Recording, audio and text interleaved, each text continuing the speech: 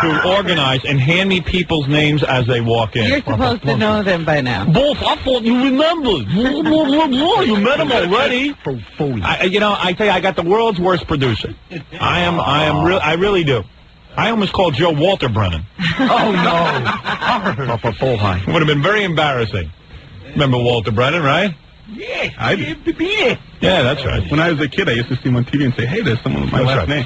So it's Joe Brennan and Ludwig Vogel. Right. Thank you. Well, anyway, here's the point. So sitting downstairs now. Do we have to go down there to sign up? No, Robin, I brought forms up for you. Joe has his forms. Lucky for me, I brought him $15. I hope I have some money. Oh, you got money. Just reach into that pocketbook. Did you get a new pocketbook? Yeah. All right. Anyway, here's the point. Well, Joe and Ludwig, Joe is saying, Ludwig is no longer saying this. Ludwig no longer speaks. Ludwig is now silent.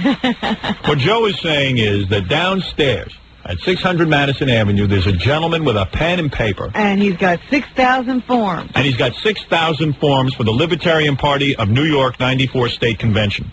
Now, what this $15 entitles you to do is to show up at the convention April 23rd and 24th. You could be a voting member at the convention. You come down, and you'll be able to vote for me.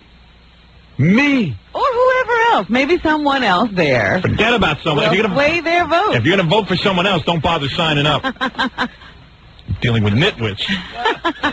Imagine someone signs up and then votes for someone else. I'll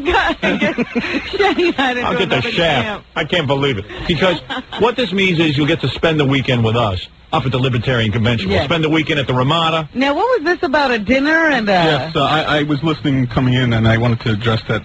There are other events like a banquet, a luncheon, speakers. The reason we hadn't mentioned them so far is what are we serving at the banquet? I don't know. We wanted to check. I don't know. I want to get enough covers. Well, these guys are into less government, so they don't care what happens. No, but we have people in Albany we have a committee that's organizing the actual events. Let me get in touch with them because I know some strippers. We wanted to. I know a girl who does a donkey show. You interested in that at all, Ludwig? Donkey show. Donkey show? I'm a little too traditional. You're getting too traditional. Cake and the girl pop out. What is with the Libertarian Party? You've got to loosen up. Yeah. Oh, I'll bring Tempest with me. Ludwig says, just have a girl pop out of a cake, he'll be happy. Yeah, okay. We just want to make sure that that there's what the availability is of the banquet before we announce, because there's already been people, the regular party members who have been signing up. So we just. Joe, you're getting kind of big. You look like you've been at too many banquets. I'm going to be honest with you. You got to drop a few pounds before the big convention. If you're going to be the spokesperson, for God's sakes. You're going to be on TV a lot. That's true. I'm telling you, I see you're a little overweight. Not much, but a little bit. You can drop 15, 20 pounds. It won't hurt you. All right, anyway, so here's the point. Here's the point, Joe and Ludwig. Downstairs today, someone signs up to be a member of the Libertarian Party. They will have full voting rights at the convention April 23rd and 24th. Am I correct? That's absolutely correct. They will be able to cast them out. Now, tell me the agenda on April 23rd and 24th. In other words, Saturday morning of that weekend, the morning that I rightfully take my place. I would imagine that Howard has to give a speech. Will I walk into the convention? Will there be other speeches from other candidates, or will when will I take to the podium? When will the vote occur? What happens exactly? Well, we have someone making opening remarks, Rebecca Wilbur. And Rebecca. Is that the one who was on CNN blasting me the other day? No, that was not. This is our elected, we have someone elected to the Woodstock Town Board as a Libertarian. That's Rebecca. She's very good. Sitting Libertarian. She holds the highest office in the Libertarian Party? No, she's the highest elected Libertarian in New York. That's what I mean. In New York State. I see, okay. She's somewhere in Woodstock. Yes. Yeah. But my party's in trouble. I've got to save you guys. Go ahead. Then the business meeting starts, and we will have a gubernatorial debate, and all the candidates, including yourself, will have the opportunity. Debate. I love it. Now you're talking my language. And then we'll start the first balloting process. How many people will I be debating? Well, as of right now, there's 4. There's officially 4. 4. So I must take part in the debates? With 5 people. Well, why not give yourself your strategy, right? So, what time is that debate? I might be busy that morning. I have to watch cartoons. The debate's due to start at 10 o'clock. 10 o'clock in the morning? I think you can I can be there for the debates. 10 a.m. I begin debating. How long does the debate generally last? Well, we've scheduled the first round of balloting to start at 11:30, so we've allowed an hour and a half for the debating process. We'll tape the debate, Rob, and play it on the air. Yes, it'll be good. Yes. And then the balloting, well, how does the balloting work? You have to have 60%? Two-thirds. Two-thirds. So that was, okay. 2/3%. Right, that's why I need my listeners to come to the Libertarian Convention so that How many ballots does it usually take? Yeah. One or two usually, but we haven't had so many good candidates before all at the same time. I can't believe you guys went through all of this a whole weekend for like 200 people in the whole party. I mean, it's amazing that you guys were going to carry on without me like this. Now we're going to have a real convention. I mean, a real convention, not a bunch of guys sitting around debating each other. We're going to have a real convention. This is going to be big. Can you imagine they went through all this a whole weekend? And the press. The press will be there. It'll be full press coverage. Fox will be there, NBC, CBS, ABC, everyone. Getting our message out. What is our message again? Less government, less more government. freedom. That's right. That's right. Less government, more freedom. Hey, I'm all for that. All right, so let me get this straight. So in order to be at the big party and get full voting rights, anybody who's got $15 and is willing to sign a statement joining the Libertarian Party, that's correct, Howard, they will be able to vote. Now, when does the big vote occur? Well, as I said, the first round of balloting is 11:30 in the morning. I don't know. On Saturday. On Saturday. I don't know if I should be in the room during the balloting. Why not? I should be at the hotel. Right. You should be up in your room. I should be up in my room watching the convention on TV. Waiting for the nomination. Yeah. Well, traditionally, our candidates are present during the they are? All right, then I'll be there, too. But I like a little drama. I'll wear a Halloween mask, and then I'll take it off. I'll reveal myself to the crowd. I see. All right. Well, you could have yourself born in on a sedan chair or something. It's a big moment. Could I rise out of a toilet like I did New Year's Eve? Like just rise up out of the stage, Ludwig? Staging is to be arranged. All right, very good. Well, that's not a no. You know how PBA, much that cost. Remember that. Oh, yeah, that was like $5,000. You're not gonna, forget it. All right, that's out. You're not going to shell out that. All right, so then you're saying, this is exciting. This is going to be exciting. Of course, we'll tape this all for the radio, Robin, so no one will miss a minute of it. But can you imagine the drama of me at the convention being nominated? And then waiting for the ballots to come in? I hope I win. I hope I win on the first round of balloting. Are they written ballots? Written ballots? Traditionally, we have used written ballots. I think we ought to go to computer this year. We'll call up the folks at IBM, see if they can't do the balloting computerized. Put people in chairs with little buttons on them. Little buttons. They look like little electric chairs. You know what I say? A vote for every vote. Anyway, did you see them on Channel 2 News this weekend debating whether or not I should be governor? I didn't get to see that. I heard you talk. A lot of people taking it very seriously. I like this. And they should. I saw things about it all weekend. I'm serious about this. Even on Entertainment Television. Oh, yes. I mean, Howard, that's the #1 question I've been asked by both people in the street. People still don't believe it. Yes. Howard serious? Yes. I'm serious. I want to be the governor of New York on the Libertarian Party. I've embraced the party. Well, from what I know about you, Howard, I've said to people, every time Howard's gone public and said he's going to do something, he's always done it. So I'm doing it. I'm doing it. All right, so the guy is down there on 600 Madison Avenue. Right. How late is he willing to stay there, Ludwig, today? How late will he be there, Ludwig? At least till 6. At least till 6 o'clock tonight. All right. All day today. Signing we have people other up. people coming to help him. So. Yes, we'll be having more people, and we'd like to start up other locations in Manhattan later on this week. Okay, now what about our Long Island listeners who want to sign up? Where can they do that? Well, as of right now, as one of the problems we have is a lot of our members, work for a living, and they have to. This weekend, we're going to have a big push because they're off, and so again, we have that place on Saturday, April 2nd, at the Oak Beach Inn on Long Island, which is on the Jones Beach Causeway. They have agreed to allow us to use their parking lot to sign up members.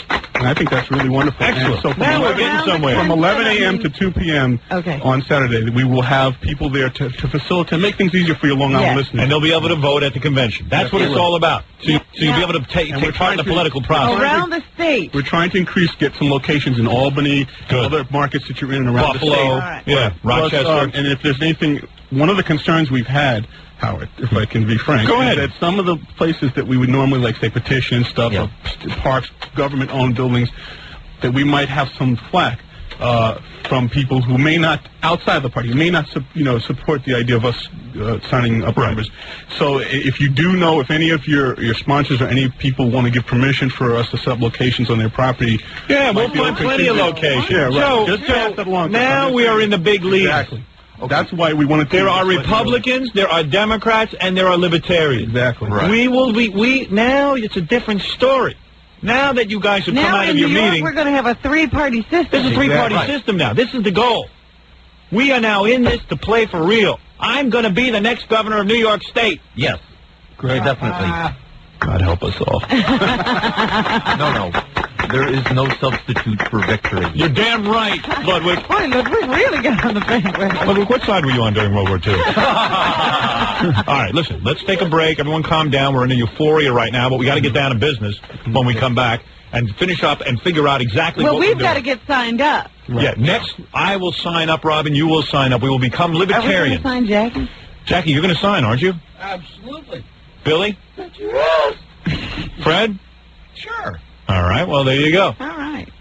Because when we go to the convention, we can vote. Yeah. We want to vote for ourselves. Of course. Yeah, right. Vote early, vote often. All right, let's take a break. And Ludwig has a special signing up for the Libertarian Party pen. Yeah, beautiful official pen. He's got an official pen. So I get invisible ink. All right.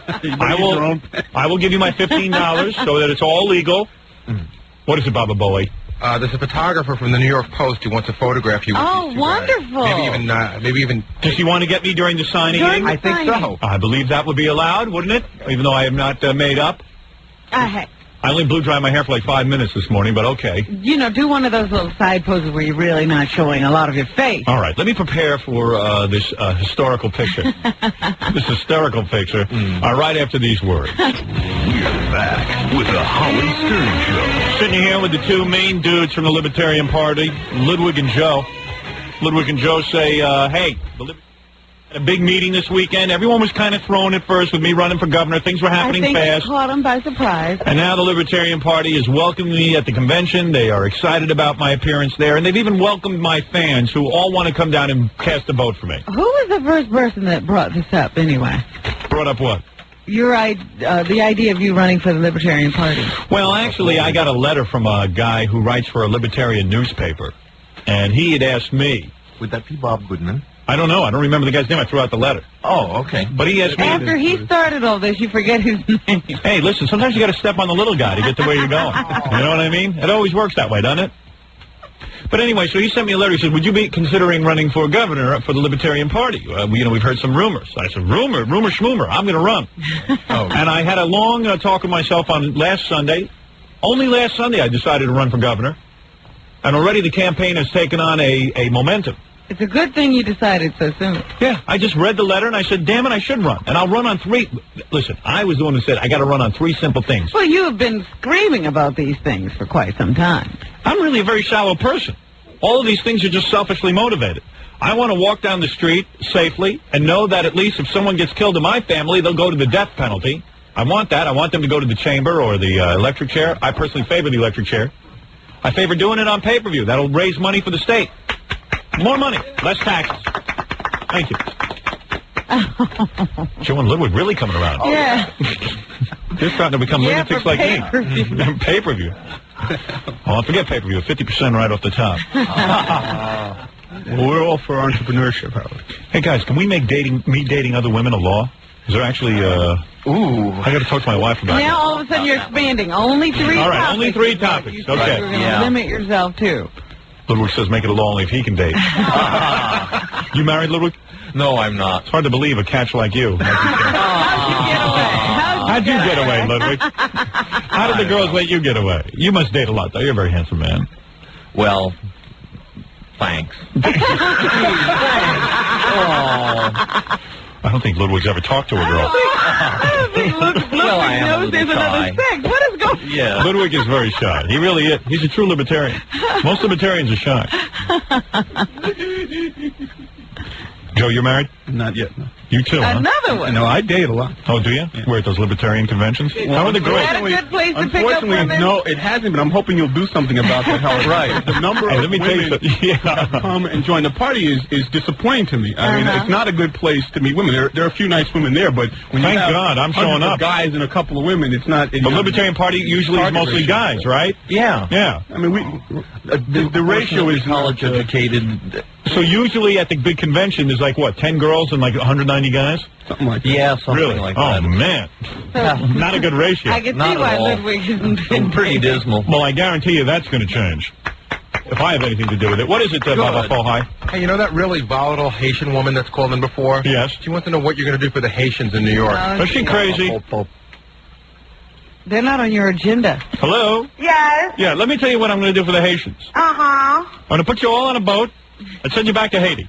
How's We don't mind. We don't mind. We wanted to go, but you have to give us guns. We need guns You need guns? to go back. To shoot themselves. Well, that's a good idea. We will get rid of the guns we have on the street by giving them to the Haitians. Yeah, we'll give them all to the Putting Haitians. them on a boat I solved the whole and problem. sending them We back. can't go back without weapons. Let me ask you something. Why do you always yell when you call me? I'm Get tired. on my nerves. Yeah, well, listen, first of all, pick up the phone. I don't want you on a speakerphone. I am not. You are not on a speakerphone? You think she has a speakerphone? I thought you said you were going back to Haiti. What are you doing here?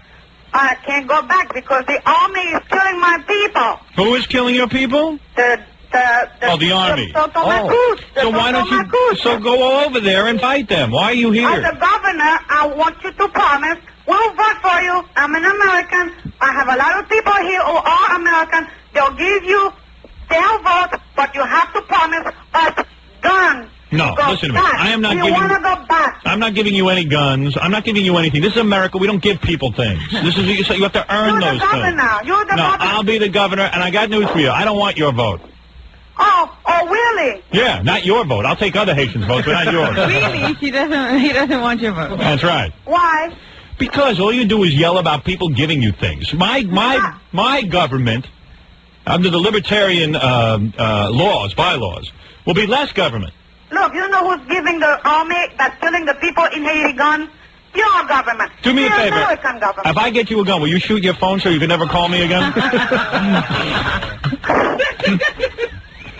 Look, you think who's giving state rights? Who's giving All right, listen, obviously you're a goof. I told you what I'm not a goof. I told you what my candidacy is all about. First of all, you're not a brave woman. You're not going back to Haiti to Well, go yes, fight. I am. No, you're not. Yes, I if I am. gave you 50 guns, you wouldn't go back to 50 Haiti. guns is not enough. I have more than 50 people who's waiting for guns. Yeah, all right, listen to me. What I am saying is Where do you go sign up for these guns? She's got people waiting for guns. waiting for guns. Just sign up. Sign up for the mental institution with Creedmoor. I With think you. this is how she I'll go with contacts you. Haiti. You're Yeah. crazy. You know who's giving the Haitian guns to kill Haitian, the Haitian army? All right, listen, you know what? I can't solve this problem. You know that. As governor, I'm going to do the electric chair so things are safe for the people of the streets here, not in Haiti. And I'm also going to improve the roads so that people can drive around during the day and get to work on time. Thank you. I'm told. Thank you. She's a lunatic, that Always woman. screaming. She's always yelling into her phone. She'll get to test the electric chair. How's that? Make sure it works when we power it up. So anyway, here is the good news. Ludwig is here. Joe is here. They're here to tell us that the Libertarian Party is very excited about me coming to the convention at the Ramada Inn, Western Avenue in Albany. Finally, because I thought we were losing their support. No, we're not. In fact, they're anxious to open up the process to all of our listeners. We will be able to march into the convention with me as your leader. Anyone who wants to be there for history. I'm talking about history, and I'd like to make this a big event as we walk in, and we'll be all the TV coverage. And I would like to take the nomination for governor on the first ballot. Well, there's a post reporter out there waiting to take your picture as you sign up. Once again, Baba Booey is screwed up. That's no post photographer. What is that? It's a freelance photographer hoping to sell a picture to the post.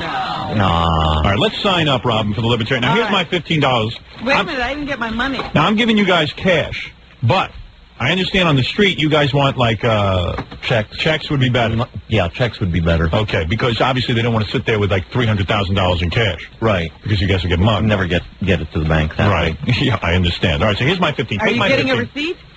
Yeah, where's my receipt? All right, give me my form. Thank you. First, I just wanted to say, point out to you, explain the form to you. No, you don't have to explain it. Let me just sign it. Well, nationally on our party, people sign a certification that they do not believe in or advocate the initiation of force to achieve political or social goals. And here in New York, for our local party, we've expanded that to explain what that means a little further. And what it is, you had a caller last week who said, oh, what am I signing? What am I agreeing to? When I said support the principles. All you're agreeing to when you sign up is that our objective of the New York Libertarian Party is the extension of individual freedom to its furthest limits. And our principles are that each individual possesses the inalienable right to life, liberty, and justly acquired property. No person or institution, public or private, has the right to initiate the use of physical force against another. Joe, All individuals. you're boring me.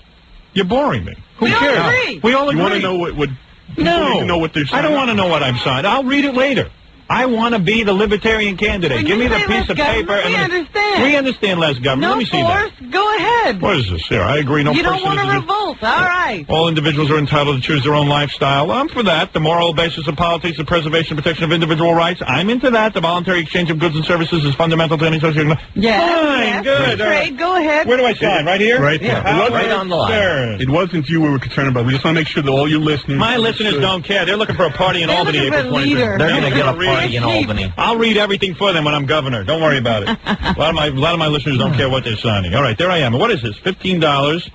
And fill out the rest. Will you, Joe? Stop bothering me. Can you loan me some money now? I'm not loaning you any money. I've got No my fanfare money. with you There was guys. no fanfare for that? What fanfare? I'm now a member of the Libertarian Party.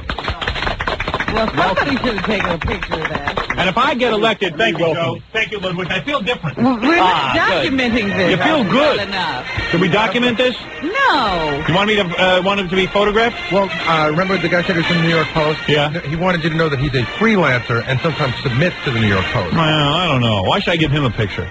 I don't know, but Baba Booey doesn't even have a camera. Where's your camera, Baba Booey? Baba Bowie. Where is it? Seriously, where's your camera? Which camera? It's at home. You don't, I think you keep a camera to document things like this, so we'd have control of If you want, I can get a camera. Where are you going to get that? From promotions. Yeah, get a picture of me and the guy signing. Howard, I have forms for Robin and Yes, I Jackie wish you would and hand those everyone. out. I'm ready to sign.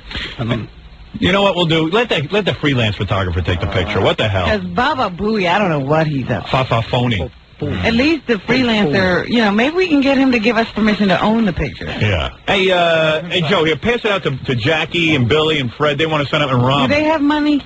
Yeah. Get money out of them. To Robin. Give it to Robin? We'll give it to Robin during the commercial. It's okay. Gee whiz. Everyone sign up. We'll watch into the convention. You know, I'm watching TV, and they're screaming about, well, you know, if Howard Stern runs, you got to give equal time to all the candidates, and blah, blah, blah, blah, blah.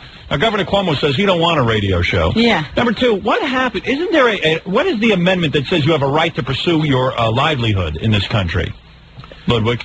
I'd say it's the Ninth Amendment because I don't think that there's any particular amendment that I think it's an unenumerated right. You have a right to live. Why am I not allowed to be on the radio? Why can't I make a This is what living? you do for a living. It's not like somebody just gave you radio time all of a sudden to mount a campaign. You know what kills me?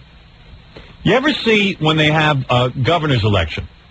They got the Democrat and the Republican there, and then when Ludwig and the Libertarian Party wants to run a candidate, they can't get into the debate. Yeah, why is Channel 4, Channel 7, Channel 2, NBC, ABC, and CBS allowed to deny these guys, people on the ticket, on the ballot? Oh, well, they don't care. You know, oftentimes it is the other candidates from the major parties. Have you guys ever tried to get on these debates?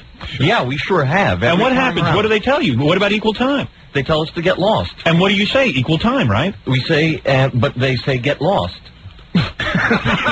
For example, sometimes they do this thing where they have the debate, say, for president, organized by an independent group, and they're claiming, well, that group decides who can participate. Sure, They right. let Ross Perot in because I guess they couldn't figure out how to keep him out. He was just too big, had too much money. Right. And they always try to figure out an excuse, you know. Right. But isn't the network responsible for equal time? Well, the network may be responsible for equal time, but the networks also kick into a pool called the News Election Service, which takes the so-called minor parties and rounds their vote total down to zero so that we don't have any reported vote totals, therefore we're minor parties, therefore we don't... So in other words, there's a way around everything. That's what you tell me. That's America. You make a law, but there's a million ways to break it legally. Well, see, the network, if they're just covering the debate and they didn't sponsor it, then they can try to claim that, well, They're not we're just reporting the news. Yeah, we're not responsible. Oh, I see. I see. They always got an answer before, you know, with us. Yeah, with me, there's no answer. Exactly. Right. Yeah. I love that. Well, anyway, Yeah, the we answer are... with you is always no. I'm going on with this April 23rd and 24th. I will be in Albany.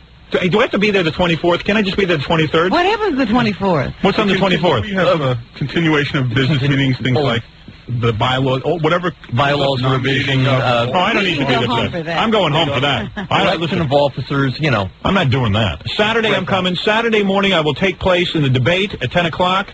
At 11:30, we will begin the nominating process. The balloting. The balloting. That's what all my listeners who sign up today. I predict that you will win on the first ballot. Thank you, Robin. I'm hoping for that. In fact, there's a guy downstairs on 600 Madison Avenue signing up people right now. That's right. So get there. You get there. And is that guy out there up front? How's he doing? Do you want to use him, or do you want me to document this? No. How's the guy downstairs? Oh, I don't know. I haven't seen him. Baba Booey doesn't even keep up Robin, with the questions. Baba Booey, you're wearing headphones. Why don't you know what's going on? Bowie. I thought you were talking about the other guy. I haven't seen the guy downstairs. All right, thank you, Baba Booey. Do you want me to photograph this? No, get the other guy in here. Get a professional photographer. I have a feeling you'll mess up. Let me change glasses, please, because I want to look more gubernatorial. Flunky.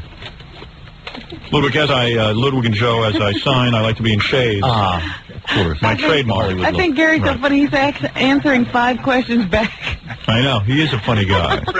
How you doing? Now, what are you? You're a freelance photographer? I am now. I used to work for the Post. I'll tell you why I'm going to reward you with a picture. Because you were smart enough to come down here for the big signing. It's a big event. It is a big event. Yeah. I signed up to be a member of the Libertarian Party. Now, for the picture, I'm going to have to re-sign. You're in other words, mock sign. It's a mock sign. In for the official. Now, what would be the best fit? You want Ludwig and Joe behind me? Yeah, that's good. And Joe, you're not even wearing a suit. Well, there was no TV here today, no press conference. I see. I mean, Ludwig always wears. I think Ludwig sleeps in that same suit. I sleep in it. Yes, right. Yeah, Clip-on suit. Have you ever seen Ludwig outside of a suit? Does he ever wear casual clothing around you? Yes, he does. Really? What does he wear? Jeans and T-shirt?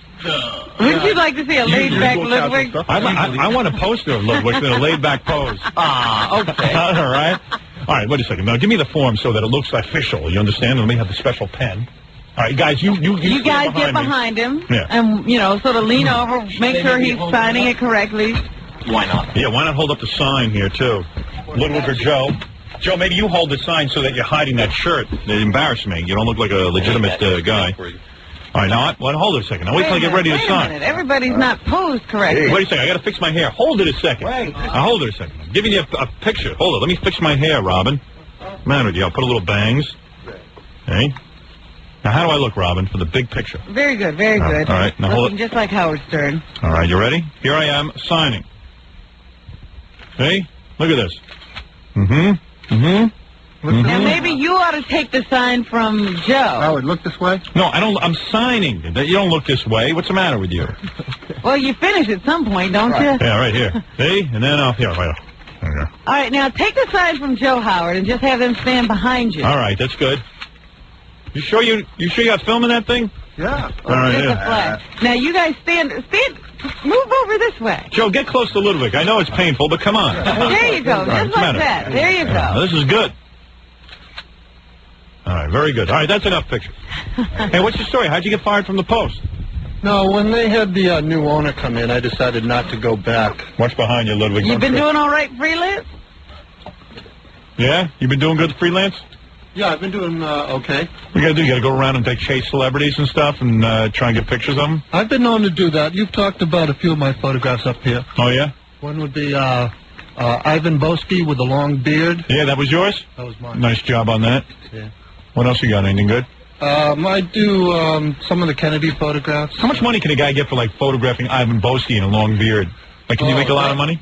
That one belonged to the Post. I wish I had owned that myself. Yeah. And they resold that photograph, I think, for around $15,000. No kidding. Yeah. How about a nude picture of Ludwig? Start following Ludwig around. Yeah, follow him around and give me information on him. Okay. All right, very good. There you are. That's the official picture of me signing into the Libertarian Party. Wonderful. I have given that to you because you showed initiative. And the Libertarians Award. Initiative. Or Reward Initiative. Yeah. I only use the good ones, okay? Give me a break. You see, if my nose looks unusually large, don't use it. He ran out of here before I can sign a document. Hey, we should have signed him up for the Libertarian Party. That's right. What are we thinking of? We're not taking advantage of every opportunity I here. don't trust him. Hey, did you guys sign up yet? Jackie, Fred? Got Jackie, Fred. I'm not signed up. Nobody will give me a form. I feel that I am being restricted. Fred, did you sign up already? Absolutely. Oh, really? And he gave quarters. You gave all quarters? I figured they didn't have change. Did you? Did he give you all quarters? $4 in quarters. Oh, my God. Fred, what's your story? Money is money. All right. That's true. Where would Fred be carrying that many quarters? I figured Ludwig had to do his laundry, so I figured... Fred, you brought all those quarters to work? I had them in my pocket. I didn't have singles. I figured, what the hell? Jackie, did you sign up?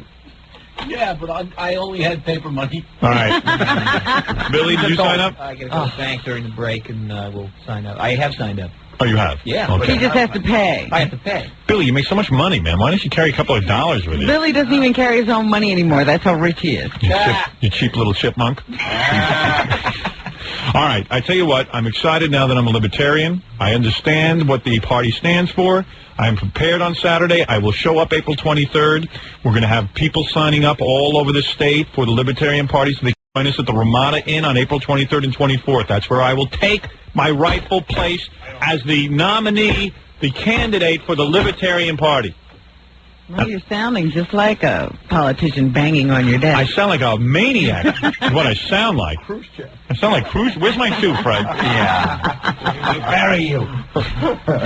And that will be very exciting. Yeah. Howard, I want you to know that there's excitement not just in this state. I'm hearing from libertarians from all over the United States. Good. I get calls from California. You know, maybe you could run for president, Howard. You want to know something? I'm only going to be governor for a couple of days, and I'm thinking of just running for president, so I'll be president for the day, and then I'll resign. I might carry through on all have this. every post for a Probably a very productive presidency. Yeah, I'll get a lot done.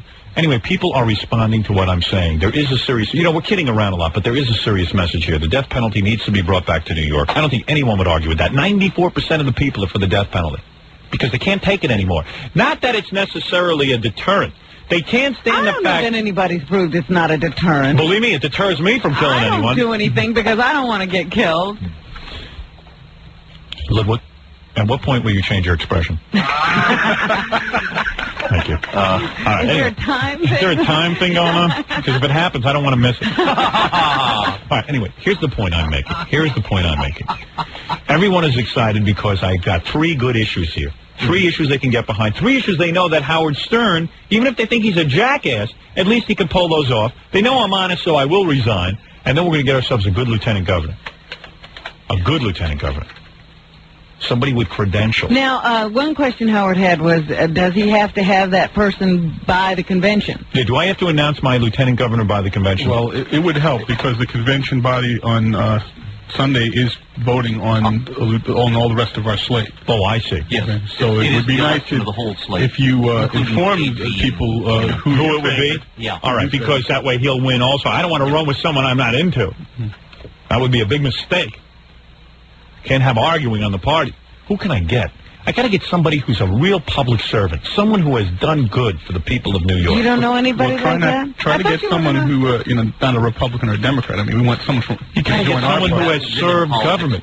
You got to get someone who's in politics, though. Well, not necessarily. In fact, I heard you say last week something about you'd consider bringing someone, like a businessman or someone who couldn't get elected normally. How about Governor Joe DiMaggio?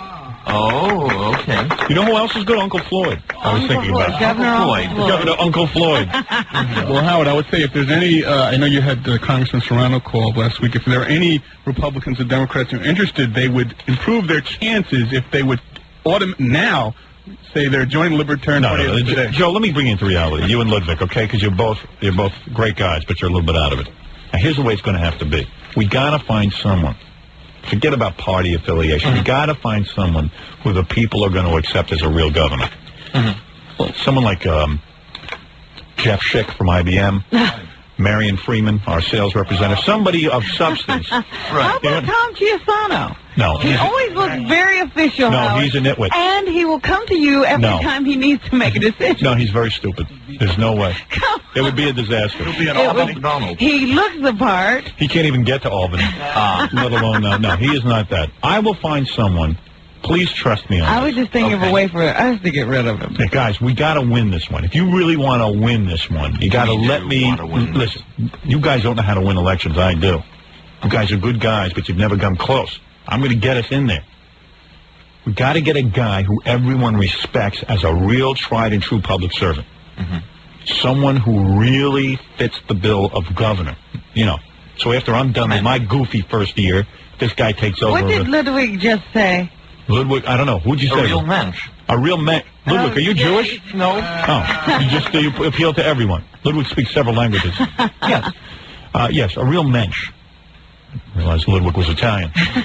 So anyway, all right, that's what we're going to do. All right, guys? And I'll march into the convention prepared to give you that name. Thank you. Oh, thank you. I appreciate that. Already I'm acting like a governor, telling these guys where it's going to be. Oh, sure. You've got your little cabinet there, and you're ordering them around. Let me tell you about these two men. Cabinet. These guys will be in my cabinet, Ludwig and Joe. Yeah? Oh, They'll yeah. be advisors? I will find a place for them. They were there from the beginning. You going to take private meetings with Ludwig? Maybe not private, semi-private. I'm not being alone in a room with Ludwig. I'm sorry, Ludwig. I mean, you can be in the cabinet, but you're going to have to be surrounded by other people. Lock them in. All right, you guys, I'm very excited. I hear what you're saying. I know exactly what you're saying. I got to get somebody big for Lieutenant Governor. Lieutenant Governor Ralph Nader. You know, something like that. Yeah. Is he a New Yorker? No. No. Lieutenant But Governor. how long does it take to become one? Well, you have to be, I think it's 5 years, you have to be a resident. Yeah, well, I'm safe. In order to be governor, you have you got to really prove residency. See how all the limitations the government puts on things? Yeah, sound right. Lieutenant Governor Marvin Kittman. Oh. I don't know. We'll see. How about Nancy, the receptionist out there? She'd be a good lieutenant governor. I'm not going to make a mockery of my lieutenant governor. No, It's got to be don't somebody do that. real. Yeah. Because I think I have a chance of winning. I swear I do. All right, guys. Yes? One thing, Howard, because so many of the people that we hear from out of state want to know how they can get involved, maybe you would like to give our national 800 number so they can learn how to get in touch with libertarians in their own state. Joe, aren't you pushing this a little bit? Aren't you pushing? No. All right, go ahead. Quickly, You're in our party, right? Yeah, well, all right. I'm not a party All hack, right, though. the 800 number, because you may want to run for president. Yeah, all right. Go ahead. Our national 800 number is 1-800-682-1776. That's 800-682-1776. So anyone in any state, we have libertarian chapters in every state who want to find out how to get active. But only those people who reside in New York State can vote for me at the convention. That's right. All right. Wait a moment. Well, do we have a residency requirement for state membership? Ooh. Ludwig, Loophole in the bylaws. So you're saying that anyone, like my listeners in Philadelphia? Yeah, anybody Yes, could I think come. that a Philadelphian or a New Jersey resident, I think that we specifically refrained from putting a So there would be less residency requirement in our bylaws. So what you're saying is that if someone from Jersey wanted to come to the Albany conference, yes, anyone, could vote. Philadelphia, yes, Connecticut, I think so. California, Myrtle Beach, Right. You're saying they could come to Albany on the 23rd and 24th and vote for me? Yes, our only requirement was that you be interested enough in the New York Libertarian Party to join. Uh-oh, Woodstock. Wow. It's going to be Woodstock. I better bring a band with me. Libstock. Libertarian stock. This could be even bigger than I Ludstock. imagined. Ludwig That name's stock. already taken. Ludwig stock. It's going to be big. Joe, you okay, pal? Yeah. You want a Joe stock? He's shaking. You can't believe the bigness of this. All right, you guys, and remember, if it's brown, get down. I don't know. I don't know. I have to leave you with some kind of words. All right, anyway, now we have it all straight, Robin. Everyone knows what's going on? Yes, I think so. Did Robin ever get a membership? No, you have to go over and sign Robin up. Right, we'll do that. All right. And Well, remember, I'll come over, because this is... good, come on over. Come on. This will be unbelievable. Let's see you sign up. Yeah. You can sign up on Ludwig's lap. My day. Yeah, there you go, Ludwig. Was that a python in your suit? Robin, sit on Ludwig's lap when you sign up. Come on, give him a thrill. Come on. Oh, ooh. Whoa. Yeah. Here's my money. Oh. Robin, are you on Ludwig's lap? Let's get a picture of I that. can't believe it either. He changed his expression. Hey, Ludwig. This is very exciting. Ludwig, when's the last time you had a woman? Oh, No comment. You're signing in pencil? Here's a pen. Oh. Too busy for that now. Wow, this is exciting. I don't mean her signing up. I mean her on Ludwig's lap. I'm creasing my trousers. All right, Robin, I see it's official now. You are a member of the Libertarian Party. You are able to cast your vote for me. That's right. Do I have to fill out the rest of this? Robin, yeah, just hold Ludwig's pencil. You would. Give him a thrill. Signing pencil. What was that, Ludwig? The official signing pencil. I can't even see on Ludwig's lap. Robin, reach into Ludwig's lap and get the official signing pencil. What is it, Baba Booey? You know, Richard Belzer's here. Yeah. And he looks like he's got a... Boy, he's just shaking his head. He looks like he's got a lot to tell you about the Libertarian Party. Oh. Okay. He doesn't know. You know what it is? He doesn't know anything. I know what he's going to say. It's Lyndon LaRouche. And it's not Lyndon LaRouche. You guys have been living with that... Democrat. I know. You guys have been living with that tag forever, haven't you? Yeah, I don't know. Time keeps They trotted it out a couple of years ago. I don't know what... It's totally false, right? Smoking. Right. I know. Yeah. Belzer's just upset because Robin's never sat on his lap, and Ludwig's getting all the action. Robin, you were really signing up for a really long time. So many things here. I'm a regular member. Okay. Good. There we go. All right. Boy, did she sign up slow on purpose? How you feel, Ludwig? You okay? Oh,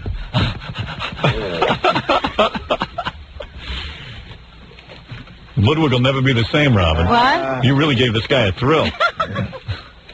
I'll never wash my knee again. We got to get Ludwig drunk at the convention. Oh, yeah. Ludwig, is alcohol allowed at the Libertarian Convention? Yeah. Definitely. He'd be dancing with his underwear on his head.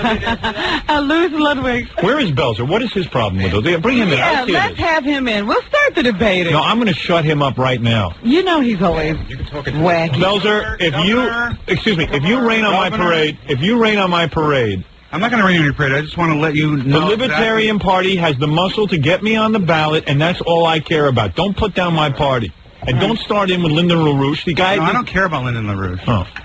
But what do you care about? I don't want to rain on your parade. Yeah, what are you, jealous because I'm going to be the governor? I'm really jealous. Yeah. No, I am jealous. You're right. What is your problem? I want to be governor. What is your problem? No, I hope you know that the Libertarian Party, correct me if I'm wrong, sir, what is your name? Ludwig. Hi, Ludwig. Nice to see you, Richard Belzer. He starts off nice. The Libertarian Party, your basic premise is that the only thing... government. Right. The only thing the government should do is stand an army and have the police. Right. And everyone else fends for themselves. Right. Okay. What's wrong with that? Nothing wrong with that. All right, so good. What about the 60 million people that can't fend for themselves? They just die and become rioters? No, it's called capitalism. Oh, it's called free system. Capital punishment? No, it's not capital punishment. What about the small percentage of people that can't get up every day and get a job? Who is that? Just the retarded, the mentally deficient, the people that really don't have the skills that have low-skilled workers. Do you fall into that category? Like me, for instance. Yeah, okay, good. Why? Go ahead, Ludwig, tell I him. like that you're running for governor. Listen, this is the point. I think Can I just say something? Can I say something about you? Got to realize what's going on here. Can I say something about Go ahead. The retarded, who else did you name? The disenfranchised. The unskilled. Not just the mentally deficient. Enough about your family, Belzer. Let me say something. Well, you're just quick-witted today. All right, let me tell you something. Book there, you're looking... I got a joke for you. Maybe these people would consider getting skilled if they didn't think there was somebody there to take care of them. Yeah, like two of the brightest people I've ever met. A retarded person can't make a potholder? Right. All right, good. Like some guy with snot hanging out of his nose with a 9 IQ on the corner is going to all of a sudden get a job as a libertarian run the state. Let me tell you something. Okay, good. The point is, don't rain on my parade, Belzer. I'm going to tell you something. Raining on your parade. And what are you for? Are you for, in other words, the government telling us what to listen to on the radio? No, are you for the government? Talking to me. The Libertarian Party. To me. No, I don't know who I'm talking to anymore behind those glasses. Yeah, really, who is that? Let's take off our clothes and talk like men. Here's the point I'm making. Don't be so defensive. The idea of less government is a great idea. Yeah. If there was only because there is so much government right now. Bells, why don't you take care of those people? Secondly. Okay, Robin. Secondly.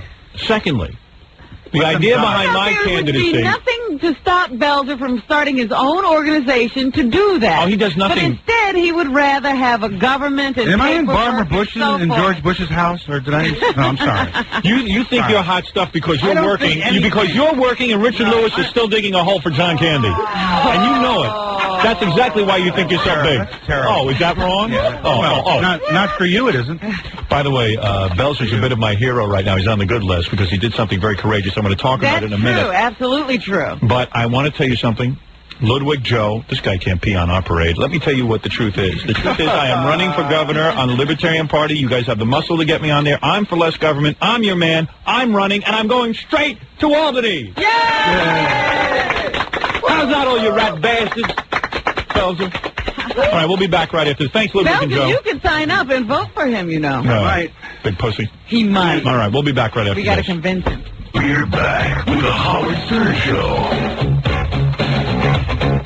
A million microphones. right, I like the way that looks. All right, I like that. I like that configuration. Okay, very good. All right. We're here with the Bells, who's going to be at Caroline's Comedy Club on April 21st, 22nd, and 23rd. Go down there because he's recording his comedy album. Bell's actually got a record deal. Yes. Who are you doing Richard that for? Bell's greatest hits. Who are you doing that for? I can't release that information right now. All right, so he's looking for a label. If you got a record company, give Bells a call. The tape, Belzer's Best Bits, is available at 1-800-538-6600. Comes with a free book, How to Be a Stand-Up Comic by Richard Belzer. And Homicide has been renewed. Belzer is also on the Superman show, although I never see him on it anymore. The last episode I'll be on. Oh, will you? The big wedding of Lois and Lex Luthor. And Oh, don't give away. What do you mean the wedding? That's all I'm saying. You know they don't get married. There's a wedding. That's all I can Is there going to be some action between her and Superman? Next year I think they'll be slamming away. Yeah, good. Excellent. See, Belzer on a career I had a question, though, about whether Superman can do that. Superman can, but you know what happens? He plows he plows through you so hard that you basically you end up in the hospital. Speeding bullets, right? Women aren't satisfied. Can I get some water, Gary? Please. I know it's not your job, but Sure, it is his job. Don't let him forget it. make that two. Yeah, here's some water. I got it right here. Thank you. Hey, have one of mine. Thank you. You're a guest. Hey, by the way, I got to tell you something about Richard Belzer. I always thought he was spineless, but I got news for you. How could you say that? I mean this as a compliment. I don't know if you heard what I said about you a couple of weeks ago. I did. Someone sent me a tape. I'm going to tell you something. You really didn't think he was spineless. Belzer is always taking a stand. No, Belzer is very spineless. He's one of those guys that crumbles. Well, let's face it. Belzer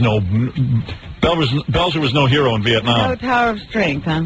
In fact, I often ask Belzer, who took your place, draft dodger? Who took your place? Hey, Belzer, how come you didn't serve in the war? Where were you? I was a general. No, come on. General Nuisance. General Belzer, did you avoid... I was a major. Major disturbance. How did you avoid the draft? I was in the Army. Were you really? Yeah. I didn't know that. After I got thrown out of college, I went to the Army, and then I got thrown out of the Army. Did you really? Yes. What did you do? I was discharged under honorable conditions for being non-adaptable to military service. What happened? The guys were beating you up a lot? No, not at all. This was during the Vietnam era? This was in '64 when I was in basic training. Then I went to Fort Devens in Massachusetts, and I got a top-secret clearance, and I became a radio intercept operator, but I was just always getting in trouble. Like, what kind of trouble did you get in? Well, you know. Come on, seriously, what happened? How does a guy get out of the... I mean, Was this it is... drugs, Bell? No. Were you on heroin? I wish. No. No, what happened? You want to know the truth? Yeah. It's a long story. I'll tell you Please. real fast. Go ahead. I feigned madness and got out. Did you really? Yes, I did. And how does one feign madness? Well, I pretended that I was beat up, and then they found out I did it to myself. And I didn't really beat myself. I said I was beat up, and I pretended I hurt my back. And it's a long story. No, I'll tell you another time. Were you really beat up? No. Come on, tell the truth. I could see you getting beat up in the Army. No, I a skinny Jewish guy. So I could fake a back injury. I don't want to do this story injustice. It's a very long, funny story, but I got out. So who's in a rush? Well, it takes like 40 minutes to tell. Oh, forget it and get out of here. That's what I mean. What do you mean 40 minutes? You were in the... Let me get this straight. I'll ask questions. It took Casanova 2 hours to describe how he got out of jail. Let me ask you this. Yeah, go ahead. You're in the Army. You had signed up, I assume, or you were drafted? Well, I signed up. Okay. You signed up. I was thrown out of college. My parents said, "Look." Now, why were you thrown out of college? Well, that's another... Low grades? Not low grades, because I wanted to... I had... Wear women's clothing? Well, close. I led demonstrations, and I wanted to break the curfew of no women allowed in the door. Just all kinds of stuff. All right, you were a troublemaker. I was a troublemaker. You were a loudmouth. Right. And... Yes, sir. You go into the Army. Right, I joined the Army. And you're in there, and it occurs to you that this is not for you. I hated it. All right, and the other people in the Army liked you? Well, I had some friends. You had some friends? Yeah, They weren't ostracized? Oh, not at all. Actually, all right. They liked me because I used to do impressions of the sergeant. Right, so the guys liked you? Yes. All right.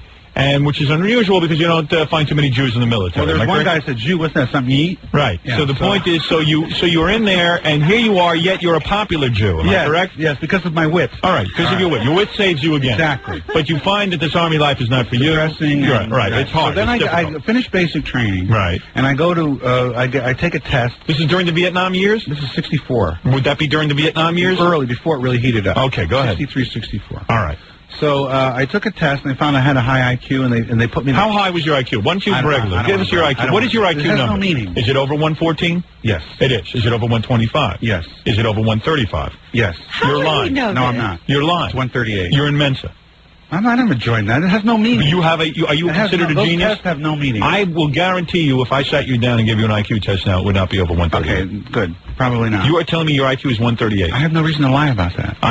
Robin, this is an do you think he's making that Army intelligence test. Maybe an Army intelligence test. Oh, okay. Well, that's different. That means your regular IQ is 94. 86. Yeah, right. Could you tie my shoe for me? Yeah, sure. Yeah, no problem. Yeah, anyway, right. so I took the test, and for some reason they thought I was intelligent. Little did they know. So they give you a course. All right, let's get through this story. So they give you very boring and long. So then they give you clearance. Top secret clearance. Top secret clearance. So I can wear a headset. Right. And listen to intercept code. Okay. So I learned the code. You learn the code, like a Morse code? I was there. Like a dots and dashes? Yeah, exactly. You learn that. You learn that, and then you wear the headset, and then you're supposed to intercept whether they're sending from North Korea, whatever. My father did that in the Army, too. Really? Yeah, he had a high IQ, My brother like Belzer. Yeah, sure, yeah, right. Yeah. So anyway, look at you. Yeah. So anyway, so I got the thing, and I was depressed there. It was the Army, it was terrible. So I figured, how can I get out of the Army? All right, so go ahead, give me the game plan. So I figured the only way to get out is to have some kind of injury or illness. I didn't want to get sick, and I knew that back injuries did not show up on X-rays always. Right. So you said you had a back injury. State some spectacular back injury. And you claimed you were beat up. I was on guard duty one night guarding this big warehouse with 10,000 chocolate cakes in it. Yeah. And I had a nightstick, a clipboard, and a light, and I was supposed to walk around and write something down every 40 minutes or something. Right. So I'm walking around. So how can I get out of it? So what I did was I crawled down the driveway to scrape the front of my uniform. Right. And to look like I had been, tattered. And I just laid kind of like in the curb waiting to be discovered. You said this is a long, funny story. When is the funny I didn't say start? it was funny. Okay, go ahead. Yes. Go ahead. You did say it was funny. Yeah, all right. So you dragged yourself down the road. And I'm waiting to be discovered. Yes. So I can say I got beat up. Right. Meanwhile, no one comes. I'm laying there 10, 15, 20. I'm laying like a jerk in the gutter for and finally I hear footsteps come up to me, and then footsteps run away. Then I hear sirens. Right. Ambulance pulls up. MPs, they get out of the ambulance. They go, "What happened, soldier?" I said, "These two guys jumped me." I'm pretending I'm hurt. Right. They put me on the stretcher, put me in the ambulance. They speed me off to the hospital. Meanwhile, because I was on guard duty and got jumped, they put the fort on red alert because that could have been Russian paratroopers. Right, could have been anybody. You don't know. They wake up the commanding officer at 3 in the morning. The whole fort is on alert. I'm in the X-ray room there, getting X-rayed, and then I come out. And this guy in civilian clothes comes in. In those days in the Army, civilian clothes were really weird. Right. Everybody's in uniform. It was like seeing a Buick. It's like, can you imagine if they had figured out that Belzer staged this, how much trouble he would be in? So then they come in. The guy from Army Criminal Investigation Division, Richard. Why did you do it? Yeah. Do what? And immediately my voice went up. I was terrified. Well, by the footprints and the position of your clipboard, they can tell everything. No signs of a struggle. They knew immediately. Right. I thought I had this master You were plan. really bad at it. Yeah, it was terrible. So much for his high clearance at this point. Yeah. Well, what was your IQ again, soldier? Yeah, right. So I said, why did you do it? I said, what do you mean? And finally I said, I hate the Army. I want to get out of the Army. I was talking like that. Right. So then they figured out that you would They figured it out. I just broke down. I had no resistance. Started crying? Yeah, almost. Okay, you were crying. Go ahead. I was almost. All right, you were crying. I was crying. All right, go ahead. Big baby. Go into the other room and apologize to the doctor for wasting his time. Okay. So I go in the other room with my ass sticking out in this, this hospital. Yeah, right. And I go, doctor, what are you doing up? So you were tossed out of the Army for bad acting. Well, then they arrested me. They arrested you. They arrested me.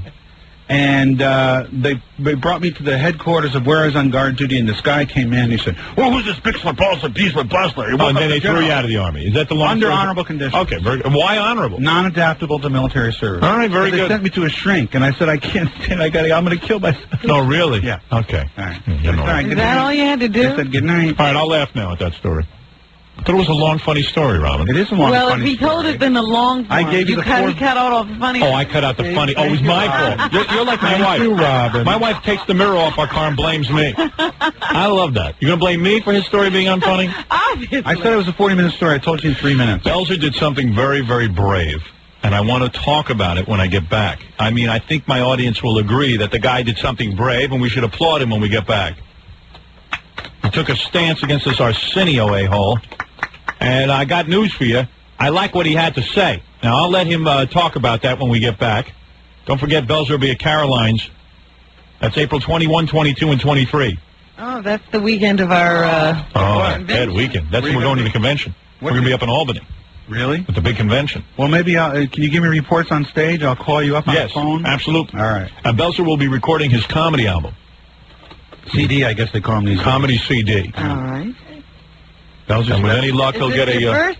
Yes. This is my first. Yes. All right. With any luck, he'll have a record company very soon. Someday, and I'm Do you actually have a record company? No, I don't. You really don't? I'm doing this independently. All Fire Rockers would like to. You're myself. You're putting up your own money on this? Very little. You're recording it yourself? Yes. You're recording for a comedy album, but you really don't have an album? No, I don't. I don't have a label. Then you're going to take... I've had offers from labels, but I want to wait until I have the actual finished work. Why would you do that? Because I know how good it's going to be. I'm going to have music. And why would you wait?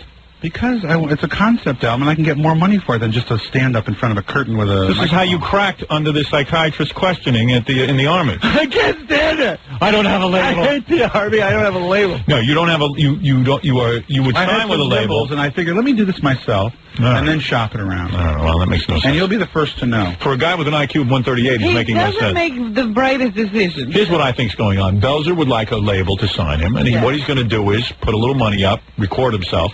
Show him what he's about. Show him what he's about. If interested now and listening to the show, give me a call. Maybe. Listen, I'll take their money. Comedy albums sometimes sell 3,000-4,000 copies. I'm sure any record company would want. I have that many relatives. Yeah, exactly. Now there'll be some hit singles off this. Excellent. Hit singles. So go see the Bells at Caroline's April 21, 22, and 23, and it'll be good. Actually, you know what happened? Belzer got some blank cassettes for Hanukkah, and has nothing else to do. He has nothing else to do with them, so he's going to. I know that because I know your wife. I and got she told me. a dozen blank cassettes. Belzer did something. Taped down at Caroline. Belzer did something very brave. I want to talk about it when we get back, right after these words. We're back with the Howard Stern Show. You know, during the commercials, we were talking about. Did you happen to watch Bill Clinton at the Arkansas basketball game? Yes. I saw a little bit of it. Wasn't that great? Yeah. You know, I think they're holding him down on the inside there. He was trying to pretend like he liked the game. Well, I'm sure he does. I don't know, but he was way too into it. He's clearly there to be seen in a context other than... presidential, right. Yeah. I mean, like he's a regular guy with like his wife's really into basketball. Yeah, the whole She's family. clapping during a basket. Like Hillary. Hillary's Didn't even into know hoops. which side just scored. Well, I thought it was pretty funny when at the end he was hugging the black guy, the coach. Yeah. That was a good photo op. Yes. My favorite thing that Clinton said this week was that he forgot he gave his mother $20,000. He didn't remember until he read his He was making bio. $37,500 that year, and he gave his mother $20,000, and he forgot about it. What I thought was kind of cool. Now, wait a minute. What I thought was kind of cool when he says, I forgot about the $20,000, but I was reading my mother's bio, fact-checking it. Yeah. Reading the galleys of her book. Right. Yeah. And that's when he remembered. She should have given it to Ratso. Yeah, he would have read it for her. Right. Well, anyway. $20,000. Let's get off the president because, quite frankly, he's finished. But no, let's. You know, it's kind of sad because he said that Hillary had more integrity than anybody he knew. And well, that's like Elizabeth Taylor saying that Michael Jackson's the most normal man she ever met. But anyway, let me talk about Belzer for a second because a lot of people are down on Belzer. They feel that he's not a man of integrity. But let me say, Belzer won me over with one action, and that's all it takes. Let me get off my knees. He won me over when he married that beautiful woman. But he also did something else. He did something else that I thought was incredible. He turned down an opportunity at publicity. Arsenio, which whoever thought that would happen. Arsenio Hall. Look, I don't think the guy's a talent. I'm not a fan of Arsenio Hall, but Arsenio Hall did something so heinous, something so irresponsible. This guy who has a talk show, it's an entertainment talk show, gets up there, and he has on this maniac, Louis Farrakhan. The maniac Louis Farrakhan. I could at least admire the guy if he just says, "Yeah, I'm an anti-Semite and I hate the Jews." Every time I see him into it, I don't hate the Jews. I don't march them into others. But then you see him in a speech, and he's right away with the Jews and all this and the other. I am not a modern-day Hitler. And he hates the white man. And the black problem is the Jew problem, and the whole thing. And if the Jew is selling blacks pork, I mean, we all know how ridiculous the whole thing is. But okay, Arsenio has this guy on, and he holds a love fest. If David Letterman or Jay Leno had on David Duke and sat there and applauded everything he said and sat there and acted fascinated and didn't challenge him on anything, you would sit there. There'd be an uproar like you wouldn't believe. The networks would fire them. Exactly. They would fire them. Exactly. Arsenio had a thing. It was he just didn't even challenge the guy. He sat there. He basically, as far as I'm concerned, endorsed the Farrakhan position. Except he did say at the end he has friends who are Jews, which was beautiful. Arsenio said that? Yeah, he said my producer's Jewish. My producer's Jewish. Some of my best friends are Jewish. Yeah, great. Some of my best producers are Jewish. Yeah, great. They bring me pork. Absolutely not a brain in that flat head of his. So anyway, Belzer was booked to do the Arsenio show. Now, that's the part I have a question about. Was he really booked? A lot of people don't believe it, but he was. No, Belzer is a regular on these shows. You weren't in that booth. What's her name, Sandra? Robin. Robin. No need to make our guest uncomfortable. All right. Anyway, so Belzer got up and said, now, I got to tell you something. All these phonies, these PR people, public relations people who book people on shows.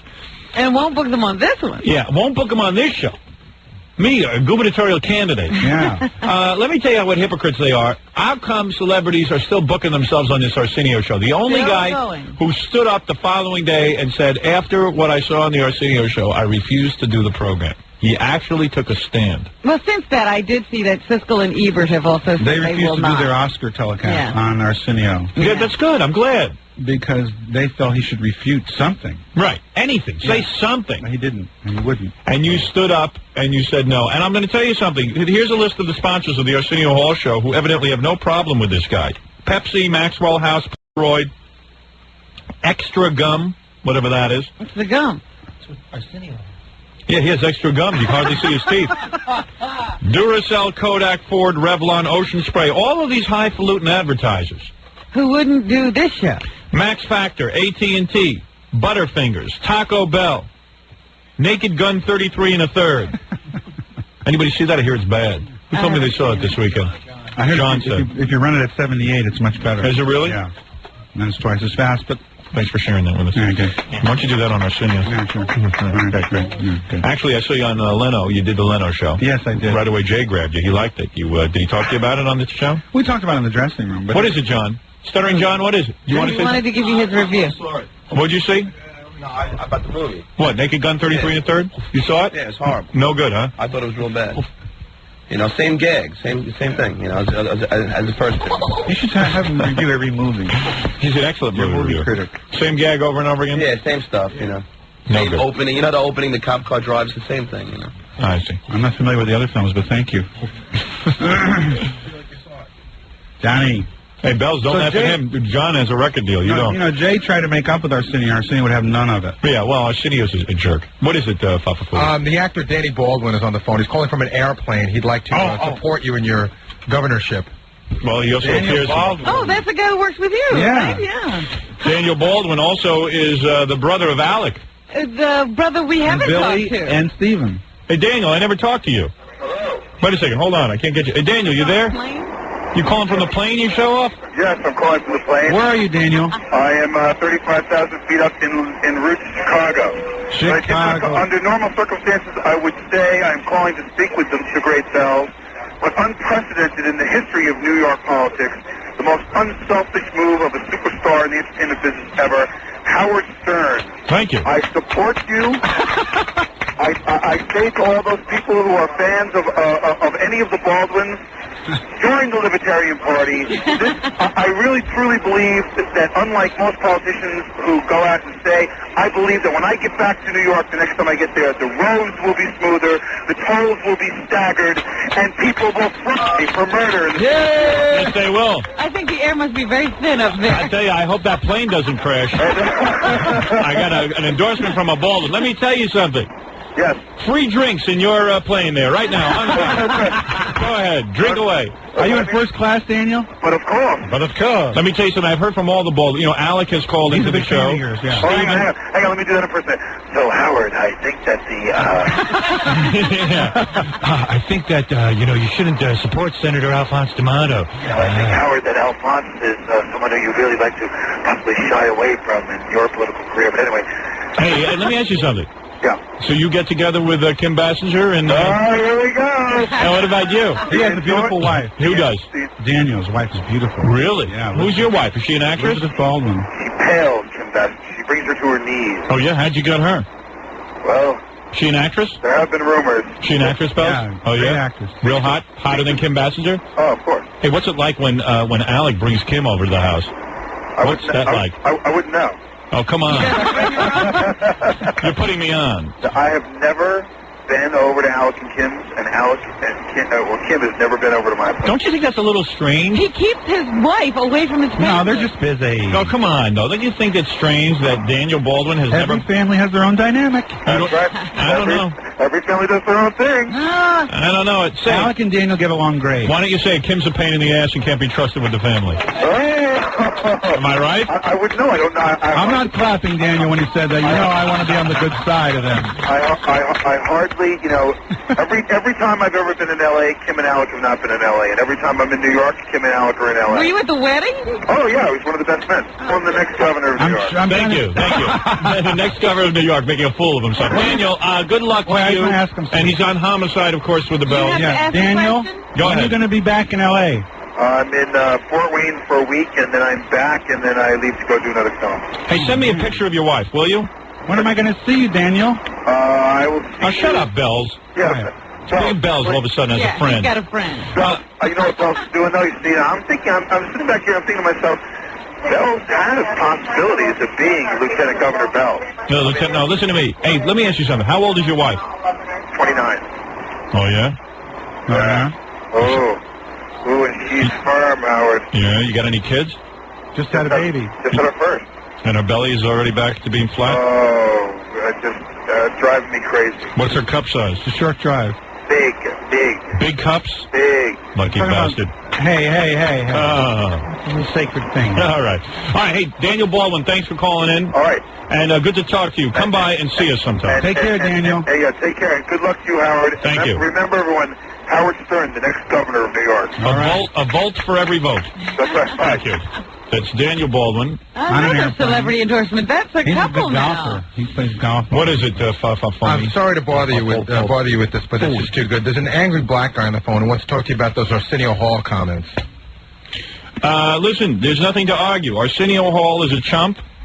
Howard, I don't agree with Arsenio. I do not like Arsenio. And what Belzer did was right. He didn't buckle under. He basically said no. Okay, so don't tell me. That's coming from his perspective. But I wouldn't expect you to understand the problems in the black community. Of course I do. I grew up in the black community. I grew up in the black community. He's on point. You ain't grew up in the black community. Let me ask you something. Let me ask you why you're such an idiot. Let me ask you a question, all right? I'm going to try and talk to you. Turn down your radio. Turn down the radio, you nitwit. Now listen to me. Turn it off. My radio's not on. Howard, listen you want to me to get mad and cuss you out, but no. You're dealing with an intelligent black man today. First of all, if you don't turn off your radio, I'm hanging up on you. Don't you tell me your radio. Turn down that radio for a second. Turn it off. Turn it down. Let me tell you something. What? Why would any moron, white or black, sit in an audience with a guy who advertises he's going to tell you what's wrong in your society? He sits you down in a chair and he says, you know what the problem is with you black people? This is Farrakhan speaking. He says, you know what the problem is with you?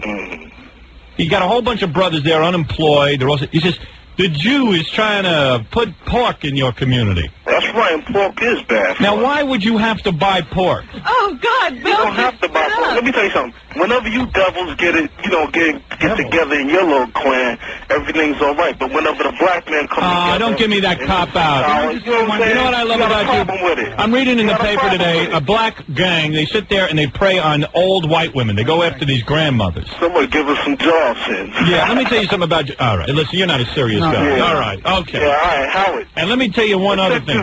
Arsenio is the stupidest name in history for a black, white, or green man. You look like a green little monster. Yeah, well, is that your mother is a green little monster? Yeah. In fact, I gave your mother the green little monster the other night. Hold on. All right, goodbye. Just spit a bunch of water on the floor. The sad reality is... His mother's warts have zits. Malcolm X... What? I'll be quiet. Just listen to me. Let me take a break. Malcolm X was for integration. But I have to tell you... who cares? You can't Howard, lump Farrakhan and Malcolm X together. Howard, What? Belzer just spit water all over the floor. What is the matter with you? It's a spit take. Well, everyone missed it except for Robin. I mean, like... And he's got water coming out of his nose. He looked like that elephant on the... I missed it. On our last video. What happened? I don't know. Somebody said something really... What did they say? He said something about Jews do bring pork into black people's communities. Oh, yeah, right. I had to do Belzer spit just spit everything out on the rug. And the guy... Belzer, it's radio, okay? No one sees it. I'm an artist. If I feel something... All right. I'm going to take a break. Belzer will be at Caroline's April 21, 22, and 23. We're back with the Howard Stern Show. And you can order the videotape, Belcher's Best Bits, 1-800-538-6600. And you get a free book, too, How to Be a Stand-Up Comic, which is a book written by Richard Belzer a couple of years ago. Homicide renewed. Belzer on a roll. We're happy to see him doing well. Not too well. He's just doing fine. I don't think it would be a great world if Belzer was doing real well. What are you going to do? Like, say in 2 years I'm like a huge... Although I did tune in. I watched Heart to Heart Friday night. Yeah. I caught it because all of a sudden I saw Belzer doing a scene with that guy. That good-looking guy. Yeah, Robert Wagner. Great guy. He's aging well. Belzer actually looks better than Robert Wagner now. Now, wait a minute. Seriously. I'm a little older than him. I'm glad to see Robert Wagner falling apart a little bit. Robert Wagner had aged well in the first series. Yeah, we supposed to be getting... He was already old then. He's not old. Are we supposed to be getting aroused over Stephanie Powers? Or whatever her name is? Stephanie... Now they're all beginning... Powers. Yeah. They're all beginning to look like the guy who takes care of them. Yeah. That hurt. I said, Max. Hey, Mr. Hart. What? Mr. Hart. Yeah. You still call them Mr. They look like brothers. Yeah, Mr. Hart. Now, wait a minute. What was that? How do you like your eggs, Mrs. Hart? Yeah.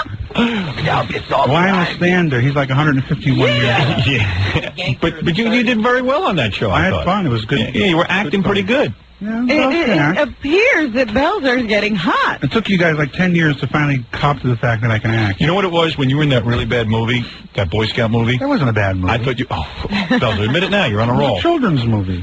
Children? Oh, now it's a children's Oh, now it's a children's movie. You got to cop a police somehow. But anyway, the point is, I didn't think you could act in that. Really? Because it was such a horrible movie, it didn't look like you could act. Sorry you felt that But now you're doing great. Thanks. Now I think you're looking good. Well, Homicide, yeah. I didn't even think you were that good on The Flash. Now I think you're good.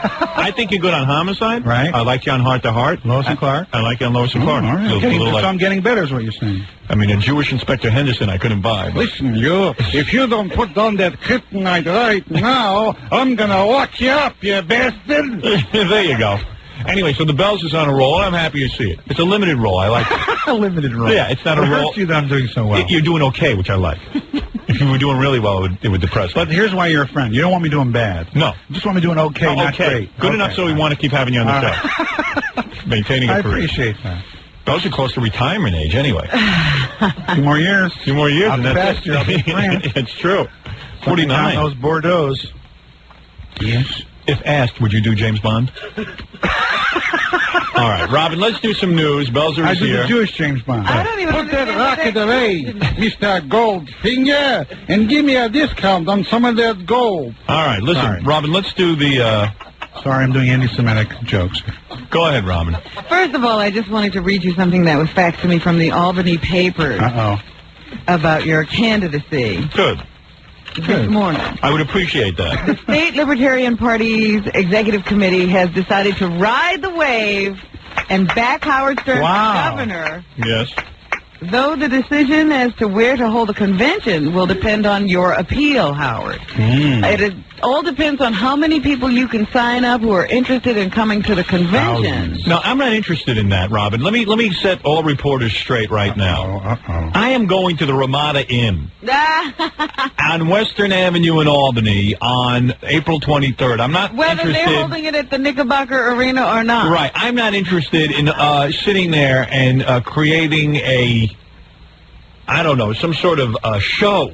Well, they have voted to hold off selecting their site until they can assess your appeal. Wow. Well, So look. you'll go where the convention is. Right away, it becomes an assessment of my appeal. No assessment of their appeal. What is this? If enough people sign up by April 8th, which is the date they have to sign in order to have a vote at the convention. Do they give a number? Then the party will be holding their convention at the Knickerbocker Arena. First of all, there is limited time. There's a guy downstairs that he's going to be there till 6 o'clock tonight. He's signing up people. Right. $15. You can sign up. You'll be a libertarian, and that enables you to vote for me at the convention. Now, some people are very confused. People said, do I have to be a libertarian to vote for you for governor? No, of course not. Only at the convention. Only at the convention. If you want to come up to Albany with us and vote me in. Yeah, to get him on ballot as a candidate for the Libertarian Party. How many signatures does he need, Robin?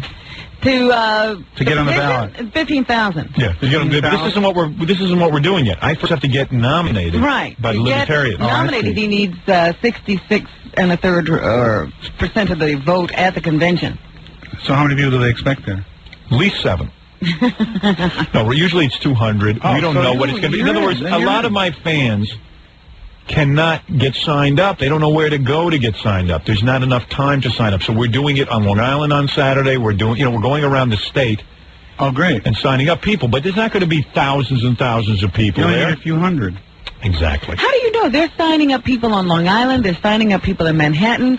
They plan to open up these little booths in Albany and Buffalo and Rochester and other parts of the state. Rochester. I don't want to put on, right away. Next it'll be, well, Howard, what are you going to be doing? Are you going to be singing any song parodies? I mean, I'm going there. I'm going there for serious political. Well, you did do what they say here. You were expected to sign up with the party during your show today and get an instant membership, which you did. I did that. And booths will be set up around New York City, accepting the $15 fee to join the party.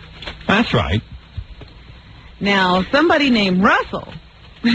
Russell? Who's that?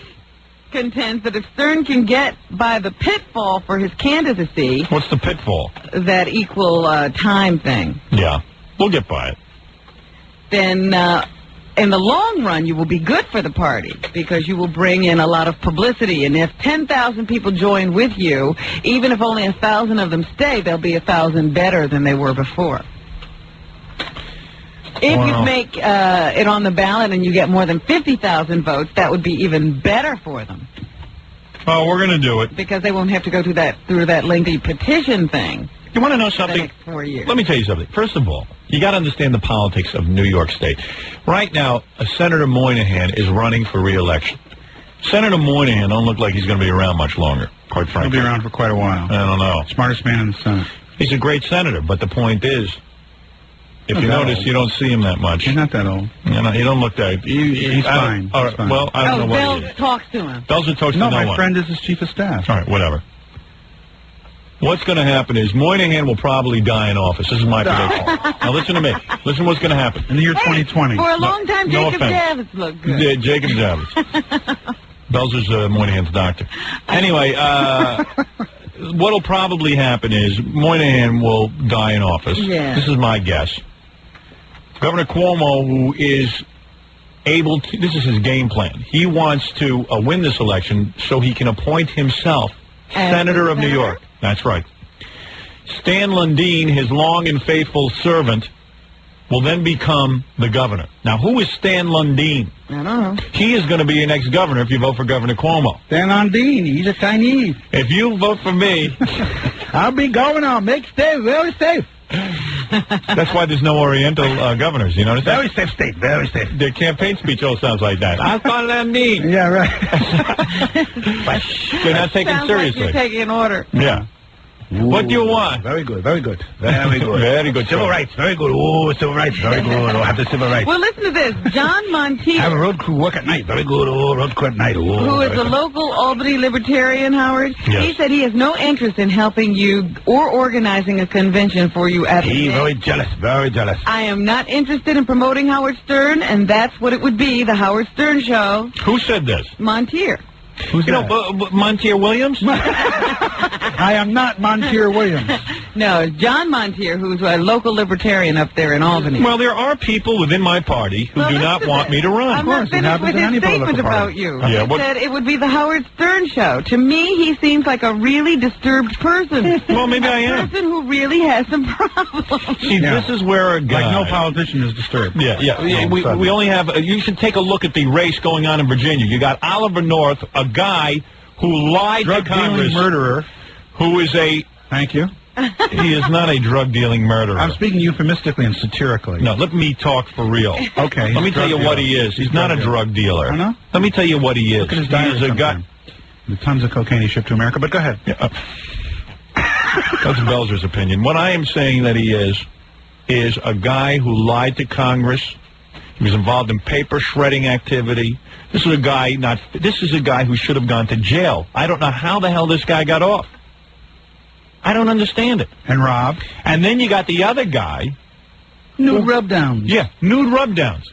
And cocaine parties. Thank you. Now, you're going to tell me that here I stand before you, an honest man, Yeah, okay, I talk about penis and vagina. But you I don't do think that's wrong. drugs. I don't do drugs. Not You anymore. never had a nude rub down? No. Well, G-strings. They always have G-strings. That's true. Wait a minute. I don't know what was going on. G-string. I never saw it nude. I don't know Girls what were nude. was going The girls were on. nude. The girls were nude. All right, I admit Take that back. Okay. All right, I've had that. All right. But no here drugs. No drugs. And no lying to Congress. Right. And here's the point. All right, I'd like the Congress. All right. But anyway, No here's drugs. Here's the point. All right, I did drugs years ago. Never mind. He's just a good guy. Right. All right. So here's the point. Here is the point. Here is the point. At least you have with me a guy who admits his limitations. Here. I say I can do 3 things for you. Listen to this, Howard. Yeah. James Ostrowski, he was the guy who thought he was the front runner of the Libertarian Party He must be upset. until you came along. Uh-oh. And he says that the party is selling itself out for $15 membership fees. Oh. Joe, tell him to get a radio show, this guy. And Howard will take over. They are encouraging the candidacy of someone who is offensive to the vast majority of people in New York State. That's not true. Now, how does he back that up? I don't know. This is all slander. He make a lot of understatement. We gotta sue him. Then we can mob him today. But Ludwig came to your defense. Von Beethoven. Spelter, please, I want to hear this. This is with the wrangling within my party. Ludwig Vogel, the state chairman, said Stern clearly has libertarian leanings, citing his support for legalizing drugs and doing away with gun control laws. Ludwig Vogel. The party favors less government, Ludwig said. All right. He said Howard Stern may make his living by telling jokes, but that doesn't mean his candidacy is a joke. It's not a joke. That's the point. That's right. This isn't some Pat Paulson thing. This is me saying to the people of New York, I want to give back.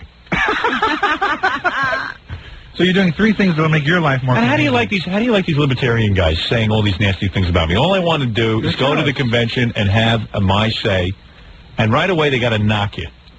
Well, it's politics. Get ready, man. It's You're vicious. in politics. This is politics. That's Vicious. right. They're already starting the campaign. They want that spot. I know.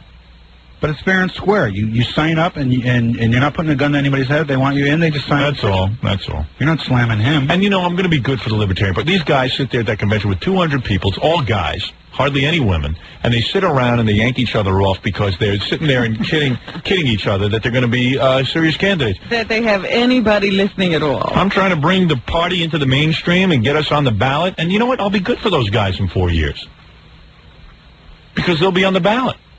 First of all, if you join them, then there are people in America who didn't even know they existed. That's right. Lots of publicity. So it can only be good for the party. Exactly. And what a party it's going to be. Can you imagine the 23rd? Never saw so many people jumping at 1 o'clock. I'll be signing my new poster from 1-800-52-STERN and videotapes. All right, go ahead, Robin. You sound like you're turning it into the Howard Stern show. Well, I am. So what? What do they care what I turn it into? Like when the Republicans nominate somebody, it doesn't become their show. There'll be serious discussion going on. I don't know about that. Howard, What'd you do? it's the King of Texas. Hey, King of Texas. Oh, I remember you. King of Taxes or King of Texas? Of course, Texas. Okay, take it easy. Sorry, I didn't remember you. Do you remember him, King of Texas? Yes, he called with some good calls last week for the first time. Gary says he has some real good ones here. Yeah. This is a campaign call for you. All right, let me hear it. Okay. Now, evidently, you get hung up on by the host, and then he picks back up. He says, get that guy back on so he can yell at you. Yeah. Oh, and then wonderful. He asked me if I'm like one of those groupies, and I say no to legitimize your campaign. You see, there's a whole deal. I make it sound like I'm just a normal guy who's into your campaign, not one of the groupies. And what is this, a religious show? Yeah, Dr. Mann again. Okay, let me hear.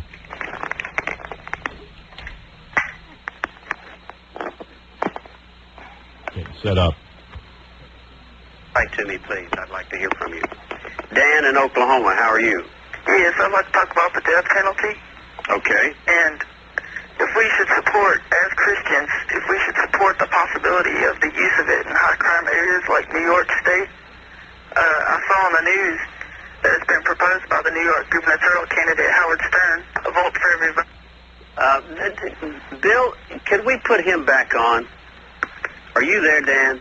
Yes. You're one of the Stern groupies. You guys managed to get through on every talk show in America. You get through on here because we sort of trust people out there. Yeah. Tell me about your fascination with Howard Stern. No, sir, I have a serious question. Oh, you're not a Stern groupie? Oh, yeah, I'm a Howard Stern fan, but... Well, okay, but you know there are Stern groupies who disrupt talk shows. Did you know that? No, sir. Well, okay, so you, and now, you want to know about the death penalty? You want to know what I think about it, or what? Yeah, well, if we as Christians should support the reinstatement of it, because I saw on the news Howard Stern is, for real, a gubernatorial candidate. I couldn't believe it myself, but he is running. I mean... Howard Stern is extremely bright. He knows how to cop the headlines. He knows how to stay there. And he will use his shock value until he uses it up. Shock. Just like Rush Limbaugh will, the worst thing in the world, Rush Limbaugh's worst nightmare will be for a conservative to gain office. I don't know what he'll do after that. He'll have to find Why am I something Rush else Limbaugh? to beat people with. But, Stern's got his gig and Limbaugh has his gig. I guess people will say I got my gig. I don't know what it is. But yeah, religion. What does that have to do with capital punishment? Oh, he has just proposed it, and my real question is then if we should support the death penalty. Oh, okay. Yeah, I can't answer whether all Christians should support the death penalty. Okay, he just kind of wanders on after that. He can't, what do you mean he can't? He can't What comment. can you do? Hey, that's like getting yelled at by your dad. Yeah, the whole time he was talking about Rush Limbaugh, they had me on mute, so I was going, oh, you mean sausage finger? Pumpkinhead? Pumpkinhead. Yeah, but you couldn't hear me, so... Yeah, well, I don't know. For some reason, if you bring my name up, all these guys mention Rush Limbaugh. Yeah, they have an answer for Rush Limbaugh. They don't have an answer for you. And I like this thing that I'm shocking because I'm running for governor. I didn't realize running for governor was shocking. You know what's funny? I was thinking about this governor thing. Yeah. And they talk about whether or not I'll be able to continue my campaign because of the equal time laws. Mm-hmm.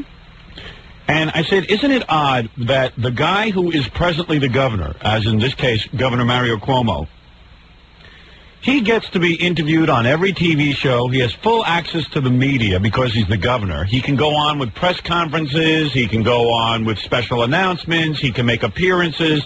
He can go on virtually any TV show because he is the governor. All he has to do is make a phone call and say, I'm ready to talk. He has full access to the media. But the other bums running for office can't get any access. That's right. They can't even get on a debate unless Governor Cuomo approves of them as candidates. Right. And all of a sudden, the issue is whether or not I'm on the radio. Now everyone screams it's not fair. It's not fair. He's on the radio. Well, that's absurd. What do you mean? A guy who makes his living on the radio is excluded from running for office? Well, what is that? Well, what is that? Where is the freedom in that? What do you mean? Everyone can run for president in this country except someone who has a job in radio? I'm not financially able to walk away from my job. I'm not financially. Unlike other performers who get paid way too much money for doing nothing.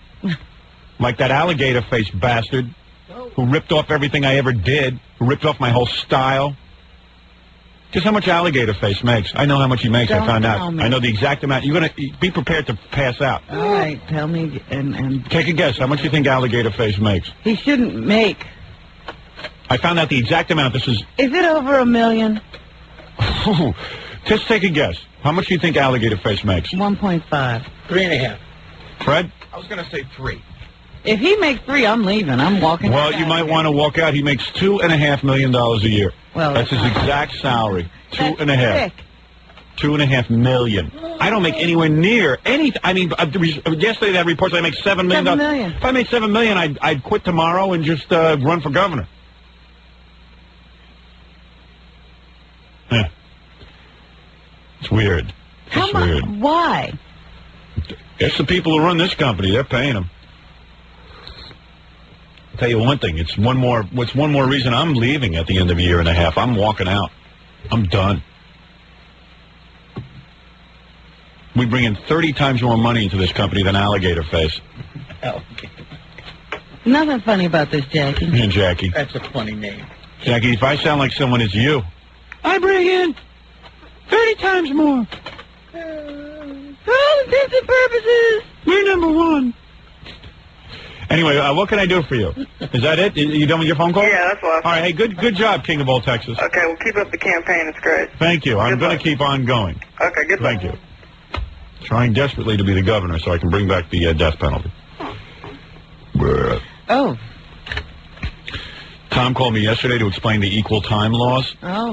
And you had to hear finally, I just hung up the phone because he made absolutely no sense. He has Why no... would you think he could explain something to you? You understand these laws. Yeah, well, I understand it, but it was funny listening to Tom explain it. Tom was on the phone with lawyers yesterday trying to figure out all the laws and stuff so I can run for governor. He's so funny with his explanation. Yeah, and you had to hear him finally just admit that he knew nothing. I've never seen a guy with a poorer command after he is lectured for an hour. I've never seen anything. And I just said, well, Tom, if you're confused, I'm confused. Thank you. I don't know. Never seen a guy. I really wanted a tape, but, you know, I felt it wouldn't be right. Oh. Because really, to look that stupid on the air would be incredible. Does he want to come in and explain it? No, you don't even want to hear it because you get so... It's so boring. He called me at my house yesterday. And then on top of the call, he wanted to have a meeting with me today. I unfortunately have a meeting after. I can't be a part of that. What do you have to have a meeting about? I don't know. He wanted to have a meeting and explain what he doesn't know more to me. What else he doesn't know? Yeah, what else he does. I have to sit and listen to Tom lecture me on what he doesn't know. Hello, you're on the air. Hey, Howard, King of Cable. How you doing, man? You think the guy would admit he didn't know anything and not call anyone? Well, he calls because then he covers his own answers. Well, I called him. Everyone, I guess, wanted him to call me. I received a call. I was in the middle of trying to watch Babylon 5. You ever watch that show, Babylon 5? Yeah, screw all of you. Hello? Hey, Howard, it's the King of Cable. How you doing? You ever, King of Cable, you ever watch Babylon 5? No, never. Guess I'm the only one. All right, so who did you call? Well, I called News Channel 8 and had a little mini call-off. I called twice, and my friends called twice. And 4 out of 5 calls were Howard Stern calls. Right in a row, huh? Nope. Well, 2 in a row, then he went to a black guy. It was really good, and I'll play you all his response. All right, here we go. Let's go to the phone. Okay, Joe, you're on the air. Go ahead. Joe, you there? Yes, Andrew, what do you think of Howard Stern and Baba Booey? Robin Quivers. Baba Booey. Yeah. We have these jerks that call up, and they want to get Howard Stern's name in. Have you ever heard of Howard Stern? No. He's having fun now because I'm really mentioning Howard Stern. But he's a radio announcer in the world. You ever heard of him? He's a very controversial guy and funny. Yeah, I've heard of it. I don't really know too much about him. No big deal. He's rich anyway, so it's not money to us. Really? Okay, Leroy, you're on the air. Go ahead, Leroy. Hi, what do you think of Howard Stern's penis? Baba Booey, Baba Booey. I don't know, man. You got jerks. Hey, look, you jerks out there that are calling, we got an international guest here that's a guest on our show. So why don't you take that stuff and cram it up your, whatever, okay? All right, Quasi, you're on the air. Go ahead, Quasi. Hey, how you doing, Clay? Thank you. I know we can get a brother on here that has some sense. I told him to stick it up their sphincter muscle for you physical education majors. You might know what that is. Go ahead, Quasi. Andrew's our special guest tonight. Let's go back to the phones. Roy, you're on with Drew. Go ahead. Hello, Roy? Hello? Hi, you're on the air, Roy. Yeah, my question is in America, of course, we have our superstars of basketball, and in Australia, do you have superstars such as Howard Stern? Well, you know, if that was Roy's name, grow up, Roy, and tell your mama what you just told me. Carlton, you're on the air. Go ahead, Carlton. Carlton, you're on the air. Oh, this must be a joke show tonight, huh? Okay. All right, Keith, you're on the air.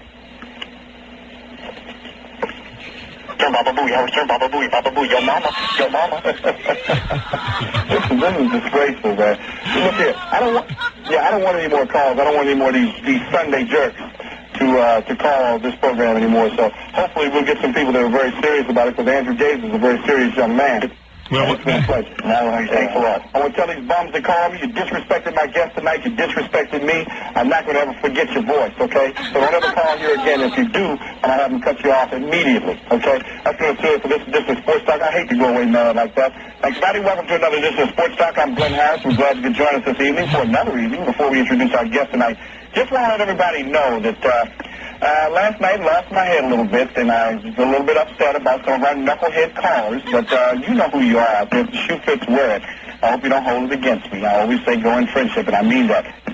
Hey, sounds like a good show. Oh, that was wild. I have to catch that show. How do you watch that? It's on News Channel 8, the call-in. I don't know where you get these shows. Channel 8. Yeah, where do you live? Washington, D.C. Oh, no wonder. Yeah, we don't get that. Howard, I had another call-in. Sounds like a real professional show. Yeah, really. Their screener's as dumb as Rush Limbaugh. There you go. That's so funny, though. He says he's going to remember everybody's voice. I like that. I'm going to remember your voice, and when I hear your voice, I'm going to scream you out. No, I hung up and called right back in, and they put me back on, like, next color. I was on twice, my friend coincided. It was great. It was good. It was good. It was good television. He's on TV screaming about the call of his mama. Yeah, isn't that great? Yeah. Hey. What about their sphincters? Yeah, the sphincter. What's that all about? I don't know, some black guy. Yeah. Trying to carve out a niche. All right, dude. Howard, let me tell you something first. I've been trying to get on for a long time. Let me say something. The King of Cable's back. It's been a long time since I was on the air with you, and I just want to say I'm back. Good. I was wondering what happened to you. I played, you remember me, like Chinkov, my Lex Chinkov? Yes, King of all cable. Yep, okay, you stay well, okay, buddy? All right, bye-bye. All right. That's King of all Thanks. cable. We'll move on to Virginia now. Here's Bubba. Hey, Bubba, how are you? Pretty good, Tom. How you doing? I'm fine, thanks. Whereabouts in Virginia? Fairfax. Fairfax? Okay, Bubba, you're on. We're big fans of yours, Tom. Thanks. Tom, I was wondering, are you going to be writing a book like other country music stars, such as Howard Stern? Hey, it's our first Stern call. Don't know about Howard Stern, but I'll be writing a book probably, yeah. Really? Yeah. A fiction book or an autobiography? All right, here we go. Well, there he is, King of all cable, back with his phone calls. I got to take a break here. We'll be back right after these words. The Howard Stern Show. All right. You know, I was watching. I actually finished watching the Oscars last night. I finally finished watching them. I had not completed the tape. It took me. You were too busy with Babylon 5. It took me 3 or 4 times to actually sit down and watch the Oscars. That's why I believe the Oscars. I mean, they really are. It's a bad show because you. It's so boring, and there's so many boring awards. And by the time you get to a good award. You don't think that the mystery's taken out of it for you because you now know who won? It's a terrible, terrible show. There's dancing around on the stage, the Schindler's List. It's just very hard for people to take. I mean, you know, the average, the age group that they're going for to watch this thing is 18 to 54, and there's no one in the 18 to 54 category that could enjoy this show. Well, they got 78 million viewers. I know. It's not because of the content of the program. But I noticed that Bruce Springsteen cannot look at the camera. That's a shtick. A lot of these guys, a lot of rock stars, don't like to look at the camera. You know, they want to. Well, that's what I said. They want to look disturbed. He looked like he was an upset person. And Al Pacino is very confused and vulnerable. That's his thing. He's confused, even when he's up on this. You know, this guy's a bright guy. He's able to go on in front of a camera, and he's able to act and do a whole thing in a variety of ways. He can look directly into the camera. His thing, he gets up there, he acts vulnerable and confused. He's confused. You don't even know where he is. He's confused. Somebody asked me confused. How's he so that confused? was all about. Yeah. And I said, you tell these people they're somebody else and they can do anything. Maybe that's it. They're all wackos. Unbelievable. And Harrison Ford, he's another guy. He's all bummed out. He's a very unhappy guy. He portrays an unhappy man. He comes out. It's after Steven Spielberg accepts the award for Schindler's List. And then Harrison Ford comes out. He's like, he's angry. He's angry. He's growling into the camera. Who woke him up? He's mumbling. He appears not to be pleased to be there. He's very serious. Everyone's serious. Al Pacino looks like he doesn't know his own name. Bruce Springsteen can't look into the camera. Very interesting. Everybody has a little... Everyone's trying to look cool. I really feel everyone's trying to put on a persona. But that's why I said to you, I enjoy a Sharon Stone. She's somebody who looks like she wants to be there. Oh, in the worst way. In the worst way. In the worst way. She waited a long time to be up there. I like that. Yeah. I meant to ask Belzer about this yesterday. I saw him on after the Oscars, and he was like, he was actually in New York for the Oscars and appeared to be at a party where you watch TV together with other celebrities, which was very strange. And I meant to ask him about it, and I forgot. Oh. I forgot because I was so busy talking about other things. By the way, one of the commercials I really like these days, I was watching TV, and I really like this commercial. It is the Jordache jeans ad. It is great. Did you see it yet? I don't know what that is. I'll Tell me refresh what your that memory. is. It's a girl roller skating in her bra. She's some piece of ass. It's terrific. I tell you so. I perked up. I didn't remember it. She's in Jordache jeans with roller skates and a bra. That's it. And she's roller skating down the street or something. And she's terrific. She's terrific. Terrific girl. Oh, my God. I couldn't believe it. I saw it on MTV. I don't know if it runs anywhere else. I don't know. They seem to have the lock on girls roller skating in their bras. But what a fabulous, fabulous ad. Unbelievable. And I was thinking about Disneyland the other night. And they really ought to rename it Munsterland because 99% of the people who go there look like they're in the Munsters. Honest to God, I've never seen a menagerie of... Where did you see people at Disneyland? I was thinking back to my trip in Disneyland. I mean, really, it's a nightmare. You know, people say, when you went to Disneyland, which I went, I was booked for 4 days. I only stayed a day. I took my wife and kids right out of there. Out of there. I was standing... Do you know who goes there all the time? Who? Jackie Joke. Oh, yeah, well, he'd fit right in. White Trash Land. I'm standing there and in line next to people who appeared not to be of this planet. He and Nancy go there. How many times have you been there? We've been there a lot, and every day I'm there, and I look around and say, boy, I hope we just caught this place on a bad day. Yeah, I mean, it's, and people say, well, what struck you most? Was it the robotics? Was it the rides that take you into the future? I said, no, the disgusting humanity is what really distracts me. You are pitiful. I said, all this great technology, and everyone standing there had absolutely nothing to do with it. If they left the planet tomorrow, it wouldn't make a difference. I tell you something. Yes, it would. The park would be empty. Mm. I could get on the ride. If I was the leader of this country, what I would do is I would use Disneyland as a lure for all the menial and all those types. elevators would really be going somewhere. Oh, yeah, right to hell. Flush them all away. Mow everyone down. Fill it up and flush them away. I'm writing a movie where everyone who goes to Disneyland is killed. Well, it was funny because I had this impression this morning when I was reading that because the president did a new news conference last week, his approval rating went up. Right. I said, what a bunch of dopes in this country. One press conference. Whoever's on TV. Yeah. If the people bashing him are on TV, his approval rating goes down. It goes up and down like a yo-yo. If he goes on TV, his approval rating goes up. It's a bunch of nitwits. It really is. It's a bunch of big dummies. But what are you going to do? Hey, let's take a few phone calls. Los Angeles, you're on the air. L.A. Let's go around the country, Robin. We haven't done that in a while. You're on the air in Los Angeles. No. Thank you. Hello? What are you doing to make you make that noise? I don't know. I ate some shredded wheat this morning. That's it. Hi, you're on the air. I ate shredded wheat. I'm not making that noise. I know. You must eat it slower than I do. Dallas, Texas, you're on the air. Good morning, Governor of all media. Well, thank you. I would like to be the governor of New York. I really would. I have two things I'd like to discuss. First, is it true about the rumor that Geraldo had the nerve to call you up and say that he would not play, that asked you not to play Captain Jenks' phony phone calls to his Rivera Live show? No, not at all. Okay. Why, did he say that? No, that's what I heard. I don't know how you would hear that. No, Geraldo could call. Listen, I have no control over what Captain Jenks does. And Geraldo did not call me. And quite frankly, Geraldo's talk show needs a bit of hijinks, or hijinks. Okay. Secondly, I got a question for you. I will tell you this, though. Geraldo seems to have backed out of his Joey Buttafuoco fight. He always does. He's a character, this guy. He now made a statement that he will fight Joey Buttafuoco anywhere, but he doesn't want Joey Buttafuoco making any money. Now how ridiculous. Buttafuoco is not going to get in the ring unless he's going to make some money. Number two, who is Geraldo to decide who should make money? Number three, Geraldo says Joey shouldn't make money because he was convicted of statutory rape, which is absurd because Geraldo himself has on a daily basis on his talk show Nazis, statutory rapists, people who live with two women and then cheat on their wives, and then he's got every dreg known to man and allows them to come on his show, and he makes money off of it every day.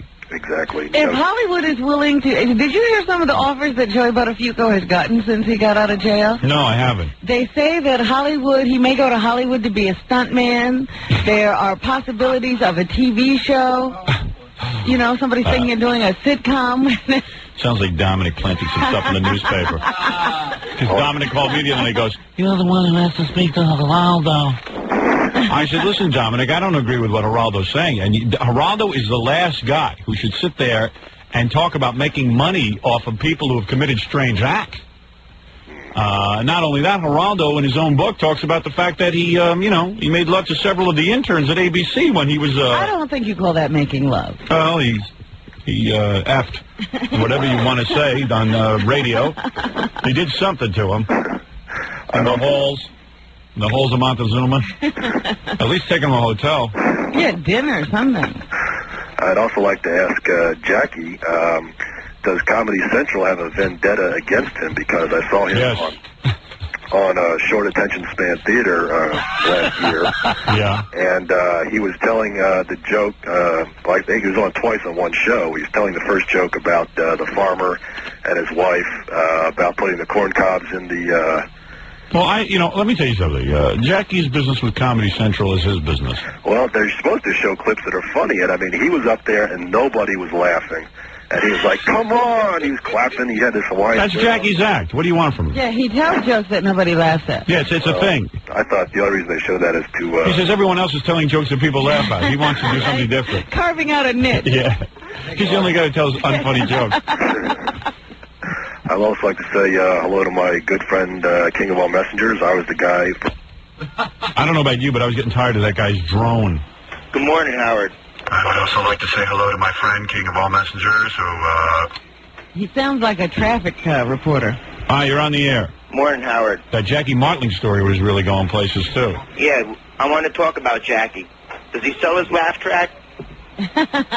That's the thing he should sell. I was watching some stupid show with three guys on it, and they kept having Jackie's laugh track.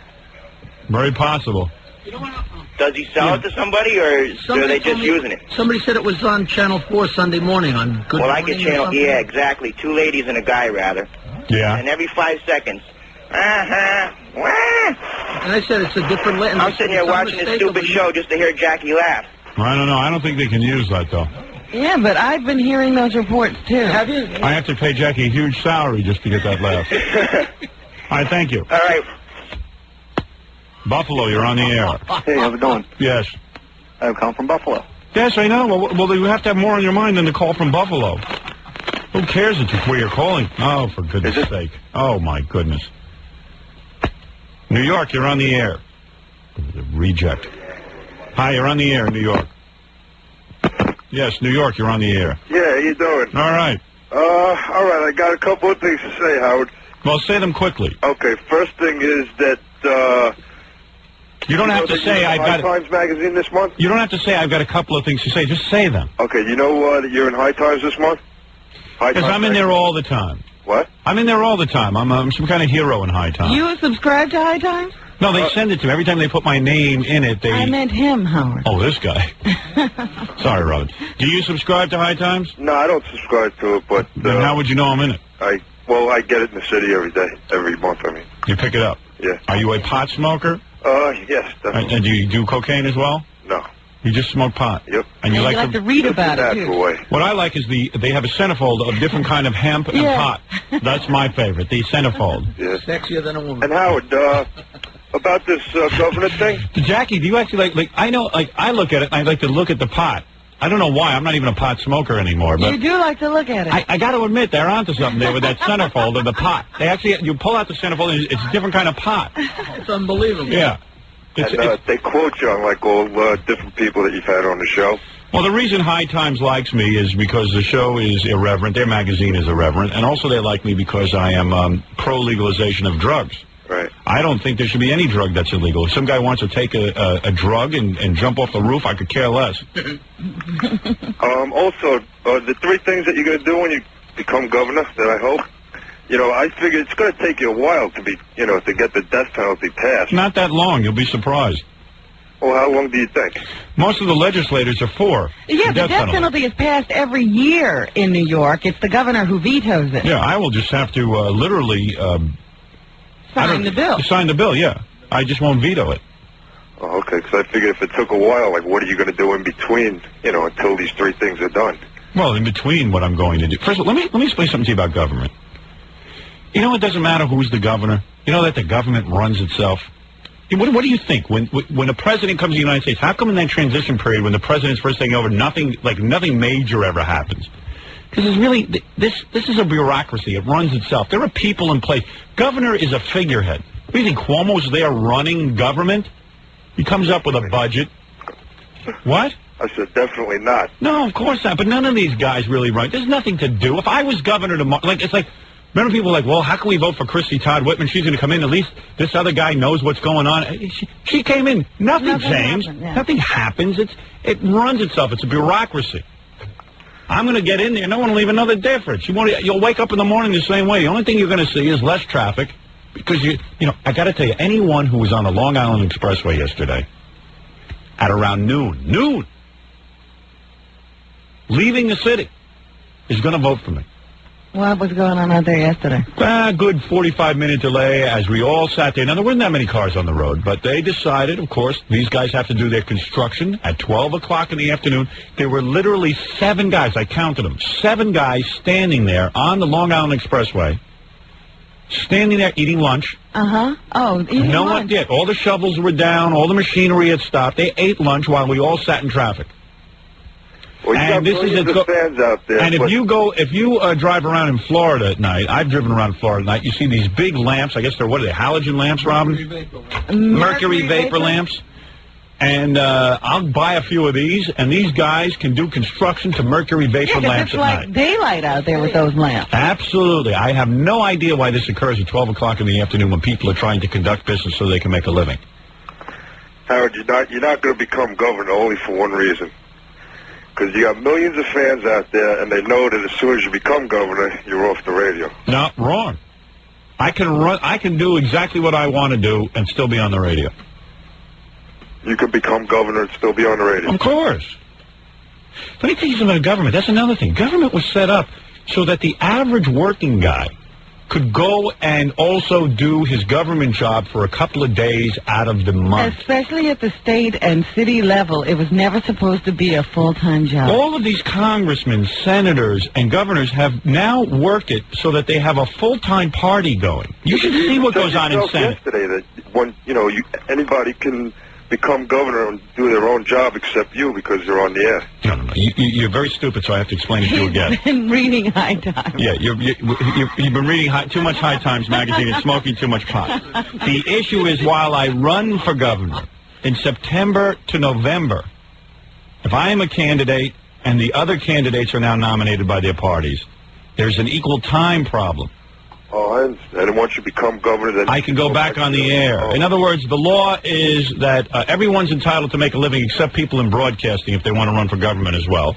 The law is that the governor can get all the press he wants. He can be the governor, use the power of the office to be the governor, to get publicity, to hold press conferences. But anyone else who tries to get any publicity for themselves is breaking the laws. See, it's all a joke. It's all a joke.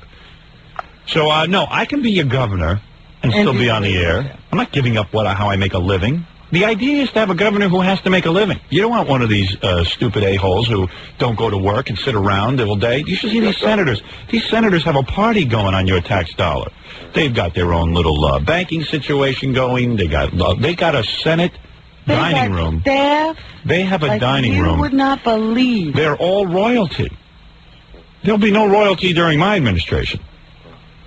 Last thing I want to say is the last book I read was... you got a senator. They've got you all convinced, the senators and the congressmen, they got you all convinced that they need to be there full-time in Washington. They have to buy residences. It's a job where they're supposed to live amongst their constituents and then once in a while go and vote on some things. Their job is to watch what goes on in their district and then go and vote on some things that might, help the situation. Their job is very easy. But they make it look complicated. Now the problem is getting them back so you find out what the problem is. Yeah, I mean, when do you think is the last time that, I don't know, name any of these senators has been among the people? The worst thing that happens to them is when they lose an election and have to go back to their state. They don't know anything about it. And they don't know what to do. They don't know where to live. They don't know what to do. They usually move. Yeah. I couldn't name one. They have very easy jobs. Their job is easier than Fred's. All Fred has to do is sit there and watch me and play a few sound effects. Really, when you think about it, Robin. I'm ready for government. I don't know what you're ready for. Oh, God. All right, Howard, keep up the good work. We love you out here, and want to say the book was... Oh, sorry. All right. Thanks for the book. I thought he was done. Does this princess wear a little yellow jacket? Does your princess wear a yellow jacket, Fred? From time to time, yes. What? I think I saw her on the street yesterday. There you go. Panhandling. Yeah, but practically. She's probably on her job to a waitress. Yeah, She's on her way. She was running to work, I suppose. Yeah. All right, we're going to take a break, and we'll be back right after these words. We're back with the Howard Stern Show. Hey, Jackie Platinum Joke Page Martling to order Jackie's new comedy CD, 78 minutes of filthy jokes, only $10 plus $3 shipping and handling. Call 1-800-323-5464. Tomorrow night, a big show at Chuckles Comedy Club in Mineola on Long Island. For info, call 516-9221. Thank you, Jackie.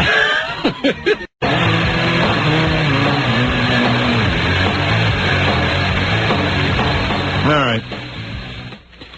We're doing the news, on the front page of the paper today, Rob. I don't know if you were going to even bring it up. There was a big fire and a fireman died. Yes, I was. That fireman was a big fan of our show. Is that right? Yeah. How do you know that? One of his best friends called in. Really? Yeah. Where was that fire? In Newark? No, it was here. Was it in Manhattan? I don't know where it was. Figures one of our fans. It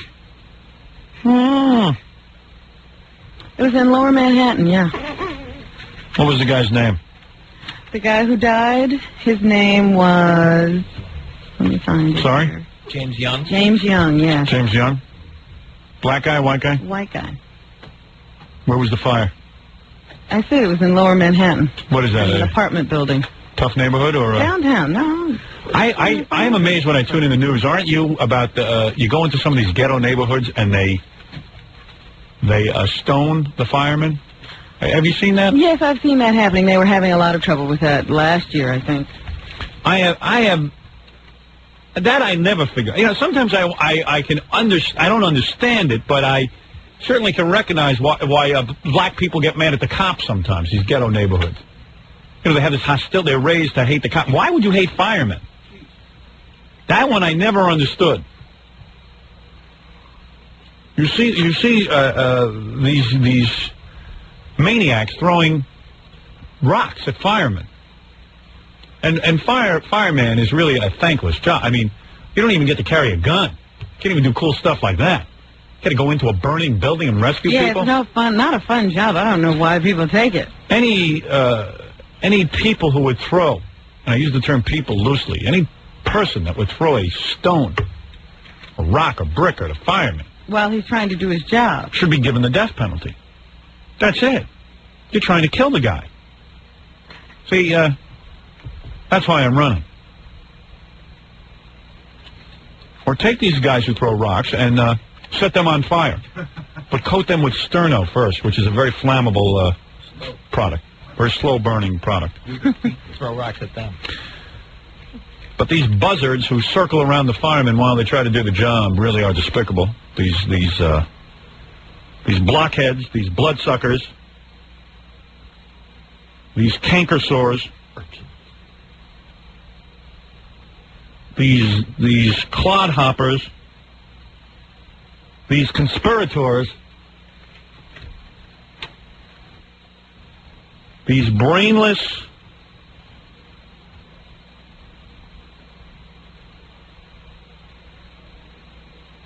cowards. These. What are you doing? I'm just. Are you trying to make a commentary, or are you trying to sit there? I'm just and amuse yourself. I'm amusing myself. I got to tell you something, Robin. What?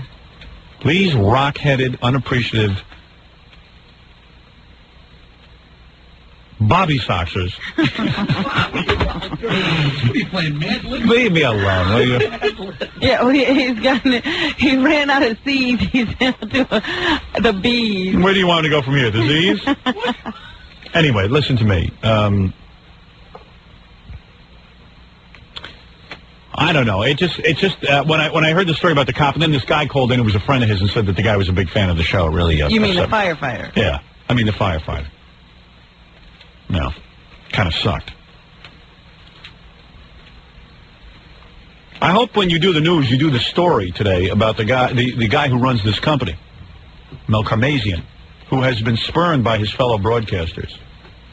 Well, maybe you ought to do that story. You're not doing that story? No. I have a ton of things to go through here, and I didn't think that all of them should be self-serving.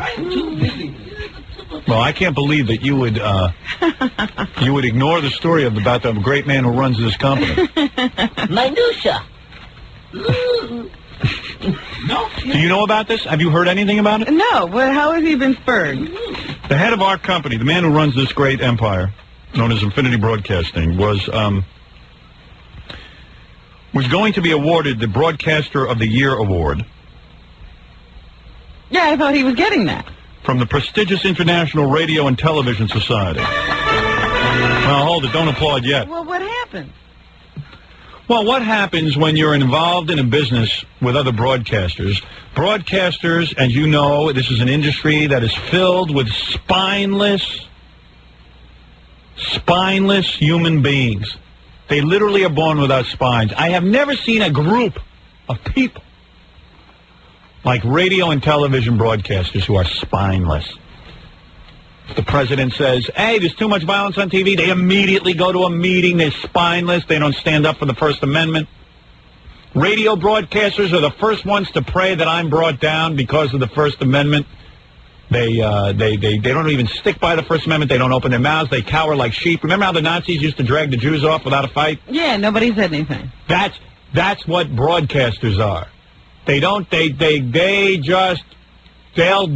march right into the ovens if you tell them to. You imagine? Spineless wimps. So the International Radio and Television Society, whatever the hell that is, I know I'm not a member and I never will be. They were about to give the award to him. But the full IRTS board got together and nixed the idea. They say, since there are several FCC actions pending against Infinity, giving Karmazin an award would look like the association is taking sides. Can you imagine? Well, why not take sides? Yeah, they want to be impartial in this fight. Why do you want? What do you mean you don't? You don't stick up for the First Amendment? You don't stick up for a fellow broadcaster who's defending your right to free speech? You jackasses! Almost alone? I tell you, broadcasters make me ill. There's very few people that can run a company that have some spine to them. I'm telling you, I would have been fired. The first FCC fine I got over at NBC. Mm-hmm. I was fired before I even got a fine. They're so spineless over there. I am so ashamed of my fellow broadcasters, I can't begin to tell you how ashamed I am to be in this industry. It is not a pleasant thing to be surrounded by broadcasters. I try to insulate myself, Robin. I try to keep away from any of these so-called professionals in our industry. Yes, you try to stay away. Oh, yes. Stay out of their way. Yep. Not do business with them. Former FCC Chairman Al Sykes sits on the International Radio Television Board. Of course. He lobbied against it. He actually spent time lobbying against the president of our company winning this award. And all the other sheep. All the other sheep were thrilled because... And just went right along. Well, because this is a guy who is running a company that is successful. In the day and age of radio dying and becoming a horrible medium, it was basically a boring, horrible medium. He invested in it. Mm-hmm. He ran good companies. He was a believer in radio, and a lot of people were not believing in radio. Literally turned the industry around. So, you see, if you begin winning awards, it's a jinx. He's better off not winning this award, because as soon as you start winning awards, something goes wrong. You shouldn't be too accepted. This is our industry. They have a chance to make a statement about the First Amendment and say, wait a second. We might not like Howard Stern as a broadcaster, but he has a right to say what he wants to say, and there shouldn't be government interference. But right away, they cower. They're spineless. Janet Reno wants to write TV scripts. Right away, they're meeting with her. I mean, they're cowards. We're in an industry of cowards, big pussies, amateurs,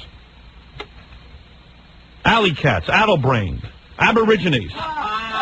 Here we go. Gutless, cowardly, kiss-ass chicken heads, ant anus, Apache ape ass, broadcasters. You heard me, Robin, and I'll say it again. Apache ape ass? Apache ape asses. You heard me. Grisly, grotesque, grouchy, grubby, grumpy gutter snipes who don't deserve to be in this great industry.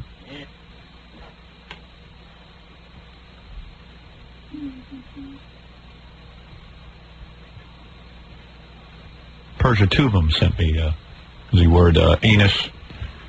APAS. APAS. Well, thank them. Whatever that is. Some guy wrote a book about a guy named Persia Tuvum. 1,200 names he calls people. Trying to get it published, I guess. I don't know. Sends it to me. Well, he found the right place. He found the right place for it. Anyway, Robin, let's continue.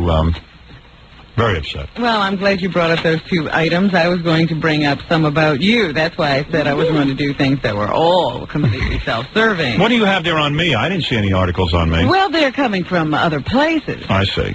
This, someone sent me, and it says it came from the Dow Jones News Service. I just want you to know some of the coverage you're getting now. I never even heard of that. Dow Jones. Yes, you know, the Dow Jones, that stock market thing. Your fingers, they have a news service. Your fingers reach out all over. You have quite a web you weave, a news web, where you get all this stuff from. Entertainment news from Dow Jones. Radio shock jock Howard Stern, one of the most listened to men in America. And also known as a retarded schmo. Announced his candidacy for governor of New York today, promising to resign quickly if he is so elected. That's right. So he can get on with his career. Says he wants to do only 3 things: restore the death penalty in the state, and more token takers at the toll roads, and have highway construction crews work at night. Stern is seeking the nomination of the Libertarian Party, which we all know. There was a cartoon in the Sunday paper of Rochester. Yes, is that the one that says the Governor Howard Stern Freeway? No. I saw a funny cartoon. It said, Governor Howard Stern Freeway. It had a car, and it said, topless toll booth coming up in 2 miles. It was very funny. Well, that is not what this is. Sick of Cuomo, sick of the Democrats and Republican conservatives.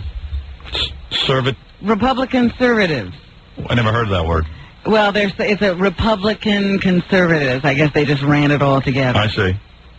Send them a wake-up call. Join the Libertarian Party. And then it has a picture of you and a little sign that says Stern for governor. The Libertarians were out front of our building. It is almost like an advertisement because it has send the $15 to the Libertarian Party and gives their address. Wow. Well, I'll tell you something. I saw them out there signing people up so that I can go to the convention and win. How did that go? I don't know. It was weird because Tom Chiasano, our general manager, said to me that he went out there and there were people signing people up who were against me. Like they said, hey, why don't you sign up so you can vote against Howard Stern at the convention? Which was weird. I don't understand what you're saying. I'll say it again, as plainly as possible. I didn't understand it either. Like the guy sitting out there, one of them was saying, hey, sign up if you're against Howard Stern. I don't know, it was weird. Oh, really? They had anti-Howard Stern? Yeah, I don't know what was going on out there yesterday, but people were signing up, and there's going to be a lot of people joining us in Albany when I become the nominee for my party. This also from, yes. Mr. What was it, Tom? What did you see? Well, I saw 2 members, I guess, of the Libertarian Party at the little booth they had. Right. And as people walked past, they said, sign up for the Libertarian Party and help block Howard's nomination.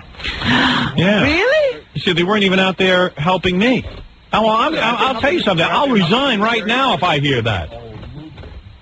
I'll get Ludwig on the phone. Was Ludwig out there? No. No, I saw Joe Brennan out there. Brennan wasn't there either when I walked by. I better not hear about that. I mean, what is this? Giving these guys all of my valuable time. Oh.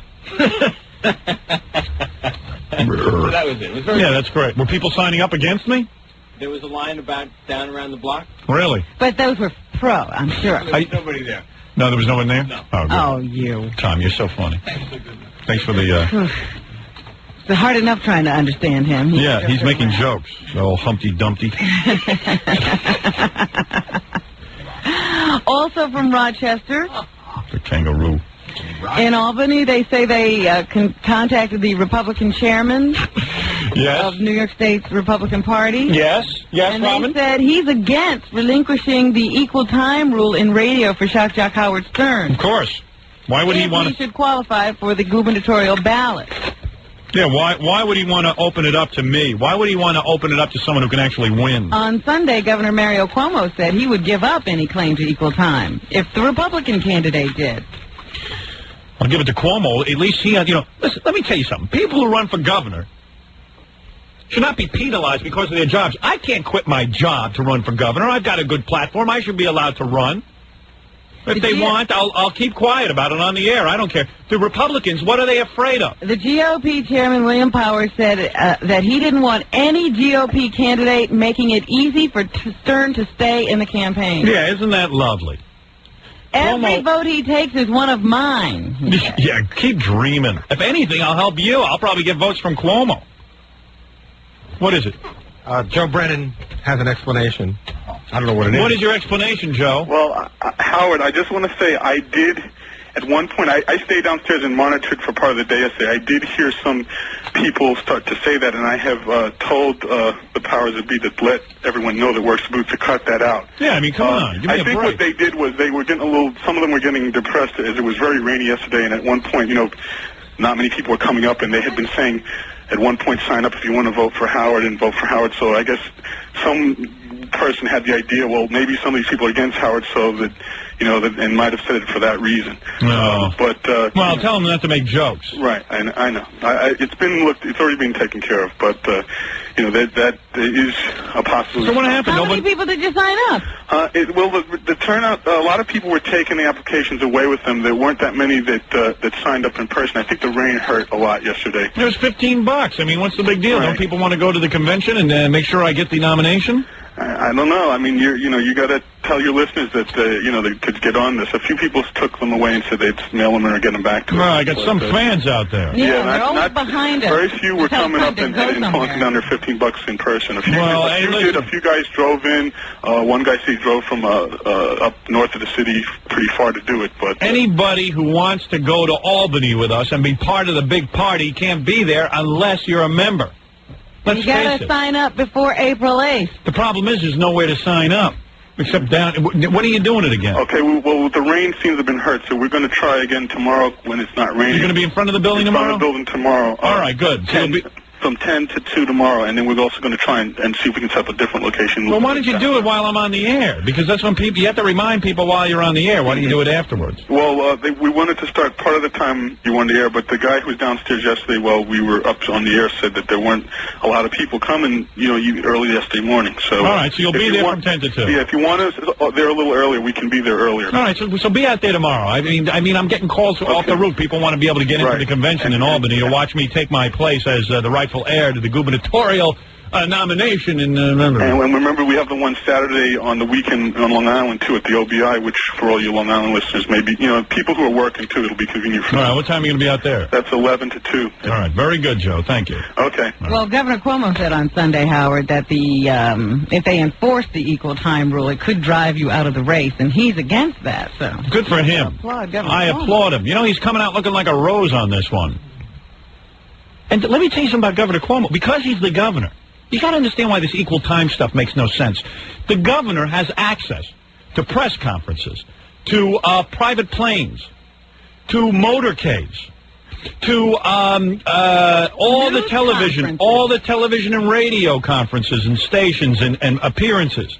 He's constantly making public appearances, and they all make news. He can issue, he can do bill signings. He can make proclamations. Why? There's tons of ways he can get airtime. Why should there be a law against having airtime? It's absolutely absurd. And that's the point.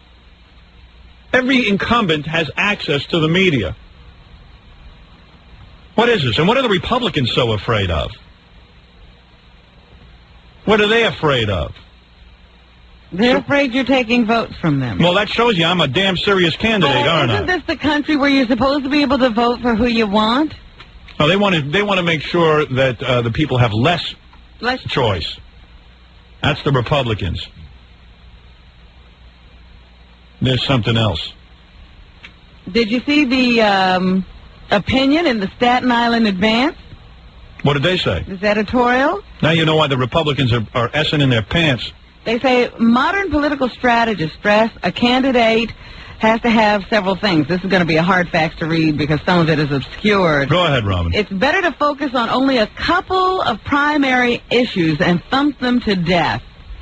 Voters can't handle more complexity, goes the theory. They also say the candidate should be seen as an outsider, someone who is anti-government. Right. Then, too, the ideal candidate should be media savvy and create a readily identifiable image of himself. Well, guess who's the perfect candidate? With those attributes, yes, say the pros, anyone can be a winner. Well, ladies and gentlemen, the governor of the great state of New York, Howard Stern. Let me tell you something. You're damn right, and I'll tell you why. People want simplicity in their lives. They want government to be simple. They say the outrageous shock jock has a high public, they see him as being a high public official because I'm high all the time. I sound like I'm high anyway. His candidacy may not be as much of a joke as you might think. Consider that Mr. Stern is smart, immensely popular, a consummate outsider, has a sky-high name recognition quotient, is the Michael Jordan of self-promoters, and knows his way around a TV studio. Yeah. He's also concentrated his embryonic campaign platform on two popular issues, reinstatement of the death penalty and improving traffic. That's not a tough agenda. Nope, and they know I can accomplish it. That's the great thing about my candidacy. He says after he accomplishes these things, he'll resign and turn his office over to a lieutenant governor who can get things done. I got to find one. I got to find a politician out there who's a serious hard worker, a no-nonsense type person. He says, they say here that you're not the first publicity-mad on-air personality to announce a run for office, but you may be the first to have the clout to really make the political establishment squirm. They're all squirming. Cuomo's playing it tight, and he's a gentleman about it, but listen, I'm going to defeat him on the death penalty issue alone. And the Republicans are uptight because, you know what, they don't offer anybody of charisma. They're afraid of my candidacy. They're sickos. What are they afraid of? Down here it says, moreover, other than his nasty image, Mr. Stern represents everything an increasingly childish electorate wants of its candidate. A childish what? A childish electorate. Oh, so now the electorate is stupid. Yeah, we're too dumb to know what we want. You know what's funny about this? Slogans, hot-button issues, glib one-liners, colorful stunts, and celebrities. Not only that, they want campaign buttons that are collector's items. Hey, listen, let me tell you something. The point is, this article, while it's very complimentary in some ways, is somehow belittling the people who vote. The people who vote are fed up with politicians. Because politicians, I mean, look at Virginia. Ollie North and Chuck Robb, that's the choice. What are they going to do for you? What's Ollie North going to do, lie to you? What's Chuck Robb going to do, get you a nude rub down? What? So why am I a joke? I've mentioned three things that I'll do as your governor. I've got enough support that we can all get together and do it. Why is that a joke? Why is that a joke to so many people? I'm going to do three things that improve your life, and I'm going to get out of there. People like that. It appeals to them. It appeals to them because at least you know what's going to be done for you. Well, even the libertarians admit that pushing serious candidates with a firm grasp of the issues doesn't get them very far. Yeah, and like I don't have a firm grasp on the issue. Like Chuck Robb's got a better grasp on the issues than I do. He's got a grasp on something. I don't know if it's an issue. Listen, I thought this campaign out. Took me like a day. And I realized one thing. A man with an IQ of 85 has one vote. A man with an IQ of 185 has one vote. So I can win. There's enough 85 IQs out there that I'm going to rack up big votes. It's pretty frightening, isn't it? That's what's scaring everyone. They say surely your running for government is another attempt at pushing the edge of the envelope. It's not. I just thought it was a good thing to do, that I could help people. But they say that may be what a complacent political world needs. Well, there you go. So I would call that an endorsement. Yes, it is. What is that paper again? That was the Staten Island Advance. Figures it's not the New York Times. Listen, I'm ready to go make political appearances. I want to go speak in one of those black churches. Oh, dear, I don't know about that. Listen, you blacks, I know what's good for you. You need the death penalty, too. You guys are the victims of more black-on-black crime. Hello? Is this working? Oh, I've turned that off. I'm trying to make a campaign speech. Can I go on? No, Stu Bykowski mentioned you in his column as well. Hold on, let's do that when we get back. All right. I'm always interested in what he has to say. And remember, Stu, you better go easy on me. You know, I can make lots of fun of you now, couldn't I? There's plenty to laugh at there. Watch what you say. I was too kind the other day. All right, we'll take a break, and we'll be back right after this. Back to gay commercials? No. I love chunkies. Lots of pep to chase guys. How about this one? I went to Men's Hair Now. Screw the hair. I got a man. The hair was just a residual. That was a bonus. That was a bonus. I'm dating now. I'm telling you, it's going to be endless for him. It's opening a floodgate. Meanwhile, here in New York, Hi, I'm a pitcher. Hi, I'm a catcher. lesbian Brooklyn family court judge Karen Burstein. How do you say that? Burstein? How do you spell it? S-T-E-I-N. Stein. Okay, Karen Burstein. She's an admitted lesbian judge. Oh, yeah! Says she's going to resign from the bench on April 20th to consider her viability to run for Attorney General of the state of New York. A lesbian judge? Yes. Like, does she judge other lesbians? No, she's in family court. You're a 10. You're a 7. Just a bikini contest. But she wants to run for statewide office as Attorney General. Now, as governor, I hope she wins. you might have to work with her. I think a lot of lesbians are a lot more even-tempered. Really? Oh, yes. Oh, yes. Burstein is a Jewish liberal who grew up in Nassau County and lives in Manhattan. If you just say Jewish, you don't have to say liberal afterwards. Usually goes hand in hand. Just say it's a Jew. Yeah! She publicly disclosed her sexual orientation 5 years ago. Is that right? And would be the first openly gay candidate for a statewide office in New York. Maybe she'll be on a TV commercial. She can do some of those gay commercials now, like IKEA. Yes. I sent a Vermont KY Bear. No, I tried to get it. It was all sold out. It is all sold out. Yeah, I couldn't get it. Sherry calling around Yeah. over the weekend. That's why you need an assistant, Robin. We couldn't find it anywhere. Right. So, Disney, which has not commented on it, just must be raking in the bucks and enjoying the whole thing. Hi, I'm Tom Hanks. All my homo buddies use Cocoa Puffs. Is that a commercial? I see that Merv Griffin may have dumped Ava Gabor. It says in Neil Travis's New York today that Merv has not been returning her calls. He's taken care of Ava for years. Hello, darling. A real couple. And now he's walked out of her life. I don't want to talk to you. Not interested. Really homophobic. Homophobic? Yes. I have to agree with you. Hey, once in a while we get scared, that's all. Nah, come on, you know we're for the homos. You're for the homos? Yes, absolutely.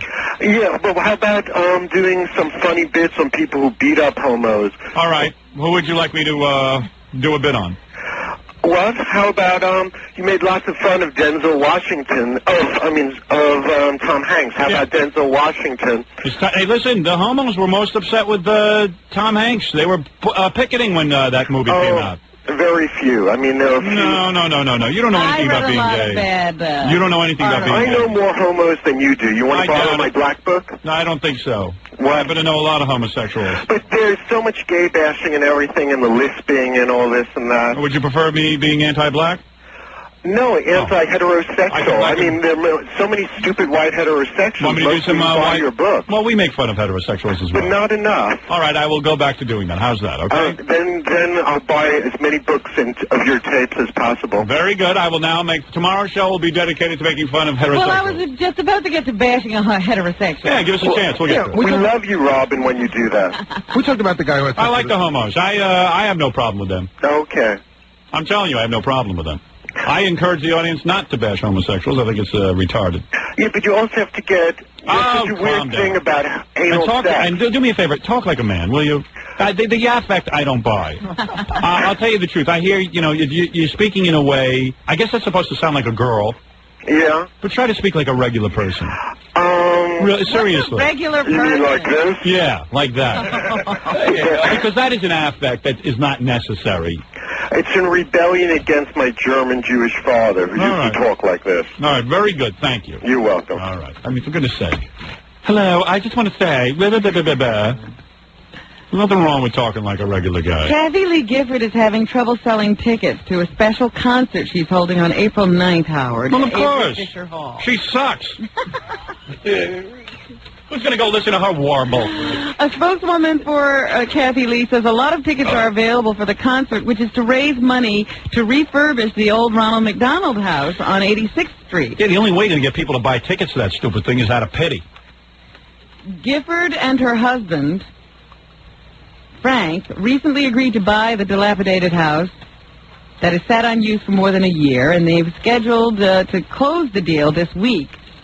And they want to renovate it and, I guess, open it up for children. Oh. It's going to cost them as much as $1 million. And even if she sold all the tickets for this concert, it would only raise $50,000. So they're saying they're going to give a lot of money to this themselves. Right now, she and pianist Peter Nero, pianist,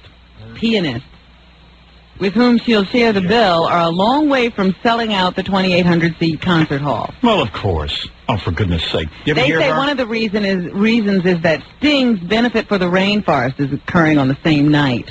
So a lot of do-gooder dollars are already going there. Tell Gift to buy the stupid ticket. Even her co-host Regis Philbin isn't available. He has a prior commitment to autograph his video. With that exercise video? Yes. Yeah, there's an important contribution. Yeah, I'll get in shape from that. So now she's been vowing to plague her audience on live every day, tug on their heartstrings until all the tickets are sold. Dressed as a Hamburglar. Now, there's already the Cody Gifford Variety House for Children with Special Needs on East 91st Street. Yeah, I would they rather... haven't decided on a name for this new house. Howard Stern House? But they, have another child. So they might name the house after Cassidy. Cassidy and Cody House? Yeah, there's already a Cody House. This might become Cassidy House.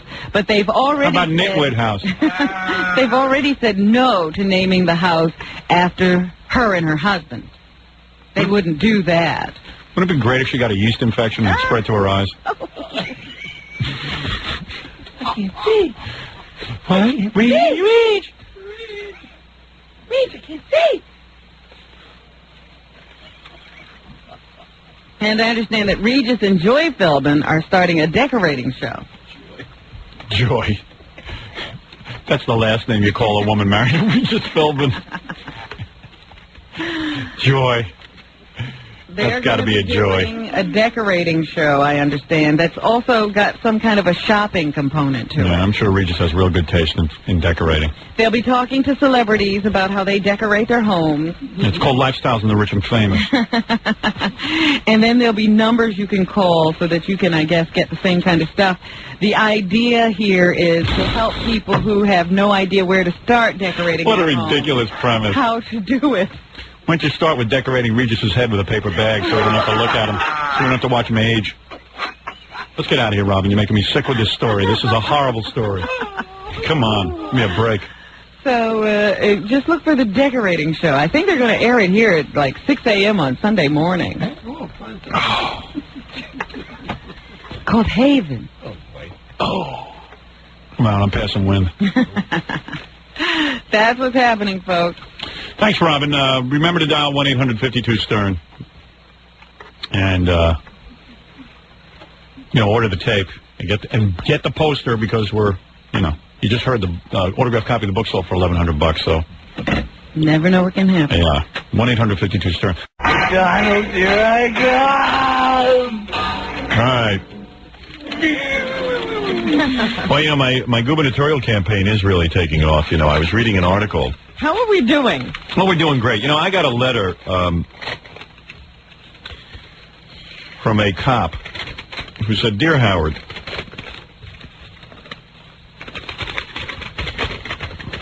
I memorized that part. Dear Howard, I have just listened to your press conference, and something you stated moved me to send you this letter. I'm a detective lieutenant, and I've investigated numerous violent crimes, and you're right on target with your feelings and observations where innocent victims are concerned. Every time a man, woman, or child dies at the hands of some criminal type, society takes another step backward in failing to deal with the criminal effectively. The victims are dead, their families are destroyed, and the criminal is weightlifting, watching cable television, and inundating the state with frivolous lawsuits. Do you know who files most frivolous lawsuits? Criminals. They sit in prison and file frivolous lawsuits. I was reading an article the other day, this guy's absolutely right, that criminals are filing so many frivolous lawsuits that we can't get to any real lawsuits. Clogging the court. They literally just sit in prison, they learn how to do it. They fill out a piece of paper, and they file thousands and thousands and thousands of frivolous lawsuits because they have nothing to do. And that way, they even file, wouldn't let me eat a candy bar in prison. See, that's the other thing about prisons. Maybe you should do something about prisons, because I love the idea that people riot because of the bad conditions. Yeah. Let me finish this letter for you, Robin. The guy says, when you said fry them like fish, it may have sounded like a joke, but it's no joke when it comes to a fitting penalty and social avengement. And he also acknowledges some of my pro-police comments and says being a police officer is no joke. And it's satisfying to hear some people recognize that fact. And he supports my candidacy. Well, I got an editorial or something here. Yeah, I guess you'd call it an editorial. Yeah. And it says that you could be bad for this penalty. Oh, how is that possible? Where is this from? Howard Stern. Let me see. What is your source? Well, the Albany, I guess it's from one of those Albany papers, because it's Jay Gallagher, and it's called the Albany Angle. Yeah, well, the Daily News has a cartoon that has the Statue of Liberty with a paper bag over its head, and there's somebody saying, I heard Howard Stern's running for governor.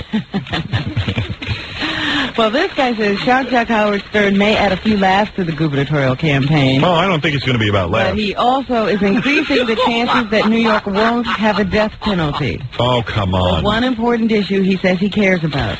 What chance do we have with Governor Cuomo?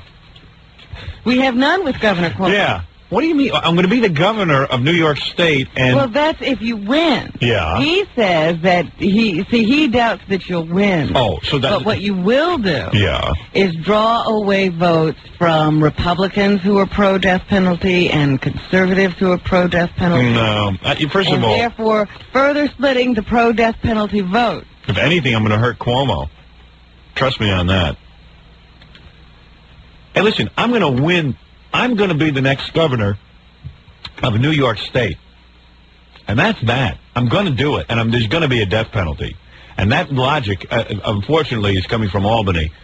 Must be a small-town newspaper. That doesn't make any sense. If I win, there's going to be a death penalty. I love all this. Well, it's going to hurt the death penalty because of Howard Stern. Governor Cuomo is going to win. That's faulty logic. Because of Howard Stern's going to win, and there's going to be a death penalty because a lot of people are voting for him. He says if you're sincere about your support for the death penalty, you'll throw your support to whatever pro-death penalty Republican or conservative who emerges from the party's primary. There isn't a Republican out there who is going to beat Governor Cuomo. That's true. There isn't. Let's face it. That's why I'm running. If there was if Senator D'Amato was running, I wouldn't run.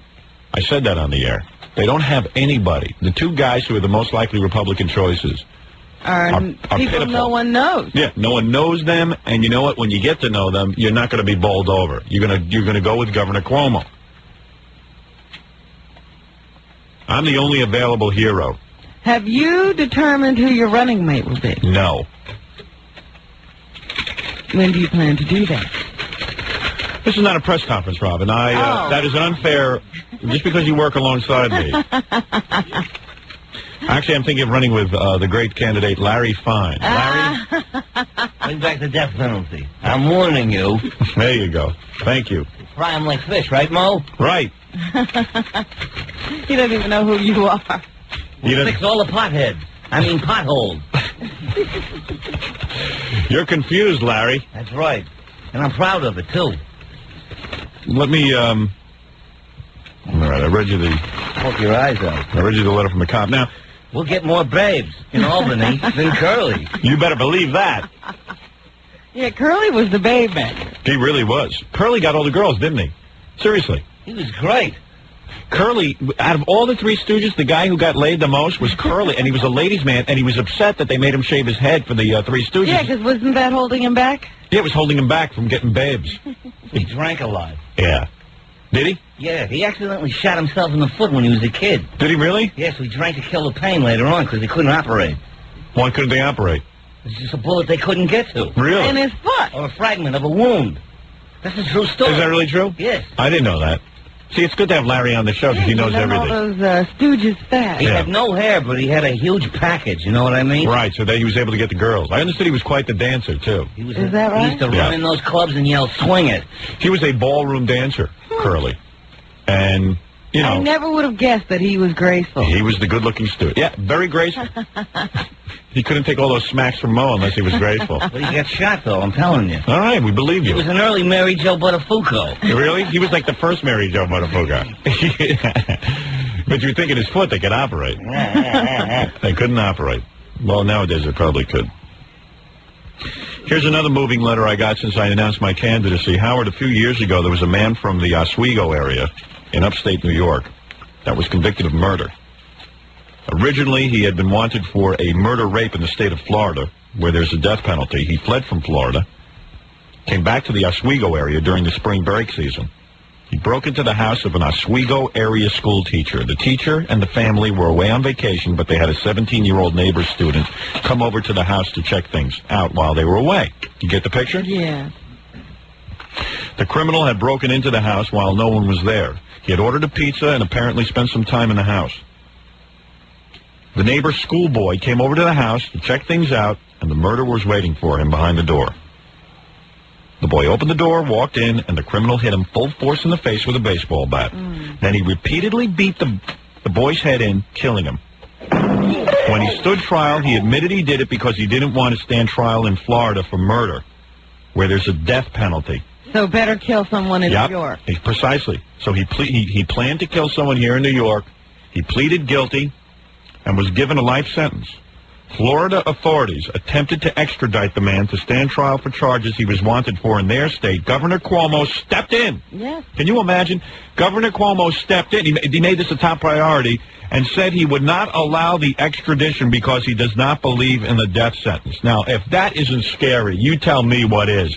Well, we have that other case where he had that man who was in another state where he was facing the death penalty. He was on death row, and Governor Cuomo stepped in and had the man extradited back to New York. Governor Cuomo said the convicted killer would stay here and serve his sentence first. Here we have a convicted murderer serving a life sentence. He now has cable TV, gyms to work out in, libraries to study in, a private cell, 3 square meals, 7 days a week, showers, free medical and dental care, all at the taxpayer's expense. Here's a man who openly admits he came here just to kill someone. Just to kill someone to avoid a death penalty. Well, Thomas Grosso is the man I'm talking about. He's serving 20 years here. He was on death row and was requesting to have his death sentence carried out, and Cuomo snatched him away. So here we are, all sitting ducks, because, come on, this is a great state to come and kill someone. So if you kill someone in another state, come here, and if you're convicted of it, come here and kill someone. Kill someone, and you can stay here for life in prison. Here's a criminal who should be crispy at this point, but instead he's in the lap of luxury in our prison system. A state with no death penalty laws is an invitation for violent crimes and an invitation for violent criminals to come here to avoid the very sentence they have perpetrated against others. So blah, blah, blah, blah, blah. I could go on and on and on. And Here's another guy who supports my candidacy. But you see, Cuomo seems to be quite effective at getting these people off death row. Paul Colford, the reporter for Newsday, does a rather huge story today on me running for governor. There's a picture of me. It says Howard Stern insists his candidacy is no joke. He says Howard Stern's decision to run for governor last week, all smirking aside, this improbable development could generate more media interest than the publicity stunts that Stern masterminds with regularity. This was, I swear to you, on a stack of Bibles, to the Lord Jesus Christ himself. This was no publicity stunt. Never did it for the publicity.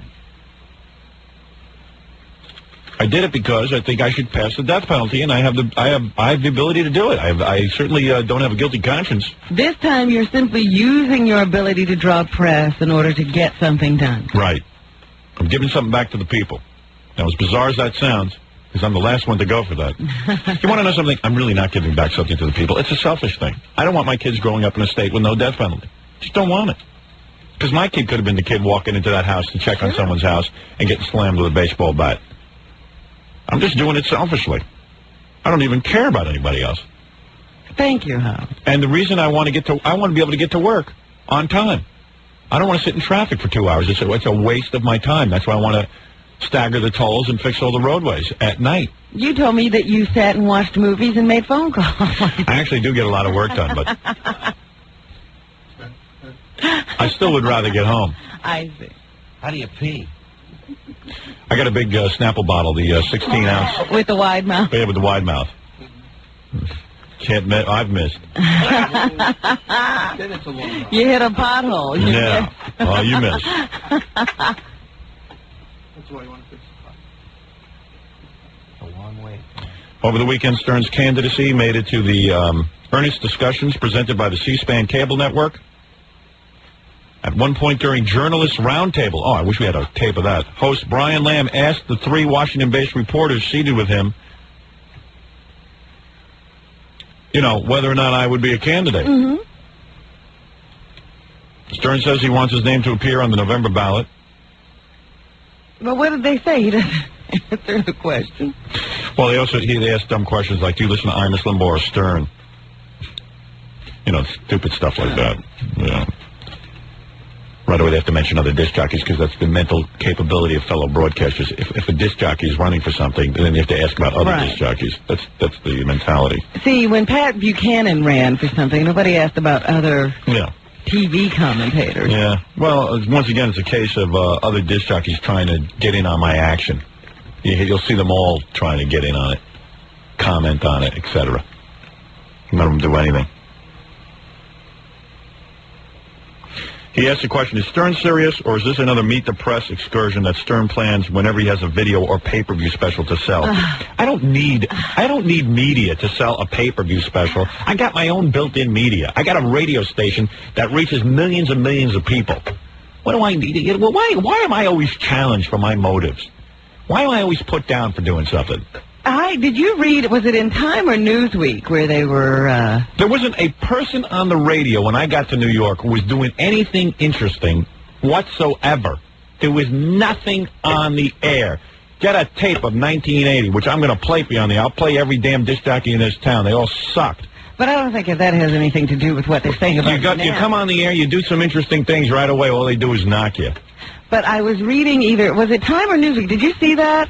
Where they said heard in the news or something like that, and they had a picture of you from the press conference. Yeah. And I'm glad you shaved, because that picture was frightening. I know. I look bad with the beard. But anyway, they just blasted you. Who did? Either Time or Newsweek. I can't remember. They blasted me? Yeah. For running for governor? Yes. Why are they? Where is that? They called you all kinds of names. Why? Why? Because I want to bring... Simply, it was just like, you awful mongrel ruining our electoral system. You're kidding me. You mean, again, I'm doing something... You got to get me that article. I meant to bring it in. It was there. It's unbelievable. And I didn't see the... It's unbelievable. How dare you run? Politics is so clean and perfect. Your politics is for real professionals like Ollie North and Chuck Robb. Clean and perfect. Yeah. Like for serious guys. Yeah, it's like you're known for your obscene and you say dirty words. Yeah, and I love now this look obscene. at you, you're running for governor. What is so effing obscene about me? What is so obscene? What is this obscene? Because what? Because one old coot on the FCC says I'm obscene, I'm therefore obscene? Yeah, I mean, I couldn't believe. Yeah. These are the same people now who write glowing things about Lenny Bruce, who all turned their backs on him when he was in trouble. And, they'll write a fair article about Farrakhan. Yeah. They'll look at both sides. Yeah, Farrakhan gets better press. You should have seen the report that the Time and Newsweek did on Ollie North and Chuck Robb. Yeah. They didn't call him any names. Ollie North, a guy who lied. A guy who lied, who did things that the country didn't know he was doing. He was busy running the country on his own. He abused his power. Yeah. Chuck Robb, the massage king. What a goof. Anyway, I'm running. I don't care what anyone says. F them all. Maybe Ted Kennedy could give me a tip on a good politics and how to behave. Yeah, nobody says anything about his candidacy. Yeah, give me swimming lessons. Ted Kennedy. I think your morality is fine. Shivas. Shivas and Butthead.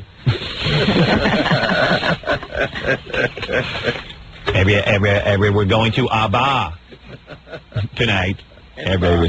You tell me who's so great out there on the political landscape. Show me the moral man out there that's more moral than me. Dickheads. Well, even this Gallagher person noted that you said you might have strippers at the executive mansion for the inaugural celebration. Here's the reality of what our show is.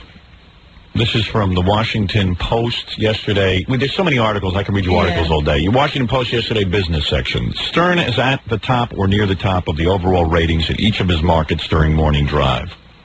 He is especially popular among men from age 18 to 34. The demographic group that advertisers find the hardest to reach. According to Arbitron's most recent ratings, Stern draws more young men than even the highest-rated TV station during primetime hours in New York, the nation's largest market. In Washington, the average Stern listener is not only young, but surprisingly affluent, which makes Stern's show even more attractive to advertisers. The program ranks third out of 35 competitors in its time slot in the number of listeners who are college graduates and first in the number of managers, executives, and professionals. First, according to Scarborough Research Corporation of New York. These are the numbers Imus claims to have. Right. The research companies estimate that Stern is second in attracting people here with incomes topping $50,000 a year.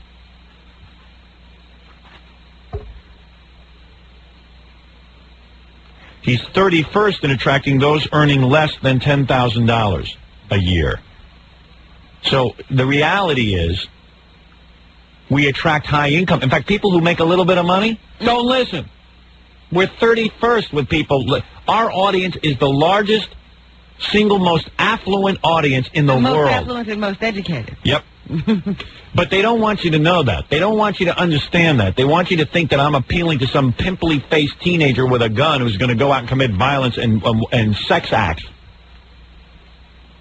Our audience is more educated and more affluent than we are. I'm the stupidest guy listening to this show. Says here, according to this article, we only have 10 stupid listeners, and those are the ones that call in.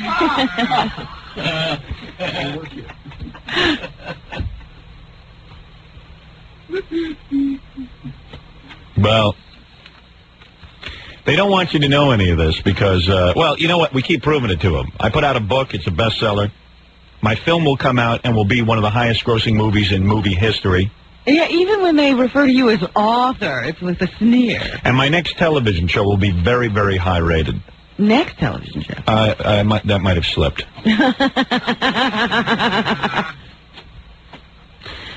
So anyway, and I will be the governor of New York. Maybe then people will understand the power of this program. I wonder if that will change the way people talk about you. No. I didn't even know that people under $10,000 a year don't listen to the show. The only guy they said listening who makes under $10,000 a year is Jackie the Jugman Marley. I have to wouldn't if he Yeah, right. Believe me, he wouldn't. Unbelievable. So it didn't have a radio in it. Yeah. First time we ever got one. And so we put an 8-track tape in it so we could just listen to our own kind of music. And, you know, they did this article in Los Angeles Life magazine. You know, it's the L.A. Times. It's their magazine section. They asked people, if you were in New York, would you vote for Howard Stern for governor? And? Well, they can hardly find a negative phone call. I mean, I could read you 900 of these phone calls. You can't find... Here, I'm a 39-year-old housewife and mother, and yes, I would vote for Howard Stern if he was running for governor of New York. If I lived in New York, a lot of what he says, if you ignore the sex remarks, really makes a lot of sense. I think even my sex remarks make sense. I was going to say, why ignore the sex remarks? Here's another comment. At least we'll have one politician in office who hasn't cheated on his wife. My opinion is this. The best way to prove... Here's another one. My opinion is this. The best way to prove government is a joke is to put a goof at the top. And watch how nothing changes. I mean, this guy is right. Do you know that anyone could run this state? Do you know? What do you think? I think that deserves applause. It does. And, you know, it's not such a goofy comment. People go, wow, you're going to have to run the government. Don't you know this government runs itself? What do they think? Cuomo has like a board in front of him like a pilot? Yeah, he gets up and he starts running the government like a Wizard of Oz. Doesn't work that way. This thing runs itself. It's a bureaucracy. You could put Hitler in charge of the government. You could put Pee Wee Herman in charge of the government. It doesn't make a difference. Well, they put Ronald Reagan in charge of the country, and they had to wake him up every time something happened. Right. Here's a guy who says, I don't particularly like Howard Stern, but I would vote for him. And I'll tell you why. Part of the reason is that I'm disgusted with mainline politicians, whether it's Kathleen Brown, John Garamendi, whoever that is, or Pete Wilson. I think they're all a pack of thieves and liars without morals. At least Stern is honest enough to say he basically is that. Whatever the hell that means. Well, I don't know. I think he's calling you a thief and a liar. Yeah. Well, at least I admit I'm a thief and a liar. Well, I'm not a thief and a liar. You know, I've never stolen anything. I don't know about if you always tell the truth, but... I don't always tell the truth. That's true. All right, I'm a liar. And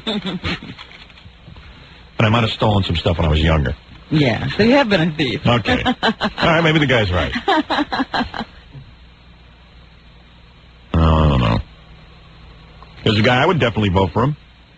He's dealing with 3 specific issues that he's talked about at his press conference. Bringing the death penalty, the fact that he's trying to get the streets a little bit easier for commuters, fixing the streets and staggering the tolls. He admits all these things, which is very refreshing. He admits his faults. He admits he can't balance the budget. I don't think he's a political opportunist or just some radio guy doing a shtick. I think he's serious. And I am serious. I swear I am serious. Fran Shea from the E! Network called me. She says, what's with this running for governor thing? I said, what about it? She says, you're almost sounding like you're serious. I go, I am serious, Fran. She goes, oh, how can you do this? What about your show business career? I said, wait a second. I can still do my show business career. I'm just going to do 3 things. She said, well, how can you do that? You're going to mess everything up. You're going to mess up the whole political system. You're going to mess up... mess up everything. I said, what do you mess up everything? If people want to vote for me, they'll vote for me. Why is that messing everything up? Everybody's flipped their lids. Anyway, I got to take a break. We'll be back right after these words. I'll take some phone calls next. We're back with the Howard Stern Show.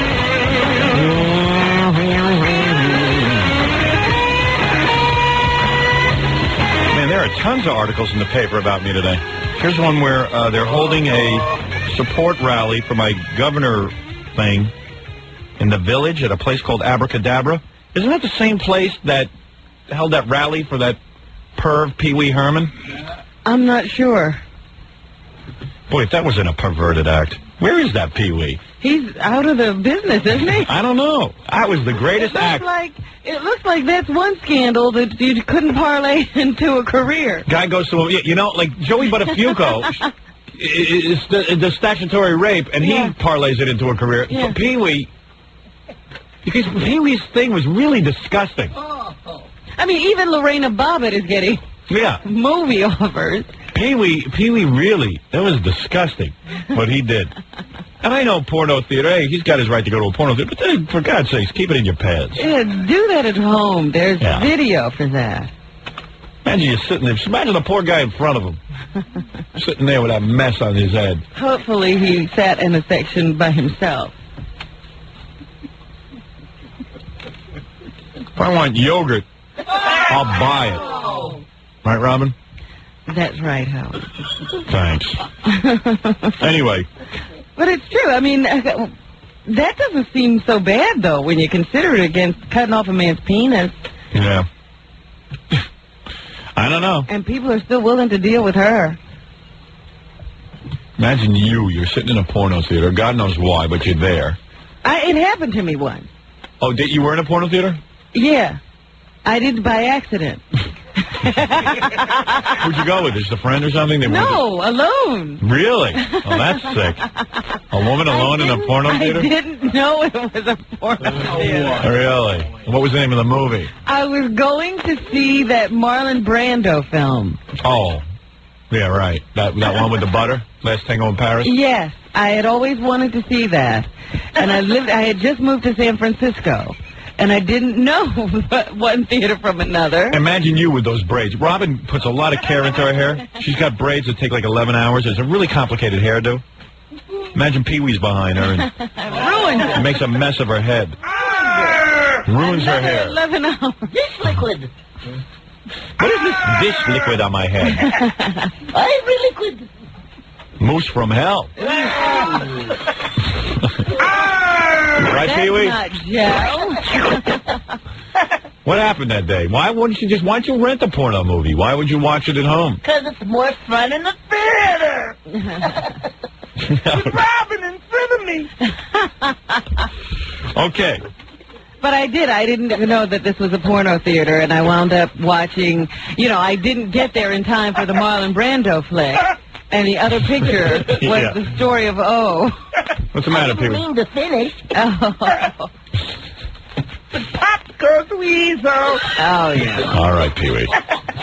But can you imagine I had to sit through the story of O, and, you look I want to see that. I'm dying to see the story of O. And you see all these guys in raincoats. The story of O that's my kind of porno.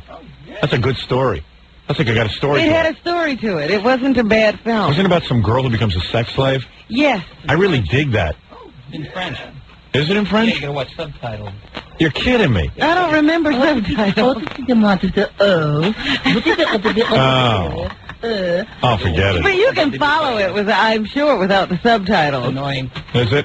Yeah, because I can get into the story. I like porno with story. Yeah, because it was, it was a good story. This girl, she was supposed to be kind of an innocent, and then, she gets mixed up with this guy who keeps dragging her into more weird stuff, and then she really gets into it. Hey, that sounds cool. I love that. I'm reading a book now. Oh, really? Well, that's about that. It's called The Club. It's by Anne Rice, the same woman who wrote the Dracula books. Yeah. Interview with a Vampire. And all that. Yeah, the Vampire Lestat. Yeah, it's pretty cool. It's about this dominatrix who works on a professional island where there's professional slaves. They go there, they have to sign up for 2 years to be sex slaves. Yeah. Gets me horny. It really makes you horny. It's funny because the story of O turned out to be better than Last Tango in Paris. Yeah, I'm sure. Last Tango in Paris sucked. It did. Except for the butter scene. It butters up from behind. Yeah, there will be no names. And that was even kind of sucky. You didn't really get to see anything. He just was like a madman running around with butter, right? Right, and they kept going to this empty apartment. Yeah. This is a good-looking chick. She kind of looked like Brian May from Queen. And Romy Schneider. Romy Schneider. Yeah, Romy Schneider. Yeah, big She career. looked like T-Rex. Yeah, and all of a sudden she got all freaked out and everything, and he starts screaming. The next thing you know, he's turned all red-faced, Marlon Brando, and he's all big and fat. He never took off a thing. He's doing it in all of his clothes, including his coat. He's buttering her with the clothes on.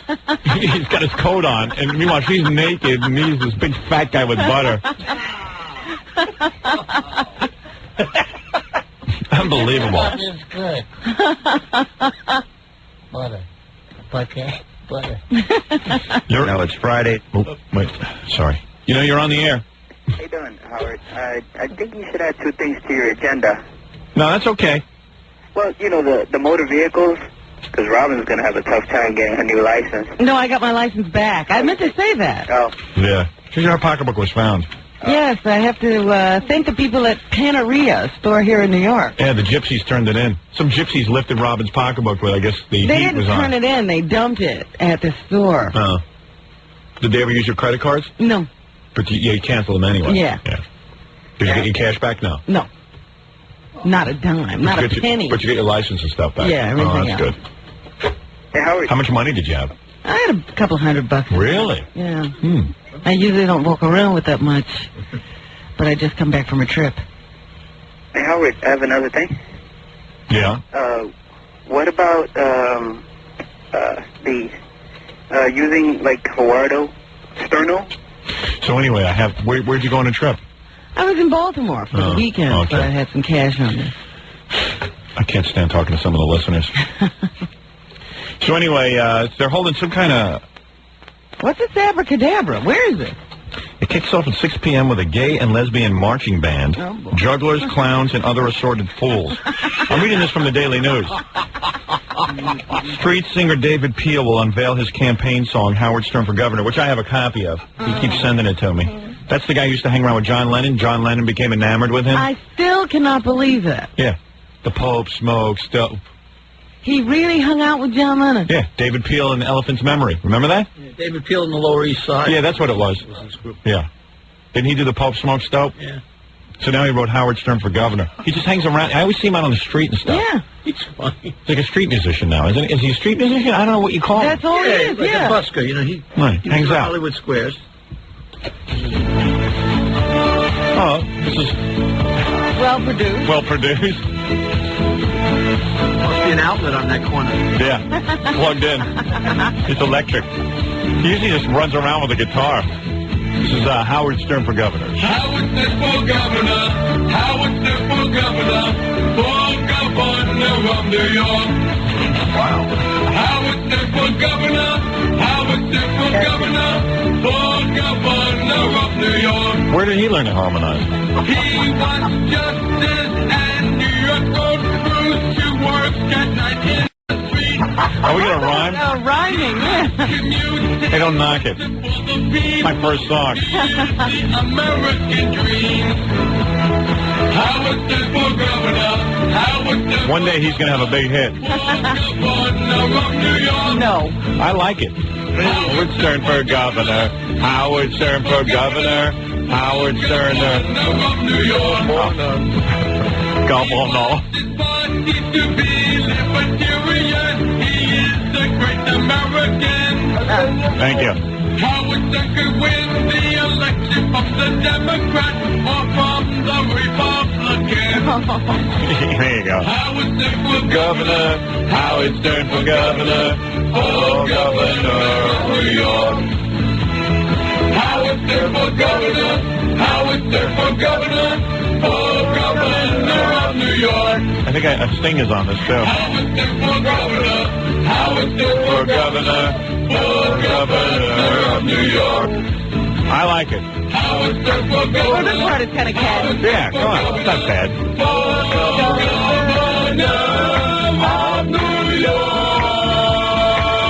Howard Hey, thank you, David. It's like Lennon was guiding his hand. Cha-cha-cha. Yeah, I think Lennon's guiding him from heaven, Robin. Well, he certainly didn't have his hand on the pen. Yeah. Freaking brilliant. I must have been stoned. Hey, what's this other campaign song? Are we getting a lot of campaign songs? I don't know whose this is. You know what? That really was catchy. It was kind of That catchy. one, that chorus was good. Yeah, it was good. It works. It's so I know. That's the sick thing. Howard Stern for Governor. Howard Stern for Governor. David has no... Governor of New York. Howard Stern... He's got the weirdest speech impediment of ever. I'm not sure what it is exactly. like he's old. Yeah, Howard Stern for Governor. Howard Stern for Governor. For Governor of New York. They brought it up on Dateline last night. You know that show with Jane Pauley and Stone Phillips? Yeah. Where the only way they get ratings is if they either get me to do an interview or they get mass murderers. It's you or Dahmer. It's me or Dahmer, but Jane Pauley or Stone did the Dateline follow-up. But sometimes after they've interviewed someone, they like to know where, what they've done. What they're doing now. So when I first wrote my book, they did an interview with me, and now they do the follow-up. Here again is Stone Phillips. Stone. As Dateline continues, follow-ups to some of the stories we brought you recently. Stone's like a wooden puppet. God, he's who amazing. Who is that guy to have another? Now, Stone Phillips. That's Stone Boy. He never cracks. Every story is important. That's why they call him Stone? Everything sounds important. Yeah. Last October, we profiled Howard Stern, the bad boy of radio. What is it, you creep? What are you afraid of? No. Are you a criminal? Then what are you worried about? Since then, his book has been on the bestseller list. His posters are in steady demand. And last week, he announced he's going to run for governor of New York. I'm going to fix the roadways at night. I'm going to stagger tolls, and I am going to bring back the death penalty. One problem. If Stern gets on the ballot, he'll be required to give his opponents equal radio time. That's 4 hours a day, 5 days a week. How many hours is that, Stone? The personality of a lawn jockey. One problem, though. If Stern runs, he has to give equal time to his opponents. Howard Stern. Howard. I never heard so many syllables in my name. Howard Stern. Every word is a thesis.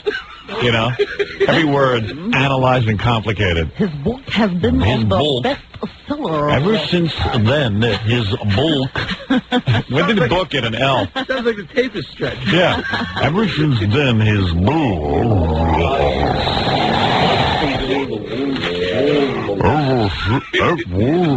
They like the way the words roll around in the mouth. And then I like to shoot them down.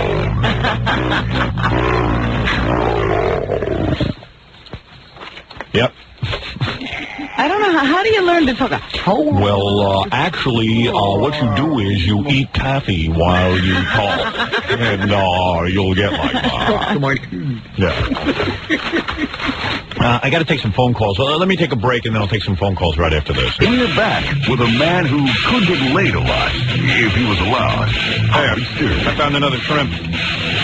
All right, this is my last bite. Here, take this. This is some dish, Robin. Try this. That's a sauce. Those bastards can really cook. It's like an Italian beef stroganoff. Get rid of that fork before I eat more. Jackie, save some for lunch. Look at him. Jackie, don't you have a job to do? He takes the whole plate. Yeah, his whole like a plate. Did you get any? Food. You didn't get any? All right, I'll get it next time. Oh, yeah. That's good pasta. Somehow there's like a line in that room. Nothing to get over to Fred. Papa Fully, what are you going to do? You need any pasta? No, really not. You're on your diet? I really am. Oh, you can have a little. No, I can't. Gary, this is unbelievable. If you know how to eat like a normal person, you would have been able to have pasta. I'm going to get down to a normal person, and I'll be able to eat pasta in moderation. All right, Unlike sure. Jackie, who keeps gaining weight and said he was on a diet yesterday, and is now eating half the plate. He's happy. Let's go to the Friars. I'm going to have a Caesar. Yeah, Caesar. He's going to have a whole Caesar. Jackie still thinks Caesar is dietetic. It is when you take all the chicken out. Yeah, it's all salad. A Caesar with meat. Take the cheese and the sauce off it. All right. What are we doing? Do you want to... Yeah, He's handing it back after he's eaten half the plate. Yeah. And these are the plates you serve families on. Isn't that good? It is It is a great restaurant. What's that say? It looked good. Romanaccia or You really should go there one night. Alfredo. Romanaccia. All right, stop about the food now. The guy only everybody's paid for a in here minute. trying to speak Italian. No more beer. Making me crazy. Stupid Polak over there trying to speak Italian. We're not the dialectical wizards that Robin is. Well, you sure are an eating. But Billy, what are you? German and Irish. It's a dwarf. You're German and Irish? Yep. Probably aren't. I am. What's your last name? West? I think it's, what is your real last name? Warstein. Schwarstein? Warstein. Oh, Warstein. So you're Jewish. I'm not, though. What is your wife? She's Jewish. Oh, she is? Yeah. Then you're Jewish. Okay. Yeah. By osmosis. I think if your wife is Jewish, you're Jewish. There's kind of law like that or something. Don't you tell him what your real name is. We don't know anybody named West who... Yeah, I like Billy. Yeah, I'm Irish and German. What's your name? Warstein. Warshkowitz. Yeah, right. Yeah, you're Jewish. Yeah, Billy, keep denying what you are. Grow up. Yeah, right. When the Germans get into power again, it's Marchen Sie. He'll be goose-stepping in the opposite direction. Yeah. Oh, I don't know what I am exactly. I don't know, a self-hating Jew. What is it? We have the first poll. Oh, yeah, this is good. Papa Fooey, before he was sticking his food in the, sticking his hands in the food. The same hands that are by his crotch every 2 seconds. And in that mustache. And yeah, poking that mustache. Fooey. Fooey tells me on Prodigy, the computer service, they've had the first official polling. Poll? Like what does it say there? As soon as you turn on Prodigy, there's a little cartoon of you know, with the long hair. It says Howard Stern. You know, it says Howard Stern for governor. Take the poll, and then you press on that little button, and then there's a poll there. Right. And I voted twice, by the way. Yeah. I voted for Howard Stern. Yeah, I wish they would do like a Harris poll. And then it said, "Would you? Do you think Howard Stern is serious?" And I said yes. It said, "Are you a New York voter?" And I said, how can you vote twice though? I don't know. I thought on Prodigy. Seriously, I've voted on Prodigy before. They only let you vote once. I got maybe the second time I was just passing through, but I voted. All right. I kept clicking on everything. All right. So this is not scientific. Okay. So and of course this is done nationally. Oh, there's a national poll. But it's the governor of New York. Right, but they asked everyone. Okay. Yeah. Go ahead. All right. Okay, the results of the poll are in. And, well, I'll start from the bottom. Not sure was 7%. 7% are not sure if they would vote for me. All right, there's a swing vote there, Robin. Here's my favorite. An unnamed GOP candidate got 25% of the vote. Oh. All right. Mario Cuomo got only 1% more than somebody we don't know who it is yet. Right. Mario Cuomo got 26%. There ain't much percent left for me. No, there's plenty. Howard Stern clocks in with 40%. 40%? Yeah. I'm going to win. Howard Stern for governor. Howard Stern for governor. All right, everybody, let's see. Let me see that. Are you crazy? 40%. I'm already a shoo-in. I'm the governor. I'm the governor of New York. And now to sing about it, David Peel. Howard Stern for governor. Howard Stern for governor. For governor of New York. Howard Stern for governor. Howard Stern for governor. For governor of New York. I wish the bastard could say his ours. All right, turn that off. I just have this insane vision of him standing in front of a huge poster of you in Albany doing that song. Hey, maybe. He plays his cards right. Can we just lift that for governor of New York thing and Yes. put it all together and just use that? Yeah, you skip the middle part? Right. Yeah, in fact, the ending is the best part of the song, when he does it over and over again. Yeah. Yeah. Cuomo, 26%. GOP, 25%. Not sure, 7%. 40% for Stern. Does that add up? Let's see. 25 and 20, 50? Yeah, that does add up. No, 25 and 25 is 50. 51, 58. There's 2% Yeah, that's it, 2% missing. Yeah. Undecided. Yeah, how can there be 2% missing? I don't know where that 2% went. That was Gary. No, I copied it right off the thing. Slowly. So it was slowly. I mean, 100% of the people answered the poll because... Yeah, you only count who's there. Yeah, so how can they... I thought I voted both. I think I might even have 42%. Flunky. Popo high. With voters under 25 years old, we have 53% of the vote. With voters over 25 to 44, 44% of the vote. Over 44, 27% of the vote. All ages, 40%. And in gender, this will surprise you, Robin. Okay. Out of that 40% of my voters, my constituents, how many do you think were male and how many do you think were female? I would say, you want percentages? Yeah. 17% male. 42% male, 33% female. Very even. Very even, Robin. See, a lot of people don't think the... Wait a minute. 42 and 30? No, it's 42% of all available voters were male. Oh, okay. And 33% of all available voters were female. Okay. But it's still a high percentage. It says gender for Stern. Because, again, you don't get 100%. Right. You get 77%. So who else was voting? She-male?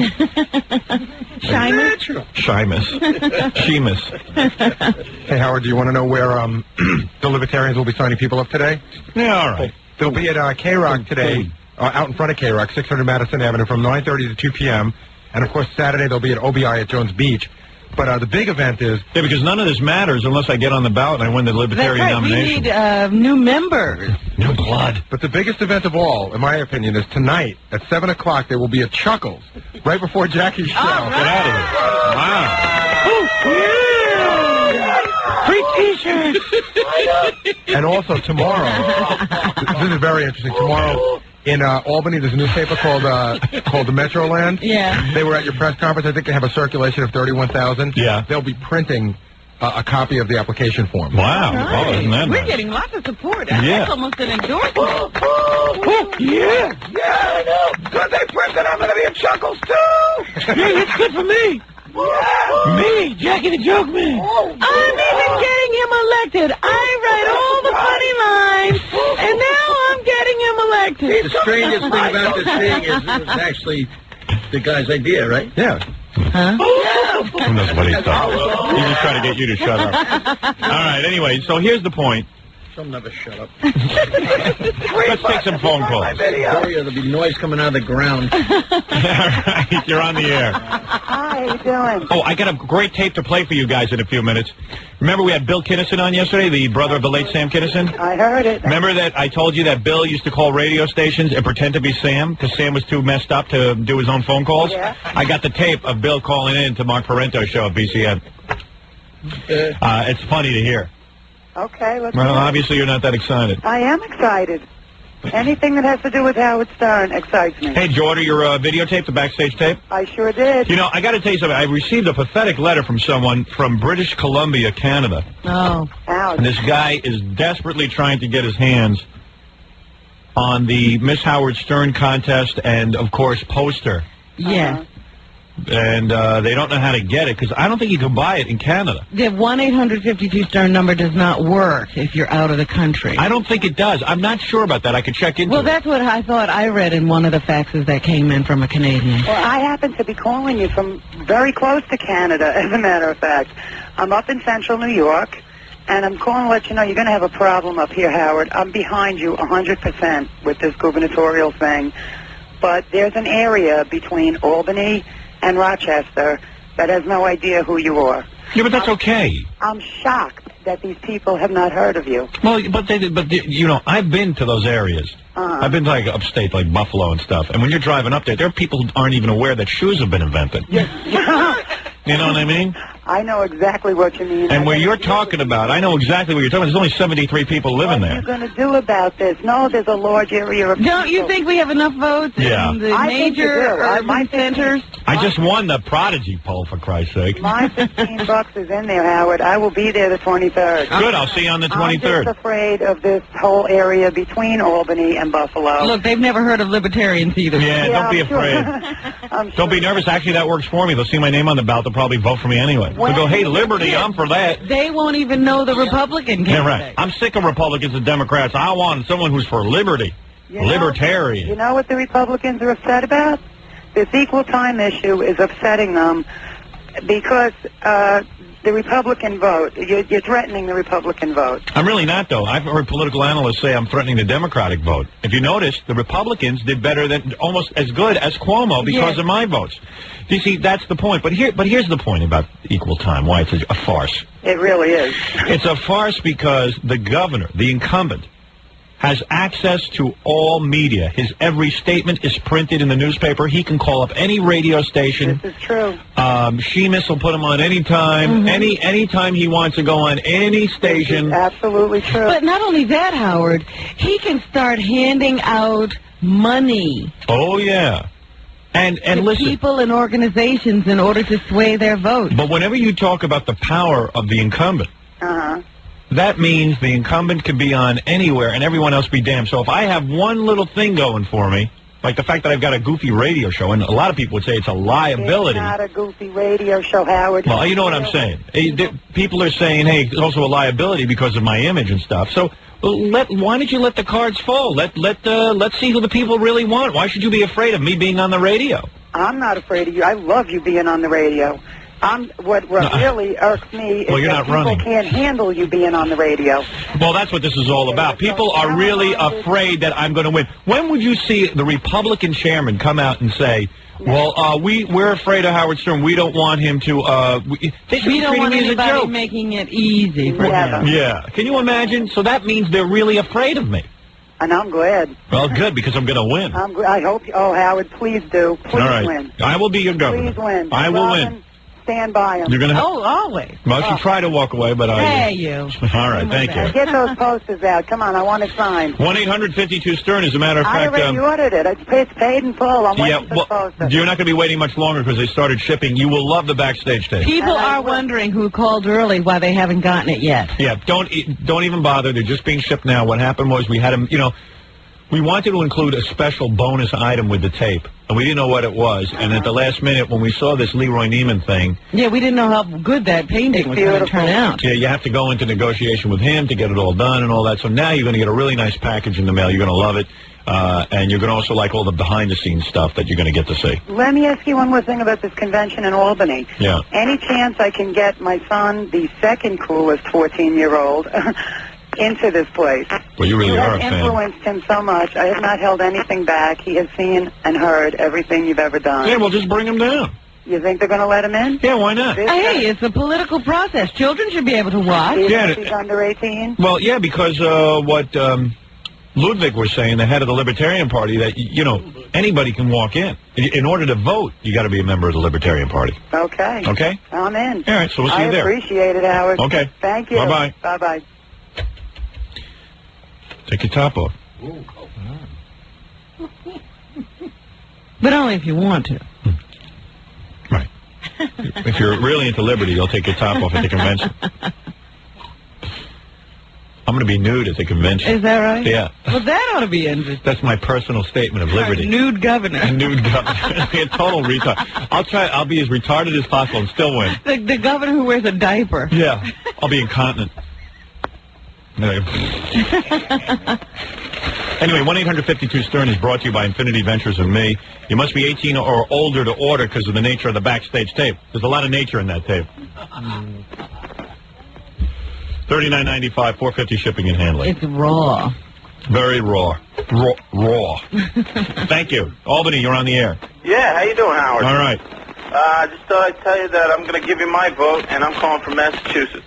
All right, thank you. Hey. I don't know how you got to vote in New York. I got an address in New York as well. All right, thank you. That phone connection was real bad. I had to get off with him.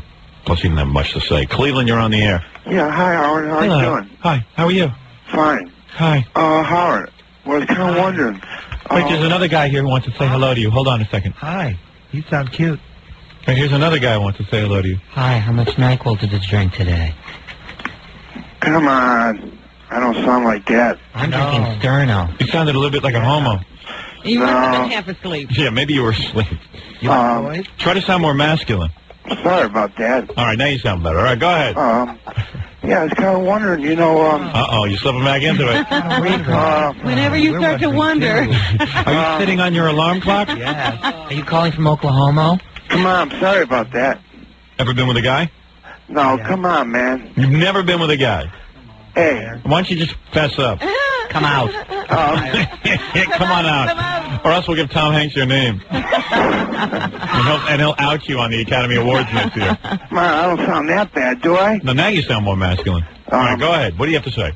I was just kind of wondering, hey... All right, there you go, slipping back into it. He wonders, he gets gay. Let me ask you something. Stop wondering. When you were real young, you never had someone, come on to you? No, You and your friends never had, like a sword fight? Towel snapping? You never had a sword fight with the other little boys? Played Army or something, but... Oh, so you played Army. Never played Army Doctor? Come on. When you played Army, you guys did you guys climb into a foxhole together? Hey, I called to ask about, Did you sleep on your stomach for them? Ever crawl into the same sleeping bag? Hey, I called to ask, when you could get into the government ship. Will there be room for homosexuals? That ship is very full right now because Kathy Lee Gifford is on the cruise. That ship is full of seamen. In the morning, in the evening, and we have fun. Not much money, oh, but honey. If they could see me now, they'll never believe it. If my friends could see me now. Oh, Skip, I just signed us up for another week. You think I got that long to live, Kathy Lee? You guys are rough, man. You guys are rough. Another week, Jesus. Where are we going, Antarctica? Can you pay one day at a time? Come on, Frank, let's dance. No. Jesus, I can't. It's out again. Up and down. I gotta keep taking the blanket off my lap. I came to take it easy. Wake up, Frank, it's dinner. Dance. I can't sit down. Oh, Frank, look who's here. Richard Simmons. Oy vey. How do you like my new hair? And then there's Willard Scott. Big dope. Big dope on a cruise. It's always sunny on a cruise. Big nitwit. When these guys... That's like reject cruise. Imagine that cruise. Kathy Lee and her old bag husband, that old geezer, that fossil, sitting there with his young girl. Willard and Richard Simmons and the nut boat. Yeah, the nut boat. And Regis. Hey, Regis, what are you doing here? Wow. I can't get enough of you. Same as you, the big cash in. You big cow. What am I doing here? What am I doing here? What do you think? The big cash in. I heard a statistic. 46% of the people on that cruise with Kathy Lee swim back after 3 days. We're out of here. If you could. See me now. They'll never believe it if my friends could see me now. Imagine that's your mom. Oh, God. Cassidy, Cody, little cute kid, and Grandpa. I guess let's mix with the gas. I married him because I didn't know I'd be so famous. Mix with the gas. Get me off this friggin' boat. Hey, Howard, I was kind of wondering, when these... Yes? This stuff happens, There's a lot of wonderment in your government ship. Yeah. Well, you gotta wonder, Do you have blue eyes? And purple. You think Kathy Lee carries a mirror in her pocketbook just to check if Giff is breathing at all times? Daddy's breathing, Cody and Cassidy. Oh, shucks, huh? Anyway, you were saying. Oh, shucks. I was just gonna ask... That was cute the way you said that. Hey, I'm going to play something for you right now. And I want you to tell me. Don't do this. I want you to tell me. No, this is for me. Don't do this to me. Let me just ask you one thing. I'm going to play you a sound. You tell me if this is a familiar sound to you, okay? Come on. No, seriously. I'm going to play this sound. Just tell me if you ever heard it before. Huh? Don't despair. All right, here we go. You ready? Here's the sound. Got me up? What? Have you ever made that noise? You ever made that noise?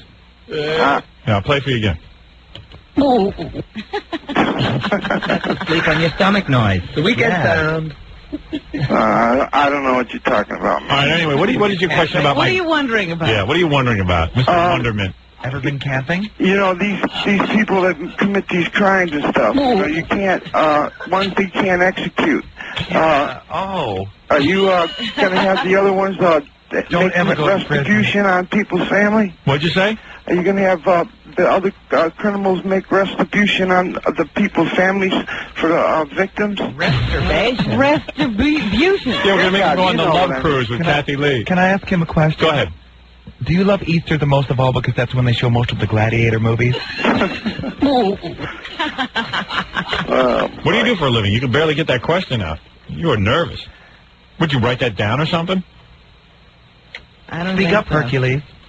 Well, I guess I can't do this too well, so... No, you can, Hercules. Sorry about that. Your name is Hercules. Day, buddy. All right, man, you too.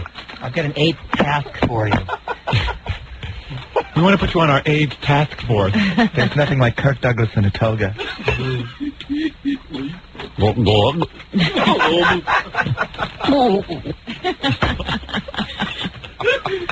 All right, we got to take I feel bad for him. He had a very serious question. Now he thinks he's homosexual. I thought I was gay. I couldn't stop wondering. Yeah, I know he was. I'm wondering.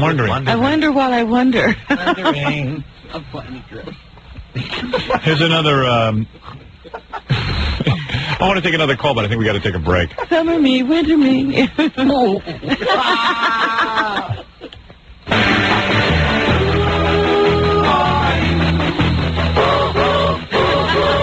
right, very good. All right, we got to take a break, and then we'll, We should have asked that guy if he had sent away for Barbra Streisand tickets. Can you imagine how many homosexuals are going to be at that Barbra Streisand concert? That's the only way. I can't figure out who is buying all these tickets. I can't find one person that likes Barbra Streisand. Although my wife is, like, really into it. She must have wanted some, and she was afraid to ask, I'll bet. I bought him. Super scalper. Think Richard Simmons will be there? Hi!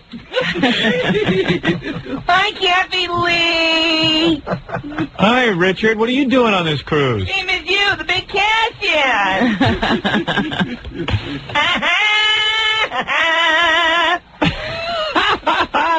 All right, let's take a break. We'll be back right after this. We're back to the Howard Stern Show. Yeah.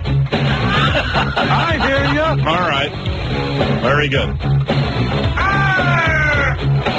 Thank you. What did I say we were going to do when we got back? We're going to listen to this Sam tape? Oh, you want to hear that? Yeah. Okay. Well, I'll give it to you. Let me rewind it. I was just listening to it. This is good. What is this? Stern for governor. Various reports. What are these? Oh, it must be some TV news reports. Let me just see what this says. No one has ever accused Howard Stern of being shy, and tonight he's not shying away from politics. How does Stern for governor sound? Well, the radio shock jock, shock... Oh, okay, that's what that is. I think I've had it with those. Let's see. Okay, so just to refresh your memory, Bill Kinnison was on yesterday. I was telling the story about how Bill used to go around the station. You know, he traveled with Sam Kinnison. Bill was his manager, I guess, or something. Bill was something. What was Bill? His manager. Yeah. So Bill sounds like Sam. So, I wasn't even aware of how much until he started doing a Sam impression in here yesterday. Well, Bill, yeah, right. And Bill, the way Bill tells the story is sort of different than what Mark Parento remembers. Right? Oh, yeah? Yeah. Bill says that what he would do is he would call these various stations, and they would never know they were talking to Bill Kinnison. They thought they were interviewing Sam. And then he even says some of the stations knew it was Bill Kinnison, and they didn't care. They just wanted an interview with someone, so they would say it was Sam Kinnison. They would go along with it. You know what I mean?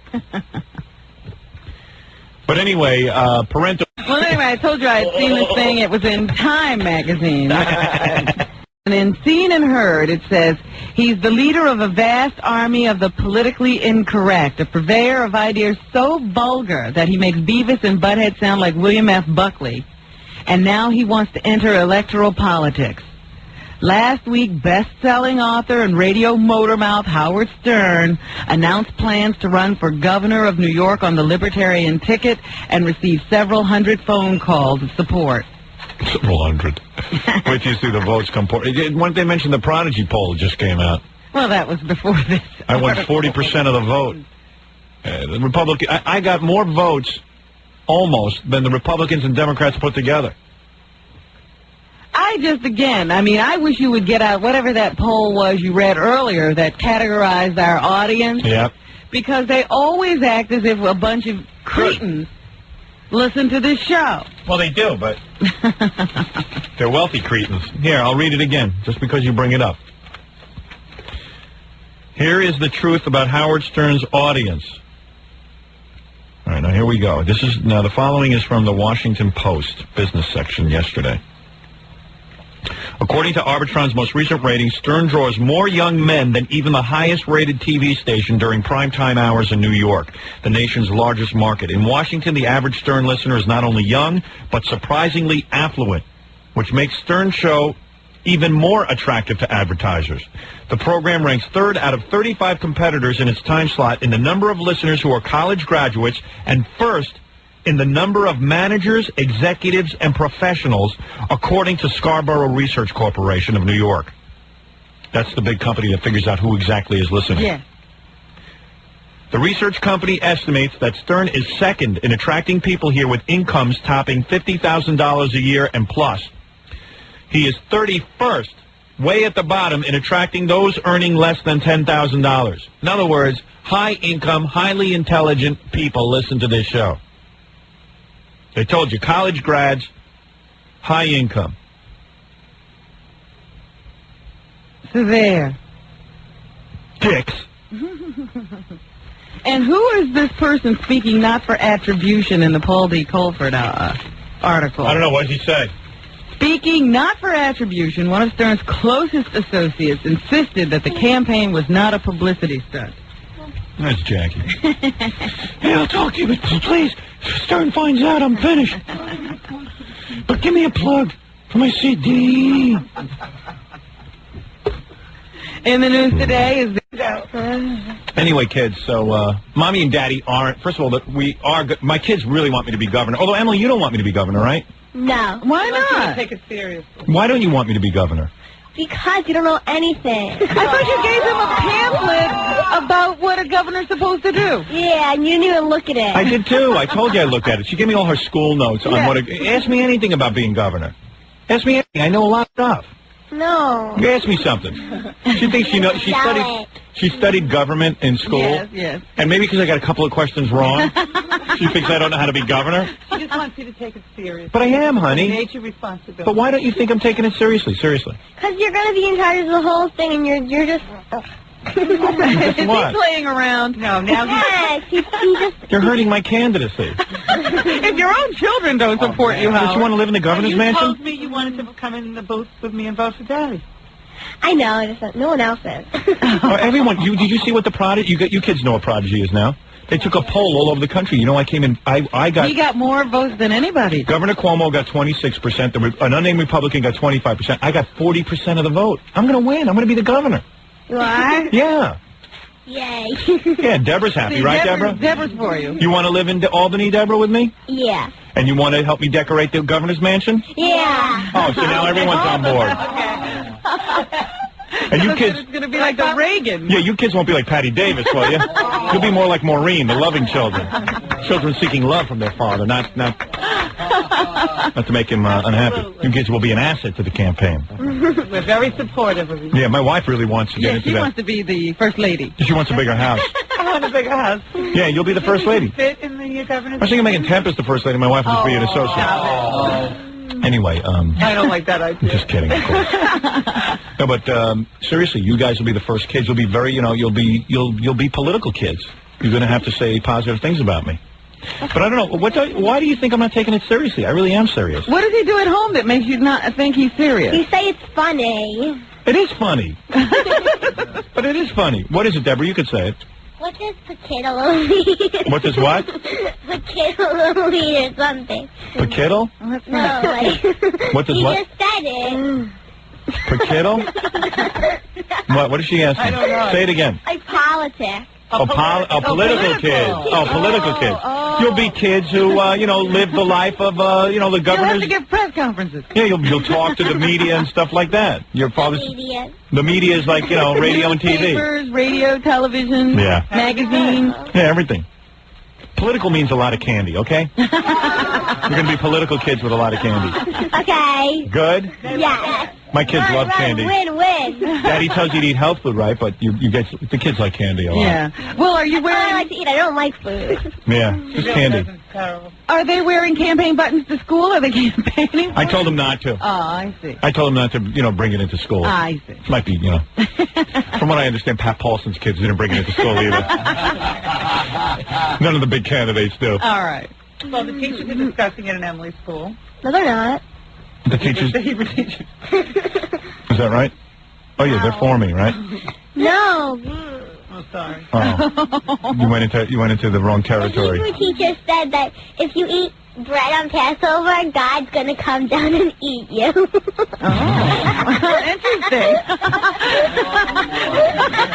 That's why your kids are gonna be going to Catholic school starting next week. There's too much voodoo going on in that Jewish religion. Who was that, Rabbi Dahmer? Cardinal, what do you make of that? Ooh, ee, ooh, ah, All right. Tell the kids something good that they can learn about God. Give them a lesson. God is a big black woman. All right. Thank you, Cardinal. When she gets mad at you, she throws breadsticks at you. Ooh, ee, ooh, ah, ah. Ooh. God gives chunkies to kids who act like humans. Hey, kids, that's, you know who that is? That's Billy West. That's the guy who does Ren and Stimpy. That's Ren and Stimpy right there. No. Yeah, we met. I met you at your house one time. You're kidding, you're kidding. No, I'm not kidding. Oh, they love you. Yeah? Oh, They love Ren and Stimpy. Oh, I'll get you some pictures then. What is it, man? See? Do it for them so they believe Here, it. have a magic nose goblin. I picked them myself. Oh. Look at Emily's face. She doesn't believe it. She's in shock. That's the guy. Wait, do that again. What, the face? Do everything again. Do Ren and Stimpy. Do the voices. Do everything again. What is it, you idiot? I'm not an idiot, Ren. Am I? And do that other cartoon that the kids like that you were involved with. Oh, Doug? Oh, we love that. Hey, do Yeah. Doug's voice. Oh, he's painlessly average 11-and-a-half-year-old. See? And he loves Patty Mayonnaise. Close your eyes and you'll see him. Yeah. He has a crush on Patty Mayonnaise. Right. Yeah, and I'm his friend Roger. Roger the bully. Hey, Billy. My kids look up to you. I mean, down to you. And I'm smarter than Gary. Right. Cool, huh, kids? Yeah. Yeah. Show business. All right. Show business. Imagine a guy getting paid for making goofy voices. Daddy has to work hard for a living, not like Billy. He gets paid for doing easy stuff. So, yeah, so we're going to be in the governor's mansion, and you can be proud of it. Don't think I'm taking it as a joke, Emily, because I really am taking it seriously. Deborah, you know I'm taking it seriously, right? Uh-huh. I really am. You're for him. Yeah, but Emily's really for me. She really wants to be the governor's Sure, but daughter. she wants you to be serious. Do you want him to quit after like 3 days? No. That's what upsets her. See, that's what makes her Yes, mad. I figured that was it. But don't you understand? My parents don't understand it either. My mother No, don't you understand that I'm qualified to do certain things, and once I do them, I should step down and let somebody really run the government who can do more? Do you understand that? I think people appreciate that. That's honesty. I'm saying I'm going to do what I'm good at. I'm going to get the death penalty for people who are mean, and, you know, fix the roads up so people can get to work, and that's all I'm really capable of. Plus, I have a show business career to worry about. I have to tend to that. Being governor, don't put bread on the table. All right? will be up there with no bread. All right. I'm going to make it so that every night episodes of Baywatch on TV, not just one night a week. 7 days a week. I thought you were keeping it to these 3 things. All right, okay, you're right. Keep it to the 3 things. Keep it simple. Getting so complicated. All right, who wants to do a song? Anybody want to perform? Emily, you ought to. Emily takes singing lessons and everything. Yeah. No. She does, and Deborah takes singing lessons too. Oh, really? Do it. Oh, you don't? Piano with some singing. You do some singing. I got the kids signed up for all kind of lessons. Yeah. Who has the kids? I got. Oh, all right. My wife does. She's in charge. Am I who's the more fun parent, mommy or daddy? No, daddy. Wait a minute. You both. That didn't sound like the kids to me. Kids, take a vote. No. It's all right. Who do you think is more fun? Like, who's more fun to hang out with? No. I love to see him. Really? Are my kids well trained or what? But if you had to live with one of us, with At mommy least or they've daddy, learned not to pick favorites. right? If you had to choose, would you rather live with the governor who has a film career and writes hit books, or sit at home with mommy? Who takes them everywhere and does everything for them. With daddy's money. Yeah. Once daddy's money dries up, what fun will mommy be? No, kids, seriously. No. Do you guys want to sing? I got these kids signed up for singing, piano, again with the eye, karate lessons, everything. They do it all. These Yes? kids are super kids. All right. Got all the advantages I never had. Wonderful, Howard. Right, kids? Yeah. How do they know what advantages you didn't have? I'll take them where I grew up. I'll send them right into culture shock. Never ask you kids to mow the lawn or anything, right? Always have gardeners doing that, right? You kids don't have to lift a finger in the house. What do you have to do? You don't even have to clean your rooms. I got housekeepers for that. These kids got a maid. They have to straighten. Yeah, they straighten. You should see the straightening, right? Am I some father? I've seen the straightening. Tell the world what a father I am. Come on, I'm running for governor. You kids got to stick up for me. Tell him. He's the best dad. Hey, I got the household organized. I'll organize the stage just the way I organize the house. Oh, yeah, you'll have everybody label their closet. I'll have people cleaning up. I'll have people cleaning up and taking piano lessons. You'll have them labeling the closet. Right. Only my closet's labeled. I'm telling you. See what voices. Oh, no, come on, Emily. Sing a song. Yes. Or Deborah, you do Yeah, one. you have to do Somebody singing do one. for him. I don't know what song to sing. Please, come on. Do a Joseph. Do something that you're really familiar Do with. that wonderful song. What about, like, From Under the Sea, from, What was that play you did? Hey, what was the play? Peter Pan. No, I don't like that. Do the Joseph song. She sang something from that last time. Oh, she did? Yeah. She's got such a good... You really don't want it? Deborah, you want to sing? I want to sing, but I don't know what song to sing. All right. No, but that's too bad. Yeah, sing something. Sing what you auditioned for in school. Remember you Beauty did and the it? Beast. Yeah, please. That one I love. Okay. All right, listen to this. Shh. It's my kid. How do you rate? Do you want to stand? Yes, I do. As long as you Does don't... she need echo? Oh, you want some echo? Yeah. Here, wait. Say Remember when she testing. gave the rocks? Testing. All right, go ahead. Here's my kid. Shh. Everyone quiet down. This is better than the Pete Fornatale show. Go ahead. Quiet. All right, shh. Fred, shut up. Tale as old as time, true as it can be. Believe on friends, then somebody bends unexpectedly. Thank you. That's it? What the hell happened? Okay. All right. I can't get this to work. Well, Little nobody trouble else can either. Those mics don't work. Don't get too close to the mic. It throws off your resonance. Go ahead. Don't go out of the room. Can you hear me? Yeah. Just a little change, small to say the least. Tale as old as time. Tale as old as time, song as old as rhyme, Beauty and the Beast. All right. Very nice. Very nice. Yeah. Deborah, you want to sing? No, Deborah don't want to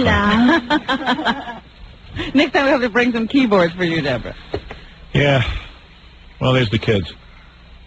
I'm doing a great job as a parent. Oh, yes, I They're can great see. kids. They're great kids. Hey, They're great kids. they are. They're great kids. I do consult with him. Yeah, every once in a He while. helps. He helps. No, I manage. And my wife is the main caretaker, but I Yeah. advise her. You say, go ahead and do that. Yeah.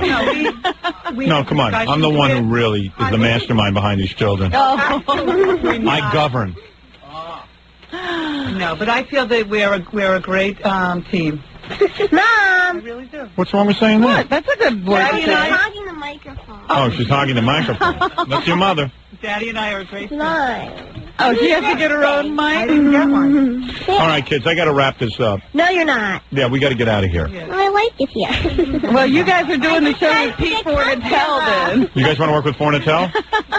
What? He's looking for a partner. Deborah, welcome. What was that? Welcome, Emily and Deborah. Yeah, Pete's got to do Very his, special guests, Emily and Deborah. Pete has got to do his thing for Eric Clapton today. It's his 49th birthday or something. We're holding up the celebration. Pete's 49th birthday or No, Eric Clapton's? Eric Clapton's Oh, 49th okay. birthday. Because I know Pete's shaving a few years off if he's saying he's 49. All right, anyway, listen. Kids, I want to thank you for stopping by. My beautiful wife, Allison, thank you for stopping by. Your father drives me up a wall, but I dare not say that. 1-800-52-STERN, for those of you who want our backstage tape and poster, $39.95, $4.50 shipping and handling. You must be 18 or older to order. Also, Jackie Platinum Joke Page Martling to order Jackie's new comedy CD, 78 minutes of wild jokes, only $10 plus $3 shipping and handling. Call 1-800-323-5464. And tonight there's a big show over at Chuckles Comedy Club. Also, Jackie will be out front signing people up for the Libertarian Party in Mineola on Long Island. For information, call the All Digital, 516-922-WINE. Kids, you think Uncle Jackie's funny? What? Kids. I don't know. What? You guys, you remember Uncle he Jackie used to tells you teach jokes. Joke? Tell the joke. Uncle Jackie, tell the kids a joke. No. What? Why? Tell the kids. Tell them about Michael Jordan. Well, laughing is not funny. Tell me your Michael Jordan joke, Jackie. No. right, forget it. Uncle Jackie's a tongue Tell tie. a joke. Tell a kid's joke. Tell the kids a Then joke. we'll think you're funny because you're not funny. joke? What? Tell a quick Poop joke. A poop. They Yeah, it's love duty Wild joke. over there. Duty joke. They love that. They love duty. There's an Indian chief, Is it somewhat clean for the radio? and he can't pass gas. Oh, geez. Go ahead. Why? His stomach hurts, he can't pass gas, so his squaw goes to the doctor, and the doctor gives his wife. An Indian's wife is a squaw. Jackie, What we is got this, political. Wonderama? You know, Deborah learned in Jackie school. picked the longest joke he knows. Deborah learned in school American. that it's Native Americans. You Yes. don't say Indians Yes. and squaws, Right. right? What are Indians called, Deborah? Native American. Right, Jackie. Oh, an Indian's wife is called a squaw. There was this redskin. Jackie, give him a short joke. Native American. Give me, one of those. I like that joke. All right, I do. so- I just want to hear the rest of it. All right, go ahead. Start from the beginning again. Oh, no. Okay, kids. How do you get Now that we know where the squad is, tell us the rest. Wait, how do you get into the cemetery? How? With a skeleton key. Jackie, what a bad joke. All right, hey, come on. Jackie, finish the Indian joke. Finish the Indian joke, because now the kids know Because what now we don't know what the squad did. So the squaw goes and to the Just doctor. say wife. Emily, The that's Native rude. Come on, Americans' let the guy get his Yeah, let anybody else interrupt me, Emily. Right. Don't Let talk us while they're interrupt. interrupting. Yeah. And the squaw, is squaw okay? Yeah. And the squaw says, "Big chief, no fart."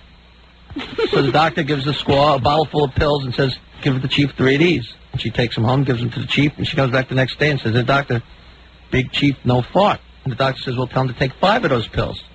She comes back the next day and she says, "Big chief, no fart." So the doctor says, "You know what? Tell him to take all the pills in the bottle."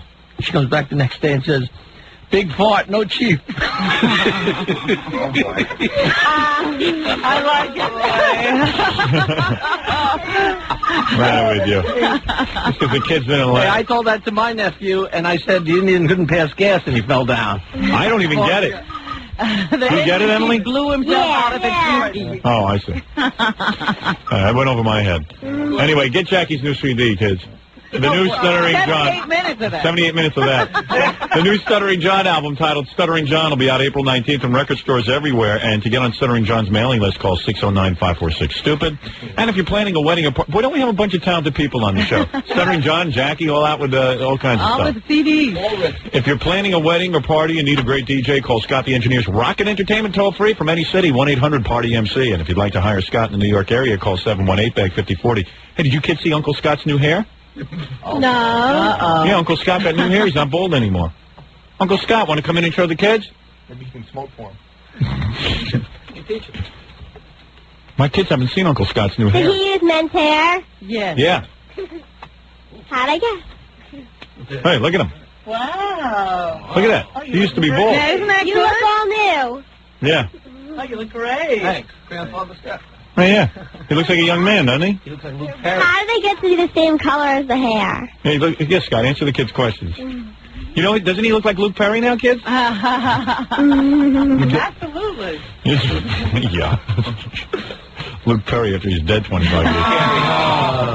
Just kidding. Luke's scary. Luke's scary. Luke's scary. Anyway, the kids like your hair. Scott, stop showing off. Okay. With that head of hair of yours. Emily's almost 14, right? No. No. Oh, this guy's looking for a date. What, are you looking for a date, you horny jerk? No, Scott, you're despicable. All right, anyway, Robin, I'll see you tomorrow. All right. And I want to thank everyone for... Okay, right after... The last award show I've done. Howard Stern for governor is really taking off. Always a lot of excitement with this governor thing. Downstairs there were camera crews this morning. Really? There's a guy out there with a big sign, Howard Stern for governor. And I know kids were assaulting near the door looking for buttons. yeah, me too. A vote for every vote. A lot of people screaming that. Fry 'em like fish. How many Various. people did we sign up yesterday, I wonder? I don't know, but the convention draws closer, and my hopes are going up. I checked the Prodigy bulletin board yesterday. You know, Prodigy. Vote going. Vote was going very good. As of 6:30 last night, I was. This is a countrywide poll about whether or not I should be governor. I was up 41%. Governor Cuomo had 26%, and the Republican unnamed candidate had 26%. So they're saying about the same. Yeah, and I grew another percentage point. I was from 40 to 41. I had grown since yesterday morning, and Pretty evenly mixed between men and women all wanting me. You know, downstairs when they're signing up people, I don't think people really know what the Libertarian Party is. Yeah, that's okay. It's fine. Who cares if they know or not? But they're not signing up because they don't realize that's the party you're running in. That's what I'm saying. Oh, I see. Oh, I see. They don't make the connection between me. No. Yeah. No, anyone who wants to be at the convention in April to nominate me. And there's a lot going on with that. Well, I'll tell you that in a minute. Let's take some phone calls and get the morning started. You're on the air. Hi, you're on the air. Yeah, Howard, I got the backstage tape and poster yesterday. All right, finally it is email. I've been waiting since you came back from vacation. I called up 1-800-52-STERN. I've been chomping at the bit ever since. Well, this is the moment I've been waiting for. Give me the review. How'd you like it? Oh, excellent, man. Good. All the backstage footage was great. Doug Beatty. Isn't that fun? Oh, that's right. I forgot Crystal about him. goofing on Baba Booey and his wet lips. I got yelled at the other day by some people in the company. They said, you know, you're not doing such a good job telling people what's on this backstage tape that just came out. People think they're getting the New Year's special rehash. And that's it, yeah. And that's it. I said, well, gee, you know, it's hard to describe. I said, the only way to describe it is to have someone who has it, someone who owns it, to sit and talk about it. So I'm glad finally people are getting their backstage tape. And what did you I think was of shot the as a cannon. Yeah, did you like the presentation? In other words, us sitting around talking about it? Oh, that's always one of the best parts of it. Yeah, I thought you'd like that. Yeah, because I was expecting just like you were going to do the pageant, and then, like in a separate thing, just comment on the backstage stuff. But I like the way how it was, you know, cut in. Yeah, that's what I wanted to do. I wanted to make it sort of special, you know what I mean? Because I was ready to fast forward just to the backstage stuff, but it was great. Yeah, okay, we have it all over the tape. Yeah, it was great. Oh, good. I'm really glad you like it. What was your favorite moment backstage? Well, what the took you by backstage surprise? party. I actually had a dream about Gina and the backstage party last night. She's wild, isn't she? Oh, my goodness. I mean, God bless her. God bless her is right. You know, all of a sudden, you're at this backstage party, and I can see why the people at the Newark City Council freaked out. And then again, what do they care? It was a private party.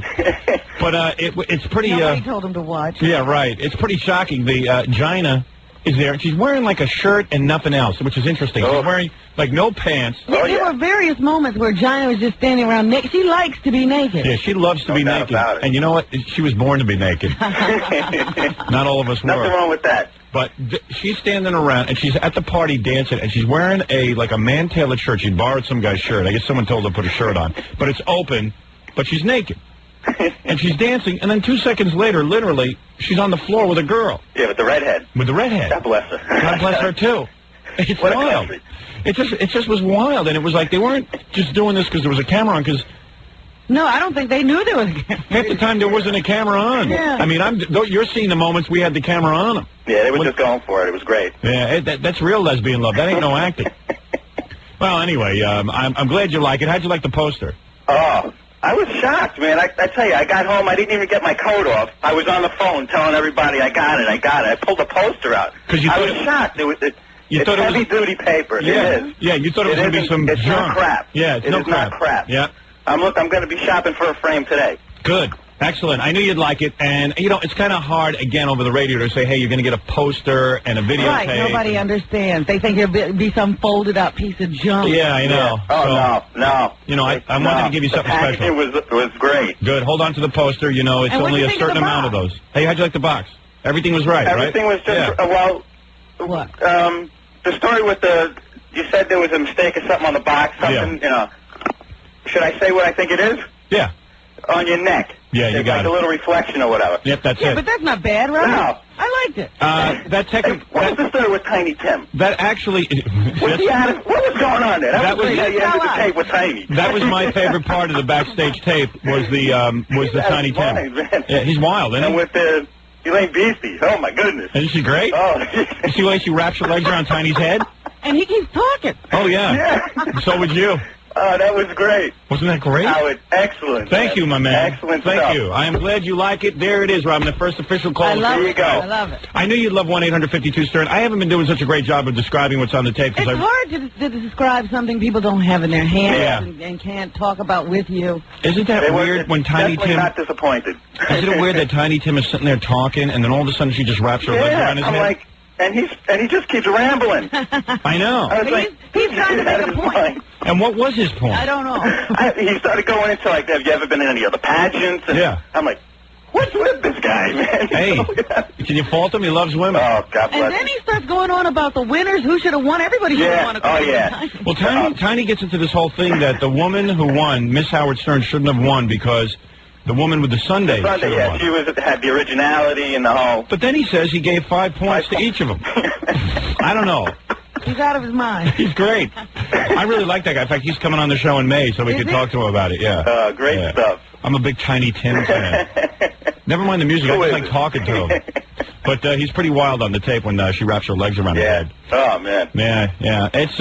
I'm glad you like it. 1-800-52-STERN for those who haven't ordered. And hold on to that poster seriously because there will only be a certain amount made, and then we'll cut it off, and then it'll become a collector's item. Real good. Thanks for the call. All right, Howard. Take care. Bye-bye. Bye-bye. Very exciting when people get that. Yes. But that's what I've heard, and when people see the poster, too, they're amazed at the quality. Yeah, and I wanted someone to say it other than me, what they not only thought of it, but to understand that there's a whole bunch of new tape now on our videotape. And the way that it's all cut in, and, you go zooming from one place to another. Yeah. It's hard to explain that. Sort of like the Howard Stern Show documentary, but I don't want to use the word documentary because that implies boring. There's nothing boring about the backstage tape. Now, how could it be? Yeah. It was Howard Stern. That's right. We would never give you anything boring. It might be sickening, but it won't be Yeah, but boring. I forgot about Doug Beatty sitting there. That's the funniest thing. Oh, when he grabs that champagne bottle?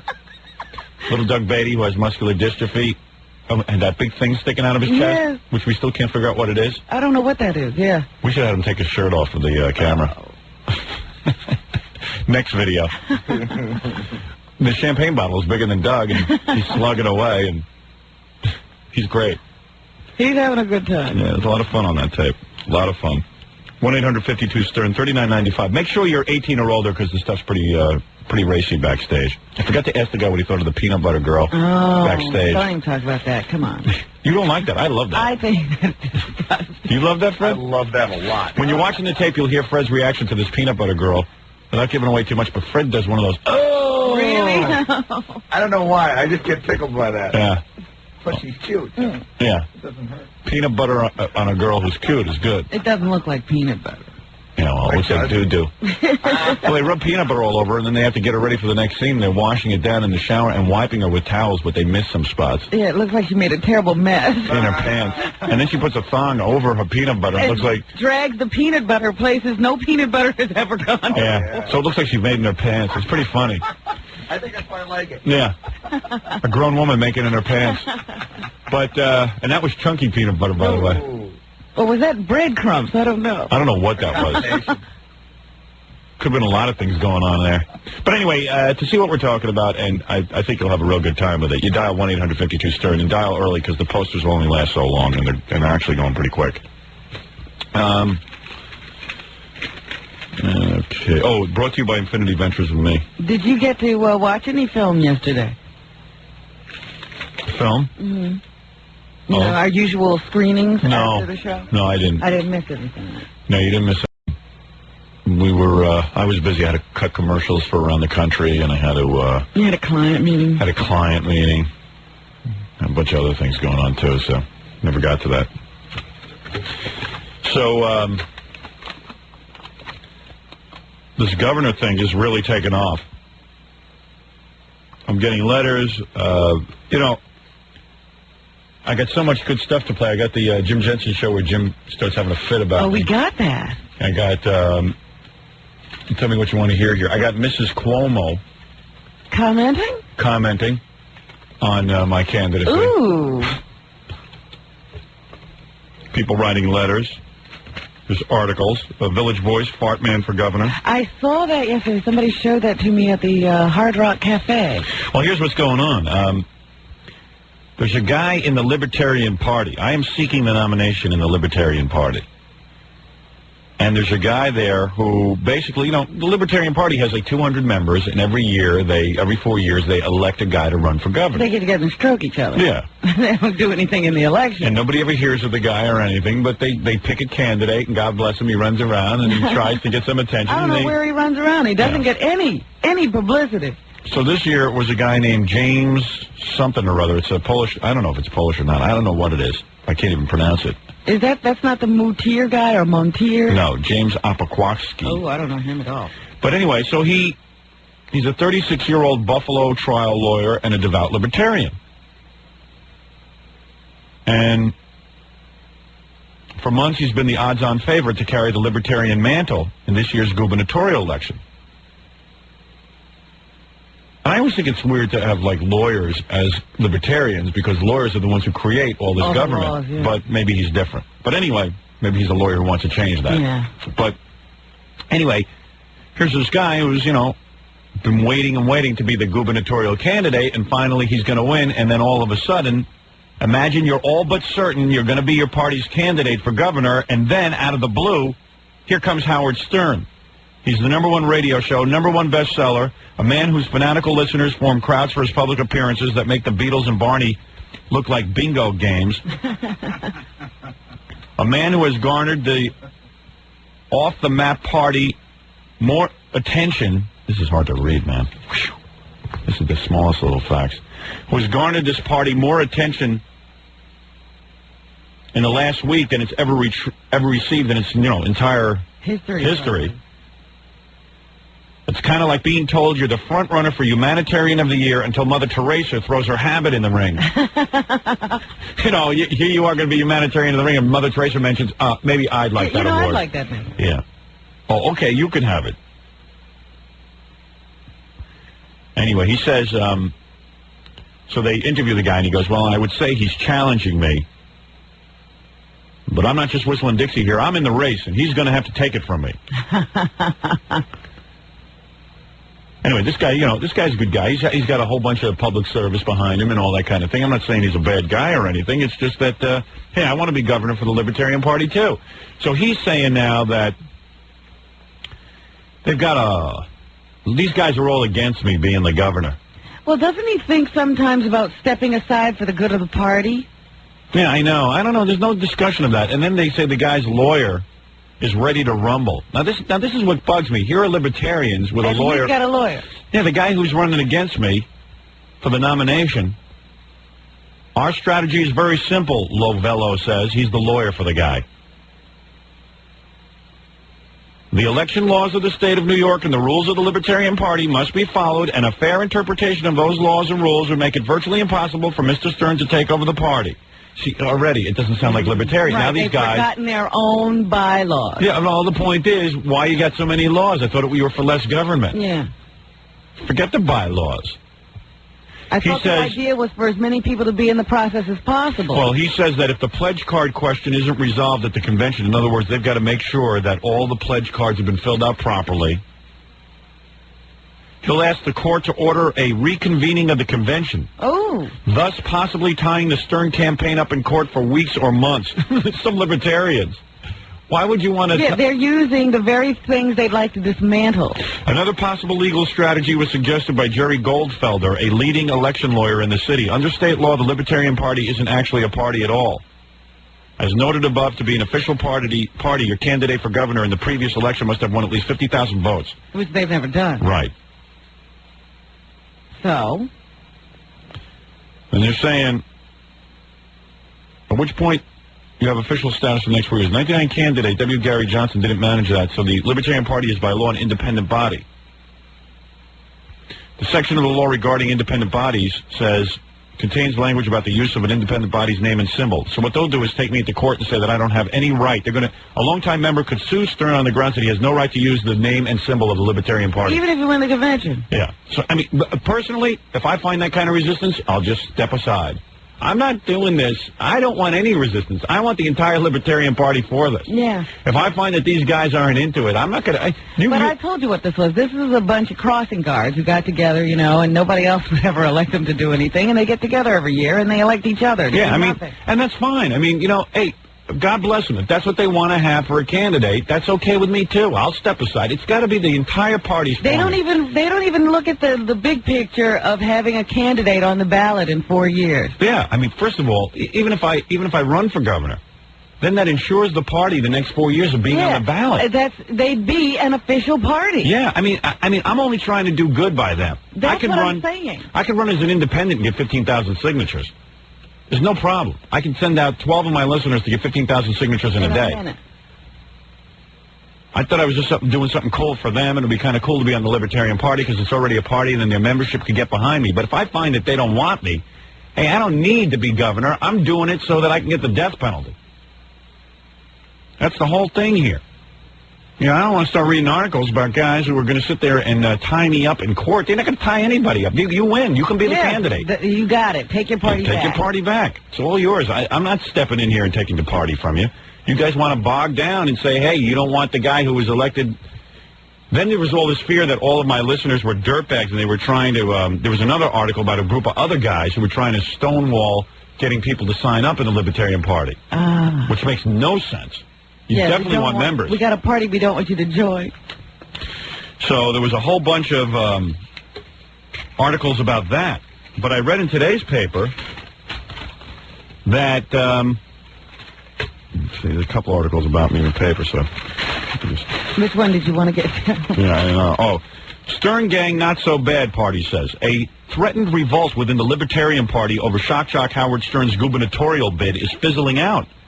Partly because Stern's fans appear to be less revolting than some within the party had feared. They're normal people, said Douglas Friedman, the Libertarian New York City chairman. Stern announced on his popular radio show last week that he would seek the Libertarian Party's gubernatorial nomination in this April 23rd, 24th convention here. Since then, at his urging, fans have swamped the Libertarian phone seeking membership applications. But instead of wackos, most of the callers are perfectly normal, Friedman says, lawyers, business people, and other professionals. Oh, wait till you see the convention. This is not going to be a bunch of yahoos. Until Stern got into the act, the party had been about 400 members, and now they're going to have a slightly bigger membership, I think.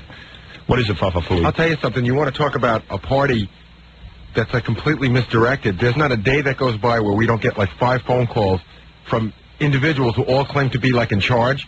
Right. I'm the Northeast Regional Director. Yeah, and there's only 200 people in the whole party. I'm the Massachusetts, chairperson. Yeah. And they all want to talk to you and tell you what to do. Yeah, I've had requests now from about 34 different people, all claiming to be leaders of the Libertarian Party. I guess if you join, you get a title. Yeah, that need individual meetings with me. I got news for you. When I'm governor, I'm not running things like this.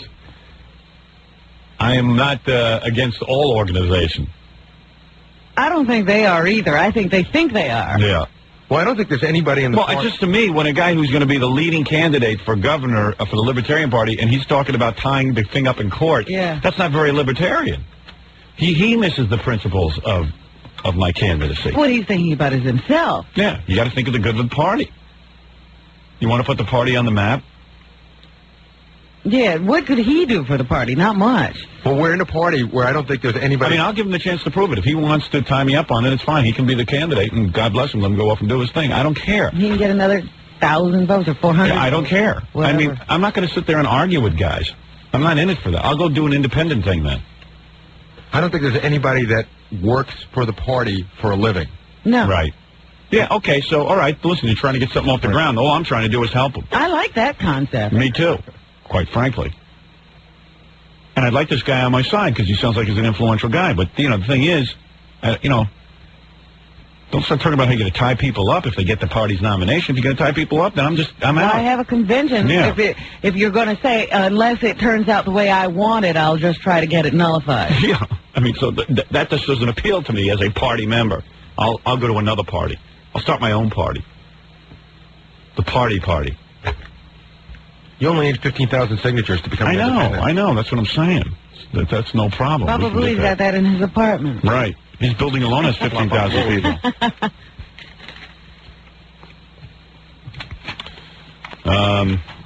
I received this letter from one of my constituents. I see. Dear Governor Stern, would you consider being governor with Tom Gulata?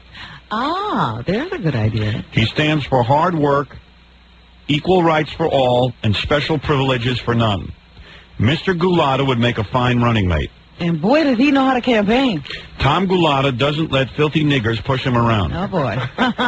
He don't back down when that scum-sucking nigger Colin Ferguson shot all the whiteys on the Long Island Railroad. Tom Gulata called that nigger what he was, an animal. That other nigger, Jesse Jackson, demanded an apology for the use of the word animal, and Tom Gulata refused. Hats off to Tom Gulata. You say you want someone who is hardworking. Before Tom Gulata got into politics, he weighed 450 pounds. Now, from all that work, he weighs half of that. Really? He was fatter than Dominic bloated attorney Barbara. Maybe the niggers would think twice before shooting white cops. I'm sure this would not be tolerated under a stern Gulata administration. The niggers are shaking in their boots knowing you're going to be New York's next governor. No longer will they be allowed to run rampant in our streets, killing, raping, and destroying our once great state, New York. Daniel Carver movie? New York would no longer be the laughingstock of the United States. And well, there's another letter of support, Robin.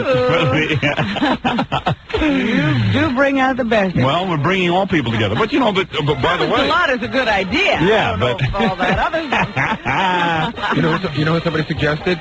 I thought this was a great suggestion, actually. Someone wrote me a letter and said, why don't you run with... He'll never win, though, with me. That's why I can't run with him. But Joe Clark. Oh. The former high school principal. Yes, boy, he'll be walking around the state with a bat. I would love to run with Joe Clark. Yeah. I think he's terrific. I don't know, I don't know if people can see past the black skin, though. Well, obviously that guy can't. No, that's what I'm talking about. I can't run with a black guy. That'll negate all the votes. Somebody suggested Ben Zwirn. No. Attorney Ben Zwirn? Ben Zwirn. That's who Gulata defeated. A lot of those like a Republican who I don't think can break away from the party. See, Ben Warren can do whatever he wants. I would run with Gulata. I like him, but Ben Warren, isn't he real liberal? Ben Warren. Real liberal. But you see, like you talk about, well, that guy sees me as a good candidate to run against, as he calls them, the niggers.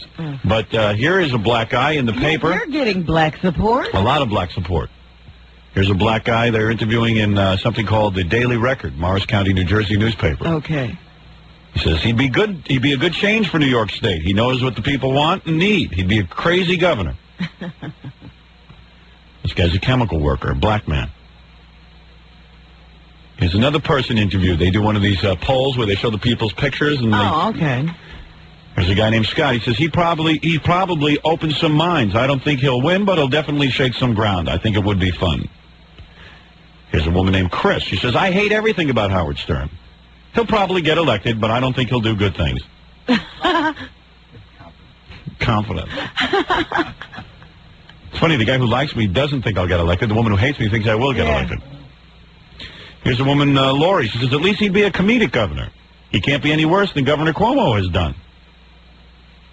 He can't do any worse than Governor Cuomo has done. Here's Kimberly, a student. Looks like some kind of light-skinned ethnic type. Maybe Puerto Rican or something. I don't know. Looks like to me in the picture. I don't know. Always categorizing. But she has an Irish last name, so you never know. He wouldn't be good for New York at all. He has no morals. I hate the guy. He has no morals. Nah. He just breaks someone. I have morals. Yeah, right. I despise when I break the morals. And here finally is a guy named Gary. He's a business owner. He says, I wouldn't want to see him as governor, but I'd like to see the government shaken up a bit. Well, how do you propose to shake up the government if you keep electing the same wackos who basically have their own little two-party system, and they all decide who's going to run ahead of time, and then you have to choose between these two. The only way to shake you up... don't get any say at all. Right. Right. So anyway, there's an article from the Village Voice. That's one from the Daily Record. Here's one from the Daily News today. I think I've shared them all with you. That's what's going on. If you want, I'll play you Matilda Cuomo kind I'd of love thing. to hear what you have to say. Yeah, here's the governor of New York. We're back with the Howard Stern Show.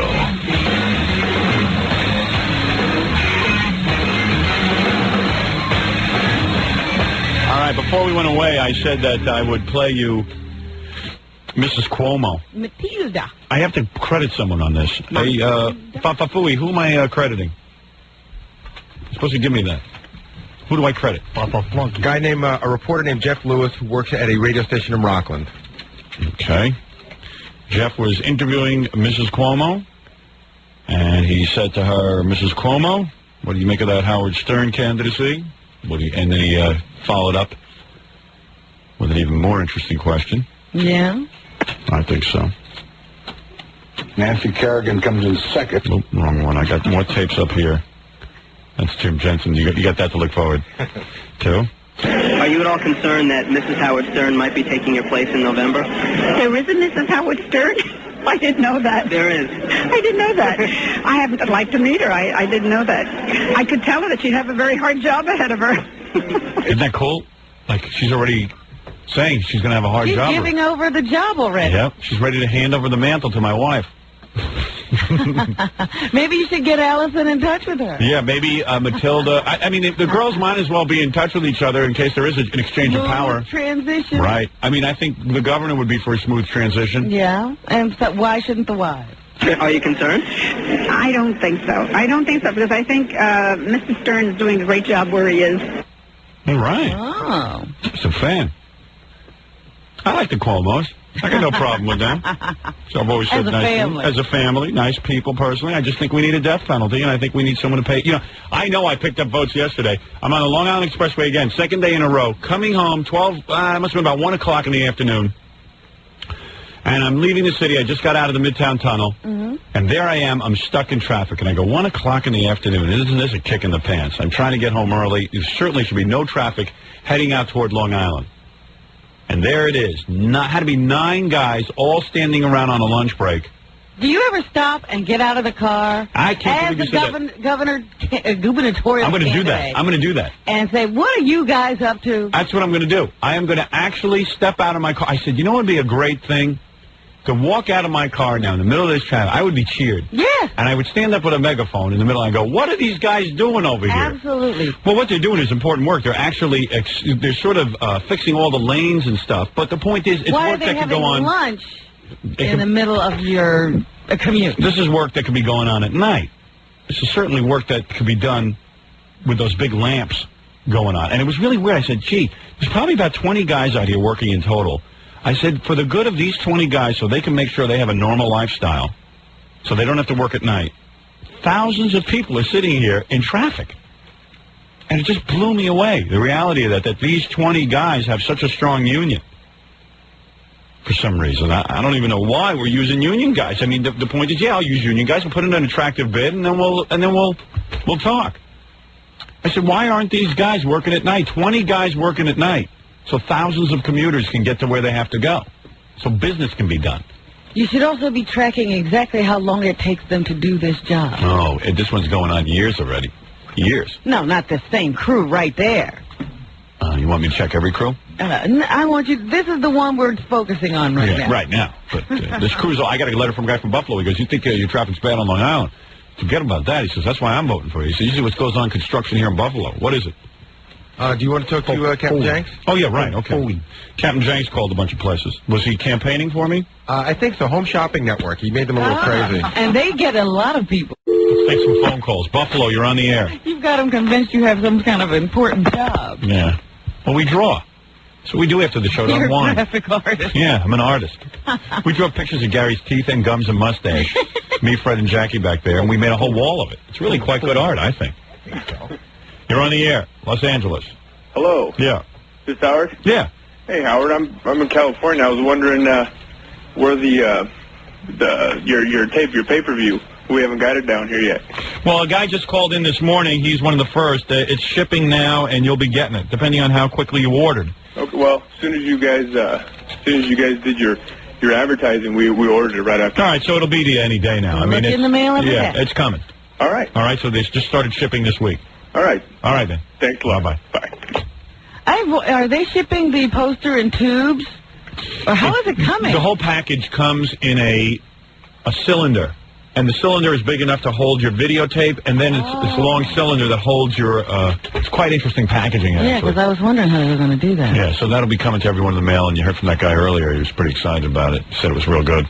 So the tape is really different. Glad to hear that. It's at 1-800-52-STERN, and the posters are limited, so, you know, we only made a certain amount of them. And after the, I don't know. We can talk about that. It's bad for us. Idiot. to bleep that guy off. I'm sorry, Robin. I am leaving the radio after a year and a half, though. As soon as this contract's over, we're doing something else. I don't know what it is yet. I'm figuring it out. We're going on Broadway. We're going on Broadway. You're on the air in Los Angeles. Good morning. Good morning. How are you this morning? I would love to know how I can get these campaign buttons.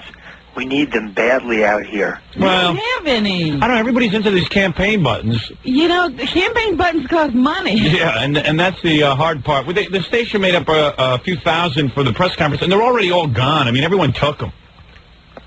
So, I really want to. I don't even know what color they are or anything. They were red, white, and blue. Just order the poster. It's better anyway. You know, if you want to help campaign, I do want to help campaign. make up a poster. I did. Good. I should have put campaign buttons in with our new video. You know, but we're going to have a homemade campaign. People are going to make their own buttons and posters. Yeah, we want a grassroots effort. I've made up many posters, Howard. We're like Jerry Brown. Howard, I've made up many posters. It's Melrose. Oh, Melrose. Oh. Howard, I got to tell you something. I got $20 for a button yesterday. Did you really? That's right. I've got 5 buttons. I'm going to sell them to the highest bidders. Can I do that? Do whatever you want with them. I don't care. Okay. It's a free enterprise system. Let me say, Howard, you were so great to me. The way Gary... New Orleans, you're on the air. Now he'll be pissed at you. Yeah, New Orleans, you're on the air. Hello? Yeah. You're on the air, New Orleans. Is it Governor Stern? Yes, it's Governor Stern. We're still waiting for our tape down here. I don't... By the way, according to the Prodigy poll, it's a countrywide... this is no joke. If you were running for governor in the whole country... Yeah. I am ahead 41% to Governor Cuomo's 26% and 26% for... an unnamed Republican. An unnamed Republican. Governor, I want to talk about Jerry Seinfeld. I hate to change the subject, but something's happened in the last 2 months that's a very subtle thing going on the show, and that's that the show remains funny, but he's no longer funny. That's because God's punishing him for going out with a 17-year-old. Well, I believe that God punishes people. I am one of those religious paranoids. Is it that God punishes? Well, there's nothing wrong with Jerry. He's a single guy. No, it doesn't matter. It's wrong. God doesn't like that. 17 years old, starts dating her. God hates that. He took Jerry, plucked him out, made him lucky enough to be a great stand-up comic. You don't mess around with stuff like that. Well, I think that your show is working on Jerry's subconscious, and he's just losing it that much. Well, God created this vehicle to punish people. Yeah, I am God's right-hand man. I punish people when they do wrong. Now, the other thing I want to tell you about is... all I know is I still have that stripper's perfume all over me. I'm in a daze. Every time I turn my head, I think of her. Really? All right, Howard, would you like the answer to the FCC riddle of why the FCC is really torturing you? Yeah, sure. Okay. I'll tell you why the FCC is torturing. First of all, you know that the old geezer who's after me on the FCC, the 81-year-old guy who feels it's his job to tell 18 to 54-year-olds what they should listen to in today's society? I learned an interesting fact about him. He isn't a lawyer. I thought he was a lawyer. What is he, a minister or something? He's an ex-general manager of WJR Radio in Detroit. Like WJR is like the station your parents grew up listening to. Yeah. In Detroit. You know, there's always one station on the radio on AM that is filled with old geezers, and your parents always forced you to listen to it. We have it here in New York. It's called WOR. In Los Angeles, I think it's called... there's always one station in every town. In Los Angeles, it's called... It's on AM radio. I can't think of it. But every town has one. It's the old geezer station. Yeah. And, in fact, driving to school with your parents was never fun because they make you listen to this crummy station. Being locked in there with that. Yeah, I mean, you got to listen to the radio, but it was some old jerk. Well, I don't think... Anyway, so this guy was the general manager of the station. And as I have proven in my book, and I've said over the years on the air, general managers are the stupidest people in broadcasting. They're the guys who don't have to sell anything. They don't have to get on the air and perform. They walk around looking for stuff to do all day. Most of them are nitwits. They can't get into owning their own stations, which is the next logical step, and they just stay in these stupid bureaucratic jobs. It's a nowhere kind of thing. In much more sophisticated answer, though, Howard, as to why you're being tortured. And the guy is so jealous that I'm successful in broadcast. He can't believe what's happening. He's 81 years old. We didn't do it that way. It's my industry, and I am a broadcaster, and we didn't do it that way. And we did it a different way, and it should always remain that way. Another uncreative guy sitting there, and I don't know, in the ozone, expecting us to do radio the way he did it, because that's how it was done. And I want to force my will on everyone. You know, he's one of those dudes. And he's 81 years old. He's 81 years old. Think of someone in your life you know that's 81 years old. And you tell me, that is qualified to tell society what is contemporary standard. That should tell 18 to 54-year-olds what they can listen to. It's like having an 81-year-old Moyle. No, it's not.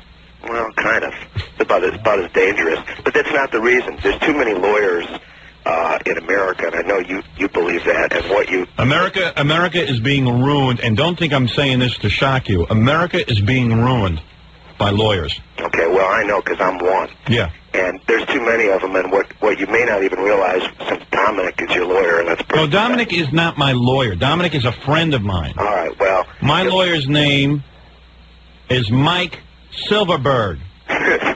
Well, what's so funny? Well, it's just... I got myself a Jewish guy, sits around there, and... You're a Jewish lawyer? Yeah, he's a Jewish guy, Silverberg. Yeah, well... Then I got another guy who's my lawyer, Ray Beckerman. He's another one, another Jewish guy I got. Well... Then I got, who else? I got about 7 of them, right, Robin, last we counted? I think that was the last tally. They're the only good ones, the ones I have. The rest are no good. The rest should be gotten rid of. The rest should be gotten rid of. I'll just tell you who's a good lawyer. All right. I don't know. I don't trust any of them. I got news for you. I'm going to tell you something how you deal with lawyers. Okay. I'm lucky I have there are good lawyers, but let me tell you something. Most of these guys, when you walk in an office with them, you got to tell them what to do. If you're not telling them what to do, if you're leaving your fate in their hands, you're in big trouble. Around willy-nilly. You're in big trouble.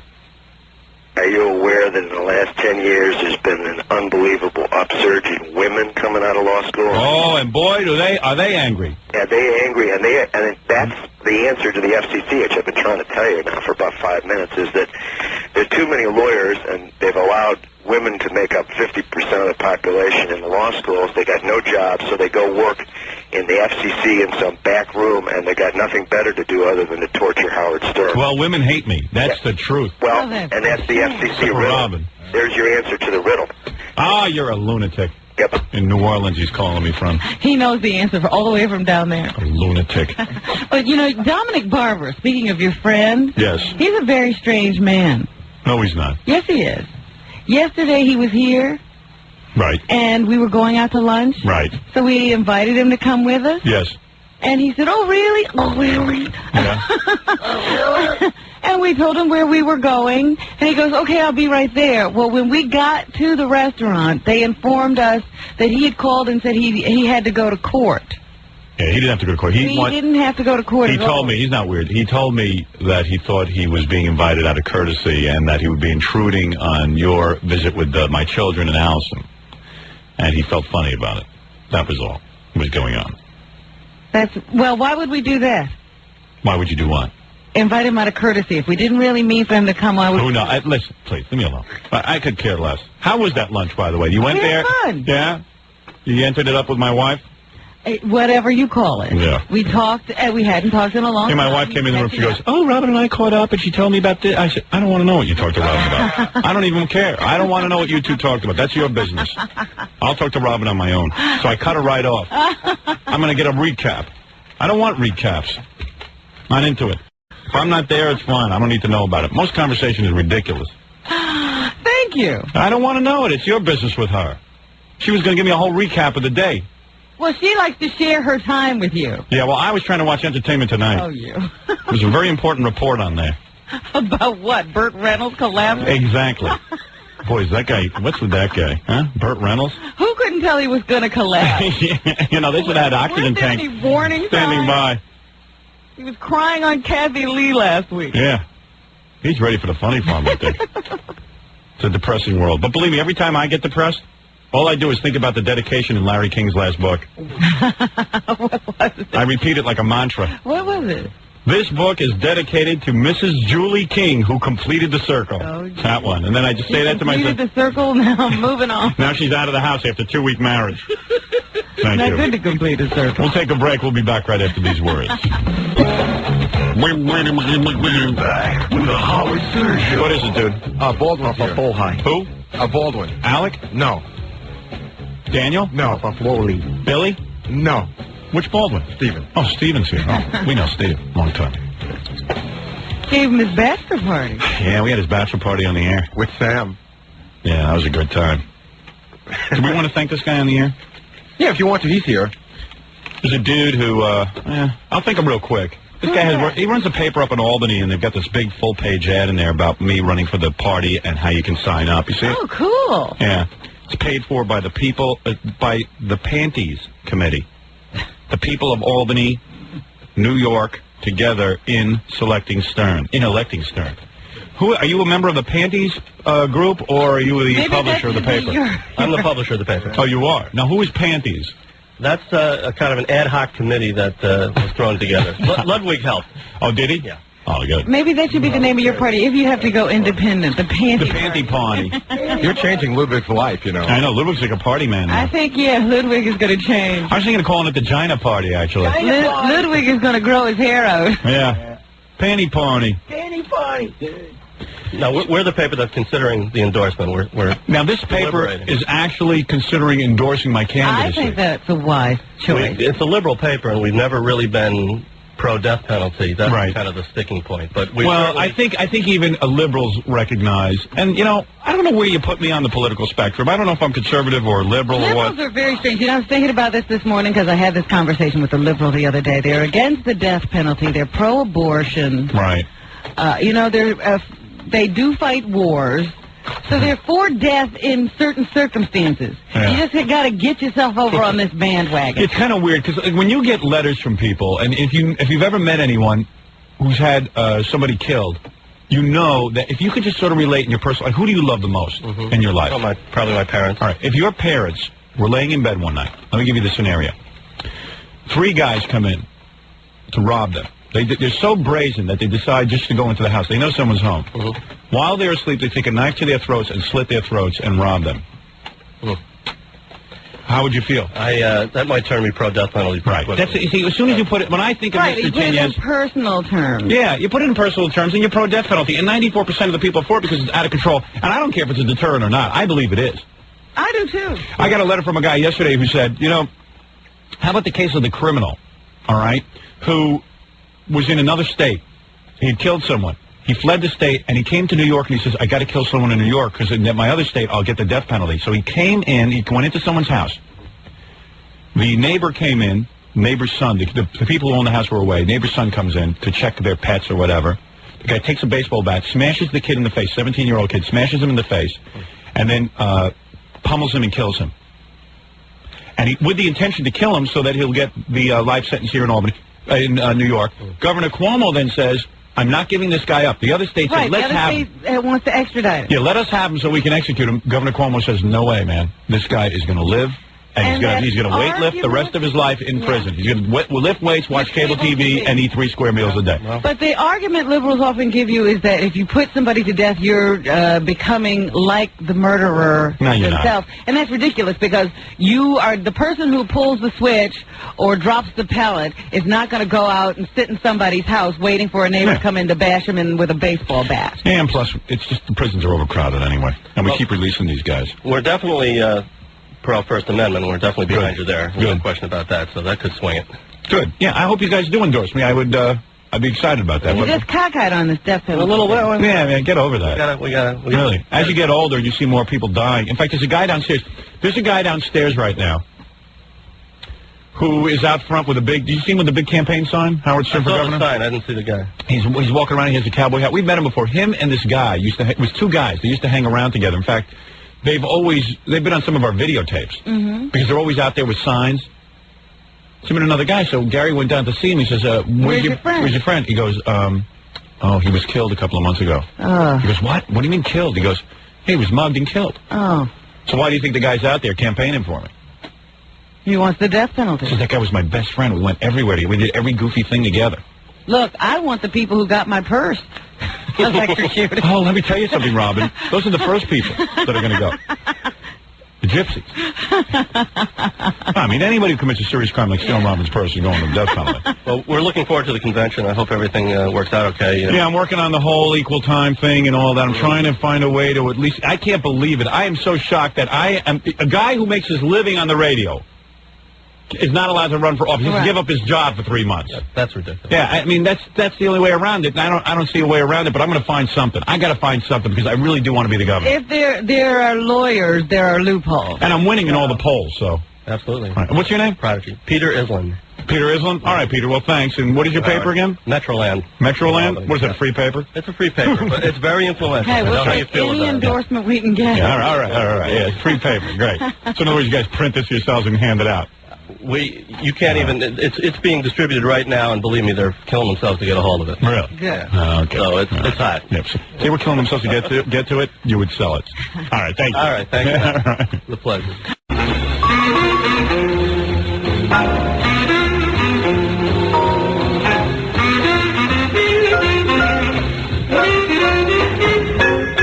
Okay, we're going to take a little break because we have to stay on schedule this morning. Good morning, everyone.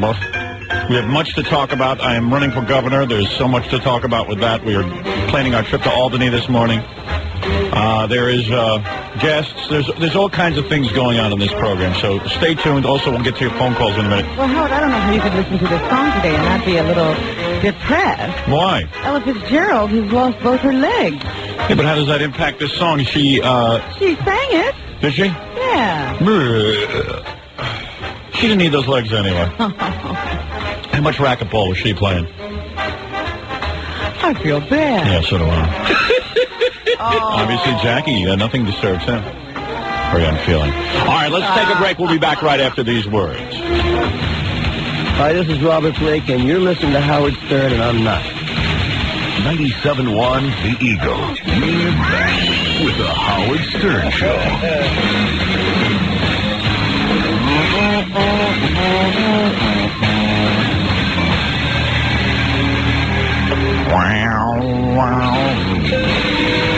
All right, very good. All right, the first thing we got to do this morning. Hey, did anybody call in? Because Larry King last night, Chevy Chase was on, and he got Howard Sterned. Really? Yeah. Oh, I wish I'd known Chevy was on. Yeah, I didn't know either. He pretended not to know what happened. Oh, yeah?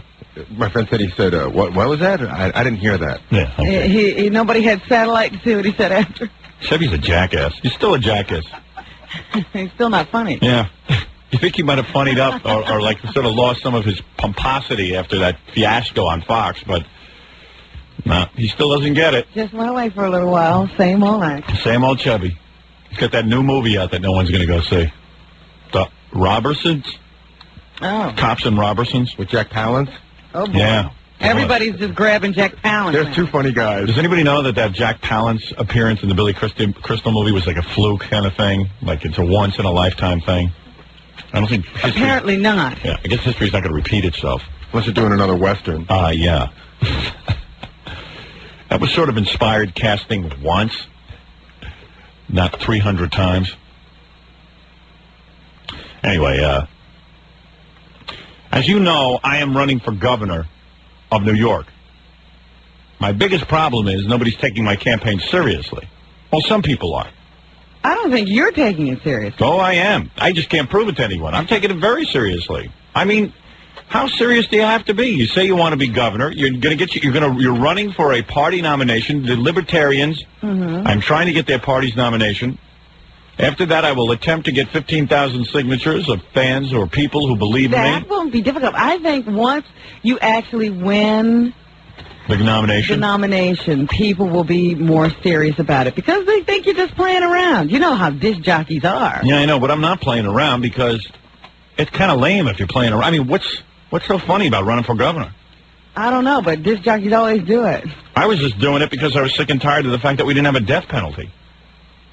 And I even said I'm not qualified to be governor, so just vote for me and I'll get the death penalty signed. I'll sign it. I'll physically sign the bill. A thing that a lot of people ask me is who will be his running mate. Yeah, and I said, I don't know yet. I got to find somebody really good. And also that's something that I have to have change in the libertarian bylaws. They want me to have a libertarian running mate, and I'm not interested in that. I mean, it's not that I'd rule one out. Well, wouldn't that person, whoever the person would be, just have to be a member of the Libertarian Party? Well, it's too late for that. That's the problem. Yes. It's too late. April 8th was the deadline. No, to vote.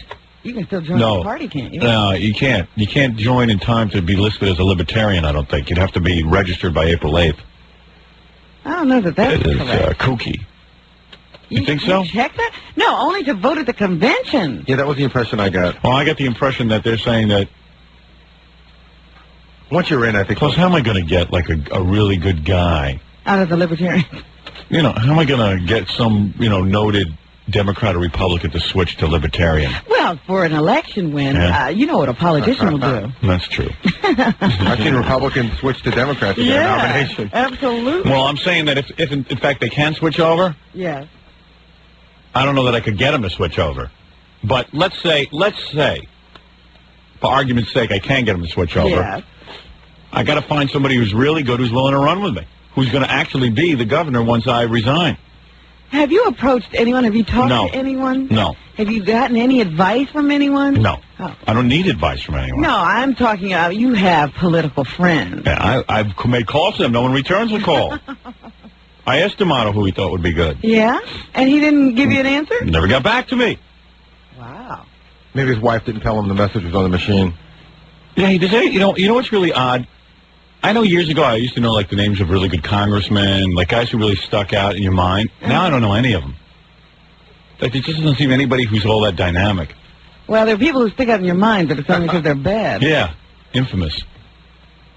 So anyway, I'm looking for a guy. Well, I guess by now everybody knows what I'm planning to do. I said basically I would change three things.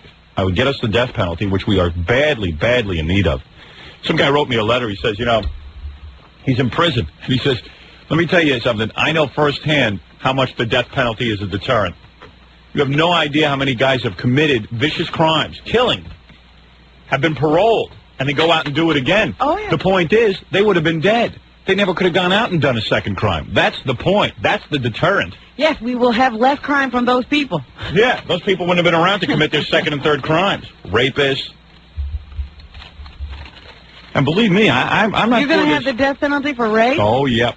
Oh, yes. You're going to change a lot of laws. Yeah, I know. It might take me a year.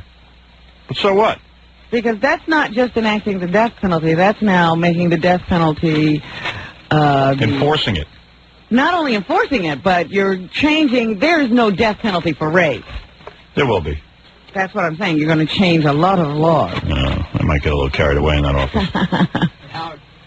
Here's a good statistic. Did you know that... yeah, Jackie. Well, not to change the subject, but did you notice anything on the way in today? Yes, I certainly did. What? Now, you tell me what was going on there. I said to myself, I know I've never seen that before. There was a mercury vapor light on the side lighting up the entire expressway, and those guys were... I'm driving in. Kidding. No kidding. I'm driving in on the Long Island Expressway. I swear to God. Two things changed today. Two things changed today. Now, if you don't think my candidacy is having some impact, on the Long Island Expressway, they had guys working at night. I never saw with one of those mercury lights vapor lights, 2 sets of them, working at night. lit up like daylight. Yeah, when you drive by one of those areas, you know it because it looks like it's day all of a sudden. That is one of the things that would happen all the I time. laughed out loud. It was great. The second thing that happened was when I pulled up to the toll booth this morning. Now, at 5:30 in the morning, that toll booth should be very well manned. There should be no waiting. There's not that many cars. Yeah. You were able to pull up to either the exact change lane or the one of the other lanes. Yeah. And you were able to pull up and easily give your money. There was no waiting because they had more than one guy manning the booth. Oh. And I'm going to tell you something. That's going to be standard when I'm governor. Yes, because you know right now, because it's an election period, and this is being talked about, sure, somebody's doing something about it, but it'll go back to business as usual the moment. Well, you know what it's pressure like? lets up. You know what it's like? Remember when the airlines used to have, they started the Eastern Shuttle, and they started giving you low prices on flying to, like, Boston? Right. So then all of a sudden all the other airlines did it to compete. And I said, don't give up on that Eastern Shuttle, because what will happen is they'll put them out of business, and then you'll be paying high prices again. Yeah. And then the Eastern Shuttle went way up, And then another airline, I don't remember which one it was, started in with giving low fares. And I said, you got to support People's Express. Right. I said, you got to support People's Express. Because they're giving us low airfare. And the second that you don't support them and they go away, Eastern will jack the rate right back up. That's what always happens. Anyway, here, according to death penalty, did you know there are 25 people serving time in New York State for car theft right now? In other words, if you report your car stolen and the person is caught in your car 15 minutes later, he can only be charged with possession of stolen property, which is tantamount to a misdemeanor. The criminals know this, so having your car stolen now is legal. Well, I told you what happened to me. They don't even bother to try to prosecute these cases. Why should cops waste their time when they know that these guys are just going to be through a revolving door? Did you know that the death penalty is for first-degree murder, and over 90% of murders are second-degree? Yes. Did you know there are 60,000 prison beds in New York State, but there are 250,000 heroin addicts, not to mention crack addicts? I'm not going to go into this whole letter. It's just too mind-blowing. And the thing is that the death penalty isn't used enough. And for car thievery, caning, boy, I know I can't get that through as governor. It'll be just too long and too difficult a battle. But boy, oh boy. I mean, absolutely. Why are people against this? Why would any self-respecting, normal, working adult be against a caning? Our president is screaming, don't cane over in Singapore. It's not right. Televise these canings. Take these guys out naked so they have to show their genitals on TV, and they'll be embarrassed naked, and embarrass them in front of the whole country as they get caned. Well, we're going back a few hundred years. Oh, yeah. And I wonder, you know something, sometimes the old things work the best. Are you laughed when I said it, Baba Bohai, like I'm some kind of fascist. Are you against caning? For car thieves? I abstain answering. Why? Why do you abstain? Well, I think, what are you, not a man? I think you can punish criminals in other ways. Like how? Tell me how to do it, and I would do it. You can put a criminal, and you could just make the sentence tougher, put him in solitary confinement. But did you just hear that there are no beds available? We don't have the resources. I keep seeing, there was a big ad in one of the newspapers today screaming about one of the congressmen from New York who is keeping prisons from being built. I say we already have too many prisons. Yeah, we do. He's right. They shouldn't build any more prisons. Too many prisons. How about we going to lock it? We've already captured the almost the entire black race. They're all sitting in prison. They are and I'm not the first one to notice this. I was watching one of these so-called black leaders on TV. He says, we now have a people who are entirely captured. It's the black race, black and Hispanic. We got them captured. We got them in cells. We basically have them isolated. But we still don't have enough prisons to capture more. Crime continues. Crime continues. There's a tremendous amount of crime.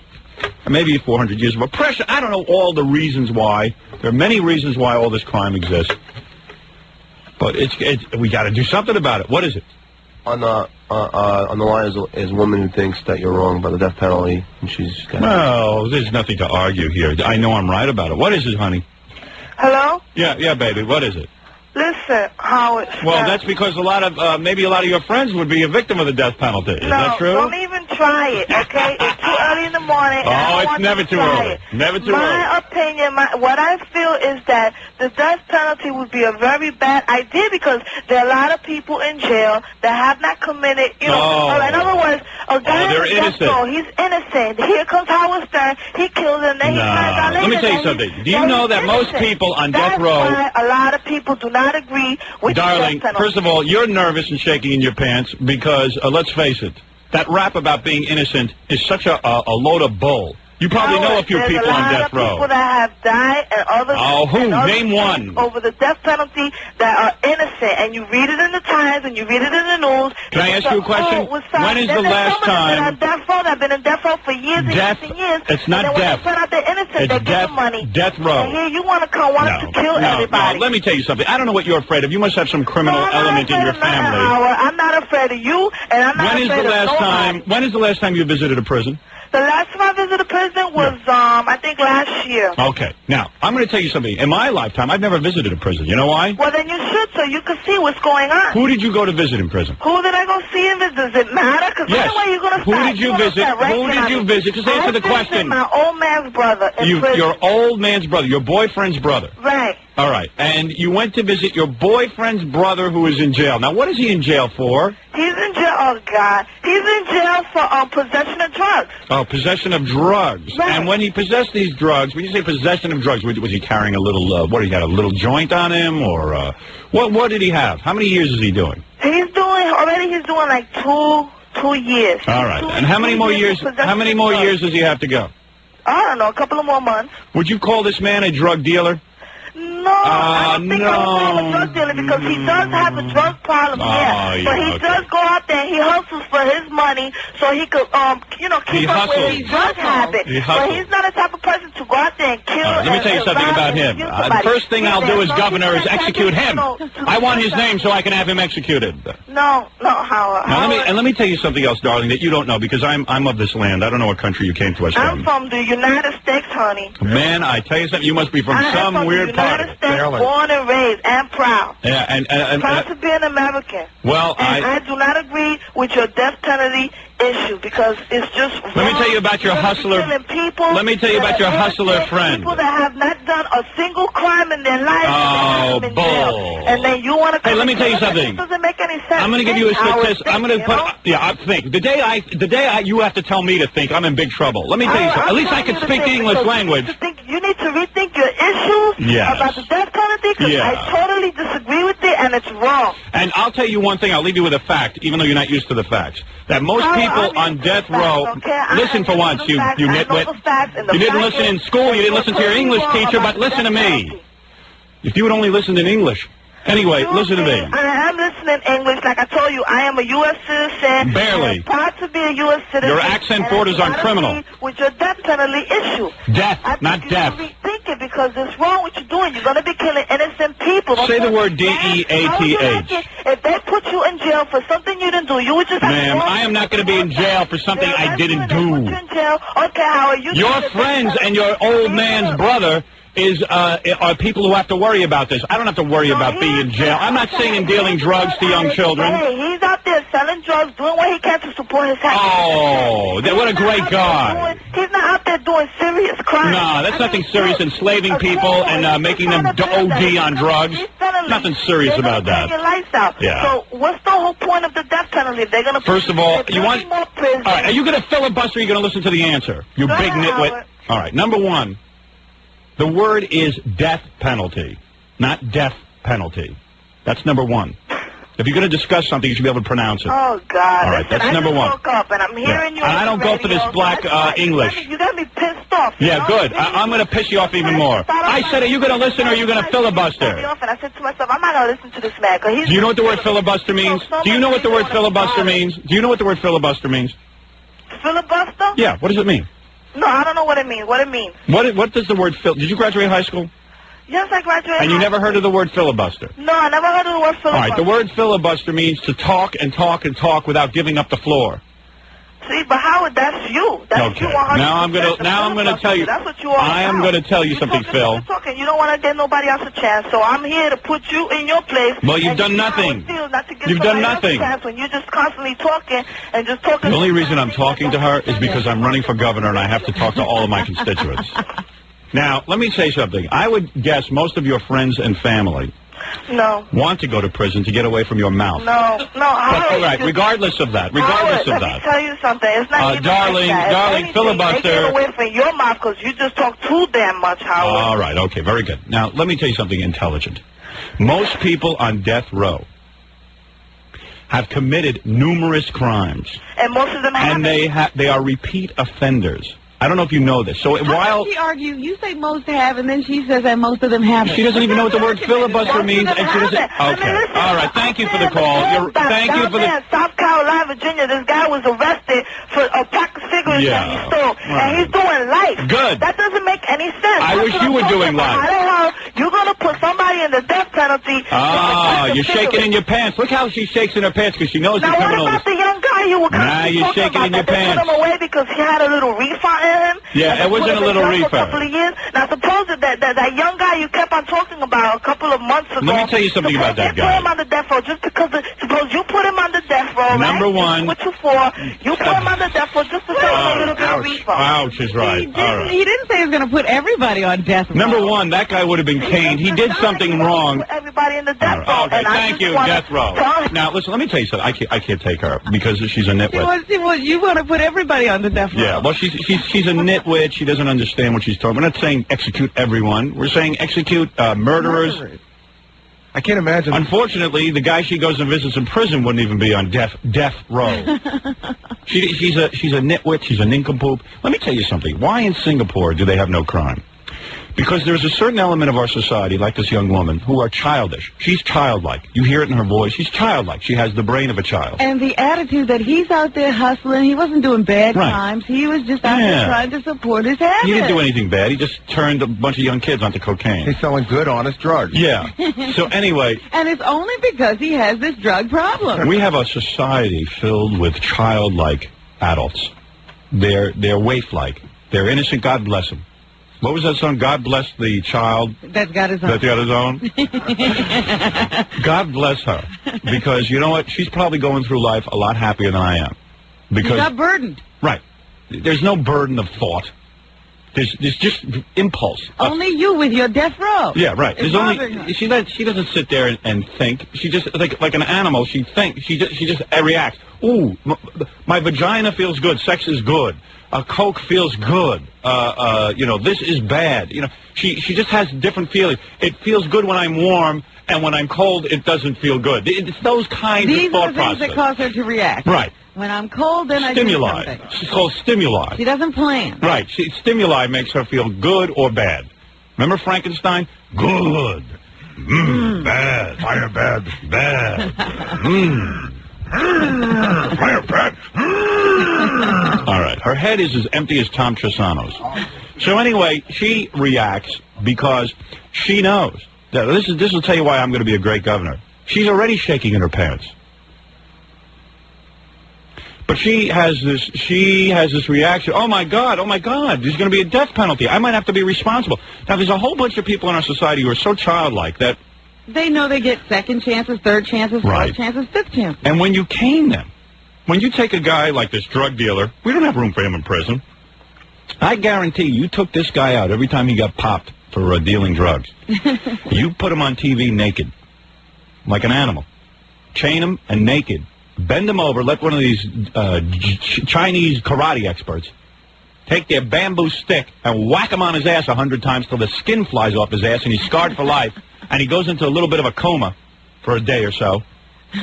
I got news for you. This guy's going to think twice the next time he tries it. And the next time, he's around and, he wants to get intimate with some woman and she sees those marks. Yeah. I say, wow. Well, dude, what happened to your ass?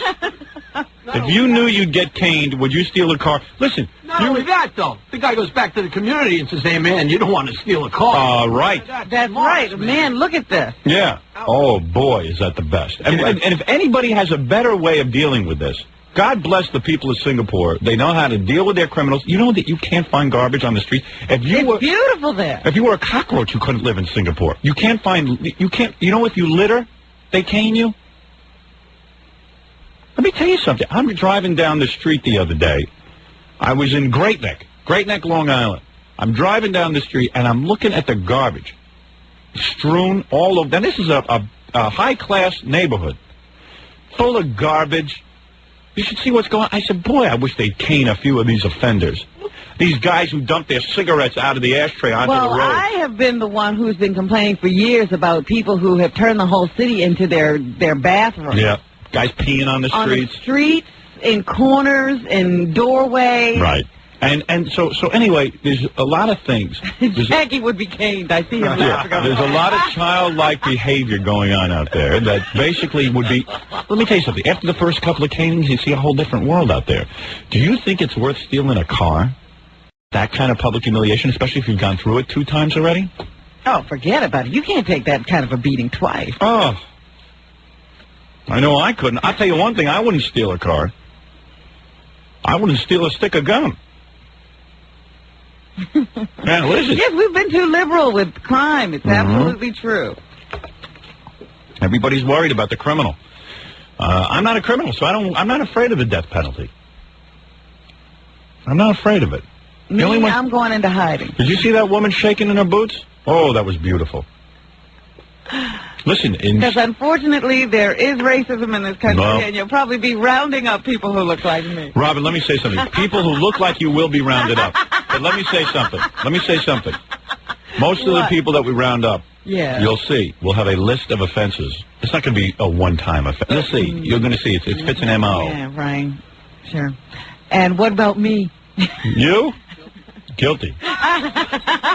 Guilty as sin. A caning wouldn't hurt you, my dear. Oh, have you know? You would love There'll it. be no caning. I'll give you that one myself.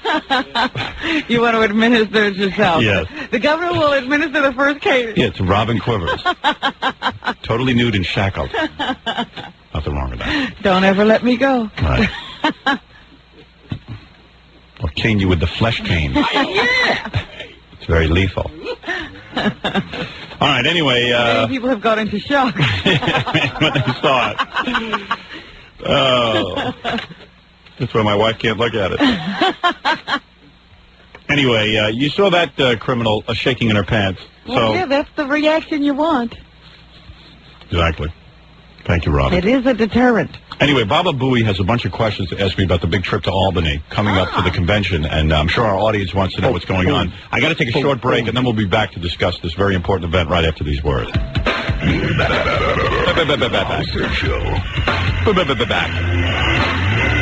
All right, Papa Fooey has a lot of questions. He was going to ask me yesterday off the air what we were going to do about Albany. I said, you know what, why don't you just ask me on the air? Okay. Because let us in on what's going on. Right, let you in on the political process. But first, let me just take this quick call. Hi, is this Jenks? Who is this? No. Oh, this is the guy who ran into Richard Lewis the other night. Mm-hmm. The comedian. Lewis, the comedian, okay. Where did you see him? I was at the Nick game. You're at the Nick game? Yeah. And what happened? You walked up to him? I was walking by, and I said, hey, Richard Lewis. I went to high-five him, and I was like, I haven't heard you on the air with Howard Stern. And he looked at me and said, get the F out of here. Get the F out of here? Mm-hmm. What? That sounds weird. Did he say it jokingly, or? Did he say it jokingly? To me, it was serious. Very serious. Well, maybe we're at war with him. We don't know it, Robin. How could we tell? And then, my friend went up to him later and said the same thing. He just, shook his head in, frustration. And maybe he's still in mourning over John Candy. That could be it. Because I guess that set closed down he was working on. Hey, where is Richard? We don't see him anymore. I think he might be mad at us. Wonder why. I just kind of walked away and got a good laugh out of it. We still dig him, but we haven't heard from him in a while. Maybe he's laying low. So I was just, wondering what was he with a girl? Hmm? Was he with a girl? Yeah. He's always with some hot-looking girl. She's pretty hot, though. She was? Mm-hmm. I mean, he always got good-looking girls. Once he started getting famous. Well, I was just kidding. So the heck up with what was up with him. All right, man. Thanks. All right, bye. He was kind of mumbling. I couldn't really understand him. All right, Gary, let's get down to this. Now, let's plan our trip to Albany. As you know, when is the convention? The 23rd and 24th, is that the date? That is correct. And what is today's date? Today is the 12th. So there's not many days till the convention. I would say about 2 weeks. Right. What do you want to know? Okay, well, the first thing we need to know is who is going on our special bus. Now, all right. Here's what I want. Here's the list. Okay. Of who is going. Me, obviously. Robin, obviously. Jackie, Fred, you, Stuttering John. Who else? Okay. Some interns. Scott the engineer. Of course. Billy West. All right. Ganji and Grillo. All right. I figure I could put them in one room. Will Ronnie the limo driver be coming with us? Well, he keeps saying that he wants to be there. Is he driving the bus? I mean, he always says to me, I have to be there. I have to be there. So, all right, well, I guess so. Okay, now, you had mentioned that, I have to be there, he says. For what purpose? Are you going to be driven around Albany? Does Ronnie know Albany? Ronnie feels very slighted when he's not asked to, go to Los Angeles. And I said, are you insane? Or are you pretending to be insane? What does he think he's going to do there? I don't know. He never ends up doing anything. But all right, I need him there. Okay, now, and then Eli the engineer needs to be on the bus with Scott. So now that's 12. Well, let me ask you why they need to be on the bus, because we're going to be taping on the bus? Yes. Okay, fine. Okay, so that's 12 people. Now, the bus supposedly only holds 15 comfortably. Oh. Now, We're already you uncomfortable. had mentioned to me that that your parents wanted to come. They do, but I'm going to talk them out of it. It's ridiculous. They think this is like the Democratic Convention. They don't realize it's the Ramada Inn up in Albany. And, it's not going to be that impressive. It's not going to be that pretty a sight. Okay, now... And then I don't really feel like spending the weekend working with my mother over my head. What are you doing, man? It's better they sit home. Now, we're getting a lot of calls from people who want to be part of it that are, I guess, friends of ours, like Miss Howard Stern would like to come. Fred the Elephant Boy would like to come. Tiny Tim wants to come. Tiny Tim? And he would like to perform a song at the convention. Really? Yes. Oh, that's an honor. I didn't realize. You know, it's good to be seen with show business people at these conventions. And to have their endorsement. Exactly, Robin. Well, as long as we only have room for 3 more, then we're going to have to sit and figure out who that's going to be. Comedy Central called. They want to come on the bus. Well, I'm sure they do. Oh, I'm sure they do. Well, you tell them no. That Comedy Central, what a bunch of loads. Always trying to get something for free. Yeah, always trying to get free program. You tell them I'll be shooting my own documentary, and I'll decide where it'll go. And they can buy it. Yeah, and someone has to pay for it. The nerve. This Comedy Central, they are such lowlives. They're owned by Time Warner. Big company. Big company, lots of dough. You sit down in a meeting with them. I've sat down in meetings with them. A couple of years ago, we're starting this new comedy channel, and we want you, Howard, and we want you to develop a program for us. I said, okay. And they said, well, what are your ideas for a program? I said, okay, I'll lay out a few ideas. I lay out a few ideas. Next thing I know, they're putting them on TV. And I said, well, listen, they want your show. I said, well, you got to pay me. They go, well, we don't have much money. I go, well, you guys don't have much money. You started a new cable channel. You have absolutely nothing worthwhile on it, and you have in other words, you have money to start the channel, you have money for these elaborate offices. You have money for you. You have money for you. You're being paid. Who don't have any ideas. Yeah, but you have no money for me. You're the guys who are failing at this. You put on a comedy channel nobody's laughing at, but you don't have money for me. The one guy who might be able to get you some attention and might be able to get you a few laughs. I tell you what, I'll sit this one out. So now they're going to sit and shoot a documentary. Oh, and you can imagine the bang-up... Did you see that 5-minute Tanya Harding thing they did? You can imagine the bang-up job they'll do on that documentary. Yes. I bet you it'll be really well produced since they have no money. They get the top producers to work on it. I think they get a couple of interns to so far, I've been very impressed by them. Yeah, run around with a video camera. The Bill Maher Show, politically incorrect, very well done. It's not too confusing. You know that a-hole had the nerve to badmouth you? I've never brought this up on the air. Do you know this? No. Dip into my notes. Look, I've been walking around with this for 3 months. Really? They do this crummy show on Comedy Central called Politically Incorrect. And Robin, I guess I was on Xanax that weekend and had gone insane and decided to appear on it, which is fine. She did them a favor. She appeared on this horrible... I responded to a call from a friend. And let's face it, it's a horrible show, and what they were trying to do was get a little magic going, because Robin and I do the news together, which is basically the show Comedy Central wanted me to do, but I turned them down because they had no money. But Bill Maher says he created the show. So they interviewed Bill Maher, and they said, how you like doing the show? How's it been? It's from Steppin' Out magazine. Oh. Chauncey interviewed the guy. Right. Who else is going to interview Bill Maher? And he says, he said, well, how is Robin Quivers as a guest on your show? Bill Maher says, she was just an okay guest. She really wasn't that brilliant. But to be fair to her, she was on with Ed Rollins, Jerry Seinfeld, and Larry Miller. So I'm sure intellectually it was difficult for her. Oh, good. Yeah, just so you know that. All right. So that's what you get for doing him a favor. Yeah. And I'm sure that was a knock at all of us, since Jerry Seinfeld is so intellectually stimulating. Yeah. And I sit here with you every day, so obviously I was overwhelmed. Yeah. When you're with me, you're not overwhelmed. Right. I was overwhelmed in that great company. Well, in all fairness to you, that no one had any idea what they were doing was overwhelming. Yeah, right. In all fairness to you, the show is poorly organized. It was a terrible show, and nobody could even tell me what it was all about. When it was the first or second one they shot, they didn't even know what they were doing. And I saw Jerry Seinfeld's performance on it. He was no more less confused than you. Oh, absolutely. They were sitting there doing lines from their acts. Right. It was awful. So anyway... I see Jerry ran back to do it again. He enjoyed himself so much. All right, you don't have to feel attacked. It's Bill Maher, after all. Let's mellow out there. We know you're talented. I don't need anybody to knock you. Piece of crap? Wasn't it a piece of crap? So that's Comedy Central for you. But anyway, where was I? Who's coming on the bus? So now that we have... Well, Elephant Boy is always a favorite of mine. I don't know about the rest of you, but I love Elephant Boy. I think he should be there. But I'm a big Elephant Boy fan. So that's Elephant Boy on the bus 2.5 hours each way? Yeah. Okay. That's right. I never get tired of listening to him, so... Oh. Sorry? Because I was going to say that I'm sure Ms. Howard Stern is going to get there one way or the other, and so is Elephant Boy one way or another. So would you rather stare at Elephant Boy for 2.5 hours either way or her? Well, you could do both. We'll have to decide. Well, she'll probably somebody came up with a great idea that, see, this bus only holds 15. They were saying for, like, the quote-unquote whack pack that we should hire a little yellow bus to follow us. Yeah, right.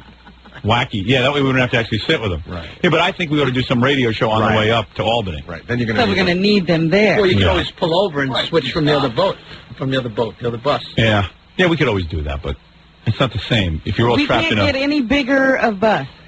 No, Peggy's been looking. Even like a big rock and roll tour bus will only hold about 16. We're probably going to use the same one that we've been Plus, using. let's face it, Robin, we don't want some huge bus we're trying to do a radio show out of there. To have all those people on top of our heads, Yeah. it's going to be very difficult to manage. So how can you have them in and out at the same time? You can't. You can only have a couple of people on the bus. And then everyone else has to get there. Well, so far, it looks like Elephant Boy, Miss Howard Stern, and Tiny Tim, and then we'll have to see. Well, we'll see. Let's not guarantee anyone a slot. Okay. Let's not guarantee anyone a slot. Okay, does anybody else need a smoking room besides Scott the engineer? A smoking hotel room? Yes. These are the important things you needed answers to? No, the important thing was to know who was going to go. Well, it's obvious that we're going to go, and then we'll decide at some point who else is. Gary got a hold of me and said, I got to have answers to these things. I got to have answers. I got to have answers. Howard, why? So far, these are ridiculous questions. These are things you could have answered. They're not You ridiculous. know who's going. Had you wanted your parents and all those other people, we would have had to get 2 buses. But if you only have 15 slots, how can I take my parents? But you might say, my parents got to go. These people have to go get 2 buses. So wouldn't the question just be on the fly, Howard? Do you want your parents on the bus? No, because it was a lot of other people. I wasn't even sure. You mean Elephant Boy? I wasn't even sure if you wanted Billy, Gangio, Gorilla, or Ronnie there. Then it would have been 1 bus. Well, you're going to need people to work with you, aren't you? They're going to need people to organize and to take us places. I wanted to make sure. All right. Okay. Of course you're going to have those people. It's not an obvious, of course. We haven't always included them on trips. I see. Well, anyway, yes. So those are the answers. Now you have the answers you can plan? Yes. All right, very good. There you go, Baba Fooey. Baba Fooey. Needed answers. Did you think that was pretty obvious stuff? It seems obvious now. Yeah. But all right, it's good. You're right. You checked with me. Fine. Okay, very good. Any other questions? I thought we were really going to learn about our Albany trip. Yeah, so did I. I just thought it was going to be a little more involved than this. No, because we still don't. The location is not completely definite yet. What do you mean? They're not having it at the Ramada? They're pretty sure they're having it there, but they're still working on the idea of changing it to a bigger location. Nah, they should have it at the Ramada. They should keep things the way it was. They're getting too carried away up there, those libertarians. Anyway, for those of you who have registered to be in the Libertarian Party, you can vote for me at the convention, and we need your vote. A lot of people I don't think understand that they need to come to the convention. Yeah, and anyone can come to the convention. Anyone. There won't be any voting at a poll. Right. You have to come to the convention to vote for Howard, for the candidate for governor for the Libertarian Party. Well, I'm sad to say most people don't understand any of the political process because, believe it or not, I've had people come up to me and say, hey, I'd love to vote for you in November, but I'm not a Libertarian. I know. And I tried to tell them, no. If a guy's on the ballot, you can vote for anyone. Any way you want, yes. I said, just because you're a registered Republican doesn't mean you can't vote for a Democrat. They're like, oh, I thought you had to be a Libertarian to vote for the Libertarian. I was like, man, anybody living in this country? Anybody know the rules? I think they're confusing, party nominations with actual voting. Well, they're confusing primaries. Yeah. With, and these are these are college graduates asking me these questions. Yeah. These aren't like retards. I've had people ask me questions. They're kind of stupid questions, but I don't know the answer either. Does it cost to get into the convention? No. And what about out-of-state people? I know people... Anyone can go to the convention. According to the Libertarians, anyone can show up at their convention. If you want to vote at the convention, you got to be a registered Libertarian. Yeah. So A there's now... registered Libertarian, but not necessarily from the state of New York. If you're a Libertarian from somewhere else... No, I don't think so. That is that true? Yes, that is true. Really? Absolutely. How'd you find that out? They said it when they were here, Howard. Really? Were you not listening? No, I've never heard that they do that. Yes, they were talking about it here. They said, you know, one of the things that we avoided in our bylaws was limiting party nominations in a particular state to voters only in that state. Wow. So you could actually I think so. They need it. From some other state and vote in the New York convention. That makes a lot of sense, doesn't it? Not much, but you can. Makes absolutely no sense. 8 members at some party. There's 8 members nationwide, so they need them to vote on every issue. Well, they don't like this idea that everything is just locked down and locked up. Well, anyway, so now here is this Libertarian Party's never had a candidate that's gotten any votes to speak of. So they finally have a candidate in me that might actually get them, you know, votes. And it's certainly a ton of publicity. Yeah. So they're saying that probably I'll get the nomination on the first ballot. Uh-huh. But they don't know. They said it could be the second ballot. It better not be the second ballot. That's why we need all our fans to show up. Why do you say it better not be the second ballot? You still get the nomination. Because, come on. Come on. I don't even want any doubt. I don't even want to see that there's one person there not for me. I mean, come on. What's the issue? Well, who are the 2 guys you're running against? I'm running against 5 other candidates. Oh, geez. Organizers expect about 200 old-timers, meaning 200 real libertarians, Yes. and 300 new members who are Stern supporters to attend the convention. Oh. I guess they did a bang-up job of signing people up. So anyway, I'm hoping that I'll be the guy. According to a guy named Jeffrey Russell, who's the Albany area representative to the state party committees, he says he could do it on the first ballot, or he could just miss. Could you imagine if I just miss? So we're hoping all of our listeners will come down there with us. Then they go on to just talk about my campaign philosophy, and which there is none then. Well, what do they say? Well, they say that, basically I have a 3-tiered campaign, just 3 issues. Yeah. Is there much debate about your the fact that you are going to step down, step aside? No debate. Everyone understands it. They all believe that I'm honest and I will do that. They believe I'll stick to my pledge. A lot of people like that about your candidacy. Yeah, that's turned people on. I said, hey, there's only some things I can do. At least I'm honest. And there's some things I can't. I was surprised that people were so open to that idea. So I'm reading about, the guys who are against me doing this. Yeah. I'm reading an article. There was a woman who was once a hooker who was the lieutenant governor choice, I think, for California. She was a libertarian. A hooker? A hooker. And they're bothered by you? Yeah. I mean, she used to do nude appearances or something. She sent me a whole bunch of, she was a call girl. She used to be a cop, and then she became a call girl. And She's done it all. Yeah. Every end of the spectrum. Yeah, the libertarians had no problem with her. With me, some of them have a problem. That shocked me. Here I am, a family man, a guy with a job. I'm an upstanding citizen. I've never turned one trick. Never turned a trick in my life. Me, they're worried about. Anyway, somebody wrote a letter to the editor in Newsday. I thought it was particularly good. He said, attention, mainstream America. Howard Stern is not the enemy. He's a lot like you. Suburbanite, father of 3, goes to bed early, gets up early, goes to work, doesn't go out of the house much, and doesn't even smoke, drink, or consume drugs.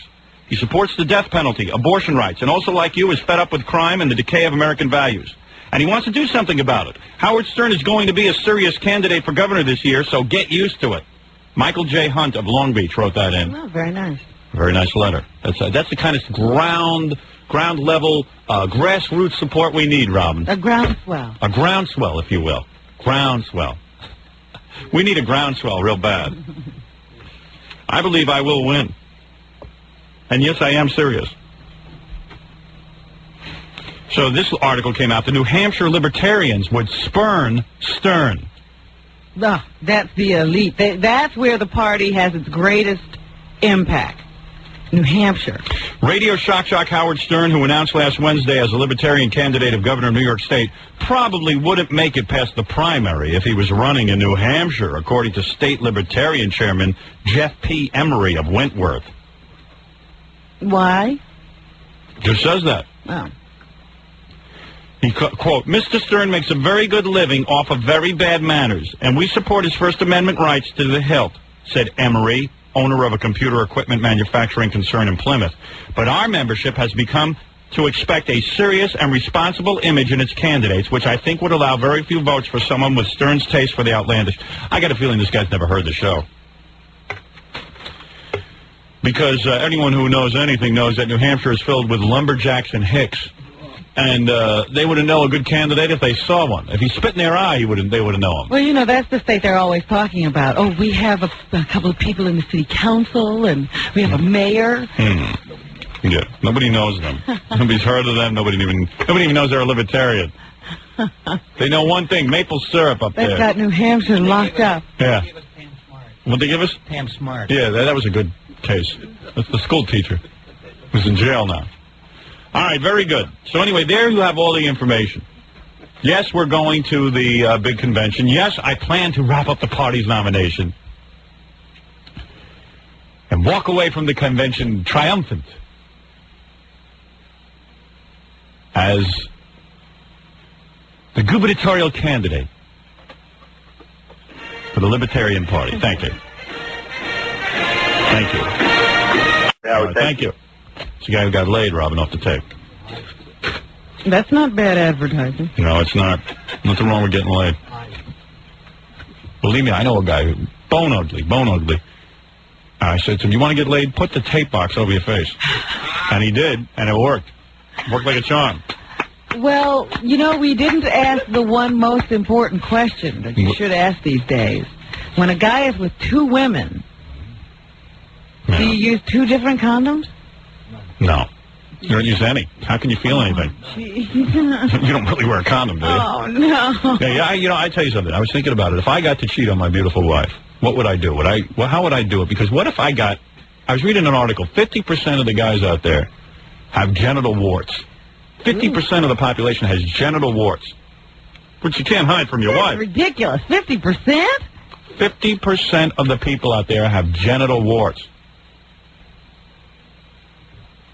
Look at Robin just passed out, so I'll talk to you. Did you see that visible shudder that went through my body? Well, it is scary. And genital warts sounds really bad.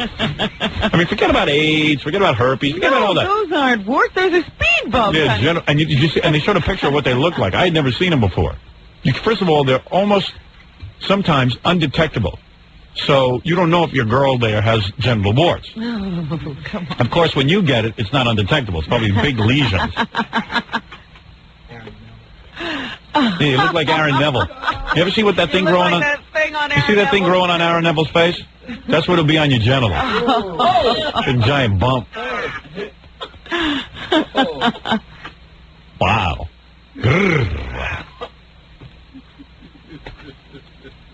Poor Robin, you get it, it'll be the size of baseballs. I know if that's what happens to me. Yeah, if you see me sitting up in this chair higher. Yeah, I'll say, hey, Robin, you got taller. No, I just sit higher now. Ever since I got my baseball genital warts. But I'm saying, boy, oh boy, what I would want is just some girl to touch me a lot. That's all I need.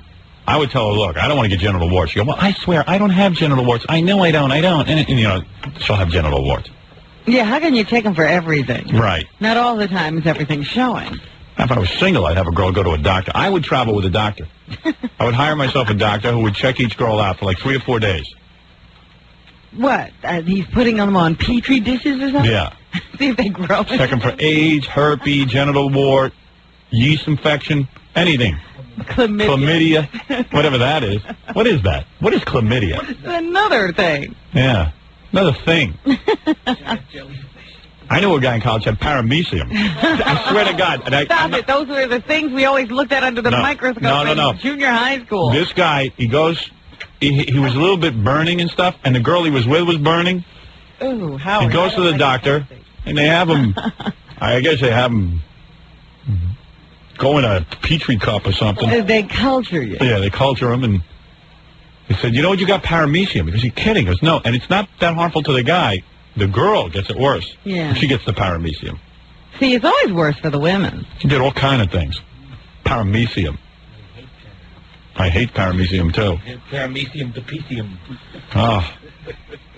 You know, they get that pseudo-foot, the paramecium. I know, I'll just see once, and boom. I'll have paramecium, all kinds of stuff. You'll have actual things you don't even need a microscope to see it. Yeah. This thing will crawl all over you. And my luck, I'll become a single man at like 96 years old. You know what I mean? Like, my wife will live forever. 96, all of a sudden she'll die. I'll be free to date. And then... You'd be like that guy who owns the Washington Redskins. Yeah. First girl I get, some hooker who fools me because I'm an old fool. She's got a husband. Yeah. Before you know it, I got some problem And down a there. record. Yeah. In one shot, I'm impotent and sterile and everything. I got to take a break. We'll be back right after this. We're back with the Howard Stern Show. Here's a couple of things. First of all, I just got to get through a bunch of things. I've been carrying them around in my briefcase, letters and stuff like that. So let me go through it. Do we have time for that now? I know we always have something going on. I got like 900 tapes, things that are supposed to play, but I'm just sick of carrying this stuff around in my briefcase. All right. Here's a guy who's in prison in Texas right now. He's talking about me running for governor. He goes, man. He says, let me tell you something. Most prisoners feel that the death sentence is necessary. Most prisoners feel it. Well, do you realize if there's no death penalty, you can do anything you want to? But you're already in prison, so you kill somebody, they give you more time. Two things to notice. First, most people sentenced to death had prior felony convictions and were on parole or probation. When they committed their next crime. So don't tell me it's not a deterrent, because if those guys had been killed in the first murder conviction, they wouldn't have murdered a second or third time. Some are even multiple murderers who get out and then murder again. So if there was a death penalty, the only reason they get out again is because we have no rooms in the prison. We have no room in the prison. And you know what we put them out for? So we can put drug dealers in. Also, second, this goes to our conversation earlier, that the fallacy is the death sentence is used unfairly against minorities. In fact, most people on death row are white. Even factoring in disparity in population numbers, the facts show something contrary to popular belief. So, you know, this isn't a white or black issue. It's a crime issue, and we're all for it. We're all for killing people. All right. In also, every way we can. Yeah, so vote for me for governor, and it'll be done, and then I'll get it the hell out of office If and we leave it. have to poke them with a stick until they die. Yeah, I mean, come on. Someone's got to do something about it. I love all these people walking around, oh, crime is out of hand, crime's out of hand. You know what we ought to do? Maybe the FCC ought to come down on Howard Stern. Maybe that'll stop it. Yeah, let's take all the violence off TV. Yeah, like that's the problem. Stupid. You want to do something about it? Take a look at Singapore where there is no crime. Why? Because they cane everybody. You litter, they cane you. No, but you know there's not a piece of garbage in the streets of Singapore? Do you know there's not any car thievery? There's no carjackings, nothing. You don't hear of it. There used to be that problem. As soon as someone does it, boom, cane them. And then when I say cane, I don't mean like they take a switch and smack you on the ass a few times. They strip you in public, bend you over, and whack you with karate style until your ass cheeks, the flesh of your ass cheeks flies off. Yeah. It's gone. They beat it off. They beat the ass meat off you. They beat your ass, literally. Gone. They beat your ass to a pulp. Guy's in bed with a woman. Where's your ass meat? It's gone. Honey, I was trying to grab your ass, but... There ain't no ass to grab. Where's your ass? See? Gone. I was caned. You were caned? See. You were, and you say you were caned by who? Sai. Sai caned you? See. I see. And Sai had a sister? See. What was her name? Sue. All right. Very good. All right, anyway. How can people be afraid of caning?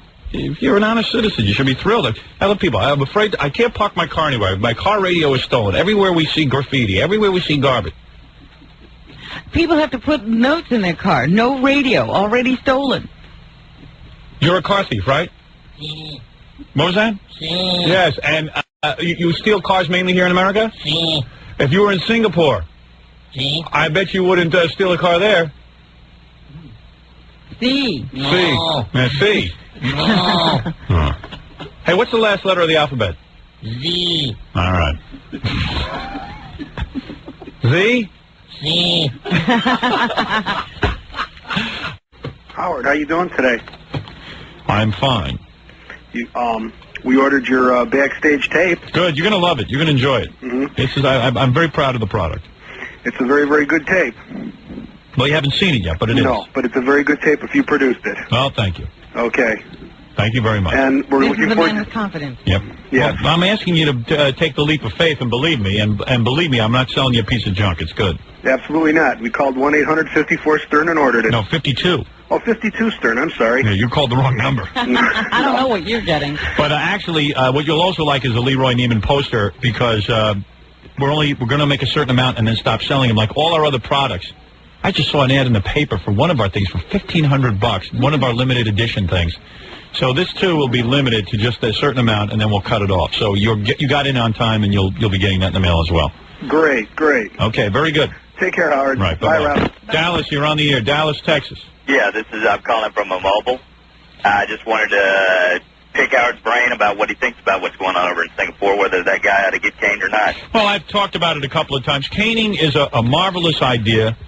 We should not be afraid of it. We have a society that's out of control.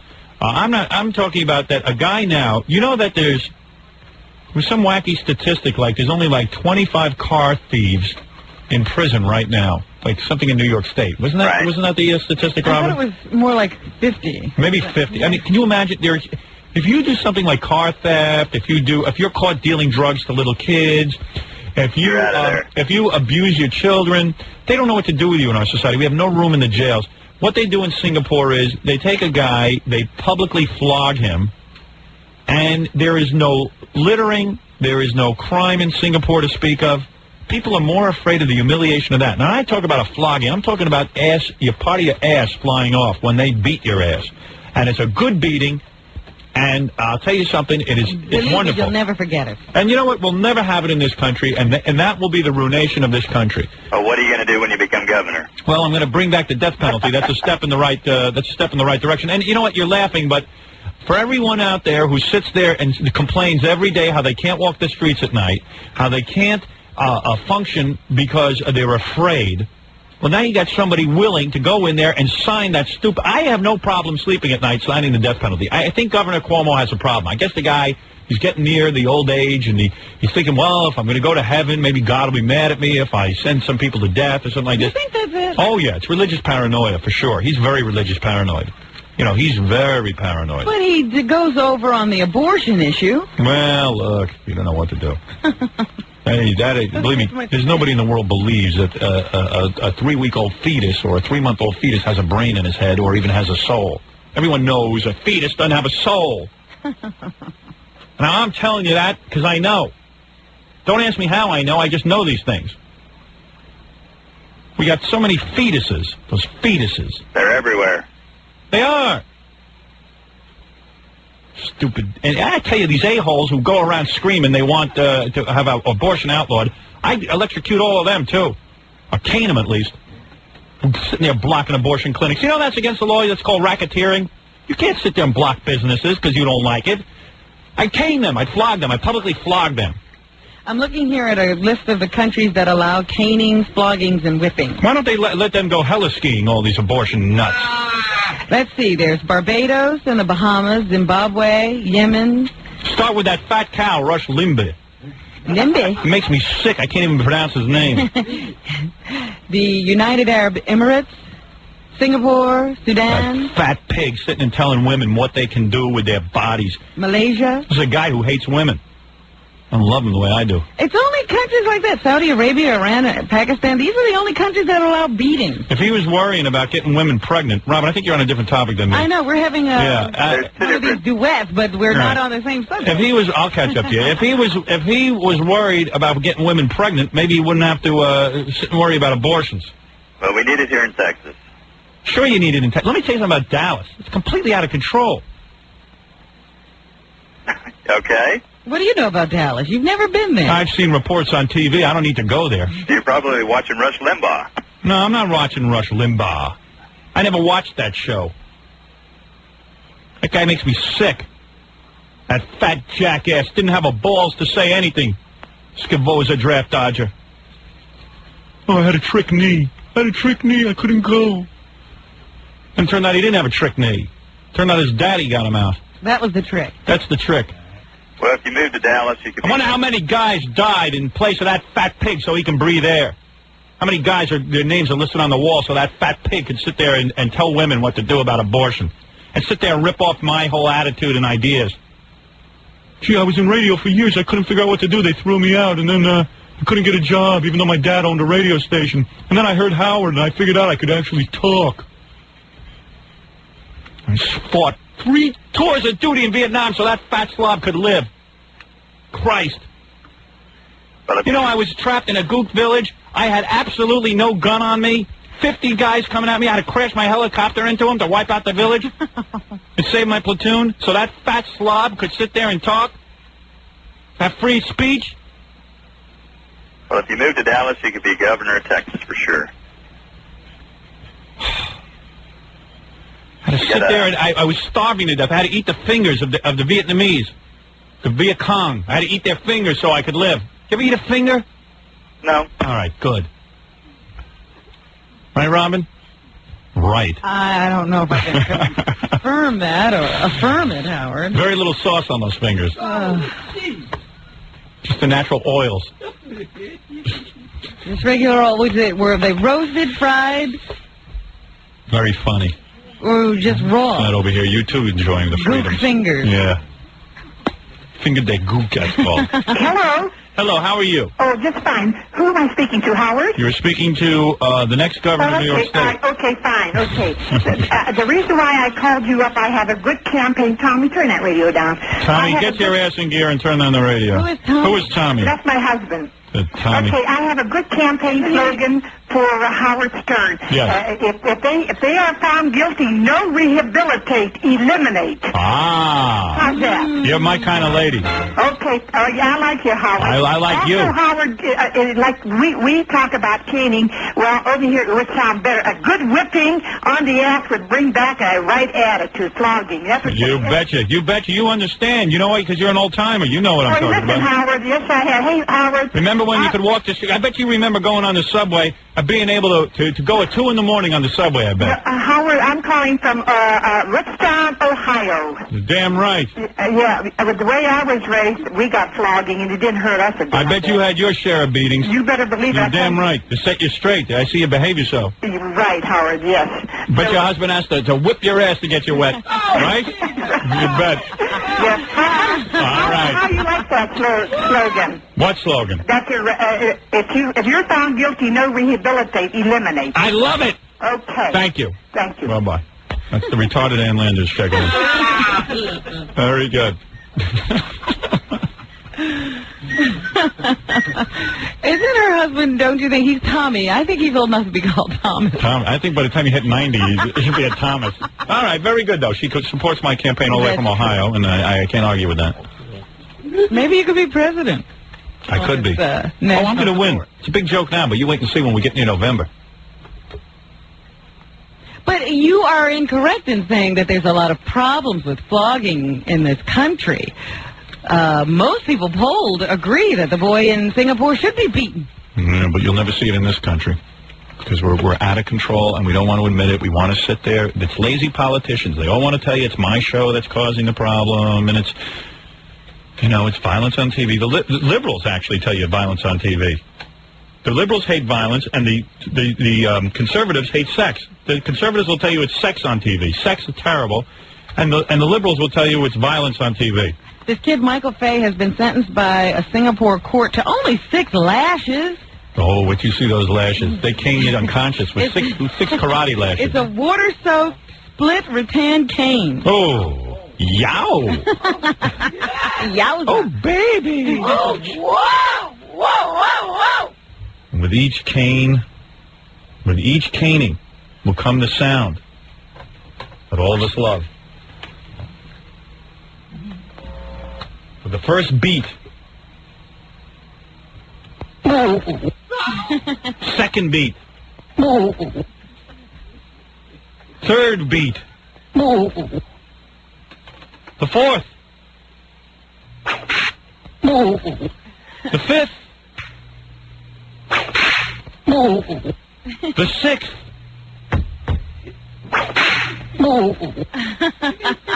Now that's a satisfied customer. Very good. Yeah, you know, the way they're talking, you think they were going to beat this kid all day and night. Oh, believe me. Lashes, he could be home already. Rob, when we come back, I want to do some news. I want to take more calls. In fact, I even have Stuttering John's new song here. Anyone want to hear it? Oh, I think I would. You know what kills me? I was reading a comedy routine by this comedian. I got to remember his name. His name was. I wrote it down. Let me take a look here at my computer. His name was Lubriderm. Oh no, that's another bit. His name was comedian Lubriderm. Yeah. Let's see. Roman Polanski. No, that wasn't it. Let's see. Marvin Kittman. Hulk Hogan and Carol Alt. Madonna. His name is Warren Hutcherson. You know him, Jackie? He's a great guy. No. And he asks the question, he says, how come a guy who murders or a woman who cuts off a man's penis, complete insanity, all right? In other words, I can actually cut off a man's penis, plead insanity, and then walk out scot-free after doing a heinous act like that. But a guy who's caught speeding in his car can't claim insanity. In other words, you will get more of a penalty for speeding in your car than for cutting off another human being's penis. Mm-hmm. So why can't I say to a cop when he pulls me, he said, officer, was that speeding? I swear to you, I plead insanity. I must have lost my mind. And then they should let you ride out. You wouldn't even have to pay a fine. Well, what could I tell you? That's a good idea. Well, as governor, you could change that too. Well, I'm going to stick to my 3 issues. I don't think I can do. I'm not capable of much more. I don't want to expend that kind of energy. I'm just going to do what I said I do. I don't know what's going on. I am not the only person to notice this. Ever since I started screaming on the air about the Long Island Expressway and they should do construction at night, for the first time in, 20 years, this is the second night in a row they're doing construction. Backed up. And of course, they cause a traffic jam because they keep the construction going to 5:30. They don't realize that's still rush hour, 5:30 in the morning. But they're doing it. And also, they've got the toll booths manned with 2 guys. So there's no wait. Somebody's listening to me. Maybe you won't have to be governor. Well, I think I do have to be governor because the second I don't get elected, it's all going to disappear. Oh, yeah. Well, how are you going to keep that going once you get out of office? Is it going to be a law? Oh, yes. Oh, yes. Yes, it will, Robin. Okay. Absolutely. That's right. Yes, Fafa Foley, we were talking about our trip to Albany. Now, as everyone knows in our audience, I am running for governor. And right now, I imagine there are those out there who think it's a joke, but it's not. And I'll tell you something, I'm already having an effect. Because for the 3rd straight day, they're out there with lights. In the middle of the night? In the middle of the night. Long Island Expressway now, they do construction overnight. And I'll tell you why, they're trying to shut me up. Let me ask you something. Is this in the same spot you used to get stopped at? Every day in the afternoon? Yes. So they've completely switched the schedule? That's right. Mm. Yes, that's right. I think. Anyway, Same road. It is the same road, that's true. Hey, Stuttering John, come here. I want to yell at you before I talk about my governor thing. I got to correct you on something. I keep, Stuttering John put out a CD. Could you yell at this other guy first? Who is it? That madman guy. What madman? Ian? That Russian. Oh, Ian? He's been drinking. Yeah. Ian, you've been drinking? Hello? Of course. Oh, you haven't? Would I ever call you if I wasn't? How sad are you that you drink at 6, here in New York, it's 6:21? How? Well, I am in New York, and I also look at the watch, and I also see 6:21. Yeah, and how sad is it that you drink at 6 o'clock in the morning? Well, how did I survive for 42 years? Survive what? Still be alive. What is it survive? I'm surviving. I haven't had a drink. 42 is not a long time. Well, it took me You're older than 42. In our country, in our United States, okay, I was here since 1977. Yeah, but you say you survived. I think you barely have survived. Well, barely. Your brain is pickled. Well, it's the way you look at it. No, it's the way everyone looks at it. You don't make sense. You're the only one who doesn't see it that way. You're the only one who doesn't make sense. We all make sense. Well, you know, listen. I'm not going to listen to your opinion thinking that your opinion is the best of all, okay? You give stupid people a bad name. Right, okay. You know that. Okay, I accept that. All right, good. But on the other hand, if and when I ever had, you know, people working for me, being like Gary, okay? Right. And you know, in front of, you know, thousands of people, I'll tell him that, you know, some girl or woman, Kathy, is going to become his boss, but he's still going to open the mail, but, you know, after that, he's nobody, right? Ian, what is Ian's problem? Ian is upset with what you did to Gary. Ian, can you do me a big favor? Yeah? Don't help me. I don't want to help you. Listen, that would be the last thing in the world I would ever want to do is to help you. Let me understand this. You're telling me that you are drinking this morning and putting yourself into a stupor because you're upset about Gary? Yeah. You're upset you want about... to convert that our conversation to some drinking or, you know, what do you want to, you know, let's talk. Don't you think there's a sickness involved when you drink at 6 in the morning? Let's talk. No, I'm not going to talk because I'm going to say something. You know, the way that you think that you can convert everybody or you I'm not converting anyone. I just can't believe you're drinking at 6 o'clock in the morning. Okay, so big deal. Yes, a big deal. So some people can afford it. Yeah, well, let me ask you something. What is it that troubles you so much that you need to drink at 6 o'clock in the morning? Okay, you think that something has to trouble you so that you start drinking. I don't, okay? Yeah. To me, when I did start to drink, okay, when I was like, you know, 16, all right, listen, I don't, you know what? I don't even care about your drinking. Right. I want to know why you're calling. It doesn't matter. Why are you calling? What is the problem today? Okay, the problem is... Yes, quickly. I really now I had to hit the delay because you used the S word. I hate it. Hey, did you hear what I just said? I had to hit the delay because you used the S word. I didn't say nothing. Don't ruin my show. You did say the S word. You're so loaded, you don't even know you're using it. Okay, so I did use it. Yeah, okay. so I'm going to hang up on you if you use it again. Me, okay? If you use profanity again, I'm going to hang up on you. So, Howard, you won, okay? No, you won because you got me to hit the button. And you ruined my show. Okay, so I screwed you up. Yes. Right. So if you screw me up again, I'm going to hang up on you. Okay? I'm going to hang up. When you did that, okay? When I did what? When, when you were working for NBC, you know, years and years ago, okay? Yeah. When you were kind of funny, but not as funny as, like, you know, the rest of the station, like, you know, at that time... Hey, let me ask you something. When you call... Yeah, sure. When you call me up, and you want to sit and argue with me like a retard, a drunken retard, and you don't even complete you like a sentence. that word, retard. You're right? yeah, because you are one. You're in the middle of a sentence about talking to me about my run for governor, and then you just forget it. You're so drunk. Listen to me. No. Even express. Okay. Listen, and I'm going to win, and I'm going to be the next governor. I'm going to execute you. Howard, That's the first guy I'm executing. Is Howard. You drunk? Admit it to the rest of the the people. Admit it that your run for governor is you're so the most extreme joke that I've ever seen. Well, coming from a drunk, nothing more ridiculous. Listen to me. Coming from a drunk, I'll take that as a compliment. Yeah, right. Take it as a reserve. Okay. You know, you have the attention span of Christy Brinkley. But and I'll tell you when the why. time comes, okay, for you to reveal your financials and all of that, are you going to do it? No. Are you ready? No, I will not. To do it? No, I won't. Of course not. So who's going to stop me? And if I was you, I wouldn't do it either. That's right. So then what are you worried about? Well, because, once I don't in a have while, to do that. The people who are, striving to become like the governors or presidents or whatever, they have to reveal that kind of information. They reveal it because they don't have any money. Never reveal that. Of course not. Right. So give it up. Just walk away from that. Oh, shut up, you drunk. Well, come on. Let me tell you something. What other choices do you have? You don't know Tell me anything about it. You don't know anything about it. Oh, I don't. So I will, Listen, you know what, Robin, come I can't out take and this run guy. on a, What? libertarian party line. I can't take this Why guy. are you talking to him?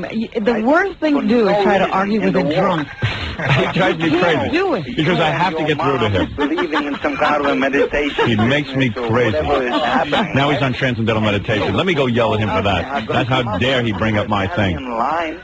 Hey, what did you say about meditation? You don't, the one thing you Well, could... that's what you were proclaiming like The one thing you could use is meditation. Right. And you don't even look to raise yourself up from the gutter. But did you forget about it when, when Clinton was about to become the president? Forget about meditation? You were talking about the candidate, some stupid candidate from What is he doing? I don't know. Party. I'm trying to understand. I don't know what the party was. You know it, what the He's such a party was. retard, this guy. But I never heard of it.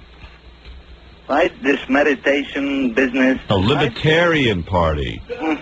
Okay. No, what are you talking about? Oh, wait a minute. There was a transcendental meditation candidate. Oh, yeah, right. That you support it. Who said I supported it? His mother did. My mother did. You know, you're so drunk you don't even know what you're listening to. No. I remember it very, My very mother well. supported it. I supported Clinton. Right. You retard. Right. And you were talking against George Bush, how screwed up he was. And when I was telling you about, Tipper Gore. Oh, all right, listen. Coming up, our ways.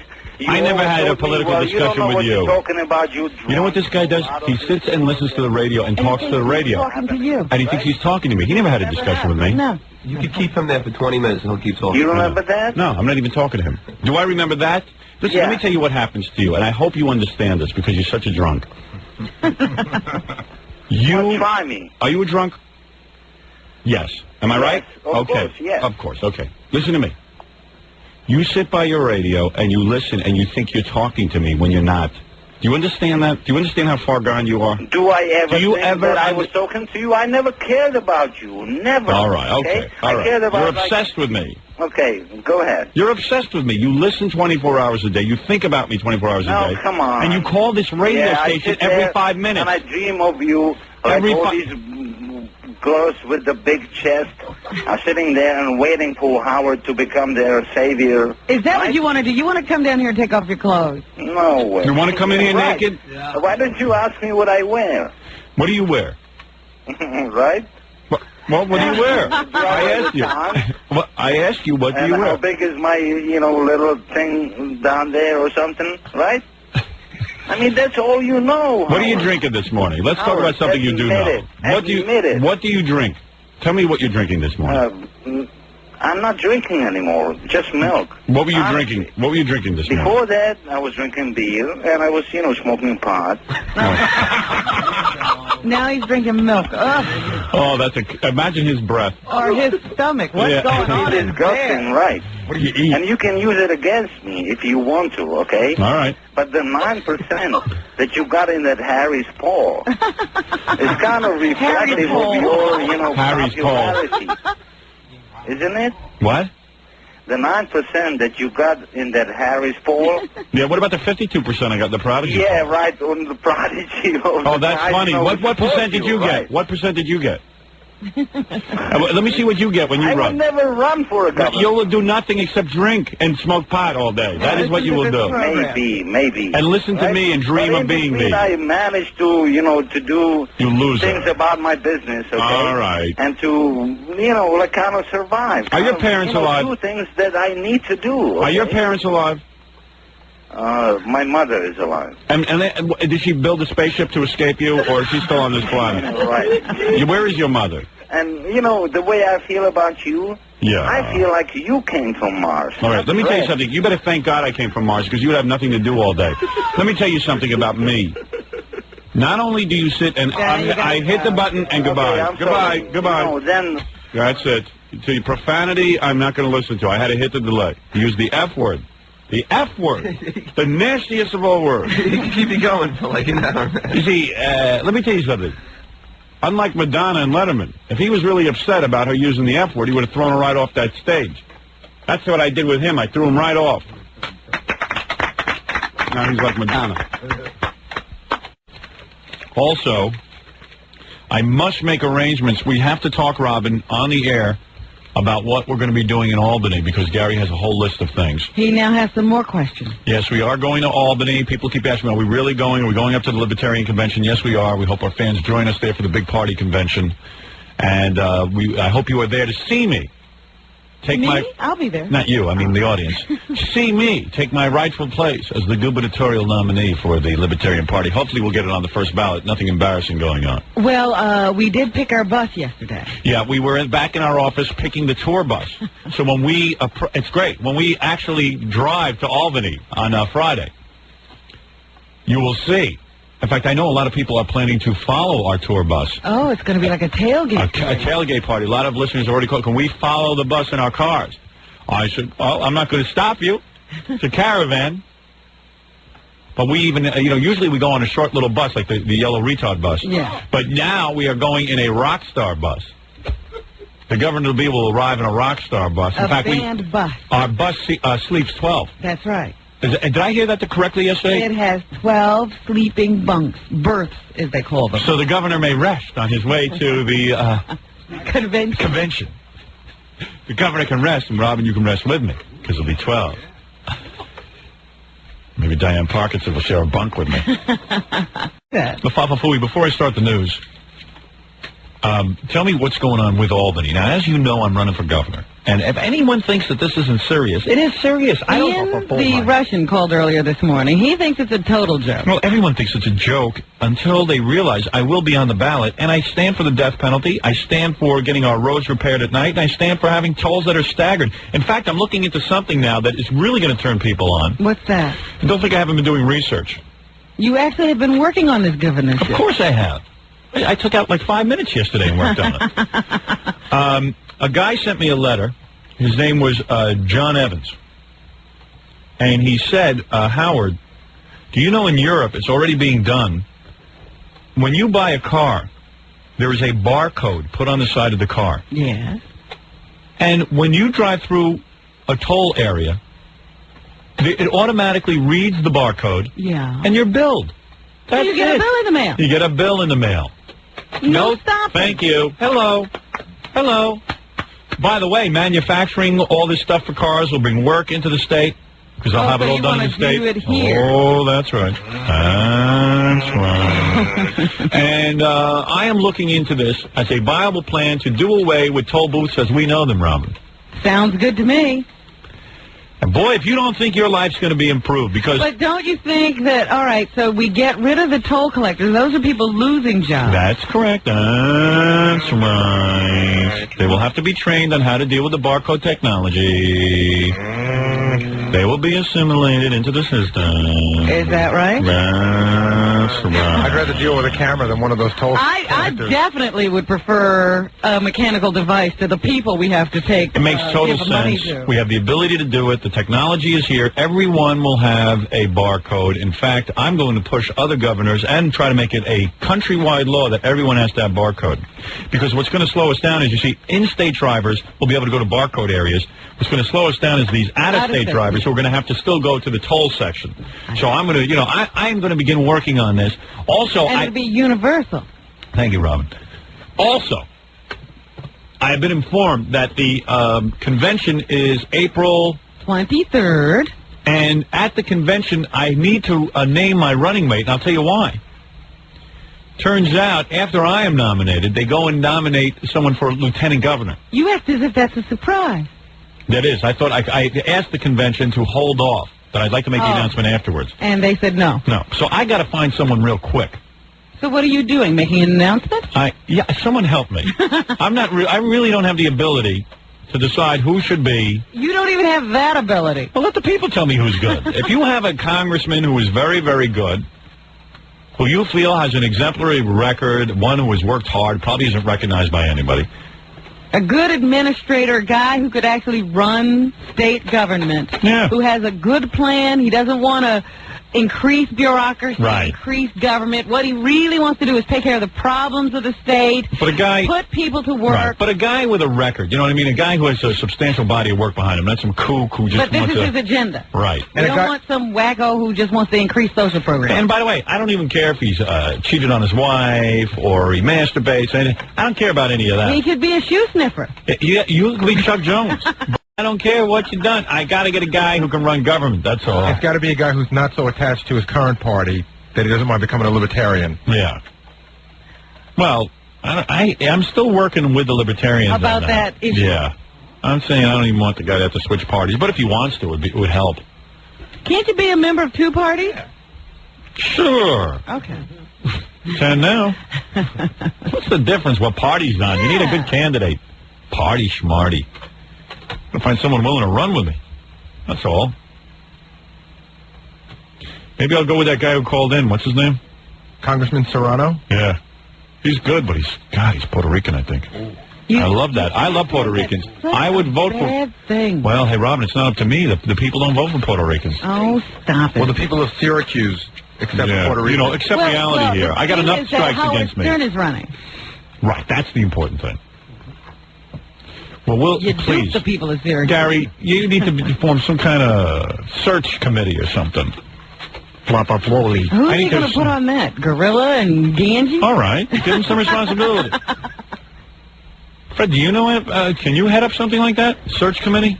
I can look around and stuff like that. Sure. Okay. Why limit it to politicians? Maybe somebody in business. Well, that would be fine too. But you need someone who's shown a record of service. But someone good in the private sector. Yeah, but the problem is a lot of these guys talk a good game, but then they don't really do anything. I need a guy who's really performed in government that everyone will, dig. A guy who's hungry. Yeah, need a hungry guy. Jackie's hungry, but he's never been in politics. My father would be a great governor, lieutenant governor, but he's not proven. Also, he's very old, and you know what? He likes just hanging out. He's ready to settle down. Yeah, he's in the twilight of his years. He doesn't need this kind of pressure. Yeah. Well, not Fred. Oh, come on, Jackie. I'm being serious. Are you really serious? You would turn the state over to Fred? Yeah. You won't even turn the show over to Fred. Thank you for your confidence. I mean, Jackie has no confidence in Fred. Hey, Fred doesn't deserve half of what I get. Right. He's ready to turn the whole state over to him. I don't know what Fred makes, but I got to triple that. He just wants me out of the picture. Exactly. Wants your salary. It's taken me 5 years to get Fred to pass the note directly. So much. Yeah. So much changed the show. Had an impact. It felt so good the other day when Fred gave the note to Billy himself. And he wants to turn the state over to him. Yeah. Jackie won't even let Fred pass me a note on his own. Yeah. There you go. I'll never pass it. I have to look this over. Hold on. He didn't cross the T. Send us back, young man. I will not pass it. Don't spell correct. This is not written legibly, Fred. Write it again. You can't read this. No, I'm sorry. You really want to bring that up? I don't think so. Pile them up in front of you, Fred. You'll never get another line on this show. There you go, Jackie. That's right. I'm the keeper of the gate here, buddy. Don't screw with me. I'll teach you a lesson. I'll smack you around. All right. You two have your own thing. A very ugly dynamic of the show. Yes. Not one that we like to talk about. Part of that is an endorsement of Fred by me, by the way. That's something we don't often air here. The fighting between Jackie and Isn't Fred. it great how, Jackie will say something nice about Fred and I'll turn it into something so ugly, vicious? Which is hardly your style. Yeah. Every once in a while it happens. Anyway, I should be comfortable after the show between Jackie and Fred today. Always come. It's always comfortable when you're with Fred. Thank you. Anyway, always comfortable with you, too. Thank you. No need to return the compliment. No, please. All right, so anyway,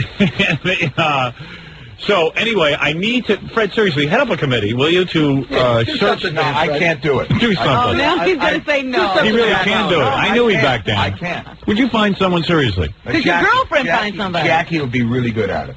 No, I couldn't do it, Fred. No, I can't do it either. I can't help you out. Well, this is usual. Neither of them help me. Neither one of them want to do anything. Burglars. Burglars. Get Cronin. Cronin faxed me today. He's in Hollywood. He's writing for, Nobody. Nobody. He told me he's writing. He told me he's writing something. Wait to write your receipts. Did you have the Caesar salad? All right, come on. Here we go. Now, I really got to find someone to run with. Somebody knows of somebody good. Because, like, I'm too lazy to read the paper. If you come across something good in the paper, Robin, let me know. All right. We've only, we're so negative, though. We only point out the bad people. Yeah, why don't I call? It can't be Robin. I'm not vote for going Robin. to be in politics, and I have a past. She's busy. Yeah, she's had 3 inputs. Who's going to vote for that? Yeah, she's been changed the refrigerator. Who's going to vote for her? Ah, that's right. I can't have people looking into my past. Yeah, we'll get that tape from your ex-boyfriend. That videotape's probably still floating around. Surface quick. So I Midnight Blue next. You know, I'm going to call up Mayor Koch because Senator D'Amato doesn't seem to want to tell me who to. He has not returned your call. Well, he's behind this Republican guy, so. Yeah, would you call Mayor Koch and ask him for the name of 3 solid candidates that I could run with? Thank you. You just want a short list of 3. Yeah. If you'd like to call in with the list, or if he wants to just give it to you, I would appreciate it. Okay? Whoever he says is good, I know is good. Have the Libertarians provided you with anybody? Sure, they got a bunch of people, but come on. Are they any good? Who knows? I don't have time to check them out. Howard's not, into the research. I'm really busy. Well, have him come down. I'm like Ronald Reagan. I see the big picture. Come down and interview him. No. Why don't you do it, Fred? He's asking for your help. No, he already told me no. Robin, I can't. He can't do anything. As you and Jackie have both pointed out, I'm inept. Well, why don't you prove yourself for once? Come up with a name. I won't do that. I think in the past I have Fred inept, and he says that it's me. No, I was just telling you what thinking Jackie says about you. I didn't say Right. You know what it is? It's like I love you. crack the dam, and Jackie just excuse me. steals it. I put my money where my mouth is. I work with you. Jackie wouldn't hire you. No, Jackie, That's right. Jackie would bury me. Exactly. I'm your pal, not Jackie. Don't sit there with Jackie in the jock lounge. Don't throw me in with him. Afterwards, there's a big. Afterwards, I seen the jock lounge. Big party yesterday. Billy West, Jackie Martling, and Fred Norris all sitting there, avoiding me. Fred, I'm your friend, not those two. They put a knife in your back. I was avoiding you. He was avoiding you. You're out of place to help. Thank you. I like to keep my riders at each other's throats. Yes, always make them think that everyone's against them. So funny. You know what's funny? Jackie didn't say one bad word about Fred ever that I've ever heard. And Fred now hates him. No, you got it all wrong. Jackie does hate me. Well, that's only because Fred's convinced that everybody hates him. Right. It's because I know it's true. Oh, you're right. Well, you are right. There you go. Comments like that just solidify this. Yeah, you can say 100 nice things, but if you say one thing in jest, that's he goes nuts. He's out of his mind. Fred Norris is the most normal, capable man I've ever met. Why don't you shut up, Toothy?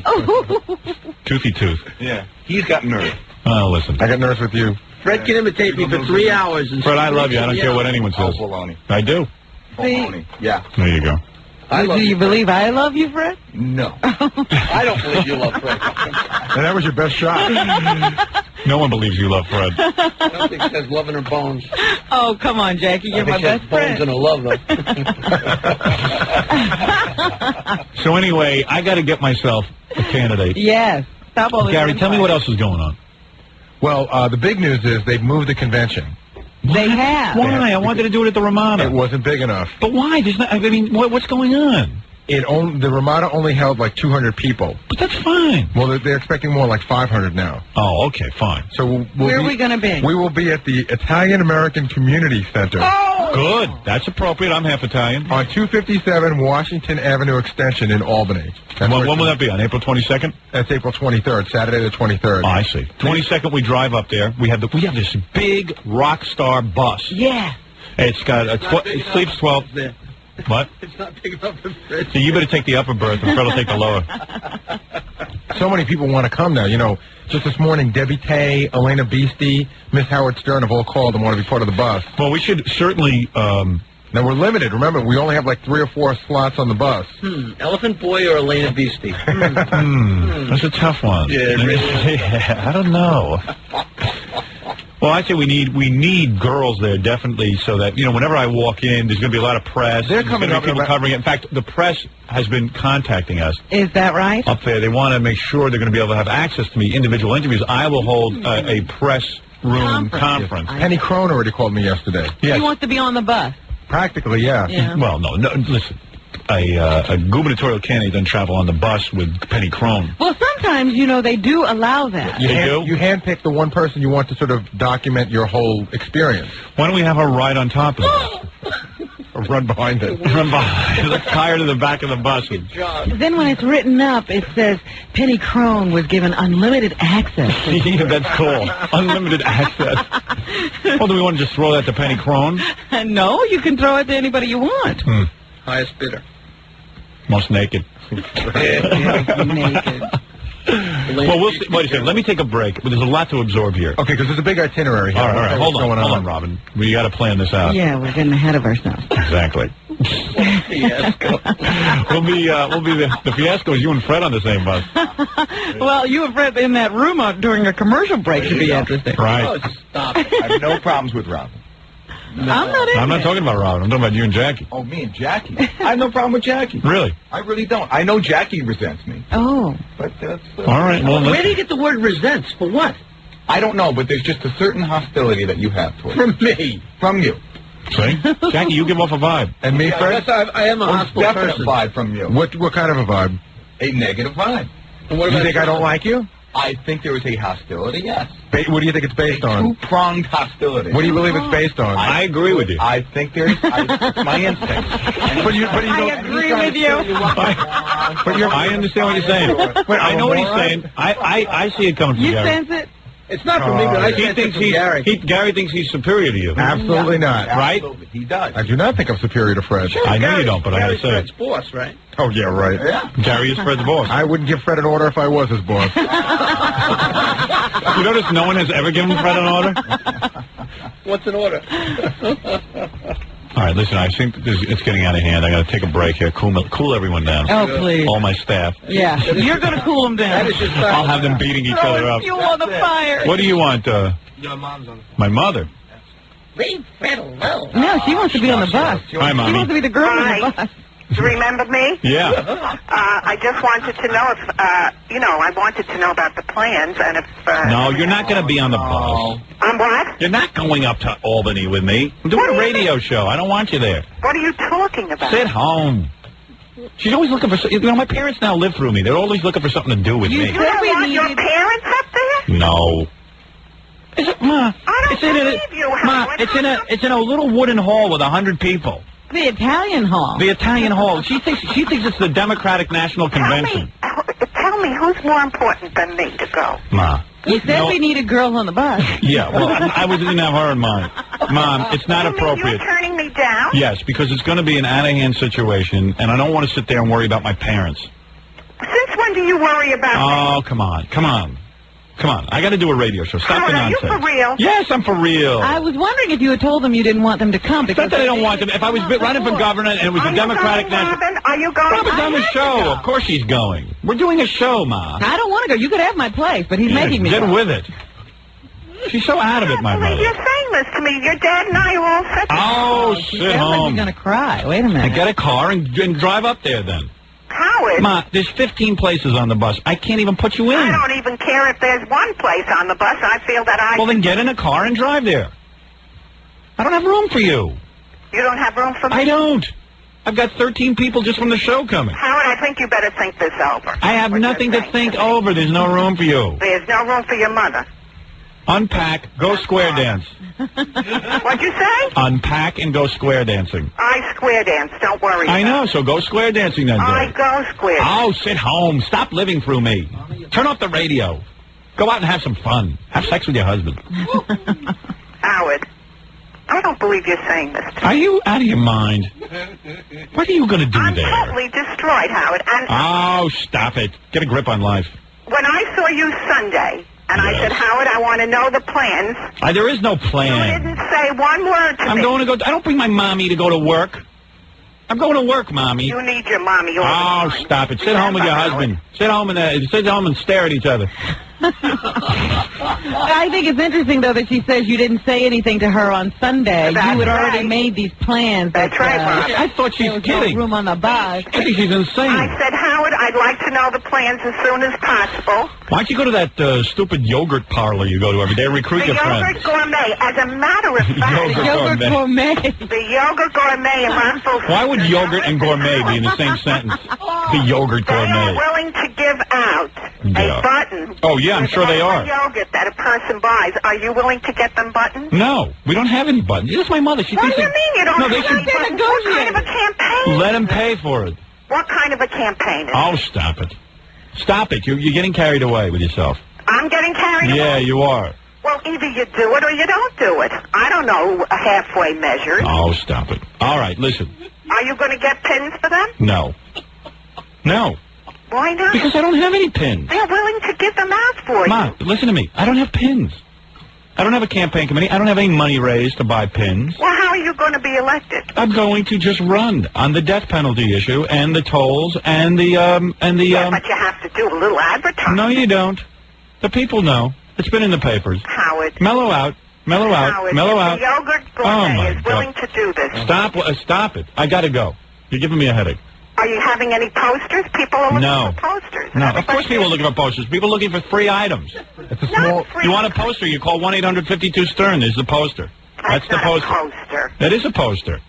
Well, it's not a campaign poster, Howard. This is Yeah, what but Ma, did you understand? What do you think I'm going to start licensing all these things? licensing. She doesn't understand business at all. With my name on a button, it becomes worth something. All right, so I'm not sitting to look and make collector's let items. it be worth something. All right. Ma, why don't you print some posters? That'll give you something to do. I'm going to put you in charge of the poster committee. No, I want to be in charge of the trip up to Albany. Good. So you and Dad plan your trip with the AA, and Get a triptych. get a triptych, and you're in Oh, charge. you're taking us on. No, we're not. We have no room for you. You're insane. Very nice, Howard. It's not a question of nice. What am I going to do? What am I going to do with you there? I just can't believe you. Oh, stop it. You're not going on a bus. Now sit home. I told everybody that I'm going. Oh, you're not Let's going. go. Well, now you're telling everybody you're not going. No, I'm not telling them that. You're not going, Ma. Be laughing stock of the yogurt club. Yeah. What? I didn't hear that. I tell you what, Ma, you go and I'll sit home. I didn't hear How's that remark. What was the remark? You'll be the laughing stock of the yogurt shop. I'll be the laughing stock of the yogurt shop. I don't think so, Howard. I didn't say it. Jackie did. Jackie? I didn't Jackie, my friend Jackie said that? He's full of resentment and I hate. don't believe it. All right, I got to go. I love you. Howard, where are you going? I got to go do commercials. I'm backed up. Oh, you're backed up? Yep. Well, all right, Howard. Just let me know the plans. I certainly will. In fact, we'll be calling you on the 25th For what? to tell you the plan. No. I know the 25th is when we're going.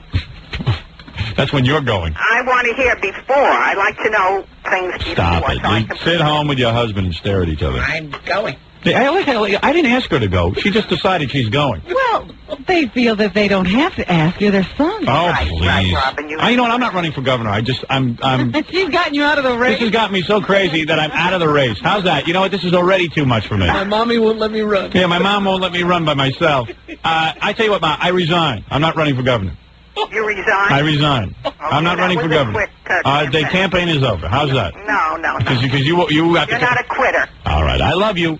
I love you too, Howard, and just let me know all the plans Okay. when they Thank you very much. All right. All right. Bye-bye, Mommy. Bye-bye. All right.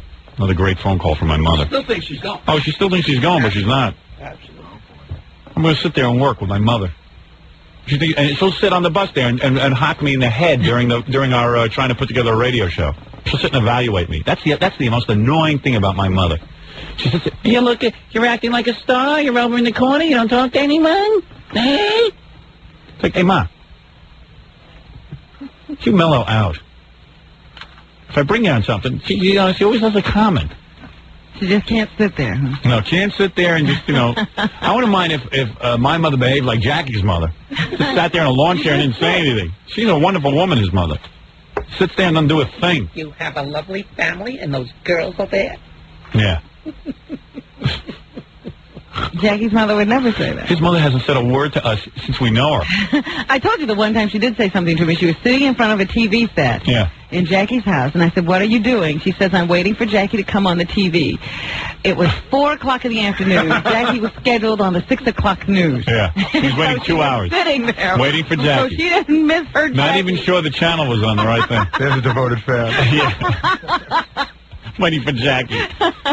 And Jackie, of course, doesn't tell her ma it's 2 hours from now. Right. He's happy to... She doesn't want to miss him. Yeah. We hear like a reminder. All right, let me take a break. Let's talk families, Robin. And we'll be back right after this. We're back with the Howard Stern Show. Hey, you know, we got to do the news. We got to talk about Albany. We got so much to do, but did you see this fax that just came in, Robin? No. Did you hand this one to me? No, I did not. She says, Howard, last night on the local news out of Binghamton, they did a report on the governor's race. They put up a graphic of a poll taken. It looked like this. Governor Cuomo, 54%. Howard Stern, 20%. Undecided, 24%. Now, I've crept up in the polls from 9% to 20%. And Oh, closing that's in. actually very good movement. Oh, yes. I didn't want to start it. When the anchor read this, it was said with a lot of respect with Cuomo's name, but you could tell he had a hard time with yours. He sneered, probably. Yeah, if anyone's got a tape of this, I'd love to see it. He just quickly said Stern in last place with 20%. My point is this. This is the same station that did not air your appearance on Geraldo. They have done a couple of reports now about you and always look for a twist to make it seem like a joke. But seeing you on the actual poll was great. I think they didn't think it would go this far. And now they're forced to cover the story at the convention in Albany. That's from Mike in Ithaca. Very angry guy. Well, there it is, Gary. I want you to file that, please, because that shows my increase in the polls. Yes, sir. I've gone up to 20%, Robin. Well, you're moving on up. Moving on up in the polls. I finally got a piece of the pie. All right, tell me what else is going on. Well, since you started talking about the poll, I just wanted to... what? Robert, I was actually... do you want to hear the rest of the Albany stuff? Oh, you're talking to Gary? Well, we could wait. You know what? Why don't we wait till tomorrow anyway? It's no problem. It's no big deal. Okay. All right. No, I thought you were talking to me. I actually am. I'm talking to both of you. Anybody who wants to say something can. Anybody who'll pipe up. Yeah. The important thing is that we are looking for a lieutenant governor. That's the thing you have to address immediately. Yeah, and you know what? You start doing the search. I'd have Fred do it, but he obviously doesn't want to jump to the occasion. And get in touch with Mayor Koch. Right. All right? Let Mayor Koch decide who my running mate should be. He would know better than I would. I would like to mention one other thing, though, that doesn't have to do with this. The Howard Stern Show is looking for summer interns. What? Yeah, you know, we always... oh, are we? Yeah, we're looking for summer interns. You must be a college student. You must be able to receive 3 college credits. And if you want to be an intern, send a cover letter and a resume to Kathy Tobin. Big chance. WXRK, 600 Madison, New York, 10022. Actually, Kathy wrote, must be tall, dark, and handsome. Sure, big cans. Come on now. Cheerleaders. Cheerleaders accepted immediately. Male cheerleaders accepted. Female cheerleaders. Trust me. Anyone who wants to be an intern, you interview. I'd like something to look at every once in a while when I go on that. You got me. That's enough. Oh, geez. You get the biggest treat of all. So, and we're equal opportunity, so if you're really exotic looking, send in a resume. Right. Yeah, right. All exotics can apply. No discrimination. No, almost. Oh. No, of course. Even homosexuals are allowed. You like that? I love homosexuals. Come on. Especially lesbians. Oh, yeah. Yeah, especially. Only. And what do you have to say at the end? EIEIO? Or EIO? Or Equal Opportunity EEO? EEO.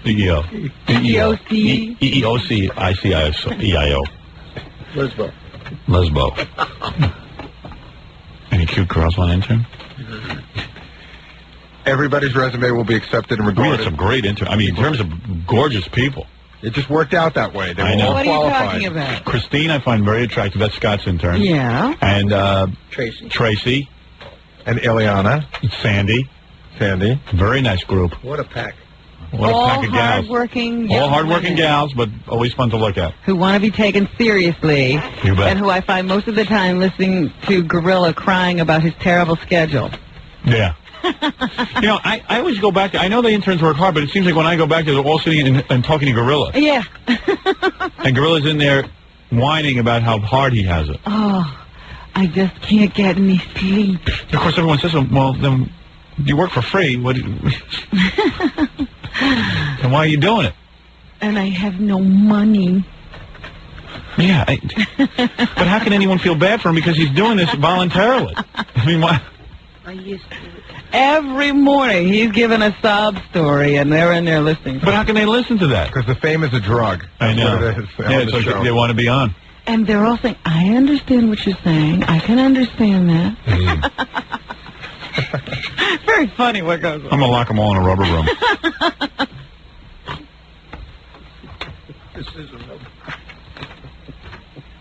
Show him on the air to complain. I'd like to hear that. Yeah, because he's laying in there. You know, he's always at your desk. Right. You know, because he's on a power trip in the morning. So Yeah. he goes and sits at your desk and leans back and puts his feet up. Not your desk anymore, Kathy Tobin's desk. Yeah. And he puts his feet up, and he has the lights out, and he's talking to them in the dark. Where is that? When does this go on? This goes on just before you get here. Oh, really? Yes, this is what I come into every morning. And who's he talking to? Isn't he the only one in here? Christine is sitting there, and he's saying, oh, I'm so tired. Yeah, because he's hoping she's going to get it on with him. And, you know, it's just I need so someone to relax me. hard. And I don't know how I'm going to get through the day. So are you going to go to your classes? Oh, I guess I'll go to this one or that one. But I really got to get some sleep. Yeah, you know what it is. He's trying to get it on with Christine. Yeah, I didn't know Christine was here that early. Life. I didn't know she was here that early. Well, rarely. All right.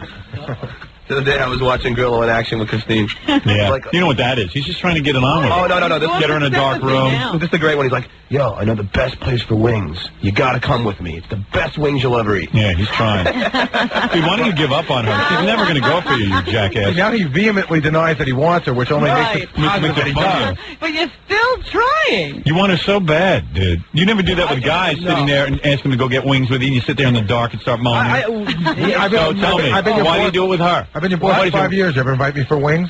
You ever want to go? Why do you? I don't know. You never asked. So what? I go out, why do you deny you want her so bad? I like hanging out with her. What's the big deal? Yeah, because you're in love with her. No, I'm not. She's a guy. I'm not. What's wrong with being in love with her? She's gorgeous. I'm not. She's very pretty, but I'm not in love with her. She's in a day I don't go by thinking about her. But then that's you. But I like hanging out with her. She's fun to hang out with. I want to hang out with her. But if she doesn't like you, how could she be fun to hang out with? She is. She's a fun person to hang out with. In spite of the fact No that one else is that much fun. Like, John isn't as much fun as her. Well, yeah, John is. But John has his own thing. Oh, and doesn't Christine have her own thing? And Christine's closer to my age. He wants that thing. Oh, you mean John's too old for you? No, John. She has a couple of. Why do you got to do this to me? Why do you got to do this? What do you mean? Why do we have to do anything? You sit back there and you hold court with Christine. No one else. I go in there. I'm waiting for you to call. Yeah. Okay. So I get all my duties done that I have to do. You're ablution. Okay. Yeah. My duties. I get all my duties. What are your done. duties?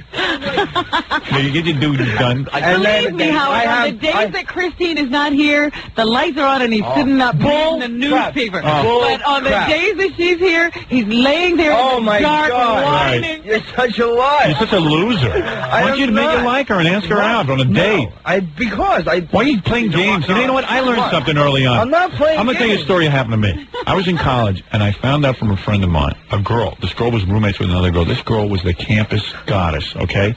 She comes up to me and says, she really likes you. She's attracted to you. I go, you're kidding. And none of this ever happened to me. I go, you're kidding.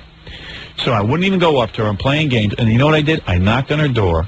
And I said, I'm taking a survey for the school. And I started playing all these games. And she said to me, you know what? Why are you playing games? You know I like you. You heard I liked you. Why are you acting like you're conducting a survey? And you know what? She threw me out of the room and never talked to me again.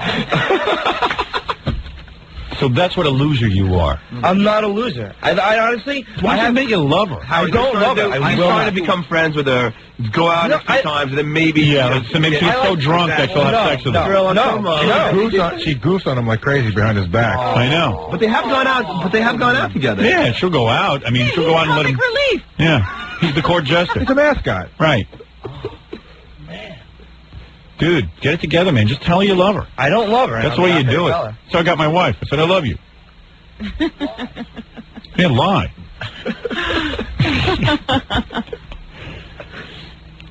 You're good for her, man. She can rest her beer on your bald head.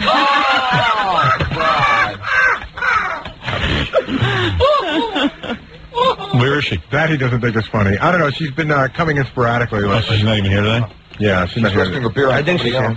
You would know, Gorilla, if she's here. No, she's here. I don't know where she is, though. No, I know where she is. Where is she? Let me get her. She basically ignores me. She's too busy hearing Gorilla whine. Oh, my God, wine. Oh, man. Oh, man. Christine, you hear this? No, I half heard it. What's going on? We were talking How about did how... she even come up? What? How She did came you- up because we were talking about how you sit in the back and hold court, and you complain. You sit back there with the lights out when Christine's around in the morning. You keep the lights out. You start moaning about how tough your schedule is. And you know you're hoping that she's going to get on with you, and No, she's not. I'm not. I'm not. You know what I'm talking about? He has never once in the 5 years that we've known him sit back there, turn the lights out, Every morning I and do. moan to guys about how tough it is, his schedule and all that. We never heard, oh, Ganji, my life stinks. I never said that. I can see why you're in love with him. Until I heard you complaining about my whining to life. Christine. Whining about what? But your I life. was talking about... You work for free. Don't you think it's ridiculous when he takes that? He's working for free, so why? I mean, he could quit any time. No. It has nothing to do with that. I was talking... I work at a youth center. I was talking about all the little wise-ass teenagers that I work with, and it's funny. Oh. And that's all I was talking about. I wasn't whining He was about... crying, wasn't he? Oh, man. It was a little winter. Don't you think it's a sexual come on what he's doing? Seriously, don't you think that By it's... complaining about his schedule? Well, by getting the dark Went in the dark room and the lights She walks out. in. I don't even know if she's going to come in the morning, let alone so I plan to shut the lights off when she comes here. You know what? You've got it all backwards, man. You got it all backwards. No, I don't. I have it right on track. You're supposed to make Christine moan. Instead, you're moaning. Oh, I can't take it. Oh, my life is a mess. I got no... You tell her you love her already. No, I don't love her. Then why every minute are you asking her to go eat wings with you? Because we hang out sometimes. Do you think he's in love? You know, guys. You get the vibe. Is he in love with you? I think he's given up on the fact that... Here's a chicken wing. Will you marry me? I think he's given up on Really? the fact. Yeah, I don't think that. I like to go out and hang out. How can you hang out with anyone else but her? I do. I hang out with a lot of people. Yeah, okay. Hang out with Danny and Matt. Do you? Yeah. Okay. And Christine. And Christine. Christine, have you gotten even thinner? I don't actually, I think I've gained weight. Really? Yeah. Not in my eyes. I think I've gained some weight. That's the way I see it. You hope that you get her so loaded one night that she's going to have sex with you. No, Am I right, actually, Gary? Gary told me that a long time ago. He said his plan is that he's gonna hang around you long enough and hope that you'll get drunk enough that night to have sex with him. I have no reason to admit that not to be true, and that's... What? Remember the two girls that were up here, the two sisters, and they talked about how the girl had her lesbian experience, how the guy followed the two women out to the car, they told him not to get in. Yeah. He got in, went home, and he got it. Yeah. That's what he hopes happens. No, You just follow, absolutely. You get in the car. Absolutely. You just don't get out even when you're told And you to know leave. what? Game playing never works because she's always going to think of you as a friend. You got to go up to her and you say, I love you and I need you. I wanted to be a friend. I don't want anything else. That's it. I'm serious. She's a very tough woman. She's not going to take that from you. But very good. I hope she does. Right, Christine? You don't even wear dresses, right? No, I do wear You do? dresses once in a while. I've never seen you in a dress. I'll surprise you guys Yeah, one because day. sometimes I think you have bad legs or something because you always wear pants. Well, they're pretty scarred up. Oh, they are? Yeah. You can wear pantyhose. Try that. Scarred up from what? From sports. Oh, really? Hockey. Yeah. Hockey. Ice hockey. No. Those aren't her teeth either. Yeah, exactly. I think Gorilla's got her right where he wants her. No, yeah, because exactly. she She's a friend. no longer believes that he wants her. And that's where he wants her. You're wrong. You're all wrong. Let me ask you a question. Christine was drunk one night, all right? Yeah. I'll give you a All right. hypothetical situation. And I She's swear drunk to one God, night. I'll honest you. And she's laying on the bed moaning and going, I really need a guy, so since there's no one around, I'll take you, Gorilla. And you said, okay. You would say, okay, right? How drunk am I? You're very low. Very You're really, the room is really dizzy. You're in a Cobain coma. You're near death. You wouldn't. I'm just saying, it's nothing personal against you. I wouldn't just have sex with somebody. Did because you I was hear that? horny. Do you hear that? So, Okay, so it's not a personal you thing. guys are off track. You really are. And you think she's a lesbian because she wants to have sex with you, right? it's not personal, but Yeah, right. with a gun to her head. I'd have to be so loaded. I'd have to be dead. I'd There be would have dead. to be drugs involved. You would have to be so I- I- completely wasted. I- Well, there's your answer. Stop moaning in the dark. Give up on that. Wait, I want to know something. This is your answer because I'm not into you, I'm gay. Is that what you're saying? I never said that. I never said that. Cut it out. No, I've heard you guys. You're like, oh, she always wears pants. She must be gay. No, I've never said really? that. No. No. I think she likes broads. And if I was gay, I bet I could get more women than you. Yeah, I bet you could. Hey, screw off. What the hell's your problem? Why don't you go back home? Oh, that was... Take off another day. Find a way to turn her on. Yeah, I'm turning her on. Like, I really want to turn her on. I got it where I want it. He's on the ropes. No. All right. Yeah, good luck to you. Yeah, whatever. Christine, try to resist. We hope you two will be very happy. Hope you're happy together. We're already fighting. We're not even married. All right. It's great. So who haven't I turned against today? Who haven't I made miserable today? Gary got off easy today. Yeah. Gary kissed your ass pretty good today. You're right. Fred's mad at me, believe me. Okay. You're out of your mind. See? All right, anyway, Robin, let's do some news. Can we do the news now, Fred? Why are you holding up the sponsor? We haven't finished. Are you serious? Oh, I feel terrible. I've shirked my responsibility. Love life had to be... Oh, that's right. Well, we couldn't interrupt that. I couldn't. All right, let me take a break, Robin. Let's do some news now. All right. Anything else, Robin? And, of course, the really sad case here in New York of several youths being arrested for the rape of a woman on Coney Island. Don't hurt yourself, Jackie. Jackie, easy, man. There's a little decorum in here. Whew. They say that the youngest perpetrator arrested was a 14-year-old. Did you see that kid, a baby face on him? Little baby, yes. He looked so young and innocent. Held the gun on this woman. And look, nothing will happen to these kids. Nothing. I guarantee it. Nothing will happen to them. They'll be in jail 3 years maybe. They raped went a woman. back to their neighborhood and they bragged about it. Well, they re-elect Governor why Cuomo. They were arrested. Their friends turned them in. They were disgusted, thank goodness. Re-elect Governor Cuomo, then, if that's what you want. You can't even walk on Coney Island anymore. You can't jog. They were running around there in Coney Island looking for somebody to rob because they wanted to play video games. They tried to attack some man to get money, but he managed to scamper away, and the next person to happen along was this woman who was jogging. And they knocked her down and were rifling through her pockets. When they found she had no money, during this struggle, her shirt ripped, and it immediately escalated into a situation where several of them decided to take turns with her. They have nothing to worry about. Remember, 3 strikes and you're out. They can do this again, and nothing will happen. This is only their first rape, right? As far as I know. Yeah, they tell them not to sweat it. They'll be back out very soon. But 3 strikes and you're out. Can you imagine that? One kid had graduated from high school last year. The others are in high school or junior high. Death penalty. But they were caning, joking about it. Everyone's afraid of this caning. Why would you be afraid of seeing these runts get caned? That's not good enough for them. Death penalty. Rapists. Not rapists. Nothing funny about it. Well, Jackie obviously has something funny over there going on about it. I'm sure Jackie was reading something else. I heard that guffaw. I can't imagine him laughing at this.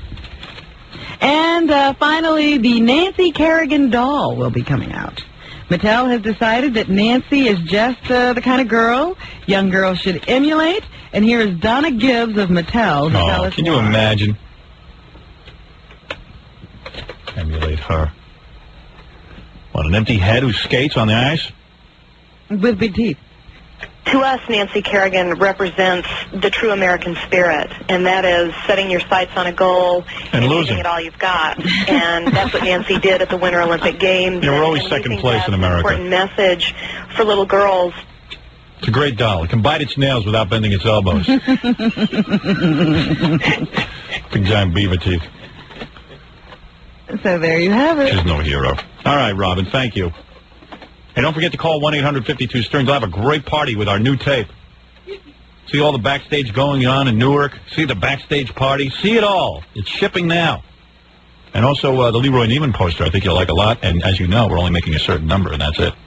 1-800-52-STERN, $39.95. Make sure you order early to get in on the Leroy Neiman poster. You must be 18 or older because the tape is it's very funny, but there's a lot of nonsense going on there. Brought to you by Infinity Ventures and me. Hey, Jackie the Joke Man. Now, there's a guy you want to go see. Also, you can order his new comedy CD, available on cassette. It's only $10 plus $3 shipping and handling. You call 1-800-323-5464. And don't forget to go see Jackie live next Thursday night, April 21st at Buster's in East Hartford, Connecticut. For information, you call the all-digital 516-922-9463. Thank you, Robin. The new Stuttering John album titled... Always there to support you. Yeah, we always laugh at him. The new Stuttering John album titled Stuttering John will be out April 19th in record stores everywhere. To get on Stuttering John's mailing list, call 609-546-STUPID. You got a plug for your girlfriend? Oh, Diane? Oh. Diane Parkinson, my girlfriend, will be on the Playboy channel every Friday in May. And her video is out in the... Oh. Wow. What song is this? I'm not sure. I have to check my list. You wrote me some lyrics to that song. Probably are, though. Yeah. That was good. It's hot in here. I gotta, gotta get it together. It's very hot in here. It makes you sleepy. Maybe you're an overheated person. I'm not, though. You know me. I'm always cold. It's hot today, right? Yeah, you gotta walk in here. It's like, I just lowered the heat, but it takes a while to kick in. Every day it's the lottery. Well, I think Allison Steele, when she does her show, she's gotta get that blood warmed. And so she puts up the heat. And then I come in and I'm like I feel like just being naked doing the show. Well, that's not a bad Let me just drink some water. It'll take my body temperature down. I'm up around 117. Fred just gave me rectal temperature readout. Well, why don't you just take your clothes off? Because you'll laugh at the size of my penis. I can't see you. Oh, you can't? Okay, then I'll do it. I should take my clothes off. I look so bad with my clothes off. I was looking at myself last night. Had my shower cap on. And, well, that's no way to look at yourself. I should get my hair down when I look at myself. But, it's like, like for the cover of my book, I shaved the body hair off me and stuff, so I look handsome. And now I'm all grown in and hairy. And are you really hairy? I'm probably about 5 or 6 pounds overweight, and I haven't been exercising that much because my eyeball hurts. I get this eye pain in the middle of the night. Woke me up last night. Man, it really rocks you. Yeah. Who ever heard of eye pain? I know. I never heard of anything like this. I get to say it rocks me out of my bed, and my doctor told me I have to go see a shrink because it's psychological. Yes. Is that the kind of pain like you get when you eat ice cream too fast? No, type of thing? No. I wish it was only that. That's pretty. What it's like is you're sleeping, right, and all of a sudden you feel yourself trying to open your eye, and then it feels like your eyeball's ripping. It's the only way I can describe it. It's not dry eye. Well, yeah, it is. So I put all this goop in to keep it moist during the night, but it doesn't even, that doesn't even work. Is something wrong with your tear ducts or your I don't know. mechanism there? Nah, it is psychological. It is. It is. That's the sound it makes. Oh. And then I go and check in the mirror to see if I still can see or see if I have an eyeball. Oh. And it's always gross because my eyes are all red and bloodshot and why are you tearing. opening your eye anyway? I know, it just happens. Oh. It's REM. They say it happens during your REM sleep. Oh, I see. Yeah, so I'm always interrupted. I think I'm being invaded by aliens. Is that possible? You're ripping your eyes open. I don't know, but it's like really weird, and then I wake up all freaked out. And so why don't you go to the psychiatrist? Now we're back to that. I just can't get it together. I can't. I want to go, but I feel like real embarrassed to talk to someone, and then I go back and forth between I'm just too busy. I got a lot of stuff going on right now. You're too busy to regain your health and be able to sleep through the night. Yeah. Well, I'm afraid of what he'll tell me. I don't want to know. No, it's not what you'll tell him. It's what I'll tell him is what I'm afraid of. And he's supposed to be real good, and he was recommended by a guy I respect, the guy I dedicated my book to, and I just can't pick up the phone. I'm like, I need to, I just... And I don't want somebody else make the call for you. And I somehow have a vision of, like, having you go there every Monday or something, and, like, and I'll go, oh, God, I just want to go home. You know what I mean?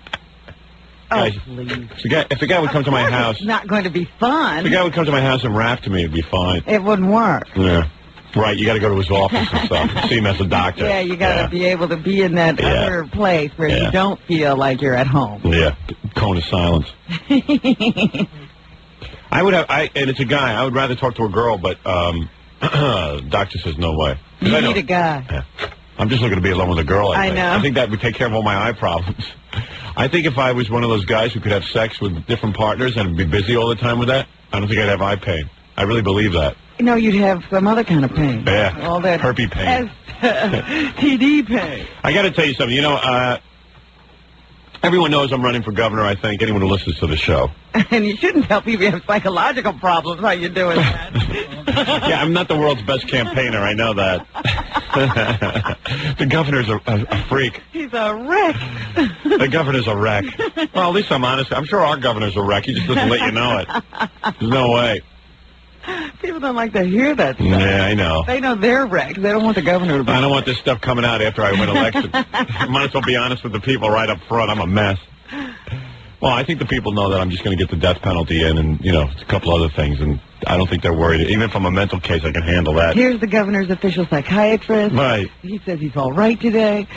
It's really funny. I must tell you, one of the things I was screaming about in my campaign is that they should do construction overnight.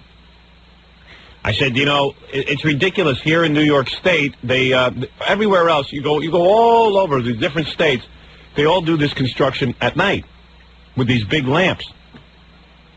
So it's ridiculous. Can you imagine a city the size of New York with the few roads, the horrible roads we have that lead into Manhattan every day in rush hour? You have people actually during the day sitting and doing construction. It makes no sense. So have you found out if those places are closed up during rush hour? Well, I can't really, I haven't found that out yet, Robin, but I will tell you this, that now there are 2 places on the Long Island Expressway now doing construction overnight when I come in, except, of course, because bureaucrats run things, and now they're trying to respond in some way, they're doing it all wrong. I know, you see, what? They're blowing it. They're blowing it. They're really making people pissed off. So you're going to say, well, what did they do wrong now? Yeah, what'd they do? They're taking this construction, they don't stop till 5:30 in the morning. Now, Robin, anyone who commutes knows that our rush hour here in New York, believe it or not, starts around 4:30 in the morning. 5 o'clock, things are buzzing. You ever been out on the Long Island Expressway at 5 o'clock in the morning? Sure. I mean, there are trucks, there are cars. It is rush hour. These are people who need to get into the city early. 5 o'clock, full tilt. Full tilt, it's going. Traffic's moving, but it's full tilt. I mean, there's enough cars on there to make anybody say, wow, this is rush hour. It's crowded enough that the least little hassle will stop everything. So what they have to do, if a governor was commuter, governor equals commuter. If it was someone who actually knew the roads, they would understand that at 5 o'clock in the morning, you get these guys. Get them out of there. But you know what's going on. These construction guys are going for the overtime. You know what's going on. If they're going to be up during the night, they're going to go to 5:30 in the morning. Probably overtime kicks in at 4 o'clock. Mm-hmm. Construction should occur between the hours, if you want to start early, 9 o'clock at night. How's that? 10 o'clock at night. And go till 4 in the morning. And get the hell off the road at 4 in the morning. That's it. A good 6 or 7 hours of solid there's work. Another rush out of the city after 10:30, 11. And you got to keep that in mind. You got to stagger it. You got to know when to begin construction. You know, you got to know. I would say from midnight to 4 is your time. If you want to do that leading out of the city, fine. But leading into the city, you can start at 10. Start at 9. Yeah, why is the construction on our side going in? It should be on the other side. There's nobody coming. Of course, because you know what? Nobody cares and nobody thinks about it. You take a couple of limo drivers, put them in charge of what time to do construction. They'll tell you exactly when to do it. They drive the roads day and night. You ask a couple of cab drivers who work the airport route. They'll tell you exactly when to start doing construction. They know. They take the roads day and night. So they're blowing it again. Hey, even when they try. I couldn't believe it. Here I am. I got up early this morning. I said, I know they're doing this construction. I got up super early so I could get in. I couldn't get in. I mean, it's that bad? Sitting in traffic for a good 15-minute delay. That's amazing. And I couldn't take the Grand Central in because there's only 2 roads that lead into Manhattan from my house. Anyone who lives on Long Island knows this. They couldn't take the Grand Central. There was an accident on the Grand Central today. So that's it. Traffic stopped. Commerce stops. Construction, road crews, accident. One accident will destroy commerce in this town. Absolutely. But you haven't said the one thing that I've been waiting for you to say. I mean, if you lived in Manhattan, you would know this. Go ahead. There is no way to get through the city during the day because of all of the double parking. Yeah, well, I can't take care of that, too. I'm just going to take care of 3 things. You know, I could lie to you and say I'm going to take care of more than 3 things. I'm sticking to 3 things. That's more than any candidate's ever Somebody done. had once suggested to you that all deliveries by truck should be made overnight.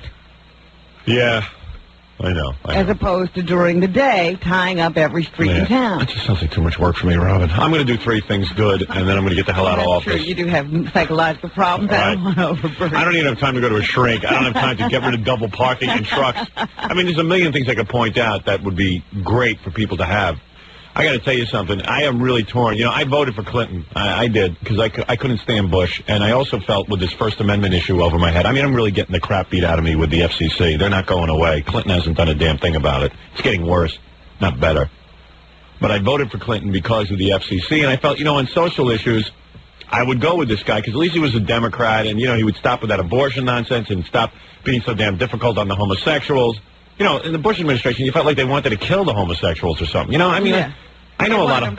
Yeah, I don't want to see these people die. I mean, I like a lot of homosexuals. You do? Sure. I've never seen you with any. Well, I mean, you know, In I don't. general, in I'm not principle. uptight about it. I don't. In principle, you like it. You know, I always say I meet people who want to see all homosexuals die, and I go, well, wait a second. There's got to be. Do? Sure. Not Jackie, Fred, these kind of guys. Oh, I don't know. Hardcore hillbillies. So I'm saying that. No, you know, you talk to people, they go, oh, the gays, I hate them. I go, wait, you don't have any gays in your family? You know, there's no one? There's no cousin or sister, brother, something? You must know some? I said, wait, They obviously aren't coming out to them. Yeah, so I figured, hey, I'll vote for Clinton. I mean, I don't, did you just do your taxes? Oh, please. Did you see how much extra money Clinton cost you? I don't want to talk about it. And I wouldn't mind, you know something? I'd be happy to pay it if I felt the FCC was off my ass. Or if anything was going to change. Yeah, but nothing's changing. I have come to the conclusion he's gone in 2 years. He's gone. Goodbye, him and Hillary. That way. And I really was pulling for the guy. But you know what? My life hasn't improved, and all I'm doing is paying out more money. And he has turned a deaf ear to me. It looks like I'm paying my taxes out over time. You know, like I owe more, and I have to pay it out over several years. Yeah. Oh, man, I couldn't believe... Hey, I make a pretty good living. I'm not denying it, but I couldn't believe... You know, even when you make a pretty good living, well, you know, see we're half of it getting go out the ripped door. off Yep. because back in the good old days, if you worked really hard and you managed to get to where we are, Yeah. you would be rich. We finally managed to get where we are, and now we have no money. Yeah. I can't believe It doesn't it. matter to make this much money. We finally have a good year, and we get hit with the worst tax burden in the world. And I bet you even Baba Booey, he's no rich man. Stutter and John has never had to pay in his entire life. Stutter and John and I were just out there talking about how we both got crushed yesterday. There's not one. Not because you're making more money. You got crushed just because the tax rate went up. I don't know what happened, man. There were so many papers. And It was a calamity. Facts, figures, percentages. Yeah, but my accountant sat down with me and says, here is what Bill Clinton cost you. Yeah. He showed me. I passed out. He had already I told passed me. out. I think I try to block that out. You know, Yeah. just like, I don't want to see the number. I wouldn't mind if the guy said, hey, what's with this FCC now? He hasn't done a damn thing. Busy with that health care. Screw health care. And we still don't have it. Yeah. I know. I was paid for it. Pay it into health insurance. I know with what I paid extra in taxes, everyone should have health care now. I know it. I definitely paid for it. It's paid for. Bought and paid for. So let's get it on. Give it to everyone. Well, I heard Cuomo's talking about how we got to have health care. There's like 1 million people out there. There's too many people in New York State who don't have health care. 1 million of them could afford it, but they just don't do it. And there's another 1 million that don't have the money for it. And I'm going, you know, I'm sick of it because they don't work and they're down on their luck. And I was like, and they wait and go to the emergency room until you know they really are ill, and it costs more money to treat them. Yeah, did you hear that rap too? Yeah. Did you hear him talking about me? No. Oh yeah, he was talking about me. You didn't watch it? I didn't watch that. No, Oh, yeah. I forgot about the woman saying she was going to make ask the question. Yeah, I'll play it for you. Oh, I want to hear. Guy called in and asked about me. Ah. Yeah. So Betty Lou didn't do it? The governor was very nice about it, actually, and really was going on. The reporters were trying to interrupt him to get to something serious, and he wouldn't stop. He said, "Oh, I love this Howard Stern issue." It was really cool. Hi, you're on the air. Hello? Yeah. I can barely hear you. Hello to Howard? Yeah, I can barely hear you. Yeah, obviously he can't hear you either. Hello? Hello? Yeah. Yes. I want to talk to Howard. Yeah, you're talking to him. No, I'm not. All right, thanks for the call. Goodbye. What? Hello? I'm not going to convince you that it's me. I don't know how to win that one. Goodbye. I said goodbye. Howard? Yes. How you doing? I got the tape 2 days ago. Now, that couldn't have been that hard to say. It just couldn't be that hard to get that thought out. That sentence was a tough one. Try another sentence. Hello? Yeah. And I just took a little peek because I'm saving it for Saturday. And it looks really great. Okay. Hey, I'm glad you got it. I hope you enjoy it. And have a good Saturday. Why are you saving the tape for Saturday? Why are you putting yourself through this? Because I want my brother and my cousin to see it. Oh, I thought it was because you couldn't find your VCR. Couldn't rewind it. So you want to watch it with your brother? And your cousin. Yeah. So you want to watch it with them, and in other words, you want to see it for the first time with them? Right. Yeah, Right, you're saving it like a movie. All right, that's legitimate. And what's called? I sent my $15 in to the Libertarian Party. Oh boy. So you're going to be in Albany with us? Yeah. You sure? Don't you want to watch the video? Stay home and watch the video? Did they ever send you anything back? Not yet. All right. I don't know if they do send anything back. Maybe I you don't just, know that you get anything back. Yeah, maybe you just registered. We haven't gotten anything back, have we? No. Yeah, well, anyway, we're going to be up in Albany next weekend. Oh, it's next weekend already. Yeah. Howard, when are the posters going to run out? Oh, now you got the poster. You want to make sure no one else gets one. He's got his. I was just wondering when... Well, as soon as enough are ordered, then they will run out. We only made a limited amount. Do you have any idea? I don't know. I don't know exactly when they'll run out. No. All right. You said you're going to do a poster signing, right? What, up in Albany? Up in Albany, I'll sign your poster. You know, I'll try. Can't guarantee it, but if you come up there, as long as you're voting for me at the convention. Hello? I feel like we're on satellite and there's some kind of delay. No, we're on Pluto. You get mail on Pluto? First get smell on Mars. Right. All right, hey, listen, I'm going to go, okay? It's a nice day. Have a nice day. It was a pleasure talking to you. What? Well, one more thing. Yeah. How come you always knock in Nassau Community in Delphi? You go to Nassau Community? No, I graduated. Ah. So you're a college graduate? Nassau Community. Oh, I didn't realize someone this intelligent had graduated Nassau Community. How could I knock them? No, you got to admit, you don't sound like a college graduate. Am I correct? I just woke up. Yeah, well, I'm just saying, even for someone who just woke up, now you can see why I knock Nassau Community. The idea that you went to college and graduated. Did you graduate? Yeah, magna cum. Magna cum laude? Yeah. It's called magna cum laude. Magna cum. I was going to ask him if he's taping this conversation. He shouldn't listen to it. I was going to say, just listen back and you will understand. You should be the poster boy for Nassau Community College. No, you don't have what we would call an excellent command of the language. And the idea that you could... I was really nervous. Right, I know that, but I'm just saying, for you to say I graduated... Magna cum. Magna cum, when you can't even say magna cum laude. You know what I'm saying? And then you say, why do I knock Nassau Community College? It's precisely for this reason. Where a guy like you, who really should never have even been allowed in college... What do you do now that you've graduated? What? What do you do now that you've graduated? I'm a psychiatric social worker. No, you're not. Yes, I am. Wait. Spell psychiatric. Spell imbecile. What? Spell imbecile. Spell the word imbecile. Come on, Howard. I'm being serious. Spell it.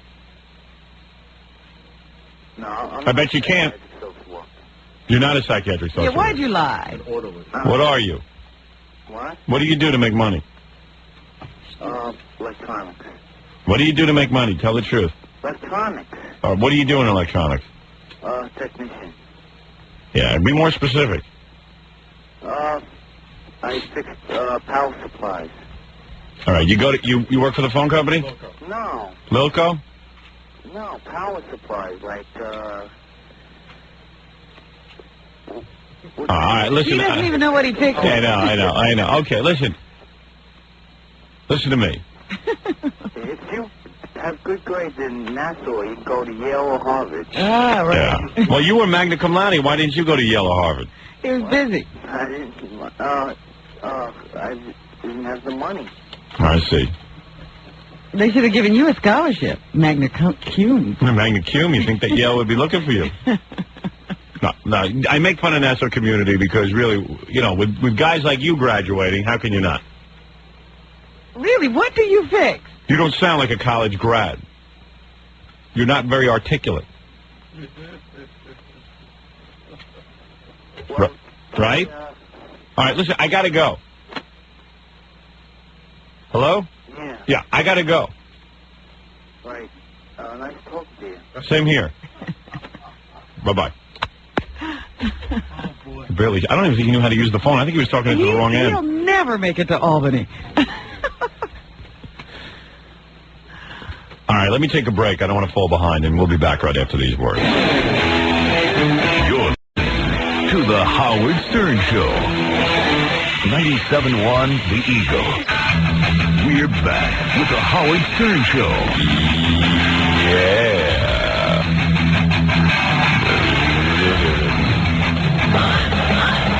All right, Gary, what were you saying? We have a big controversy on our caravan up to Albany. Yeah, well, we got this.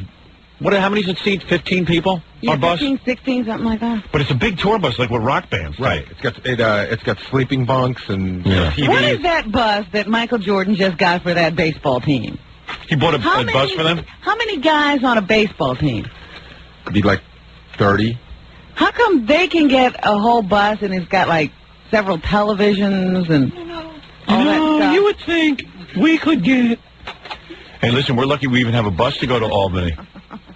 I hear they're angry. Our bus just doesn't hold any people. It's really weird. I'm always in a weird situation. I'm always at war with people. I heard that people in the company, not mentioning any names, people in the company were mad at me because I didn't come and discuss this with them about them. And I was always told every year when I first got here, they wanted me to take a couple of road trips a year, go to California, go to Europe, go out and, do some exciting programs and things like that.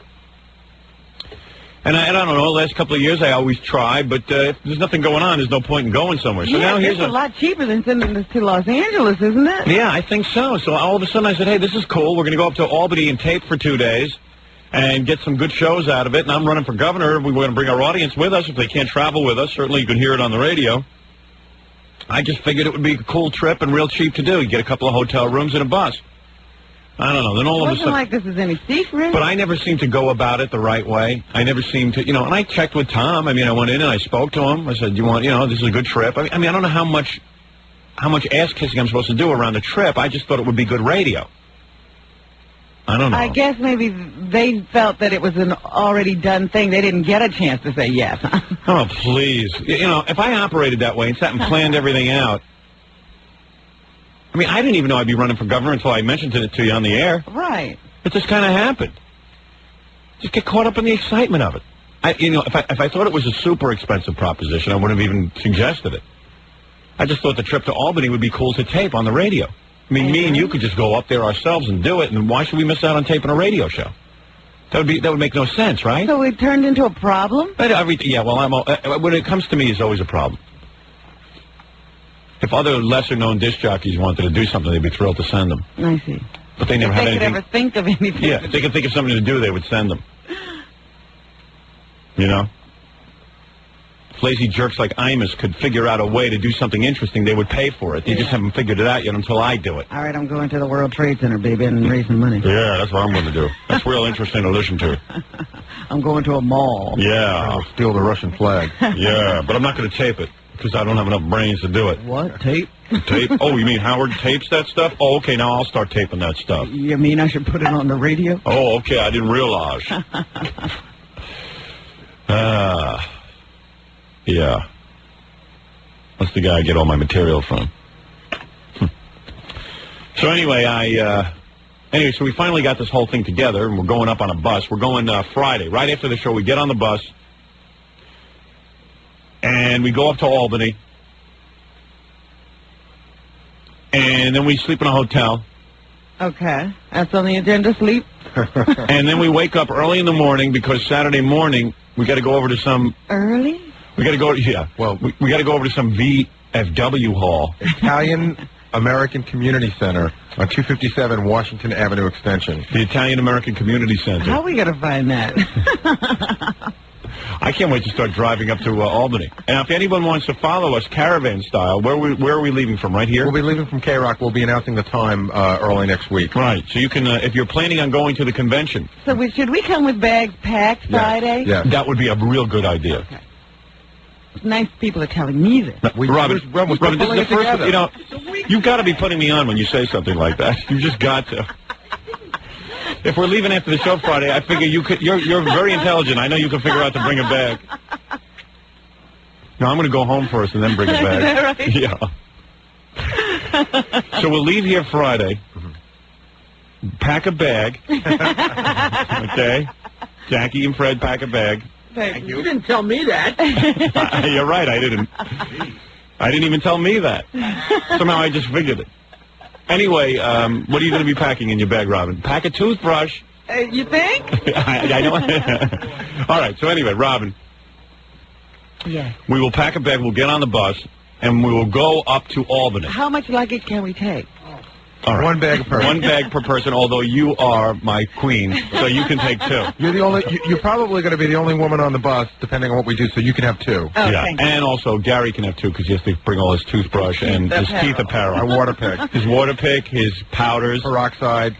His steamer truck. His laboratory. His laboratory. Tell everybody what you carry. You know, whenever we take a road trip, Gary carries... Stuttering John was in Gary's room when he was unpacking one time.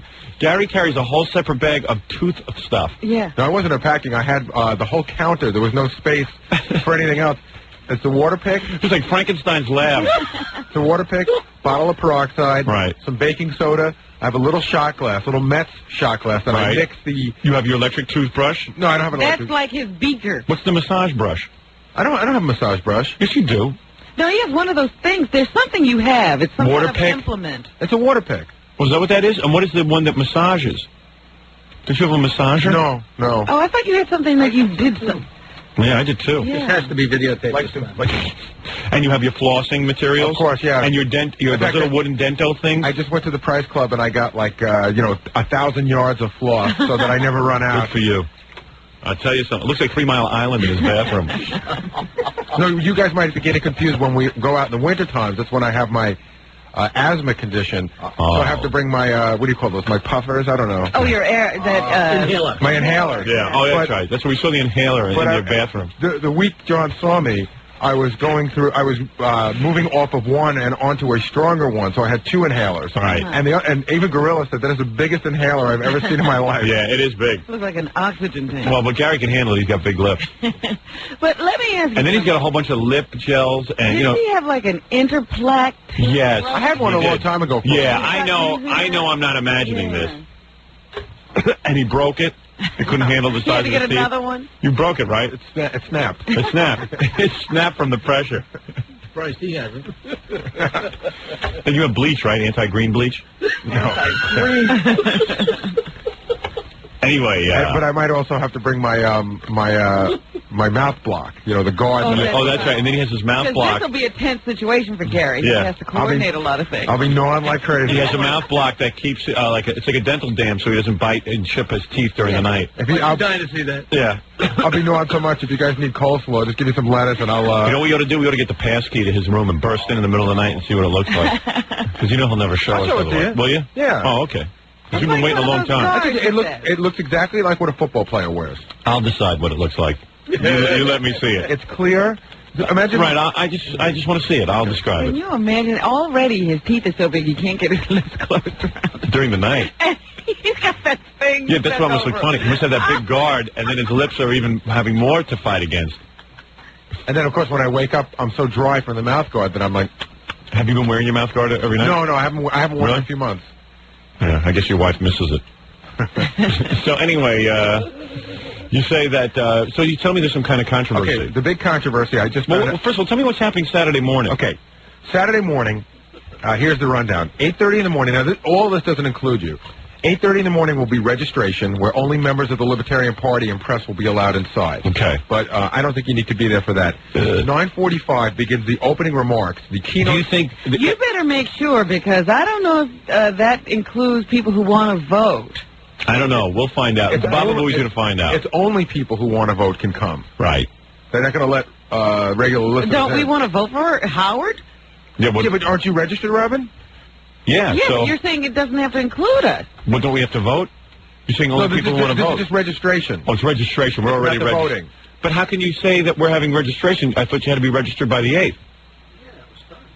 So it's already done. No, we joined the party. This registration may be to validate that you're there. I guess like check-in. All right, so Gary can check in for us. I can check in for you. All right. 9:45 is opening remarks. I don't even want to wake up that early to vote for myself. I'll just leave it in the hands of others. You know, the keynote speaker is going to be, the person who will make the opening remarks is going to be a famous libertarian who already holds an office. Right. Wow. So you'll be hearing from Rebecca Wilbur. She is on the New York Town Board of Woodstock. Wilbur. Yes. Rebecca Wilbur. She's an elected libertarian. Oh, yeah? Right. Wow. That's a miracle. I didn't know elected and libertarian go in the same sentence. You know, I wonder, did they ever have any press show up previous years during this period? Doubt it. Yeah. Well, that's why Peggy Panache is going to be helping them handle the press. Good. Because they're not used to it. 10 o'clock starts the real business at hand.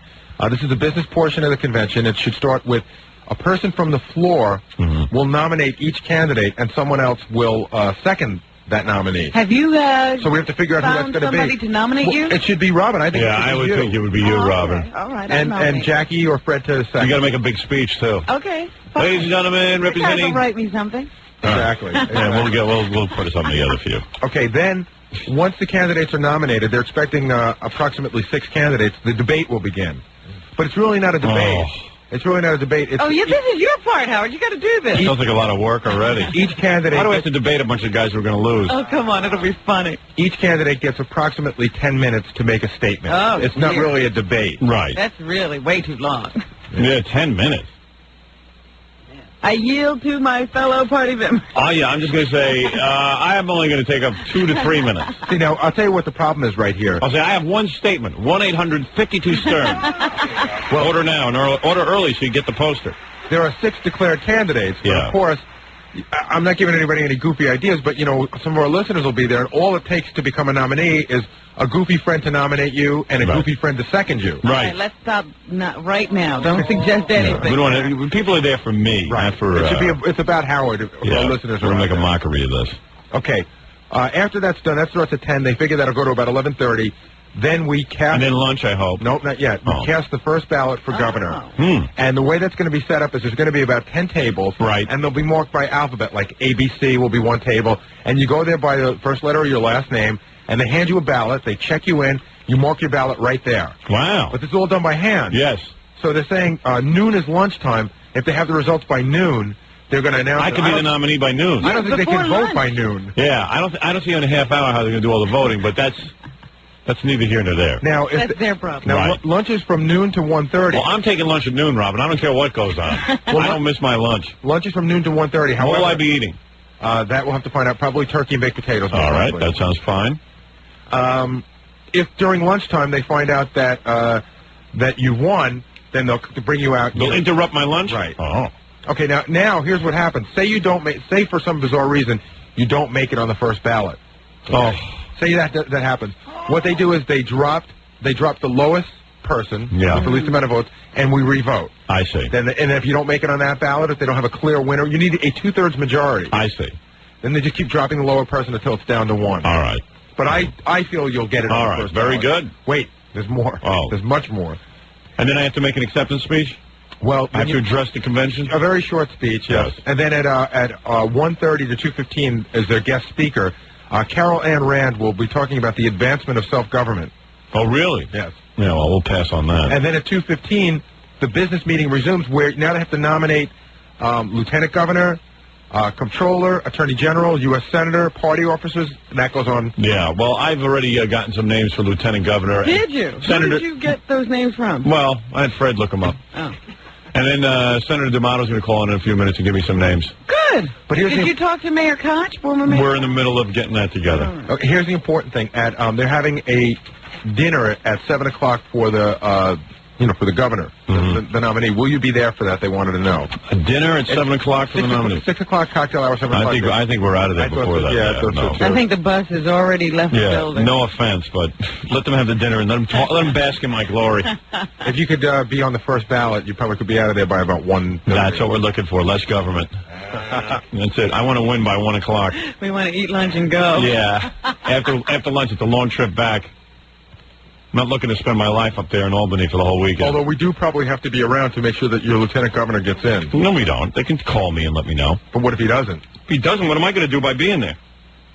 Right, that's true. Well, there's nothing I can do about it. If he doesn't get in, I'm not going to run with him anyway. Well, just let's say to all of our backers that they should make sure that the lieutenant governor gets the nod. Yeah, I'm not going to run with some guy I don't believe in. My whole candidacy is based on taking that guy and making him governor. If you don't get the nominee that you want, you will step down and give up your Absolutely. It's got to go nomination. The way. Listen, these libertarians never once had a candidate that could win. They got a guy now who already has 20% of the vote without being an official candidate. So, listen, they got to do what I say. This is it. My whole candidacy is based on my running mate. I got to find somebody who's going to be governor. So let me tell you a little bit about this controversy. Yeah. So, we were talking about different people that might be on the bus with us, Fred the Elephant Boy. And we got to make sure we have a good mix of people on the bus. So Miss Howard Stern was listening to the show yesterday. Yes. And I guess she heard me mention that maybe Elena Beastie might want to come and Debbie Tay. Right. And she said that if they go, she doesn't really feel that she can come in good conscience because of the comments that they made about her. Really? I didn't know they made comments, but apparently they have. Oh, is that right? These girls just shouldn't talk to each And other. she just doesn't feel comfortable being up there with them. Wow. Oh. Well, that's very sad. So, listen. Do you want to get people on the phone and see what's happening? Yeah, maybe we ought to patch them up on the air. Because we can't have the girls of Howard Stern fighting. See, this is her royal court. That's a good Well, I think Miss Howard Stern, quite frankly, is very possessive of her title and me. And she doesn't want to. Share you. She doesn't want to share me. She wants to be alone with me. I believe that to be very true. Yeah. I think it'd be much better to patch it up on the actual bus. That's a good piece of business to do in person. Well, but she won't come if. Yeah, how can you patch it up if she's not there? She ain't turning this trip down. No, she'd be there no matter what. You If sure? Hitler was on the bus, she'd Let's come. call and make sure she'll be there then. She'll be there. Extend the invitation. Well, we haven't even, I don't even know that I want her on the bus. We haven't even decided she's going to be on the bus. What is it, Stern John? Yeah, she's on the phone. Oh, okay. You see, she loves being on the air. Hello. Hello, my darling. Like Marge. She really is very good looking. Her voice does not do her justice. She's got to be here. Yeah. That's not what I said yesterday, and I certainly didn't want it to be aired over the radio. Sure you did. No, I did not. I All right, really tell me did what the not. problem is. Because they said they made a lot of comments about me. What did they say? They're just jealous. They think they should have won. They think I know that they think that. they're but honest girls. That's all they're saying. Hey, they thought they were better than you. What's the difference? You won the title. You won the $50,000. You're the queen. I know, but they don't say that when they're in front of me. What do they say? Like at the birthday party, they were all very nice, and then they all went to their corners and started talking about How do you know? You heard it? I know because people told me. Elena Beastie was signing other people's books, The Real Winner. What's so what? Oh, come on. That can't bother you. You are really childish. No, I don't want to be petty. I certainly... You're being petty. You're Miss Howard Stern. You're going to let these girls take over your role? I don't want them to take all of your time up. You know I want to be near you. Well, listen, you're Miss Howard Stern. You can't allow others to interfere in your reign. Well, I don't want them near you. Well, you can't keep me to yourself. Oh, certainly I can. No, you can't.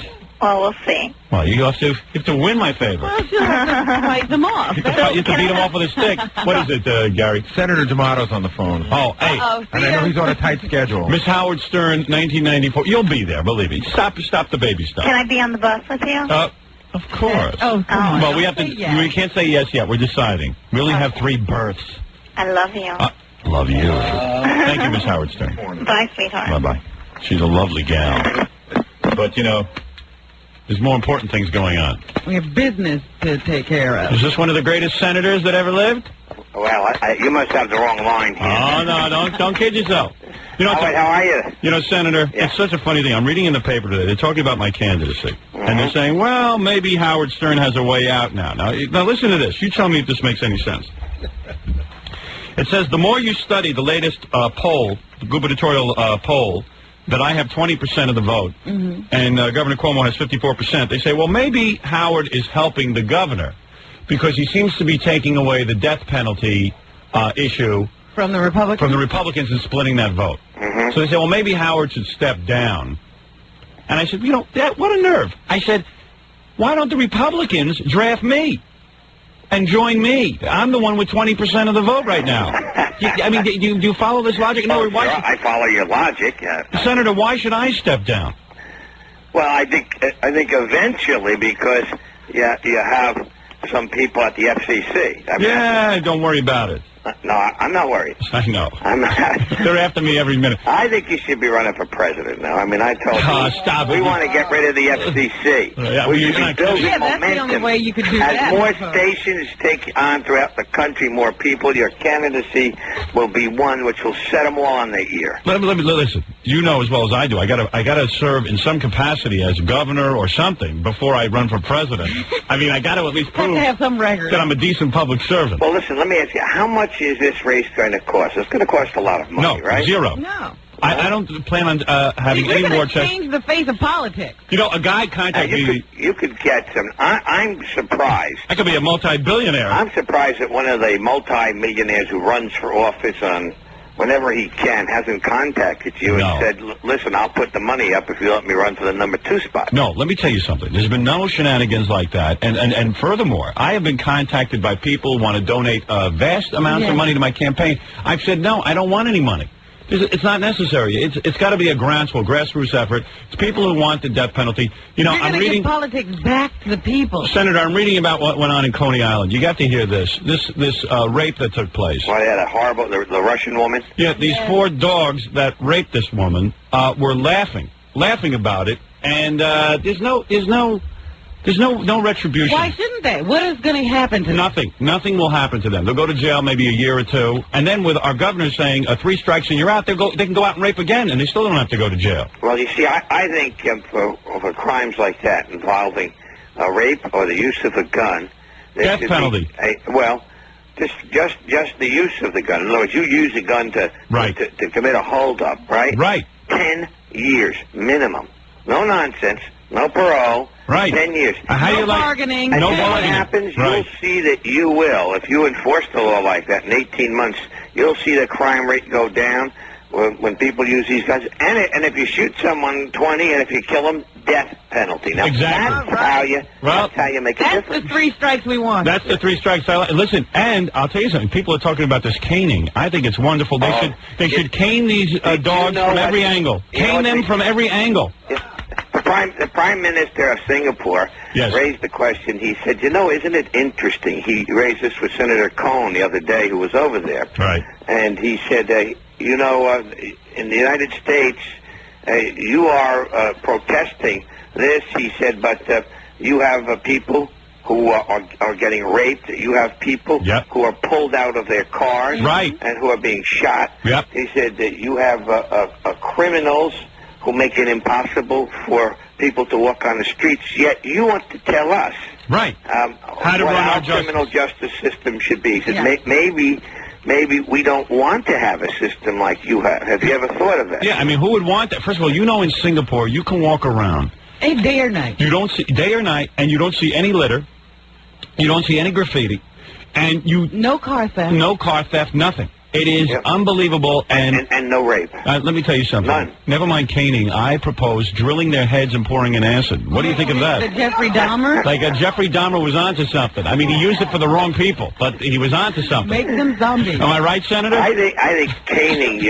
You might want to say that caning for particularly some of these young, tough thugs that we have who are 13, 14, 15, 16, and who are terrorizing people, and they literally get away with murder.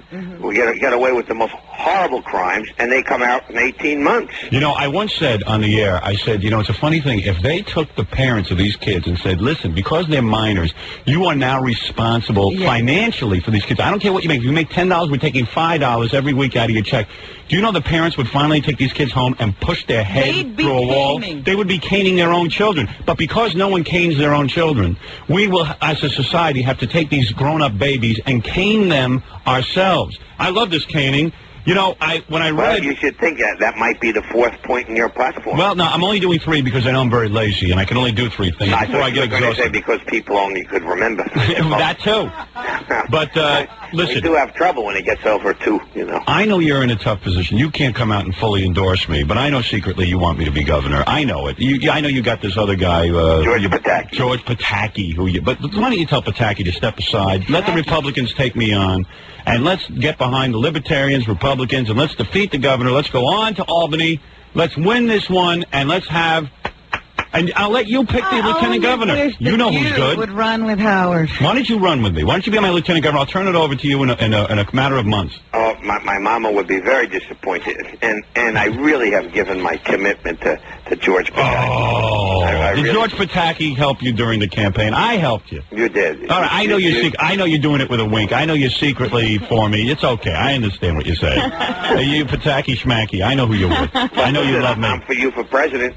No, you're for me for governor, and I'm going to take this as an endorsement. I don't even care that you're not officially endorsing me. I know you endorse me, and you know I'd make a wonderful governor.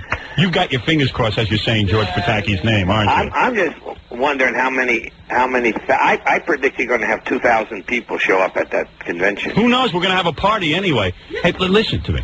This guy Pataki, nice guy as he is, he can't win. He's for the death penalty. I know, but I got a shot at it. I got a shot at beating the governor. You know it. Everyone knows it. Well, I tell you this, I predicted that you would draw a heck of a lot more votes than anybody has said. You're not kidding. Yeah, there's no doubt about it. All right, answer my question. Yeah. You know who the good public servants are. Give me the name of a guy who is busting his ass, who really knows government, who could never be elected governor because for some reason he doesn't... Well, I'll tell you this, you draw the governor wild.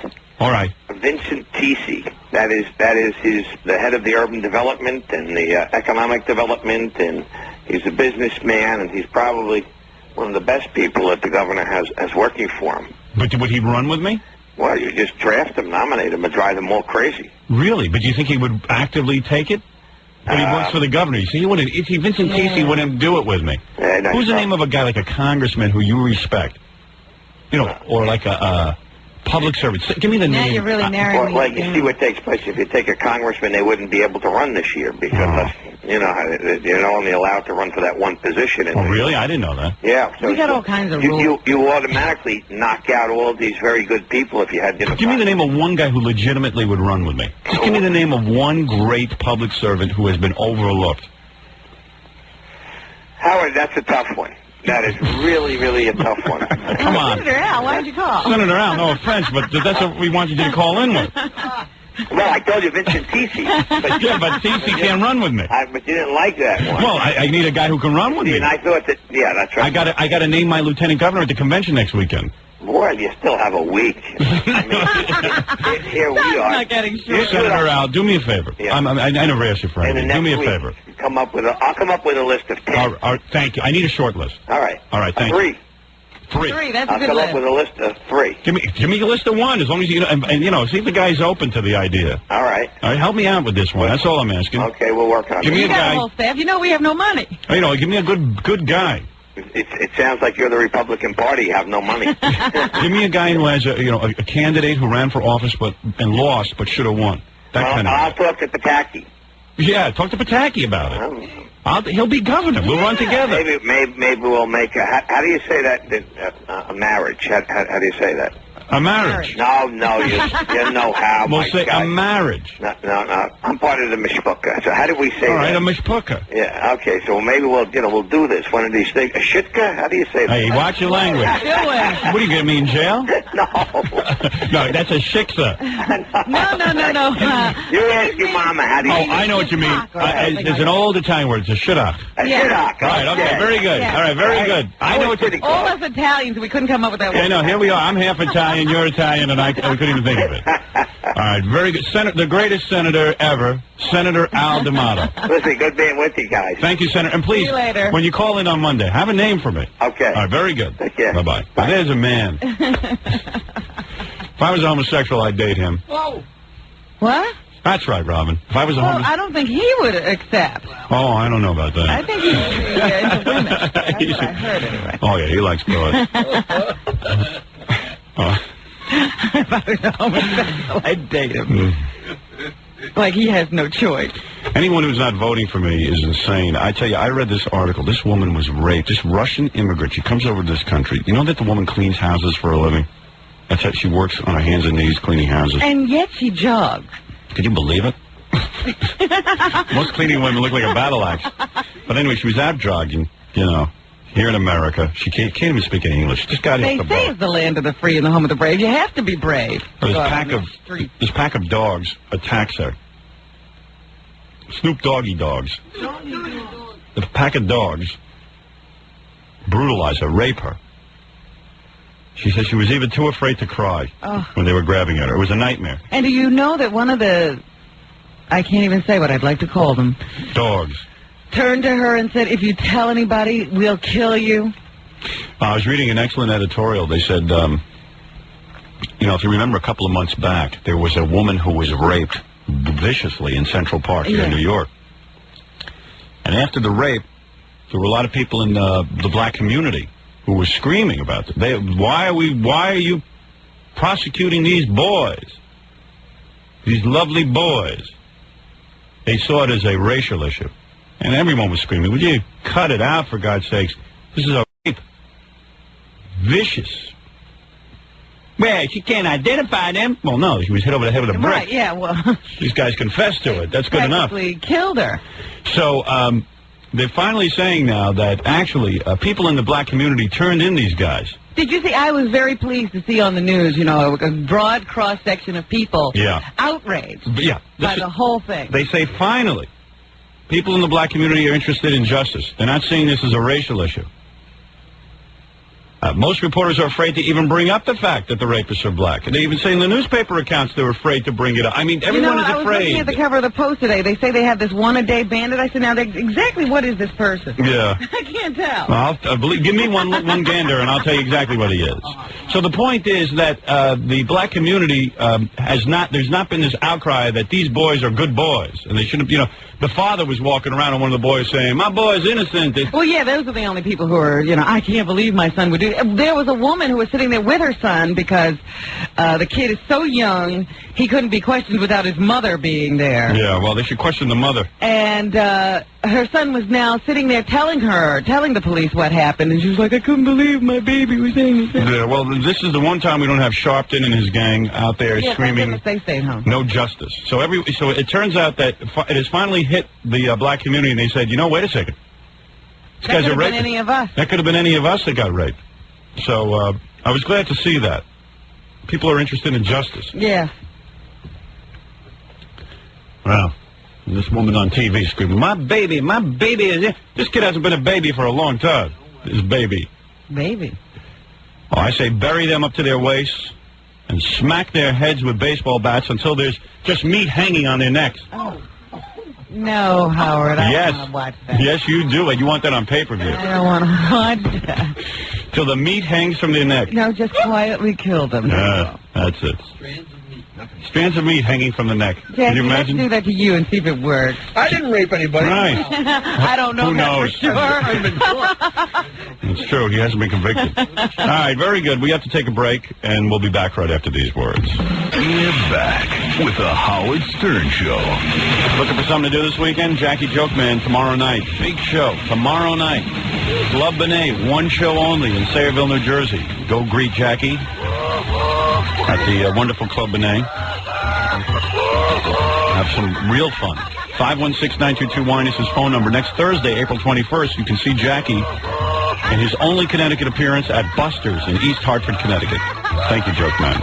Jackie Joke Man. Everyone looking forward to the big weekend. All right, thank you. Jackie on a roll, but speaking of someone not on a roll, it's Chevy Chase. I just saw the review for his new movie. Yeah, not too good. Yeah. Only 1 star in Newsday. Cops and Robertsons. I see in the Times today, they didn't like it much either. Yeah. Well, I'm reading this review. It says, you'd rather be arrested than go see Cops and Robertsons. Well, here in Janet Maslin's column, she says, in Cops and Robertsons, Chevy Chase has an unfortunate chance to prove that there's something even more unfunny than his disastrous talk show. That's good. That's great. So I'm going to take some phone calls, but do you want to hear Governor Cuomo talking about me last night? Okay. He's handling me just right. He's like, he's being respectful. He's not taking you lightly at all. Okay, we have a caller from Manhattan. Go ahead. You're on the air. We're moving on, as I promised. Go ahead. Hi. I was wondering, Governor, what effect do you think the announcement of Howard Stern's candidacy will have on the race, and specifically whether it would favor the Democrats or the Republicans? Well, first of all, this is good because you will see that the governor continues talking about me, and they're trying to... There's this black guy who just wants to ask, some African-American type questions, and he wants to get onto some serious stuff, but the governor keeps going on. You're jumping onto that African-American bandwagon. Oh, yes, absolutely. Whatever you want to now call. That you're a politician. Oh, yeah, absolutely. Never used to buy into that. Say again? I'm wondering what effect the announcement of Howard Stern's candidacy would have in the gubernatorial election, specifically whether it would favor the Democrats or the Republicans more. I have no way of knowing whom it would favor. The question that came up was whether or not Howard Stern would be able to do it because of equal time provisions, which says something like if you're on television and you're a candidate, or on radio as he is, then all the other candidates are entitled to the same amount of time on that radio station. And they asked me about that, and I said, well, I wouldn't raise that provision. I wouldn't challenge Howard Stern on the ground. If he's 4 hours making a living on the show, then you have to give me 4 hours. Frankly, I think that's silly. I would reserve my right if he took a shot at me or said something about me I thought was inaccurate. I'd want to have the chance to come back and answer it. But otherwise, I would just dispense from that requirement and let him earn a living and do whatever he wanted to on radio. Now, if he's going to be a candidate or not depends, I think, on whether the radio station is willing to lose him. Because in the end, they'd have to say to him, when the campaign heats up, you better step away, whatever the law is, because they'd get so much heat. But that's the more, the merrier. When I ran for mayor in 1977 and then again for governor in 1982, people said I shouldn't bother. Governor. They said I couldn't win and I wouldn't make a worthwhile candidate. I'm never going to say that about anybody. Did you hear the veteran governor? He was like completely annoyed. But I think the governor... Well, that was nice that he says, I'm never going to say anybody is not a worthwhile candidate. There you go. Not even Howard.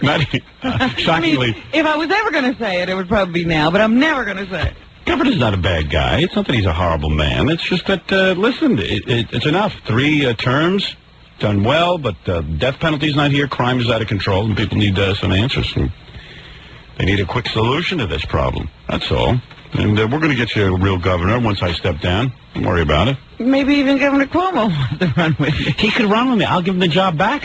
I'm the guy. If he would just let me... He just can't sign that bill. Yeah, there's plenty of guys, people get nervous. Oh, my God, if Governor Cuomo leaves, New York State will fall apart. Listen, it's already falling apart. Number 2, the state runs itself. You don't have to worry about me being governor. It runs itself right into the ground. It does. You think that if you could put a monkey in office for the next 4 years, this thing runs itself. You think the governor makes the budget? Forget about it. Doesn't work that way. Governor has nothing to do with it. Something on a presidential level. What do you think? The president walks in all of a sudden, he knows how to run an entire country? Yeah, we got a president from Arkansas. Yeah, for God's sake, don't get nervous. It runs itself. The budgets and stuff are already planned. There's people who vote on this stuff. They have bodies that get together. A guy who used to be an actor in Hollywood ran the government. So. Gopher from Love Boat is running the government. Please, don't even make me Sonny laugh. Bono ran a city. Unbelievable. Ran a whole city. The governor is more ceremonial. You need a guy who's going to put the death penalty in there, and then he'll get the hell out, and I'll give you a good public service. It's going to be wonderful. No, don't get nervous at all. Cleveland, you're on the air. Hello? Yes. Is this Howard? Hey, by the way, that dude from Crash Test Dummies, the guy who sings... He's coming in. He's supposed to be here right now, but he's late. Oh, well, you know how those people are. I started yelling at Gary. I said, you tell that guy he only has one hit song, you know? Don't start giving us attitude. Yeah, right. Once there was a rock star who couldn't get to appointments on time. Then, when he didn't have another hit song, he showed up every show on time. He never was late. Anyway, he's coming in to do that song. Because I said to him, I want you in here, but you got to do that song. Yeah, that's the only way. That song makes me nuts. I was looking at the album cover and I was like, what is this? Yeah, I know, it's weird. And I like that album cover. I actually kind of get into that album, the whole album, Crash Test Dummies album. I didn't pick it up because you told me everything else sounded exactly the same. Yeah, but it turns out that's okay. Oh. You know what I mean? Went out and bought hundreds of dollars worth of albums and left that one out. Once there was a girl who... I like the way you indoctrinate all your children, too, when you like a song. My kids love this song. They I asked Deborah what kind of music, what was her favorite song. That song, Once There Was a Boy. Yeah. Well, we sit down we sit downstairs in my basement, and sing it. Once there was a girl who... My kids wanted to take off from school to meet this guy, Brad Roberts. So he's coming in. What can I do for you? Nothing. Oh, all right. Well, thanks for calling. Okay, bye. Bye. A happy person. Yeah, that guy was gay as a kite. As high as a gay kite. Dallas, you're on the air. Yes, this is Howard Stern. Yes. Hey, Howard. Okay, we have a caller. Oops. Yes, we have a caller. Howard, I've never had the fortune of listening to any of your other rivals, but now down here in Dallas, they've got that Stevens and Pruitt group back from Houston. I'm not even familiar with them. You're not? No. There are Howard Stern imitators all over the country. There are guys popping up who do my exact material and then go in the newspaper and say I stole it from them. That's what kills me about all these guys. No, this is even better, Howard. These guys, the day that you had Michael Caine on, you went to commercial, so I was flipping around getting some information on the traffic, and these guys had Michael Caine on almost right after you. Yeah, well, listen, there's nothing I can do about it. All right, thank you. What can I tell you? What comment do you want from me? This is why I tried syndicating my show. I'm on in 15 cities now. The FCC has stopped me cold, and now guys are all syndicating their shows, and the FCC goes after me. Doesn't go after anyone else. Yeah, I just couldn't believe how So the FCC is stopping me from syndicating my show while all these other guys flourish. I tell you what else. I'm getting out of radio. That's the big shockaroo. I'm getting out because I'm tired of providing material for hacks. Don't do that. You were talking about taxes. Nobody ever takes you seriously. No, Nobody here. He doesn't. No, wait. You'll see. I'm getting out. I can't take it anymore. I want to be like Letterman. I want to do 1 hour a day. I'm going to sit there on my fat ass. I'm going to sit there. I'll make a top 10 list. I can do that in 5 minutes. I'm going to do Are you going to get like crazy and weird too? Yeah. So that everybody has to sneak around you and whisper. I want people whispering when I walk in the room. Oh my God, what does Howard think? What does Howard want us to do? What is Howard? What is Howard going to say when you take it? Yeah, I mean, you're going to leave us stuck with morons like these. Yeah, and I'm going to leave you stuck with morons, and I'm going to sit there and I'm going to sit around. I'm going to wait for my writers to write me something, and then they're going to give me the questions to ask the guests. That's the kind of job I want. Run around in a baseball outfit all day. Yeah, and I'll throw a softball at the wall. Like Letterman. On the air. Yeah, I want a job like that. You were talking about... I keep turning down work like that because I'm so busy with this friggin' radio show. I finally got some brains in my head, though. I'm making my move. Yeah. Well, you were talking about taxes just a second ago. I got a paycheck just yesterday, and hello? I had enough of him. Buffalo, you're on the air. I don't want to hear about his paycheck. I had my own problems. Buffalo, you're on the air. Morning, Governor of all media. Thank you. Howard, you were talking about Chevy Chase. You know, he was on one of those interview shows the other night, and Bob Costas asked him what went wrong with his show. And he said that the first problem was that Fox put him into a theater instead of a studio. Yeah. He's used to working in a studio. But aren't they both guilty? He's used to working in a studio. He hasn't worked anywhere. Where has he worked? He's worked. He's used to working. You know what? He sat at home and he thought up some good excuses. Yeah. It's like a guy who finally came up with it. He says, "Gee, what am I going to say?" You mean the problem couldn't have been him? It was Fox put him in his. In other words, I'll tell you something. You could put me in a men's room and I can put it together a show. Either you can put together a show, you can. It's a gift. Either you have it or you don't. And he clearly doesn't have. You know what? He doesn't even have the ability to talk to people. I see him on these talk shows. The guy can't even get out a sentence. Yeah, we played that stuff the other day. It was painful. This guy's not a comedian. I guess you know what happened is he was in a comedy troupe 100 years ago. He was with a bunch of funny people. This comedy troupe got picked up by this Lorne Michaels to do Saturday Night Live. He got carried along in the wave. So Chevy Chase gets to do the news. You know, do you read the news? And he reads the news, and I guess other people write that for him.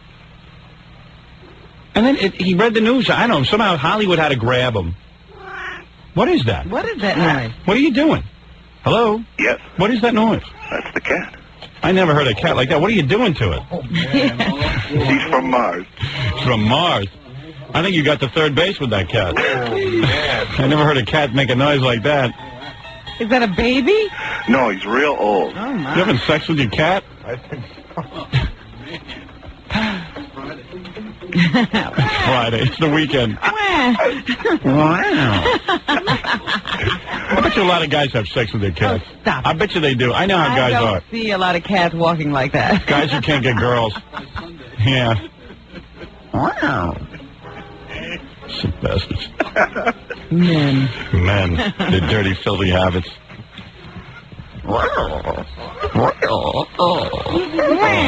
Probably watch porno and have sex with a cat. So, I forgot what I was saying. I don't even know what I'm talking about. Oh, Chevy Chase. So then he got on this Saturday Night. I guess somehow they put him in movies. I guess, you know, he has an ability to read lines or something. I don't know, but... Not really. He didn't really have an ability to read lines. This Fox, they don't...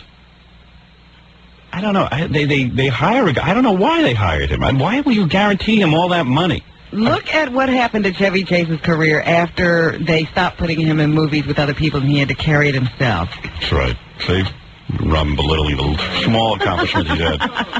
So anyway, he gets on TV. They ask him. I don't know what they ask him, but he says he can't work in a studio. He's got to work in a studio, not a theater. Can you imagine? So what else did he say? What else is there? What are the other reasons? He's with his cat. This guy left me. You reminded him. Sir, are you still there? Yeah. Oh, I say... what other excuses did he have? It was all pretty lame, you know. He was saying that the studio was so big that it was cavernous, and he was used to working in a... Oh. He thinks that's it, huh? Yeah. All he had to work was the stage. He didn't have to... So who told him to... who told him to go work there? He certainly could have been in... Instead of sitting home, he could have had a meeting with them and said, here's where I'm more comfortable. Yeah, but isn't it the same thing? I mean, it's just a building filled with cameras. What's the difference? Well, I'll tell you what the difference is. For me, I wouldn't even have an audience. What do you think of that? When I do TV show, I don't want an audience in front of me. What, I got to sit there and entertain a bunch of dopes? Let them sit home and watch me. That's what the idea is. But I would go in and I'd say to Fox, there's no audience for this show. They go, what? What do you mean? But Letterman has an audience and Jay Leno has an audience. I go, listen, you said you're an alternative network. We're going to do something different.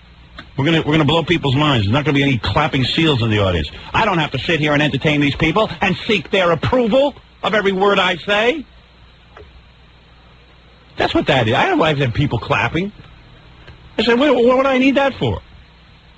So Chevy Chase is a worm. He sits there in these meetings, I guess, and whatever they tell him to do, he does. And it's Fox's fault. And then it's Fox's fault. It's not Fox's fault. It's his fault. That's all. You go, well, you know, maybe they didn't know how to produce me right. What do you mean they didn't know how to produce you? They just don't get someone who knows how to produce you. I know one of the guys that was one of the writers on the show. Right. He said the first writers' meeting, Chevy Chase walked in and said, Letterman isn't funny, Stern isn't funny, Seinfeld isn't funny, and The Simpsons isn't funny. And all the writers looked at each other like, well, how long have we got? 2 weeks? Yeah, right. You know, they just but almost gave up that day. This is what we don't like, and we don't want any humor that would even be like that. Named everything that was happening. Yeah.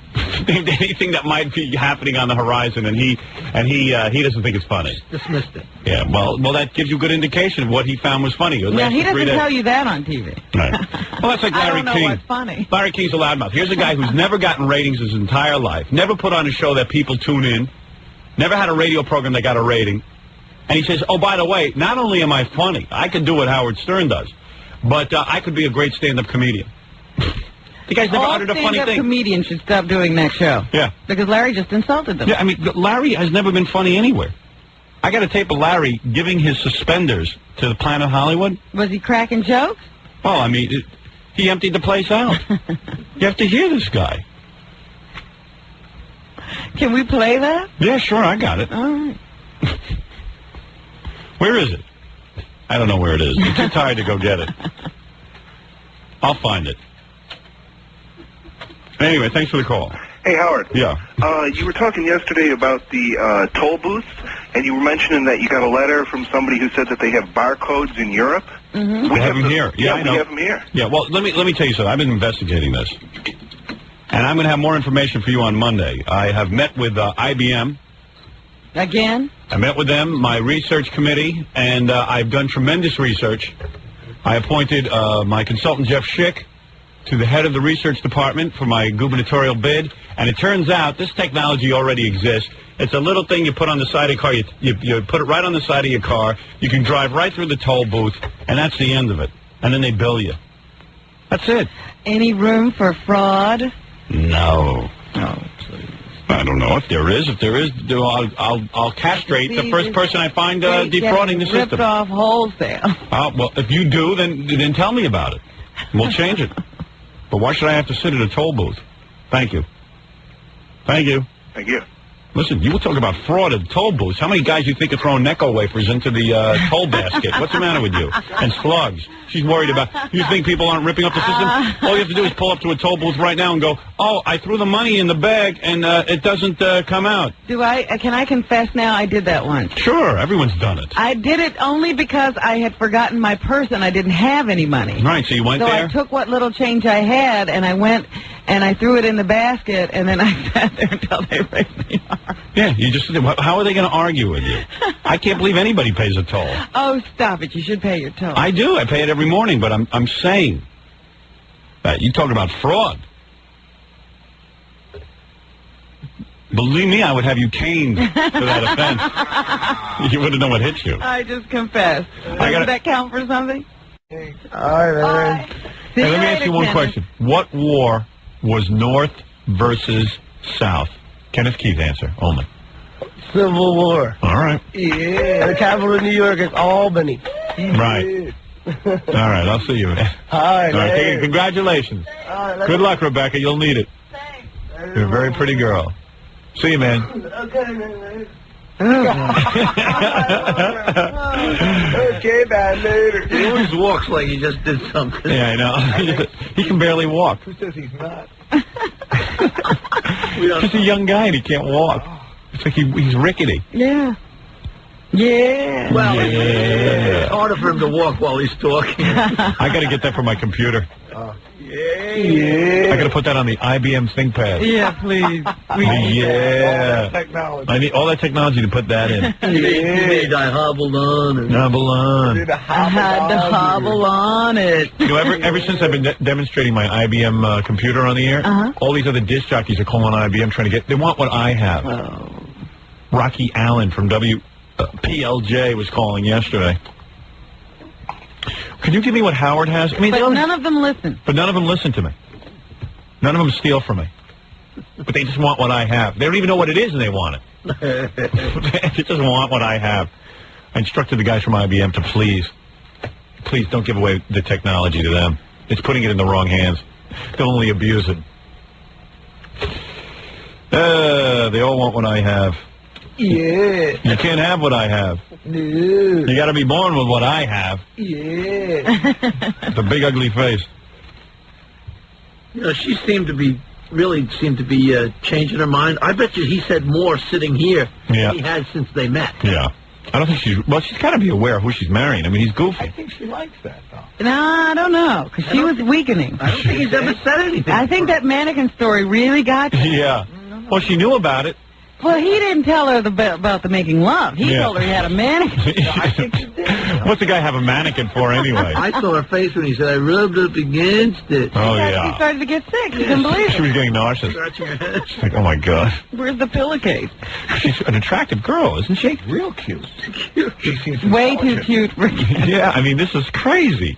This is crazy. correct. And a graphic artist, don't they? They make decent money. Evidently. That's a good career. I just started kissing her. Isn't that what Gary's wife does? Yeah. Yeah. Isn't that what Gary's wife does? Yeah. I got myself a nice girl. Yeah, he hobbled onto her, too. Yeah.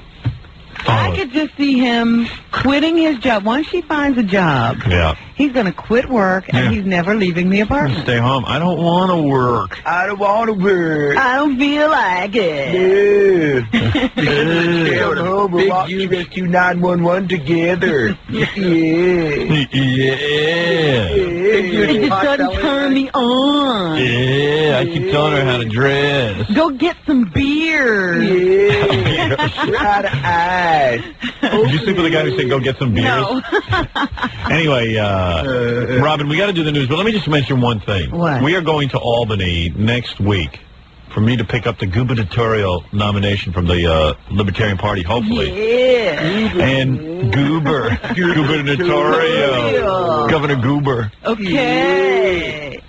We got to decide who's coming on the bus and everything else, but Stuttering John just came in here and disturbed me. He says to me, I can't go to Albany because I'm doing some kind of concert in Philadelphia at WYSP. For YSP, yeah. I said, no, you're coming with me. You're going to be the press spokesperson. I have this all planned out. He says, well, I got to go because Tim Sabian, the program director, said if I don't go, he's not going to ever play my record in Philadelphia. That's right. He's holding him up. I said, boy, Tim's a real peach. He's always asking me what he can do for me. What John at some concert.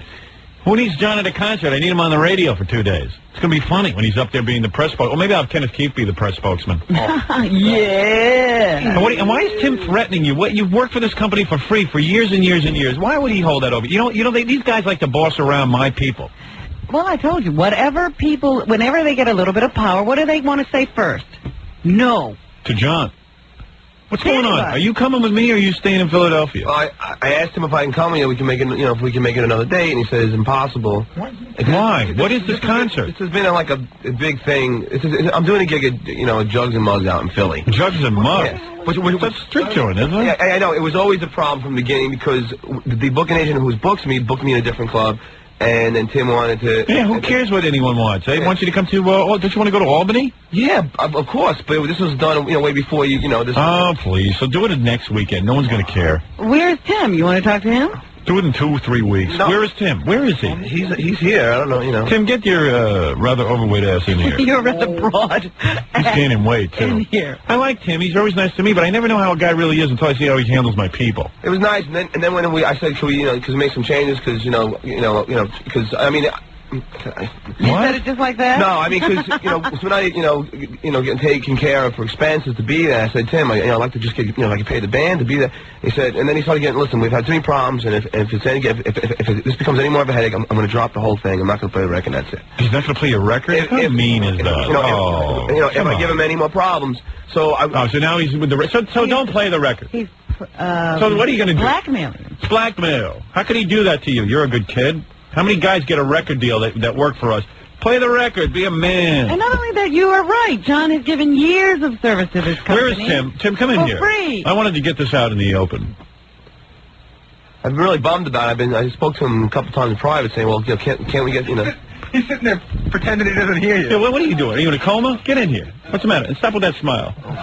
But, Tim, I like you. I think you're a good guy. There's no question about it. Why? What is you? No, not why you. Why me is what the answer. But that's what you should be moaning. Why you're Howard? not using your head. You know how sometimes you don't use your I'm going to Albany for one of the biggest things on the air. What are you doing? You're going to take Stuttering John for some Jugs and Mugs party? Why can't we... And why are you threatening him with the record? The poor kid got a record contract. Play his record. Give him a break. Okay. What are you eating? Look at the size of you. Oh, for God's sake, what's happening with you? You used to be a handsome man. Stress. What are you so stressed out from? Oh, that's right. The grease man works for you. I forgot. Hey, is John going to be able to come? Are you going to be able to work this out for me? I'm going to definitely try to work it out. How can we... What do you mean definitely try? Well, can we fly him up in the morning or something like that? What? When do you start recording? The whole point Friday. Is... The whole point is we're doing it both days. They're doing the show right from when they leave. What is this Jugs and Mugs gig? Is it? What is it? For his album. Promoting the album. You need him to do it? They can't put it off for 2 or 3 weeks? Well, it was booked in advance beforehand. So what do they care? Let them wait 3 weeks. I'll do it. No, otherwise... You got to get close to that mic, John. I can do it anytime. Well, you got to honor your commitments if you made a commitment, but maybe Tim could work something out. Well, let's see what we can do as far as transportation or somewhere. He can, go up with you on the bus and then maybe come back. But the problem was, Tim... When is your gig? What night? It's Friday night. Oh, well, no, Friday's the night. What time? Friday's the night. Are you going to record Friday? Well, we're going to be going up on the bus Friday. During the day? Yeah. And then what are you saying, fly over to Philly? Right. The gig's probably late. Yeah. Yeah, what time does he have to go on? But the thing is, all right, I can do that. I can do that. What is it? You looking for money for this? See, the problem is that, it doesn't matter, though. I mean, I don't know. Speak, John. Speak. Speak up. I'm taking an interest. All right. In order so I can pay the band and get a van, we're going to play in some college. It's easy for you to say because they're paying me to play. I was going to do a college so we can pay to get the van and everybody there. You know what I'm saying? What? I don't know what you said. You want me to explain to you what he's saying? Tell me what he's saying. They have expenses to cover. Mm-hmm. They're not being paid for the gig at Jugs and Mugs. Yeah. So in order to cover the cost of being at Jugs and Mugs and anywhere else, John was going to play at a college at 6. We would pay him so that then they take the van and they take it to Jugs and Mugs. Why would you take a job from Tim that doesn't pay any money? Because we always get paid, and I don't know what happened on this gig, but apparently it's just promotion, and that's the payment, which is fine with me. But I asked him if I could just pay for the van. Oh, Tim, this is a terrible story. And then Timmy said, Tim, where is the money? And Timmy said, if I give him any more problems, he's going to drop the whole thing. Oh, if you give him any more problems, you're going to drop your record? It turned out to be a nightmare. How much? What, the Jugs and Mugs? And how am I going to say? I mean, when he says that, I want my record played, so I got to do it. I got to do whatever. All right, so you know what? I'm going to leave this in Tim's hand. I expect to see you on the bus on Friday. Tim will take it. Tim, will you take care of this? I'll try and work it out. I'm not going to my record. Is what he's going to do. No, Tim, play his record. How dare you? For God's sakes, the guy. Don't even say anything about not playing the record. I'm not going to say anything. All right. As a matter of fact, and what about Atlantic Records? Don't they want their record played? It's payola. So you do the deal for free for Tim. Yeah. And then they play your record.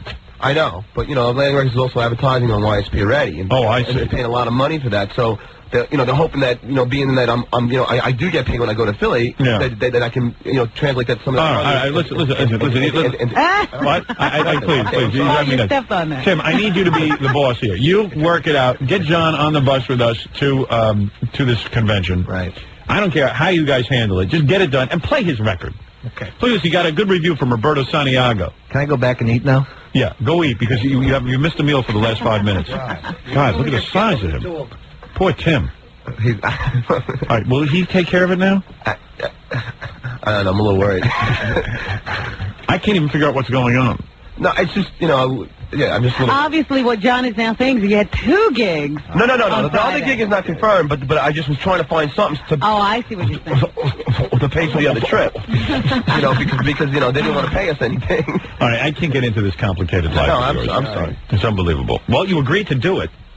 No, but we didn't. It was you agreed to do it for free. Well, they booked the date without even confirming the date with us. and then when they when they told us the date, we already had a date in Cleveland, and we said, "Well, we're already playing in Cleveland." They said, "Either it's this or nothing." I know they're playing hardball. They're playing very hardball with me. All right. Well, Tim is going to do this for me. He is going to change your Jugs and Mugs day. And you're going to come with me, and then you'll honor the date later, and he will play your record because it's obnoxious to think that he wouldn't. All right, now get out of here and be done with it. And if there's any problem, just tell Gary, and Gary will inform me. I think you're going to read that thing. What thing? Now, I would read your review, but it's getting late, and I got to get to news. I'll read it on Monday. Here, you save it, and I'll read it on Monday. How's that, okay? It's not the John show. Yeah, John, no offense. I love you, but I got to get... jugular. Yeah, the jugular. All right, thank you. But it's just hard to, All right, turn that off. Okay, thank you. Thanks, Howard. All right, thank you, Stuttery John. Everybody dumping problems on me. I don't want to hear problems. I need problem solvers. Yeah, I didn't want to. Not you. Tim Sabian's got to solve my problem. I knew he was going to do that. Just spilled a bottle of water. You're a mess. You better hope you become a record star. Go ahead, Robin. Your turn. Don't stutter. I could never stutter as well as John, so I won't even try. Isn't that the most fun when he stutters? I love it when he's really upset and he's trying to explain something. You know, at the convention, we should have Kenneth Keith Kallenbach give the nomination speech. Yeah. Yeah, he's the one. He's going to be... Do you have to be a member of the party to nominate you? No. Member. Yeah, every time you... We're throwing every rule out. You say no. Please. There should be no rules. It's a libertarian party. Anything goes. Less government, more fun. Either Kenneth Keith or John. Yeah. In fact, I've got a great idea. Yeah. You have Kenneth Keith nominate you. Yeah. And then you have John introduce you. Okay. I'm for that. When you have to give your 10-minute speech. So John can eat up some time. You give him a lot of words that he can't say. Yeah. To bring you on. Yeah, okay. I'm up for that. And then you won't have to talk for a whole 10 minutes. I'm for that. All right. Let John debate for you. What's in the news? Good. All right, Gary, give me I want to take some phone calls, but first give me the details here about what's going on in Albany. We are going to Albany. We are leaving Friday afternoon. Now, what if somebody wanted to follow us down to Albany? Well, we're going to have to decide that. Do you want to leave Friday right after the show as we usually do? Yeah. You know, right, I guess around noonish. Yeah. Yes, because I must get to my hotel to rest. There you go, before the big convention. I suggest we leave around noon. So I guess, you know, if you want to follow us, just be at 600 Madison Avenue around noon. Now, we will be in our big bus. Right. I'm going up to Albany today. I'm going to scout the location and make sure that the hotel is to Bools's liking. Yes. Really? Yes. Yeah, that's what he's doing. I got to make sure that... I didn't know Gary did such difficult... We got to make this advance. He's my advance man. Yeah, we really do have to make sure everything's correct for you. Right. And we also have to deal with the press. We haven't decided what we're going to do with press. Now, you know...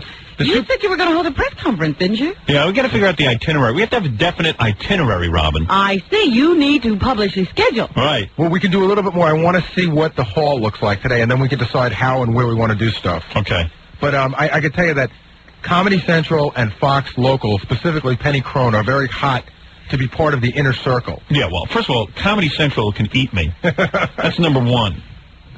Personally, I don't even want them near me. You don't even want them to cover you? Well, because Comedy Central is a bunch of hypocrites. They pretend to be a comedy channel. They pretend to support comedians.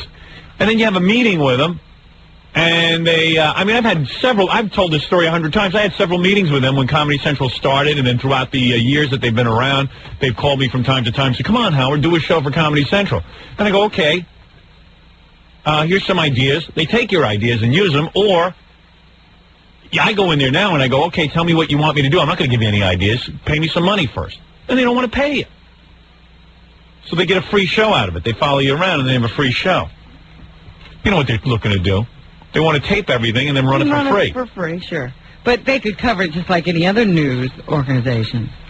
Yeah. That's what I'm asking. Is that possible? Yeah, well, you can't keep them out of it. They can cover the convention. I guess. Can I ban them from the convention? I don't know. Yeah, well, they could always buy the tape from someone else, though. It also looks like whack packers from all over the world are going to be there. People we haven't seen in ages. I know Celeste and Melrose Larry flew in for it. Yes. And they're all driving up together. But we got to decide who's going to be on the bus. And we have to figure out what's going on with all these girls fighting, which ones we're going to put on the bus with us. All right, well, here's the bus. First of all, we can only take 15 people. You see, everybody wants to be on the bus. I will give up my seat on the bus. Why? How are you going to do the radio show? Oh, you're doing. What do you mean you're giving? What do you mean you're giving up your seat on the bus? Traveling up to Albany on the bus. No, we're doing shows. That's what this is all about. What do you mean you'll give up your seat on the bus? Well, if there was, the girls need seats, I'll certainly give up mine. Then how are you going to get there? I'll go. Well, hold on a second. You want to meet us there? Sure. Really? You're kidding me. What do I do on that bus? What do you mean, what do you do? What does anyone do on the bus? You guys play cards, or you have some girl you're sliding around, you? Yeah. And we have to stop at a strip club on the way up? Sure, that's what you do. So what do you want to do? You want to fly up or something? I'll get there. But don't you want to do the radio show with us? Well, of course, if there's a radio show. You don't know that we're doing a radio show on the bus. You haven't heard that discussed before. No idea what you're doing. That's how we chose the bus. Yeah, of course. And then she says she has no idea what we're doing. Nobody told me. How could you not know that? Usually we just ride on the bus. There's no radio. No, there's a radio show going on. We're going to tape 2 days of radio. In 2 hours. No. Are you out of it today? What is going on with you today? She's got something to do Friday afternoon. I do not. I don't know what she's got. I just thought if it was just a ride on a bus, who needs that? Okay. Anyway, so we're going to do the radio show. So you're on the bus. I do have an idea. Robert actually gave me a very good idea. The bus is a little tight. However, Peggy, our promotions director, is going to be following us in a car. Yeah. So we could throw some people off the bus. Yeah. Go with Peggy. Right. Put more, We could rotate. sort of whack pack people. Yeah, well, I wouldn't mind having some people to interview on the bus. 3, 4. How many seats do we have on the bus? Okay. They said that 15 is comfortable. Right. We have 12 people right now. Not, the driver is not included. So that's 12 people. I know that we want... Like Ratso called me and goes, I want to be on the bus to go up there with you, but I don't have that much room for him. Where am I going to stick him? Everybody assumes they should be on the bus with us going up to Albany. You're right. He feels he needs to be there he says he's document it. He wants to document it. But you know what? There's nothing to really document. You better call Ratso and tell him that he can go up with Peggy or something. Because I just don't have the room for it. If we do a radio show, it'll be documented. I know. Everybody sort of feels like they should be there, and I just don't have the room for them. Okay, you want to know who's on the bus? It's, of course, Howard, Robin, Jackie, Fred, Gary, Stuttering John, Billy West, Scott the engineer, Ganji and Grillo, Ronnie the limo driver, and Eli the engineer. Now, if you take Ratso off, that's 1, 2, 3, 4. Ronnie the limo driver. 9, 10, 11. That's 12 without Ratso. I don't even have room for Ronnie. See, Ronnie is like building his life around this. I don't know what to do with these guys. I got to tell you. Maybe I'll put him in the car with Peggy. How will you ever... You have to face Ronnie every day. I know. I got to keep Ronnie. You got to put him... I see Ronnie on the bus? I see Ronnie every day. So I have to, like he holds me hostage. Wait a minute. See, you have this relationship all wrong. He works for you. I know, but it doesn't work that way. He thinks this is part of his job. So that with Ronnie... And then he always says he's going to help out when he's up there, and he always ends up standing around doing nothing. He always offers, though. Yeah, he always does. Yeah, but what are we going to do with him? Right, he doesn't know how to record or assistant engineer or anything. He claims to be working security. I know. That's some security. And then when I'm walking around, I don't see him help me out. Never with you. Never. Okay, well, with Ronnie would be 12. If we had Fred the Elephant Boy, would be 13. That leaves us 2 open slots. 2 open slots. Now, in those open slots, there's Elena Beastie, Miss Howard Stern, Debbie Tay. Well, how do you take... first of all, you can't take Miss Howard Stern because she travels with her husband and her kid. Baby. So we can't take them. No, you could tell her that she can travel with us, and if they want to travel separately, that's just the way it's got to be. She'll understand. I think she knows that we only have X amount of slots. Yeah, and then, you want people that you want to interview, though. That's the thing that we haven't spoken to in a while. But we need a lot of women coming up there at the convention because I can't make my entrance into the convention to accept the gubernatorial nomination without bikini babes. There's I know Melrose Larry, Celeste, Captain Jack. These are all potential wacky people to be on the bus. No, I'm not traveling with Melrose Larry Green. I'm not. And the bus doesn't take a wheelchair, does it? Right. We're not taking Celeste. She's in a wheelchair. What is it? You want to talk to Elena Beastly? Beastly? Beastly. Her name's Beastie. Elena Beastly? Go right there. Elena? Howard. By the way, Elena was on our Howard Stern New Year's Eve pageant tape. And Bongo. But you're the star of the backstage. Oh, I know. I keep hearing about it, Howard. I haven't seen it yet. No, you should order one. Okay, I know. Actually, all the people are getting them now. 1-800-52-STERN is in the mail. And actually, most people have gotten it. I keep getting everybody comes into the bar keeps telling me they saw it. Maybe you're the sexiest girl anywhere on the planet. Oh, thank you. I do have to say, I've never seen a woman in my life who looks so comfortable nude. How about when she has her legs wrapped around Tiny Tim's head at the end of the tape? And she's just, and I mean, I've never seen her. She treated Tiny like she was a turban. I know. And Tiny tries to pretend that it's not happening. You know who she looks like? Shannon Doherty, except better looking. Yeah, because I was just watching Shannon nude, and it just doesn't work as well. I look better nude. I know you do. Right. You're more comfortable being nude. Hey, Howard, how come this Miss Howard Stern girl is mad at me? Why do I keep hearing that I wrote, you know, so I keep hearing from everybody that I should have won that thing. And some guy asked me to sign his book, and he goes, "You're the real Miss Howard Stern." And that's what I put in the book. That's what fine. he told me. Well, Don't worry about it. I heard she won't let me on the bus or something. Well, listen, she So doesn't. if she goes on the bus, I'm not going. Isn't that a little childish? No, you can be on the bus. Oh, cool, because I'm going. Now, what are you going to do when the other girl calls? Oh, I have no problem with her. I don't know Well, it'd be why funny she's to mad watch at him me. fight. She's just Yeah, a jealous. little cat fight on You want a little cat fight? I'll fight. There you go. I'd like to see the two of them claw at each other. I'll win. You should have a phone in. Now, why are you? Now, why? Take a poll, Howard. Are you mad at Miss Howard Stern? Oh, no, I have no problem with her. I just keep getting all kinds of phone calls and about her bad-mouthing me left and right because she keeps hearing I should have won, and she's jealous. Well, I don't know. All I know is Miss Howard Stern won fair and square. She won the $50,000. What more does she want? I don't care. That's no big deal to me. I just keep hearing she's saying things. I have no problem with her. Right. But, you know I don't know who to let on the bus. Those two slots are very important, Robin. Just 2 slots. Yeah. I want to go. Come on. Don't you want to hear about the 5 orgasms I had yesterday morning in an hour? Yeah. Don't you want to hear about, like, all these things that I do, not, like, some Sexual more stuff? sex life? Yeah. You have a really good lesbian story still? Oh, yeah. As a matter of fact, I got a great one. What is it, Gary? Miss Howard Stern's on the line. This is Miss Howard Stern, Elaine Marks, 1994. So now we're all talking together? Yeah, hi, Elaine. Hi, how are you? Good.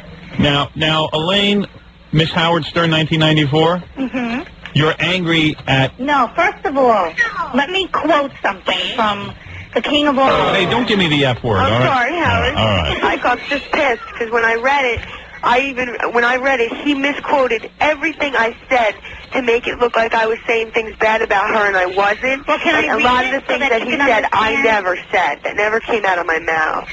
That thing with the book that you said that some guy asked you to sign the real winner? He asked some guy me to told me sign I his was book, the winner. and he said, "Could you please sign the real winner?" I said, "Why do you want me to sign the real winner?" And he said to me, "Because Elena Beastie wrote the real winner." All right, girls, listen to me. Girls. You know, I've never seen the Miss America pageant reduced to this. Can I just... The Miss America pageant, the girls always act professionally. I think this is ridiculous. Can I It just is. please read the quote? Go ahead. It says, "I think me or Debbie should have won. Right. I don't think that girl should have won at all. I mean, look at her. She's a mother. She's not Howard's style. Something about that girl really irks me. I don't know what it is about her. I just don't like her." Oh, wow. So you can understand that I have never been hostile toward anyone. I've always been nice. As a matter of fact, I've told Elena Beastie that I thought she was very pretty. And stepping out, I said I thought that she should have been the runner-up instead of Debbie Tay. I just thought that she was attractive.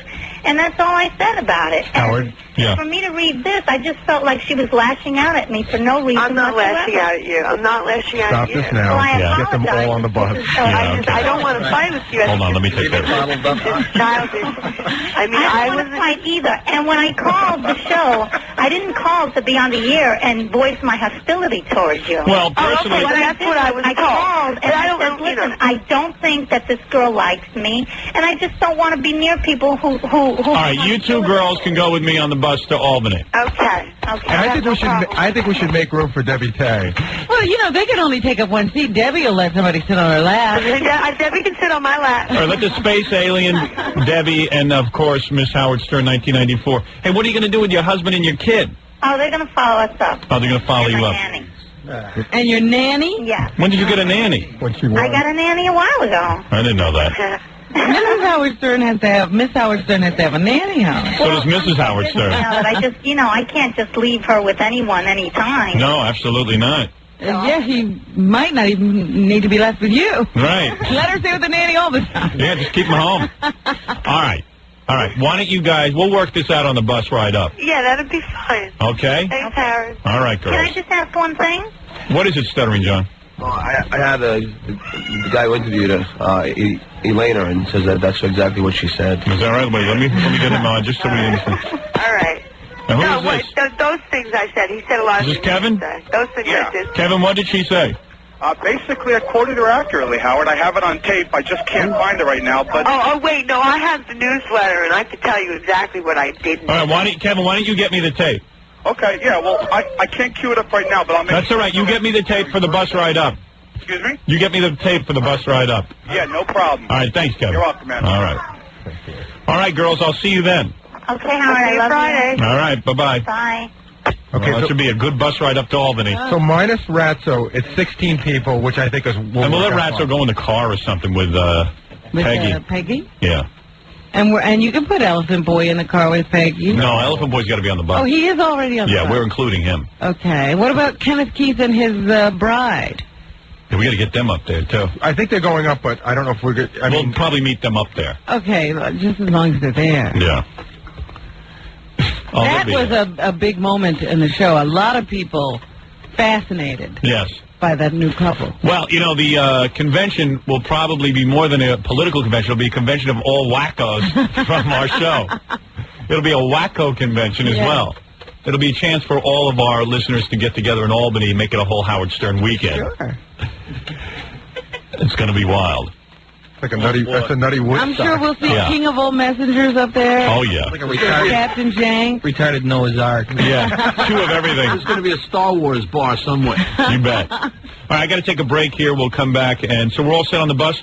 Yeah. I got to find a running mate real quick. I'm really running out of time. Well, I know I was reading the Staten Island... Advance? Yeah, and they were talking about trying to get that head candidate to run as your running mate for the Libertarian Which candidate?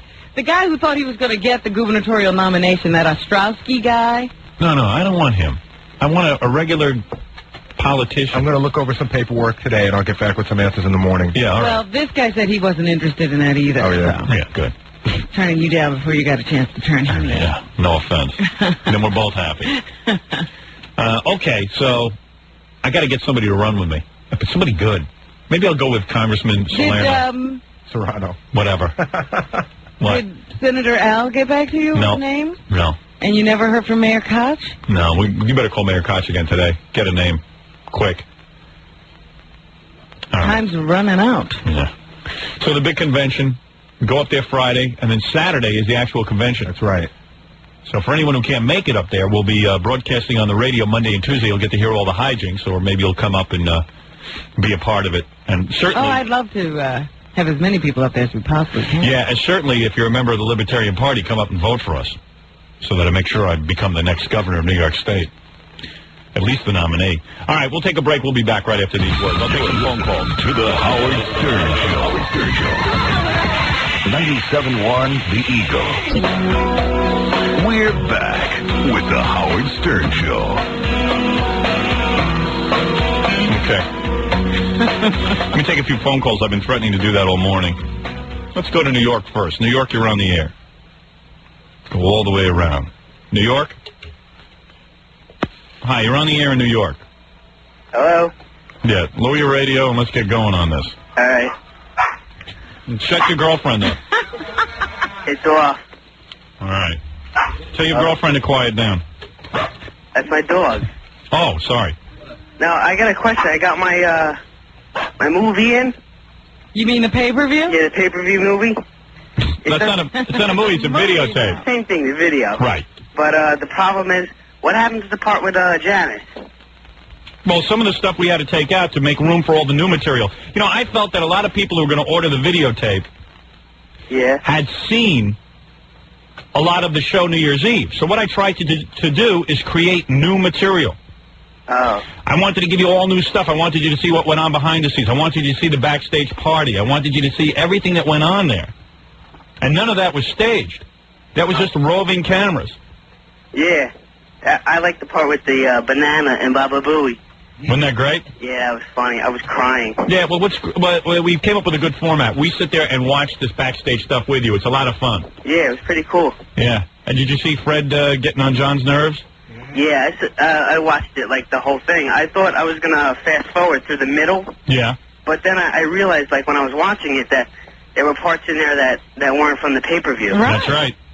Oh, yeah. I ended up busting the whole thing again. Yeah, well, that's that's the point I've been trying to make, that you're getting like a whole new experience. Plus, how'd you like the poster?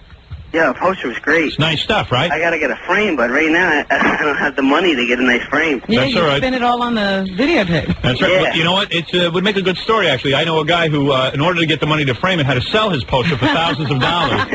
And then, of course, he has the frame now and no poster. Well, actually, what you do is you buy two. Seriously, I know a guy who did this. You buy two. And you sell off one of the posters. You hold on to it, and then when we stop selling the poster, because you know that's just going to be a certain amount of those posters made, then you'll be able to sell that off. But not only that, if he wants to keep it to frame it, it comes in that nice package, so you keep it in there, it'll always be safe. Right. Yeah, we thought of everything. Yeah, I know. It's exciting when that big box comes, right? Yeah, I didn't know what it was. I wasn't expecting it to come in a box like that. Well, you see? Yeah. Always surprising you. All right, well, I'm glad you enjoyed it. All right, thanks a lot. Did you think that girl, Elena Beastie, with her legs wrapped around Tiny Tim naked like that? I couldn't believe that guy was just sitting there. Isn't she hot, though? Did you I was ever? like all over her. Yeah. But did you ever think that you'd wish you were Tiny Tim? Oh, yeah. That time? You know how many guys have seen the tape now and call me up and say, I wish I was Tiny Tim? That's funny. Well, I'm glad you called 1-800-52-STERN. By the way, if you call now, there's no waiting. I mean, you get right through, and then bam, we send it right out to you. And I think all our fans will like it. It should be a part of your collection. Yeah, but do you have to get another tape to get another poster? Mm-hmm. Of course. Yeah. Yeah, but what's the difference? Yeah. We could have sold you the poster just alone, but I figure you might as well get the videotape with it, too. Yeah. All right. All right, thanks a lot. See? 1-800-52-STERN. Are you older than 18? Yeah, I'm 19. Oh, you just made it over the line. Yeah, I just made it. You know, a year ago, you couldn't have seen that. Well, what happened was last time when we had Buck Bongo, Right. my dad had to order it for me. Right. Now you ordered your own. Yeah, now You know, it's sort of like I got all of them. It's sort of like coming of age, isn't it? Yeah. When you can order your own Howard Stern tape. You know what? I got to tell you a funny story. Guy comes into my house to do some work last week, and he starts telling me how his son is our biggest fan, and that he had to order the pay-per-view for his son. How old is his Later, son? I found out his son is like 8 years old. Yeah, and he's lying to you. He's a big fan, but he just doesn't want you to know. I can't tell you how many people do that. Oh. I was in a video store. Some woman was tapping me on the shoulder. My son is a very big fan. She was a woman about 30, 35. Yeah. Her son was about 3 years old. I go, you know, lady, what am I, Soupy Sales? Right. I mean, what do you mean your son's a big fan? He's 3 years old. It's you. You're the fan, you nitwit. Yeah, my brother he came in my room and put the tape in, Yeah. and he started watching it, and then I went to take him to get a haircut, and my uncle owns a hair salon, Right. and he started telling everybody in the store, like, everything that was going on in the movie, Yeah. and then it turns around my uncle went around and told my mom, and everybody thought that my mom let him watch it, and he's only like 12. Yeah, now your mom's up on charges, right? Yeah. You're going to take him away from her. Yeah. Well, listen. Yeah. And what do you do for a living? And me? Yeah. I park cars. Really? Yeah, and I work at a liquor store. All right. Way to go. Yeah, it's good. And people say there's no jobs. Enterprising. All I like right. that. It's a living. Just until I can get through school. And you go to school, too? Yeah. Wow. Yeah. So when do you drink? During school or while you're parking cars? I wish. Just can't, though. We've What been school offered. are you going to? What? What school? Middlesex County College. Oh, you should get a good job when you get out of there. Yeah. I think you'll have a degree and you'll be able to park cars like for like $1 more an hour. He can manage the garage. Yeah, Middlesex is really known for their excellent academic. Yeah, I know. Yeah. What are you majoring in? Accounting. Toothpicks. Well, it's the midway point. I'm going to Rutgers, but I just gotta wait till I can get enough money. I see. Yeah. Yeah. That's why I'm parking cars. Yeah. You go through the sea. I know a guy who got out of Middlesex. Seriously, not to. He really shouldn't feel too bad because this guy was pretty successful. He got out of Middlesex. Yeah. And then he got a job in the Middlesex cafeteria. Really? Yeah. So like he's making. Paid right at the school. Yeah. Oh yeah. And That's he's making. the degree of it. He's making I think like $17,500 a year. So he's doing pretty good. Yeah. Yeah. Thank goodness he got that education. Yeah. Yeah. Yeah. Yeah. Yeah. Yeah. Yeah. Yeah. Yeah. Yeah. That's two Middlesex students talking to each other. Yeah. Yeah. This is the cafeteria at lunchtime. Yeah. Yeah. Yeah. Hey, you go to Middlesex? Yeah. Yeah. Yeah. Yeah. So Sounds familiar, right? Yeah. Well, anyway, I'm glad you ordered the tape. Yeah. All right. All right, 1-800-52-STERN, so you would tell everyone that it's worth it. Yeah. Well, I let people watch it sometimes, but I should start charging them. Yeah, don't let people watch it. Make them buy it. Make them buy it. Yeah. All right, very good. All right, bye-bye. All right. Yeah. 1-800-52-STERN. By the way, you really must be 18 or older because it gets wild, this tape. If you thought the event that night was wild, wait till you see the tape. Somebody asked me this weekend, is the backstage footage as wild as we say? It's wilder. Actually, it is wilder. There's no way to describe It is. what happens on this tape. Yeah, it's good stuff, and you'll enjoy the format of it as we sit around and goof on everybody with you. 1-800-52-STERN. You must be 18 or older. Brought to you by Infinity Ventures and me. And be sure to order early because when we run out of posters, that'll be it, and they become a true collector's item. And I think everyone knows by now how much money some of those collector's items are worth. I was reading Prodigy over the weekend. There was a guy saying that he didn't have Howard Stern's underpants party, and he was trying to buy a copy. He would pay anything.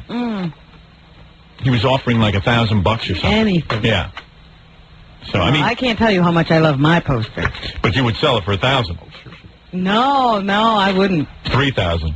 No. $10,000. No. Well, Sell your underpants for that much. Right? Oh, my underpants you could have. I'll kill Fred for $10,000. All right, anyway, 1-800-52-STERN. I'll return to the phones, but I got to take a quick break. You'll see. You'll see. I'm a very strong individual. You know what it is? Maybe it's the pressure of running for governor. Once I become governor, everything will be fine. Fine. Yeah. Hey, what's going on? Am I supposed to meet someone now? She's not here yet. Oh, okay, fine. There's a lady coming in from Hair, the play Hair. They're bringing that back. And she's going to be naked. Has there been a great call for that? I don't know. Isn't that a little dated? They've been doing it in different cities, getting great response. I guess. Of course, you never get to check that response. You only have to believe the publicist. Yeah, well, in Hair was the first play where everyone was naked on the stage. Yeah. But remember, the whole deal was they were naked, but they couldn't move. Yeah, because it was against the law or something. Yeah. If they moved, it meant they were having a sex show. Did you see? I went to see that. Hair, yeah, I saw it. I went to see it with my parents. Talk about embarrassment. Are you kidding? No. I was a kid. I was a little kid. It was on Broadway. Heather McRae. I don't remember who was in it, but I remember I'm sitting next to my mom and dad with my sister. That must have been fun. How old would you say you were? I don't know. Probably in junior high school, Yeah. I imagine. It's something like that. A lot of droopy. 13. And your parents didn't know there was a nude scene? No, they knew. My parents aren't uptight about stuff like that. One thing about my parents, like they were very conservative on some issues, like with clothing and and all that kind of stuff. But then again, they'd let me grow my hair long, and then they would be like real conservative about like smoking cigarettes and stuff, like freak out over that. Right. But at the same point, my mom would let me get Playboy when I was 13, and she said, "There's nothing wrong with the human body." Obviously, that approach doesn't work because I still think the human body is very dirty. I know. Somehow you still got that message. I know. No matter what she did. My mom did what all the psychologists said, like, don't make a big deal about sex, and I'm still hung up on it. But I actually went to Hair with them, and I remember sitting there, and like all of a sudden they did the nude scene, and there was like all these hot babes and stuff, but you can't even enjoy it because you're sitting there next to your dad, and you see him looking. I don't know. Yeah, what do you think he's looking? Was he looking or leering? Leering. He's married to my mother. He was trying to remember. Yeah. But my mom always like, the human body's beautiful and stuff, But I was like, I used to look at myself naked and go, man, there's plenty wrong with the human body. Mine isn't beautiful. Yeah. I don't see the beauty in this. This body's meant to be clothed. Yeah, it sure is. I was looking at myself yesterday naked in the mirror thinking, like, if I got to date other girls, like, what would they think of me naked standing there? Uh-huh. And I said, maybe it's a good thing I'm married. I was looking myself over. It's an odd shape. Couldn't be that bad. Yeah, it's not that great. Because, I'm narrow in the shoulders. Guys are supposed to have big shoulders and a trim waistline and a... You're narrow in the shoulders? I don't know. I just feel very feminine or something. I don't know. I don't feel I'm masculine. I don't think you're narrow in the shoulders. I'm not? No. I don't know. I thought you were rather broad shoulders. Really? Well, they're not muscular or something. They just kind of hang. I don't know. But I figure I'm famous, so all the girls would lie to me and tell me I look great. Yeah, they tell that too. Yeah. Lots of people. So, Yeah, I mean, that young girl just married Dudley Moore. Or what about that girl marrying Imus? She probably sits there and goes, you look great. Oh, I love you. You look so hot. Your skin isn't wrinkled and saggy. You're so sexy. It's got character. Thank you, love baby. the folds in your neck. Thank you, baby. Thank you, baby. Mm-hmm. You make me feel so young. Extra skin is good. Yeah, you're extra crispy. Alligator is beautiful. Say it like a mantra, baby. And yes, that long hair does make you look young. Yeah, you look like a young man. Like you're my Samson. Yeah, sure. Yeah, right. Sure, it looks natural. Yeah, right. She's puking. Put your bank book on your face. Yeah. Okay. So, what was I talking about? Albany. Hey, so Gary went up to Albany yesterday to scope things out, to check out the big location. The big location. Because we want to find out what's going on. We didn't want to just leave it up to what we read in the newspaper. Well, Bubba, we wanted to make sure your accommodations were correct. Take care of those. Yeah, he switched hotels for me. Really? Yeah, take care of that. And I scouted out the place where we're doing it. Yeah. How's that? It's good. It's more than an adequate room, and it's a nice place. Right. And they're really bending over backwards to do whatever they can because they don't want you to trash the place in any way. So they're gonna, they have it's really like almost like a restaurant. Yeah. And they'll cook anything you want. Really? They really want you. You mean they're gonna serve food at the convention? Well, everyone else is eating a box lunch, but the potential governor won't have to do that. Oh, I see. Oh, cool. I'm getting special treatment. Right. Is that what? Let me get this straight. Where is the convention? At this Italian American Center. Now they serve Italian food there.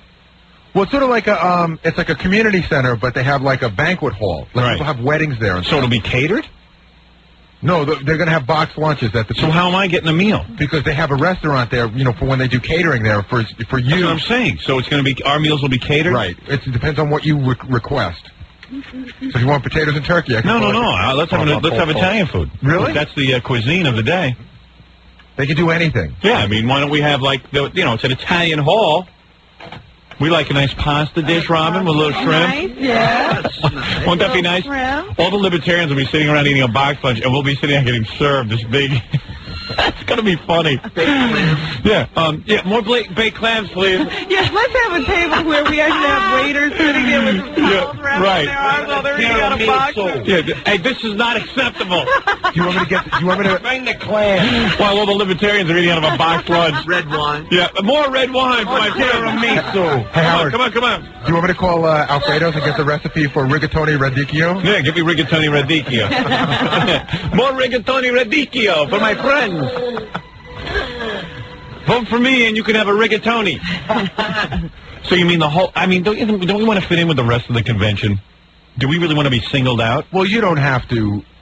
I don't know that you're going to be in the convention for the entire time. I mean... Right. Cuomo doesn't sit there and watch the whole process take place. No, but Cuomo doesn't do a radio show. Right. Let's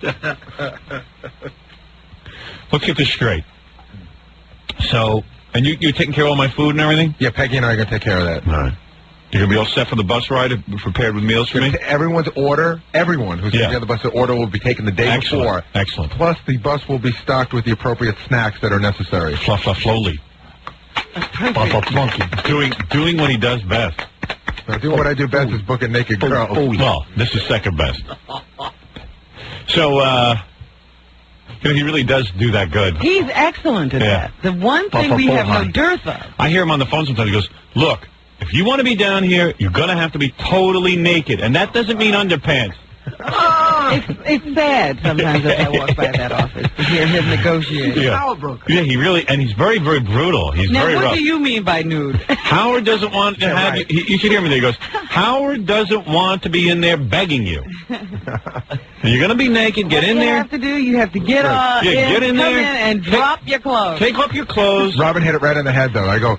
They said, well, we'll do everything. And I go, get naked? And they go, yeah. And I go, well, what is your definition of naked? Yeah, right. And they go, well, I mean, just my brow off. And no, that's not naked. Yeah, no, naked means not a stitch of clothing, except for heels. That's optional.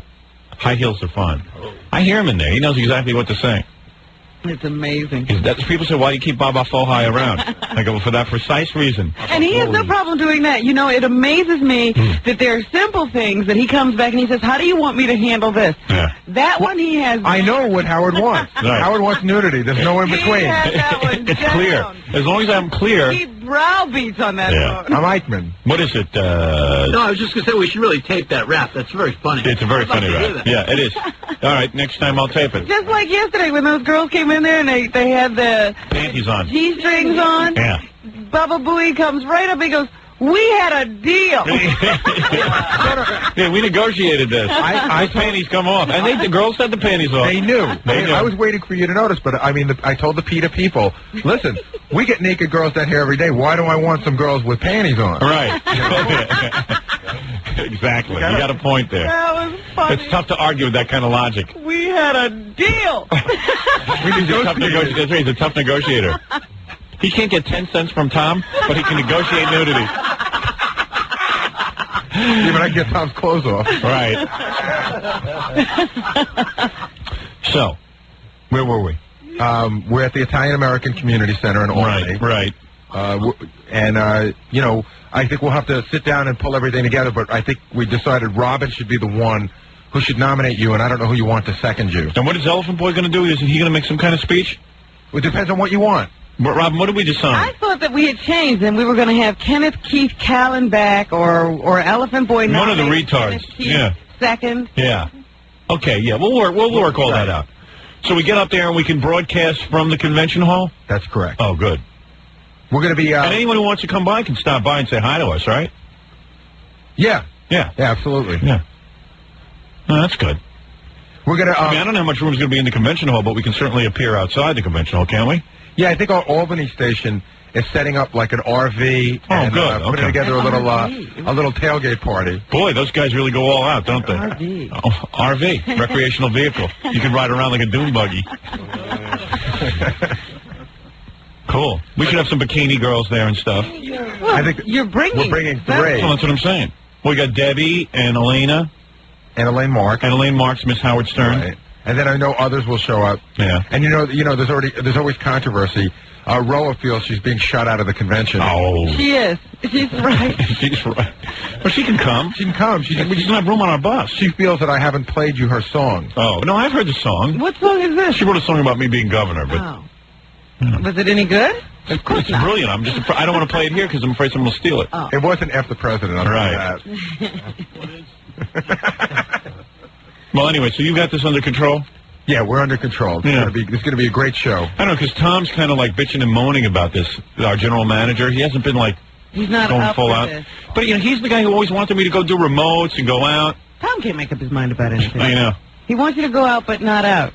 Well, Tom was telling all the big bosses here that he wasn't informed and stuff about any of this. So, yeah, but I mean... Does he have a bone to pick? I don't know. No, I'm not sure exactly, but I'm saying, like, let's get behind this. Let's go up there. Let's do a good broadcast. And let's make, you know, listen, when I become the gubernatorial nominee, it's big news. Why shouldn't we be covering it? Have you ever led this company down the garden path? Never. I always bring up big events. I understand from what I've been hearing from a few people that this is going to be covered by, national network news. Of course. This is big. This is a convention. What else they got to do on a Saturday? Right.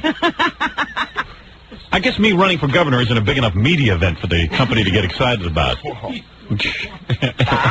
How much more do you want?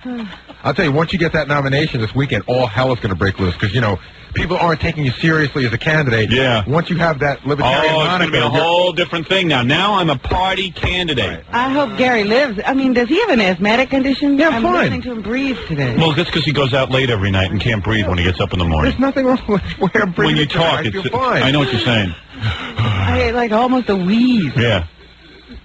Thank you, Nurse Clippers.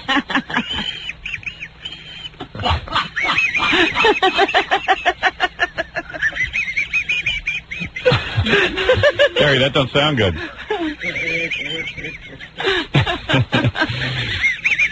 He was out last night at the hockey game. Gary goes out every night. He has a different activity every night. Last night, Pearl Jam, hockey. I see. All You're in the way of his socializing. Yeah, exactly. This job really screws up his nighttime activities. Did I go to Albany all day yesterday? Yes. Did I do it? Had to be done. I'm sure you do it all very well. Half in the bag. Half in the bag. All sleepy-eyed and doughy-faced. I only slept for an hour yesterday on the way home. As a matter of fact, and then when he gets here, he gets all sleepy. Yeah. Runs right out the door. As a matter of fact, Stuttering John was there, so because of his new album, they had him on the Madison Square Garden Network last night. They interviewed him. So John, I guess, had gotten high before the game. And no, and then during the game got progressively more blasted. I saw John at the end of the third period, and I said, "John, man, are you drunk?" And he said, "I got a buzz." And I said, "What's going on?" And he said, "Hey, man, fans keep buying me beers." So what happened? You got blasted, didn't you know? You knew you were going to be on TV, didn't you? Yeah, I drank moderately. Yeah? Yeah, well, but you got pretty blasted. But you know what happened? I drank like 5 beers, but they're like 16-ounce beers. Yeah. And then it compensated. I started drinking huge glasses of iced tea to and do you have to pee like every 3 seconds? Oh yeah. Right before I get on the set, right before they start, I go, I think I got a couple seconds to go to the bathroom. She goes, absolutely not. You're kidding. So anyway, so John was so blasted, and John, of course, is the last guest on this Madison Square Garden show, and they. Who was on? Joan London? Joan London, Bobby Mercer, Peekaboo Street. Peekaboo Street. Wait a second, listen to this. The guy, the last... Peekaboo Street, is that skier? Yeah, that girl in the silver medal. Yeah. The last time the Rangers won the Stanley Cup was 1940. They had one of the original, the 1940. Oh, and that guy came on before John. Yeah, so John, all right, he's getting a shot on TV, so they give him, he's like the last guest up. So John is back in the green room, and he passes out. Stop it. No, I didn't pass out. I just put my head down for a little while. Yeah, okay, you passed out. So John passes out in the green room, and he's the next guest up. And what Joan London's children were slobbering on? Yeah. They were gone already. And they couldn't revive John. Okay. So, so he gets out there. What happened? They had to smack you around a little bit? No, they just like, John, you want to come? I was just like, it was just, I was watching it, and I just started like putting my head down to rest.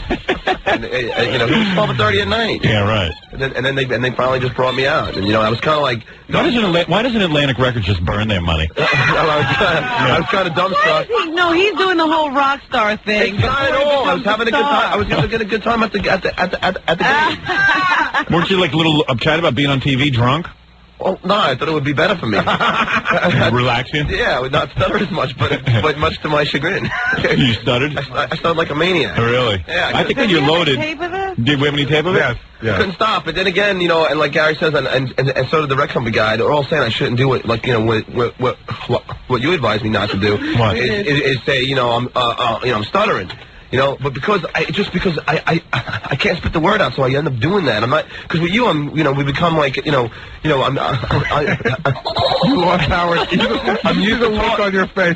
You lost Howard 30 seconds ago. No, because I'm used to talking to you, so I don't have to do that. But for like a new person, I can see they get like embarrassed by me stuttering, so I have to qualify and go, I'm stuttering, don't worry.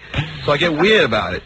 So wait a second, you were blasted out of your mind, and you passed out, then they revive you, and you get on, and you start stuttering all over the place when the guy's interviewing you. There's a woman. Oh, it's a woman. And the woman was really cute? Hot woman. Yeah. So I'm sitting there like tickling her and stuff. You idiot. It was closer to a date rape. Really? So you date rape when I watched she's interviewing you. Yeah, but I thought she was having fun, she's You don't know, you're drunk. It didn't look like she was having fun from where I was sitting. So what happened? You started stuttering, and then you started explaining that you're a stutterer? Well, no, I would just stutter, and I go, wait, I'm just relax, I'm stuttering, and then, stuff like that. Yeah. Oh, there I am, I'm doing it again, so you weren't sure what it was. I told you not to do that. It's like being a cripple and have like a little, Yeah, but dude, what I'm saying is, what makes you interesting is your stuttering. But so just don't even acknowledge it. I can't get used to them feeling so uncomfortable. It seems to me that you want to make them comfortable, but I'm telling you, you're funnier when you're just stuttering. I gotta do it. You say it once that you're a stutterer. They call you Stuttering John, so it's fine. It's all explained. But it's a mental Why do you think they're having you on? They don't care what you have to say. They want to see you stutter. But for 23 years, I've been qualifying it.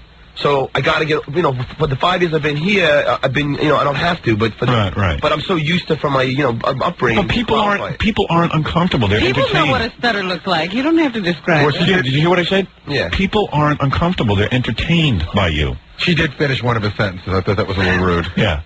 I don't care. I'd rather them finish my sentence than let me sit there and contort. I have to see this interview. So you were pretty blasted, and then they want you to go out, and then you have to pee. Yeah, you're holding it in. Yes, I'm holding it in the whole time. And they have these like little headsets, like look like you're like on like a set of Star Trek or something. Yeah, right. Like, you ever see those little like? Yeah, I know. With the little wire coming across your mouth. Yeah, John was working a little blue last night. Yeah. He had the headset on. He goes, "Beat me up, Scotty, you fat bastard." Oh yeah. That's what you were doing on TV? Yeah. I had a good time. You know, they enjoyed it. I'll never be invited back again, probably. But, you know, I thought it was fun. And what happened at that big meeting that MTV had? Did you get your record added? I find out today. Oh, you do? Yeah, I'm flipping out. So in other words, John puts out an album. Have some more beers. Yeah, John puts out an album. So of course you make this video, and there's a whole like I don't know. There's a couple of people at MTV that watch these videos, and they decide which ones get added. And sometimes they just add it and they play it at night once, and they tell you it's added. Yeah. So you got to get added. He needs heavy rotation. Yeah, otherwise you can forget it. Kiss that record goodbye. You know what? MTV has become what radio used to be in the past. Remember when program directors and the music director used to get into a room and listen to the records and decide? Yeah, there's actually something going on. That's a lot of power to give one organization. I hear some of the other music companies are getting together to start a music channel because... Yeah, a lot of guys are talking about competition. Yeah, because it's ridiculous. A lot of people put out music, but it'll be just like radio. They'll all play the same stuff anyway. They won't. None of them will add something that the other one doesn't. There'll just be two channels playing the same stupid tapes. You'll see. Because if that theory worked, there's 30 radio stations. Nobody plays anything different. So why would it be different on video? But anyway, so what did you do? They submitted it to MTV. It was viewed yesterday, but they don't let you know until today what the outcome was. It's like a beauty contest. It's a co-op board. Oh man. But it's a great video, you know. I mean, it's just, you don't know what they were watching, though. No, but you thought it was a great one. I enjoyed it thoroughly. Loved it. Just so happened that 20 better videos came out. Yeah, that might be your luck. I thought it was a real good video. Do I think they should play it, John? Yes. What can I say? But I'm not the guy who decides, all right? Maybe they'll play it. Maybe God will touch you. I doubt it, but you never know, man. They'll probably burn you. They got a lot of power over there. Just be prepared for the worst, and if anything happens, you'll be happy. John's having the worst day of his life. He's, like, really nervous. Did the record company grease anybody for you? I don't know. No. Dude, forget it. They don't do that. Okay. Stop it, Howard. Yeah, they never do that. You're working on it. You ever hear about the independent record scandal? They used to hire independents. They'd go out and grease all the program directors. Buy them Coke and stuff. Is that old hat now? Old hat? No, now it's instead of Coke, it's like 4-inch TVs and giant CD players and stuff. Oh yeah. Different hat. Well, look, you dropped the keys to your new car. Yeah. I played it for Mike Judge yesterday. I thought it was great too. Oh boy. Yeah, but do Beavis and Butthead like it? Yeah, he thought it was great. Who, Beavis and Butthead? Yeah, I mean he was recording Beavis. Mike Judge is the guy who makes Beavis and Butthead. Were you talking to Mike or Beavis? I was talking to all three of them. I hope Mike Judge made friends with him and all that stuff. I hope he puts you on Beavis and Butthead and Goose on your video. They asked me to maybe do a cameo on Beavis and Butthead. Oh, yeah? Yeah. Good. Who's the stuttering dude? You know? I see. All right, very good. All right, John, get out of here. I'm sick of your career. I have to sit there and talk about John's career all day. Well, this is the release date of my album. All right, good luck, man. Oh, it's the 19th. Yeah, it comes out today. Congratulations. All right, man. It hits record stores today. Excellent. We're looking forward to buying that. All right, very good. Stuttering John, everyone. We never did get to his Eddie Vedder interview. Yeah, you got so much stuff. I got a lot of tape of yours. Yeah, okay. Doctors. All right, I'll get to it. Don't relax. There's plenty of time. We'll be back right after the Rinky Link. We'll help some troubled families. Joe Clark, the principal? That's who I think it is, yeah. The black guy who used to run around with the baseball bat and the megaphone? And used all the big words, yeah. Yeah, I was thinking of making him my lieutenant governor, but I don't think people would vote for him. I don't know. He'd be good. He'd be pretty popular. He was into caning way before it became popular. He walked around with a bat, but he never hit anybody. No, didn't have to. Thank you, Robin.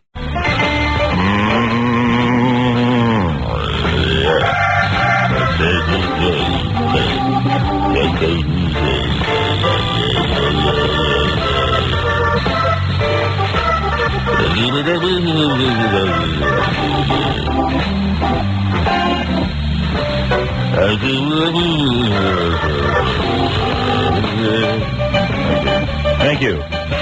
Robin Quivers on sax, ladies and gentlemen. Look at him blow that thing. All right. Ah, isn't that nice? Turn that off. Ah, that's nice. That's a good feeling. Ah. Nice job on that sax, blowing that sax, Robin. Thank you. That lucky sax. Well, you blew that sax.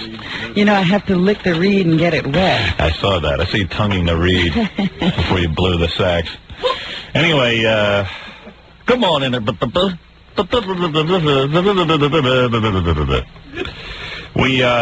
We welcome you to the Lollipop Guild.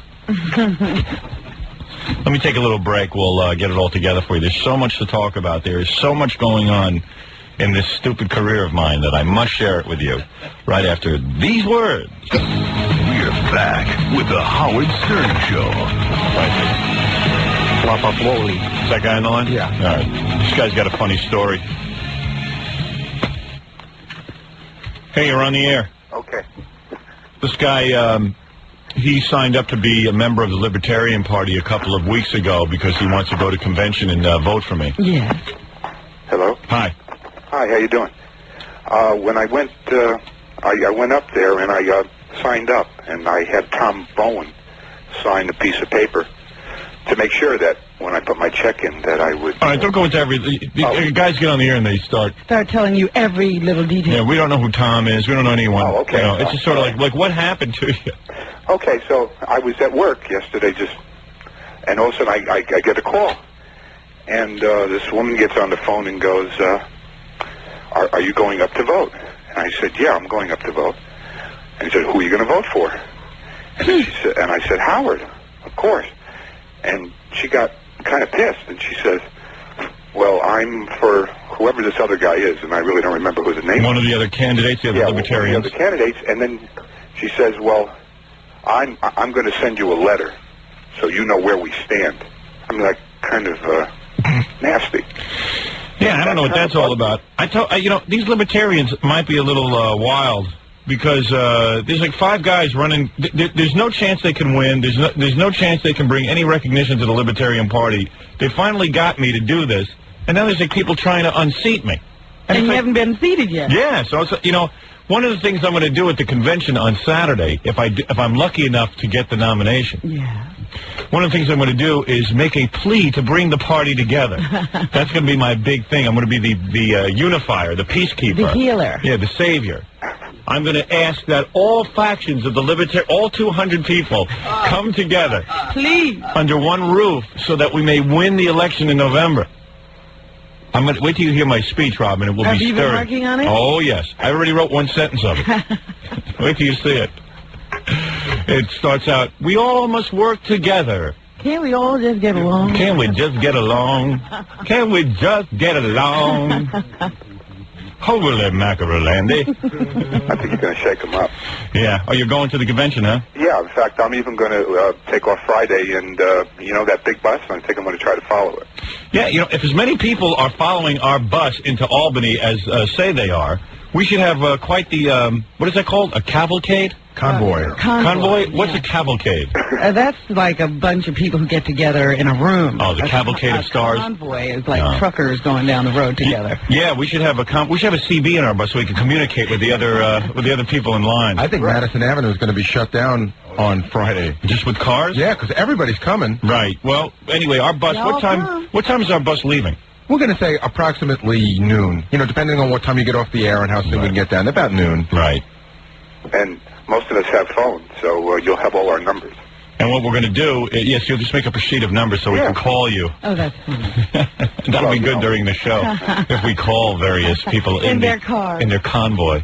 Well, we're the people that are the silent Howard Stern fans. I've never called in. I've always just listened. So I think you're going to have a lot of people.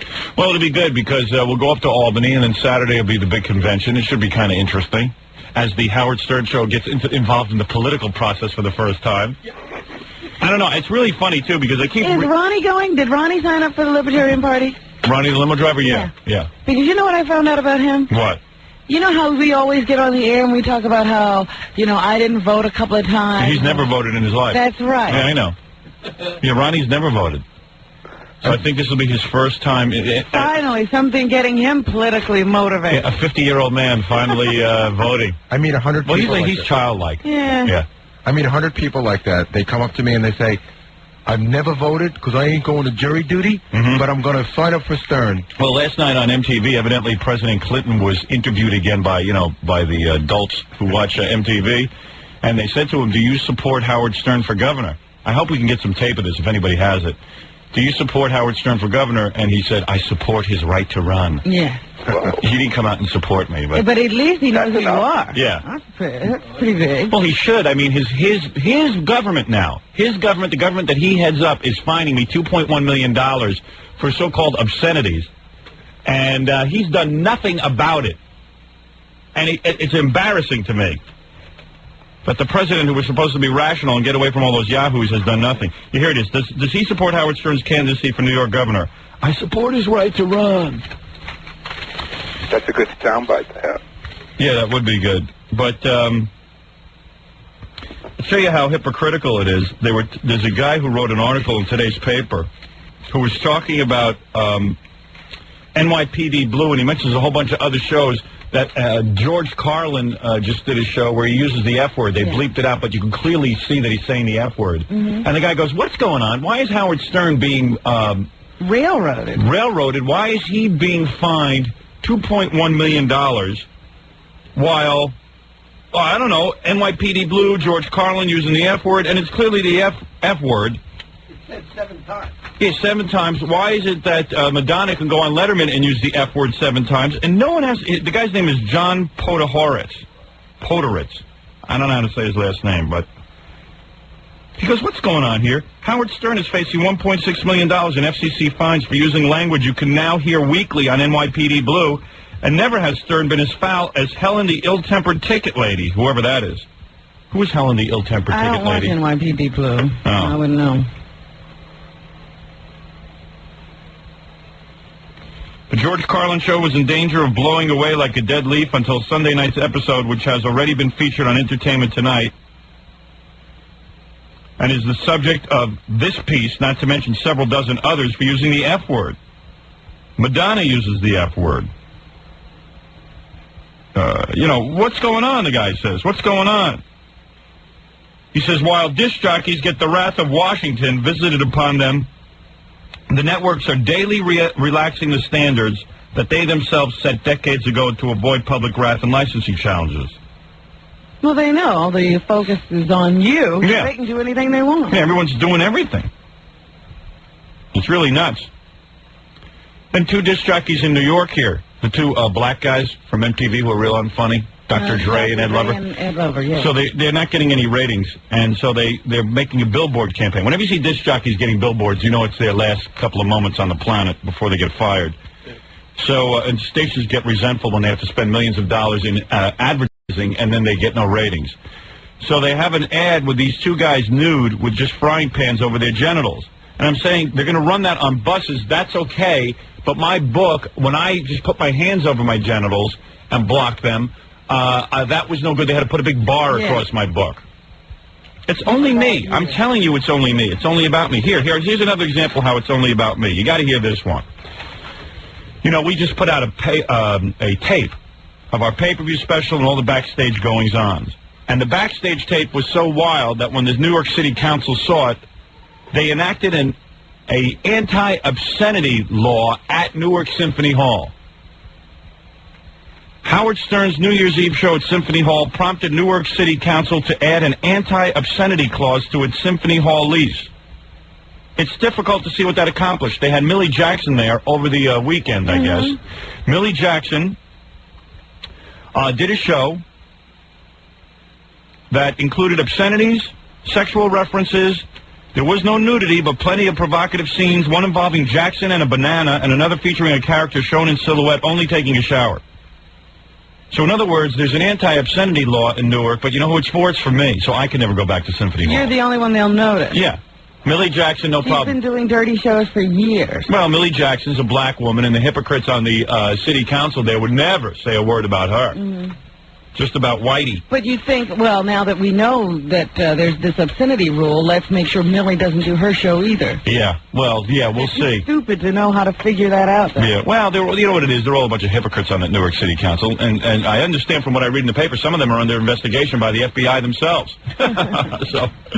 So there you go. So much for hypocrisy. They're too busy to take care of obscenity right now. So we're going to go up to Albany. Hopefully I'll get the, I'll get the nomination.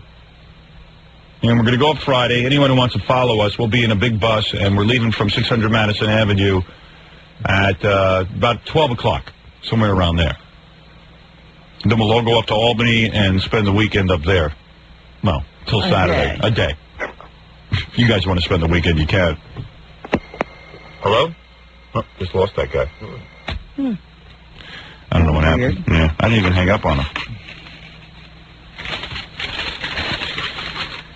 Just a quick ratings check, just so you know what's going on. Our show in New York, #1. Our show in Los Angeles, #1. Oh. Yeah.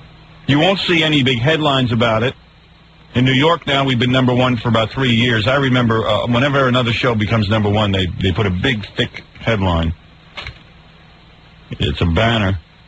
Oh, big news. Big news. Topple the #1 person. Yeah. But anyway, we are #1 again.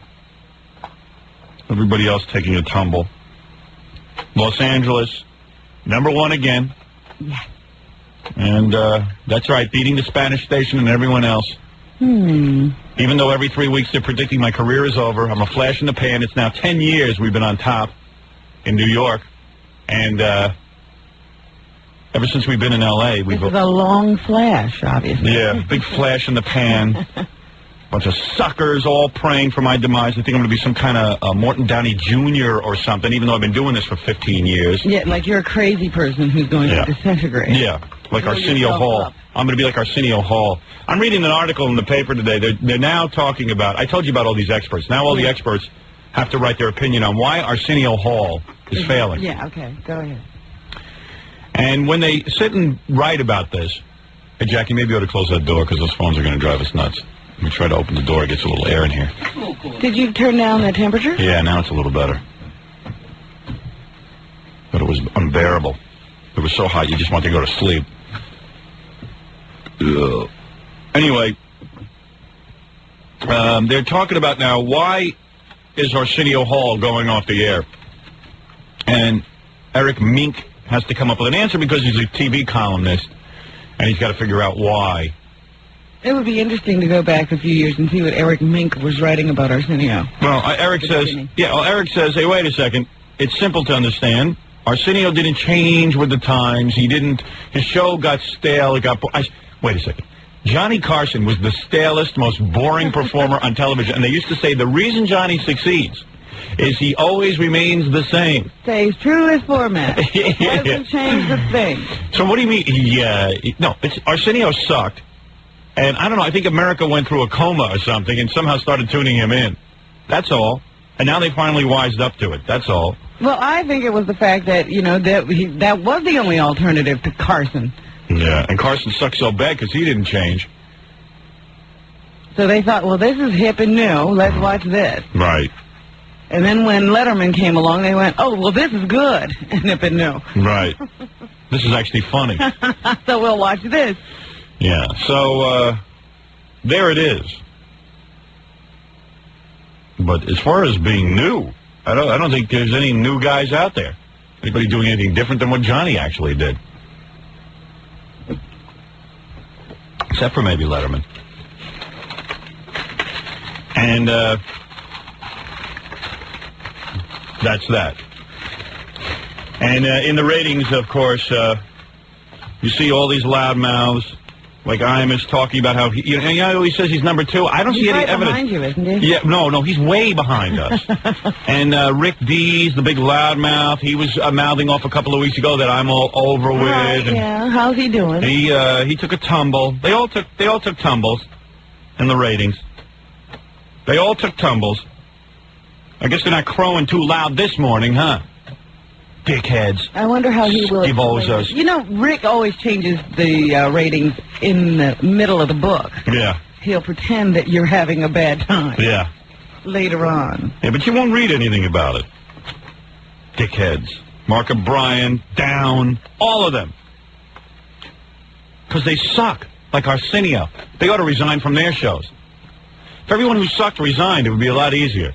Yeah, but they will only resign when somebody's not going to offer them a new contract. Yeah. Like Arsenio. Exactly.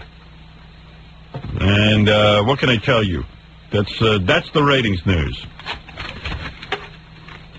That's the ratings news. And I don't care how many times you'll hear these guys talk about how they're number 2 or they're the guy that's happening. They're not happening because they suck. They've got nothing to say, and it's not interesting. And anytime they get something to say, it's usually, I've said it about 2 days ago. Yeah. No originality, no thought put into the programs.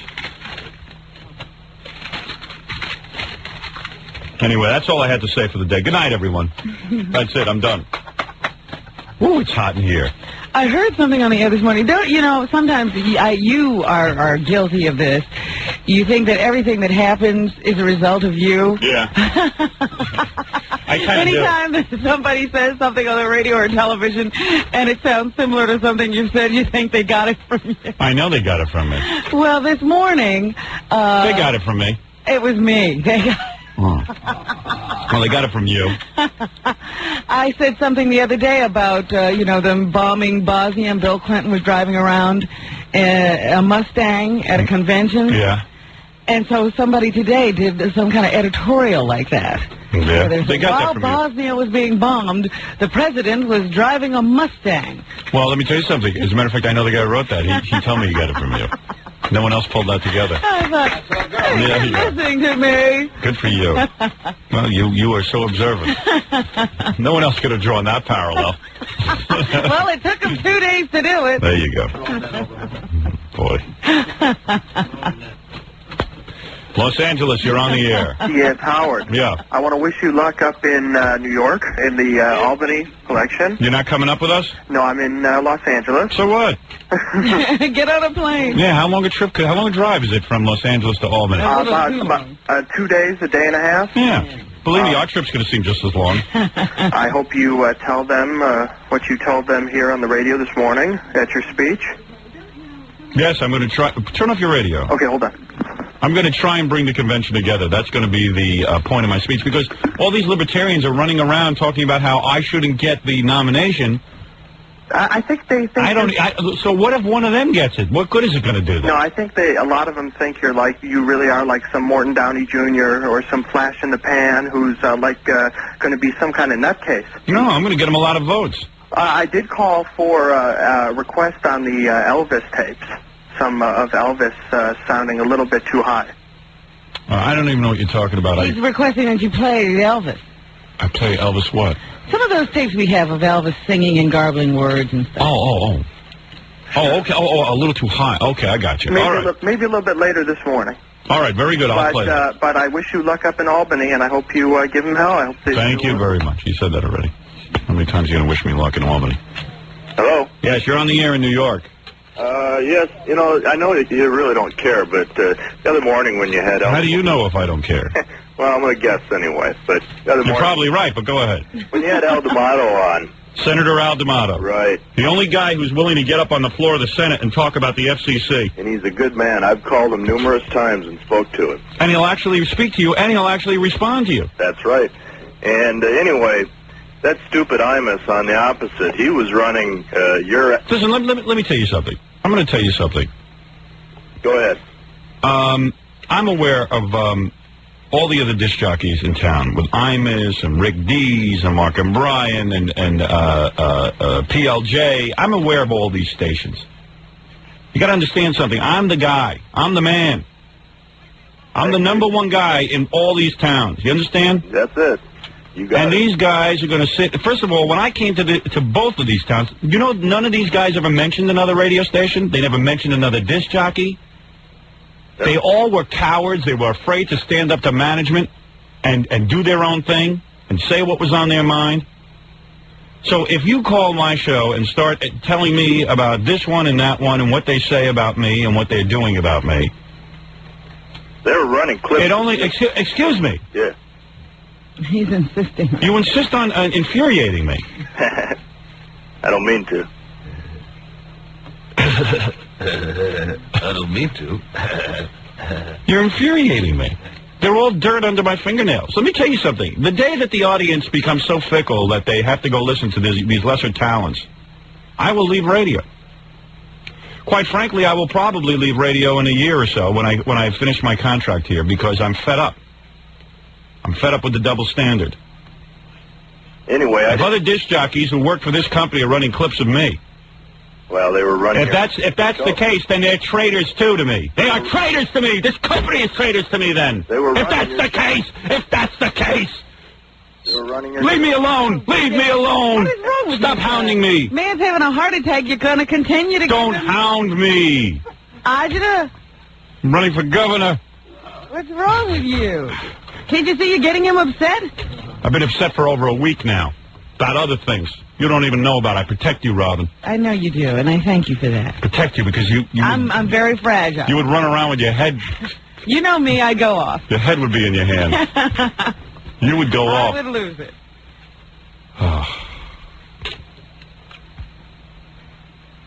Don't call me with reports about other radio shows talking about me. Don't draw me into that. Sick of it. I don't want to talk about other radio shows. All these other radio shows, I came to this town. I know, listen, I've been in radio for 15 years. I know exactly what all these other disc jockeys were doing when I got into radio. Nothing. None of them had the balls to run a clip. None of them talked for more than a minute at a time. Mark and Brian were somewhere in Oklahoma spinning records when I started doing all this stuff. Imus was down to a minute and a half. He used to get in and out and do the weather and the news, and that was it. We know what he was doing. Rick Dees has been doing the same crap for the last 20 years with that top 40 garbage and the bad homo records. I know all about these so-called talents, so-called radio guys. Stop writing me letters about it. Yesterday, I'm going through my mail. No wonder my eyeball pops out. I get a letter from a guy. Do you know that this guy in Los Angeles in the afternoon plays mystery guest? And I read the name, Peter Tilden. I go, Peter Tilden worked for YSP. He's back on the air, and he's ripping me off again. I say, I know about all these guys. What, do you think these guys are original? There's no originals here. It's radio. I know who's been a traitor to me. I know who's on my team. I was going to sit it out today, but I came in because I'm running for governor. Really? That's right. And you weren't going to tell me? No, actually, I tell you. You come in and do the show. Do it yourself with the Jackie Joke Man. Jackie Joke Man. I'm not feeling well. Jackie Molly. Jackie Molly. They're copying me now. They're copying me now. All right, so she had a moment of weakness. So for 2 seconds she sounded wacky. The rest of the time she sounded coherent. Hey, it could happen to anybody. Damn right. At least I admit it. I bring it out in the open. We talk about it. And then we get it over with. Cleveland, you're on the air. Oh, I'm sorry. I should take a break here. All right, quickly, Cleveland. Go ahead. Yes, good morning. I hope when you get to Albany that people realize what you really are and you have to come back to New York with your tail between your legs. Oh! Well, there you go. Well, what is he? What am I exactly? Really? Do you have enough gas in your bus to make it back to New York? You know, funny you say that. Probably not, because Tom Chiasano, the way he's carrying on about the money being spent on this trip, all I asked for was a bus and some broadcast equipment and some hotel rooms. Well, with all the hot air on the bus, maybe you can make it back on that. Oh, shut up. What are you doing for anybody? You what big am I dope doing? Sitting there in Cleveland doing nothing. I'm waiting for it to snow. Oh. What is your hostility? I don't understand, pal. Well, listen, you're not exactly the type of guy that should be in politics. You're not a crook. Oh, well, who should be What type of guy should be in politics? No, he's actually for us. He's saying you're not a crook. You're not a crook. You're too honest about things. You know, it's funny. I keep reading about these so-called candidates, and, they all laugh me off, and they'll go, well, he has a right to run. Oh. You don't grab women's tushes. You don't go out with other women. That's right. That's right. Yeah, what kind of a politician are you going to be? Yeah, and I won't raise your taxes to the point where you pass. The so-called middle class that wasn't supposed to be taxed. Anybody here fill out their taxes recently? Yeah. Did you see where it went through the roof? Well, you're going to have these people working on roads at night. You're going to have one person get killed, and that'll be the end of it. Yeah, well, I don't know how I'm going to... What are you really going to do that's good for the people? Tell us right now. What are you really going to do? I guess I'm going to kill... This guy's wacky. Yeah, he's scaring me. He's all over the place. I think he's with us, but I'm not sure. He's on the fence. I'm a little nervous with you. Well, I might be behind the bus myself.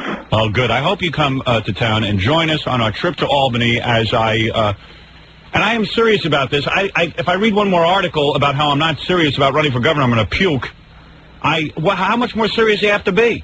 I have 3 causes that I think are legitimate. Giving up a weekend. What else do you want? And I'm honest about it. In fact, in about 25 minutes or so, I'm going to introduce you to several of the candidates that I'm... Who's your running mates? That's what I'm going to be doing this morning. I'm going to actually interview some running mates. I have, in fact, coming up at 7 o'clock, I have a woman who I think would be an excellent governor who will be on the phone, who I think you'll like her credentials. And I think that the people of New York would like her. Her measurements? I don't know. I don't know what this guy's up to. I'm trying to have a conversation with you. I don't know. He might be hearing voices or something. I'm not sure with him. Don't forget the spam for the bus. All right. Thank you. Goodbye. Yeah, I think he went all over the place. He said, well, I have a lot of... Anybody Jackie considers weird has to be weird. There's one guy Jackie would not have at the barbecue. No, he ain't invited. No. He started out hostile to you, and then he seemed to be on your side, then he went the other way. Yeah. His bus was swerving all over the road. Yeah. Should be an interesting convention. By the way, Robin, just so you know, the way I have it figured out is that, let's say we leave for Albany around noon on Friday. I think before we leave, there will be selected members of the press. We've received over 100 press requests to be on the bus with us. There will be selected press that will allow to tour the campaign bus before we leave. Before we leave? That's correct.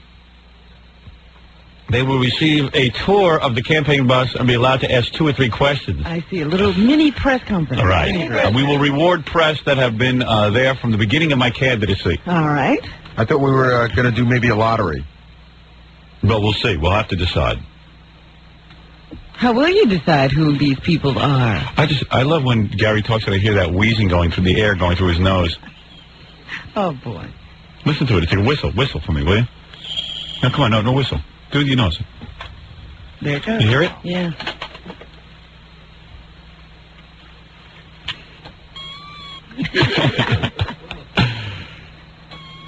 I love to watch Jackie's face as he stares at Gary and like soaks him in. It's the greatest look. I don't know if we're going to do a lottery for those people or what.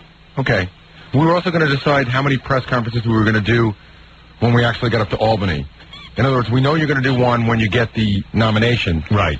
But you were trying to decide whether you can do one earlier before the convention. Well, I was thinking, yeah, we gotta publish a list of what we're going to do, Rob. An itinerary. Itinerary.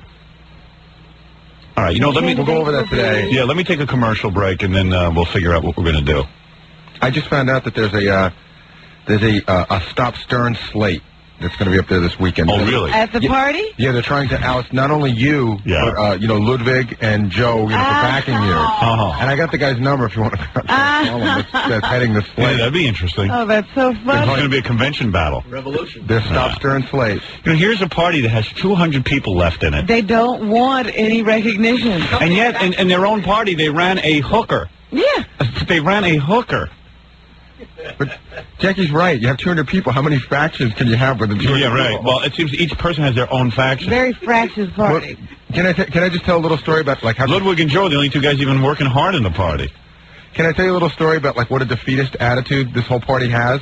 Yeah. So I was talking to the guy yesterday that's actually running the convention. Right. So I told him we probably have about 30 people altogether. Yeah. And he goes, oh my goodness, the hall's a little tight. I don't know what we're going to do. And I said, listen, we'll deal with it. If it's really crowded, we'll deal with it. I said, who knows? It might rain and maybe half the people won't show up. And he goes, I know, I'm praying for rain. Heavens to Murgatroyd.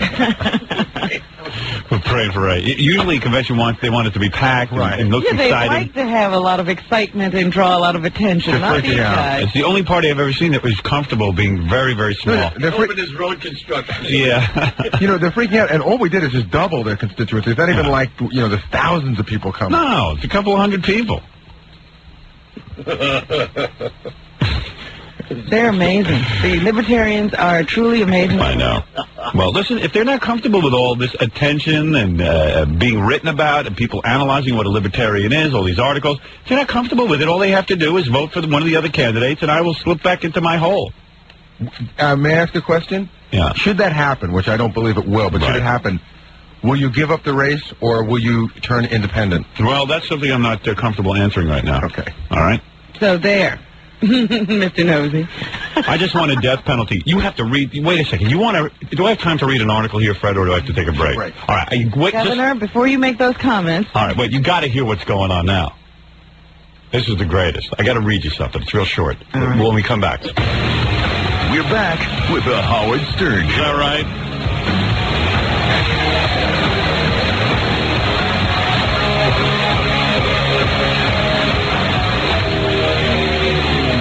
All right. Anyway, so I was telling you before, I said, hold on during the commercial break. I had to read this to you. This is great. You talk about me running for governor, right? Where's Robin? I wanted to hear this. I think Robin had a little stomach irritation during the... Yep. I think she's out squatting. Giving birth.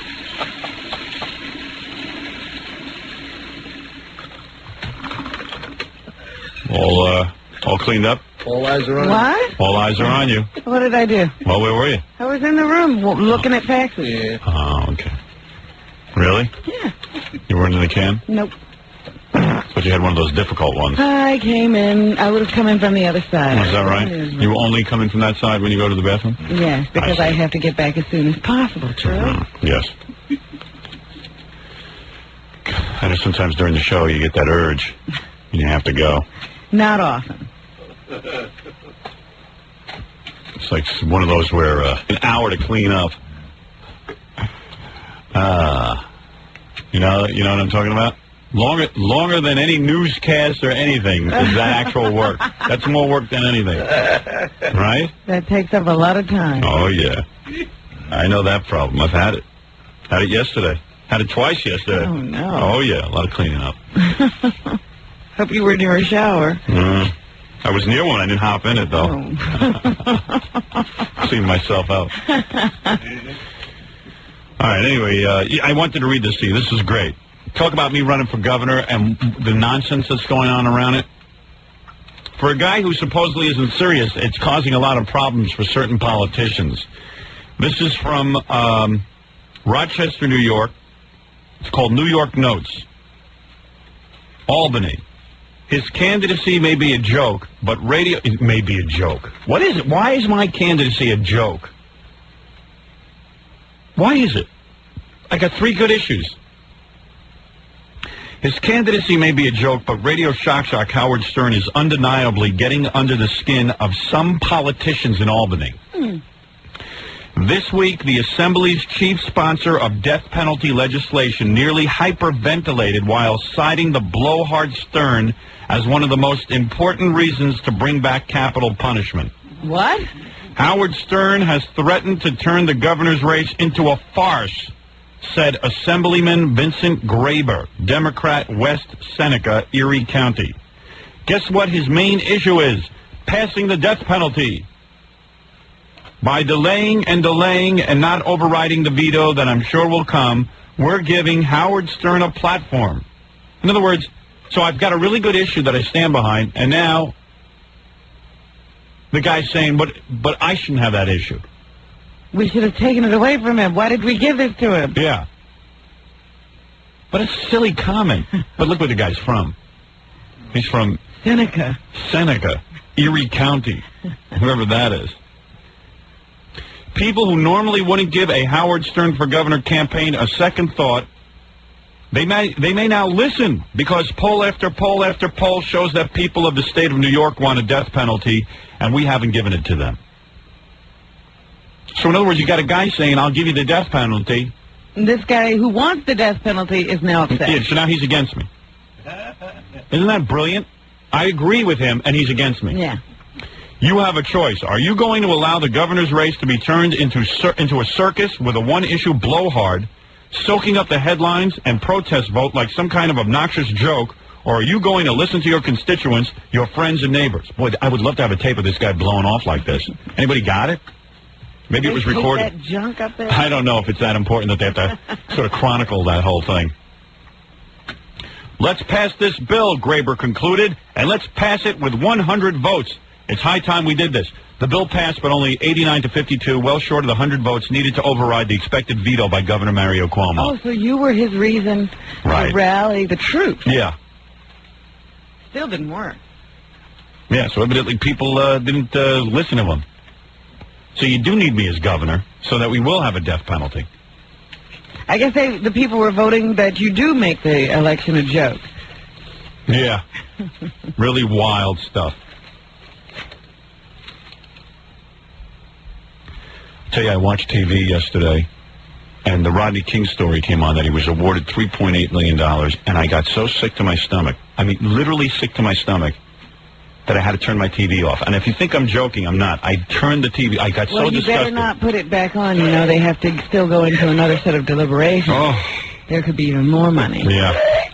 Well, fortunately, he's suing the, I think just the cops in the next one, isn't it? Well, they, want to know who is totally responsible. Yeah. And it could be as high as the police commissioner. Oh, really? Yeah. Well, most of those cops, I guess, I don't know. I don't know what the story is, and I don't know where this is going to end up, but I got nauseous. I got sick to my stomach. $3.8 million. They made a millionaire out of a drunk driver. A millionaire. The only consolation you have is that you know that he'll piss away the money. Already, I think. Isn't there some woman trying to get her hooks into it? I don't know anything about that yet. I thought I read something about that, but maybe I'm wrong. I could be wrong.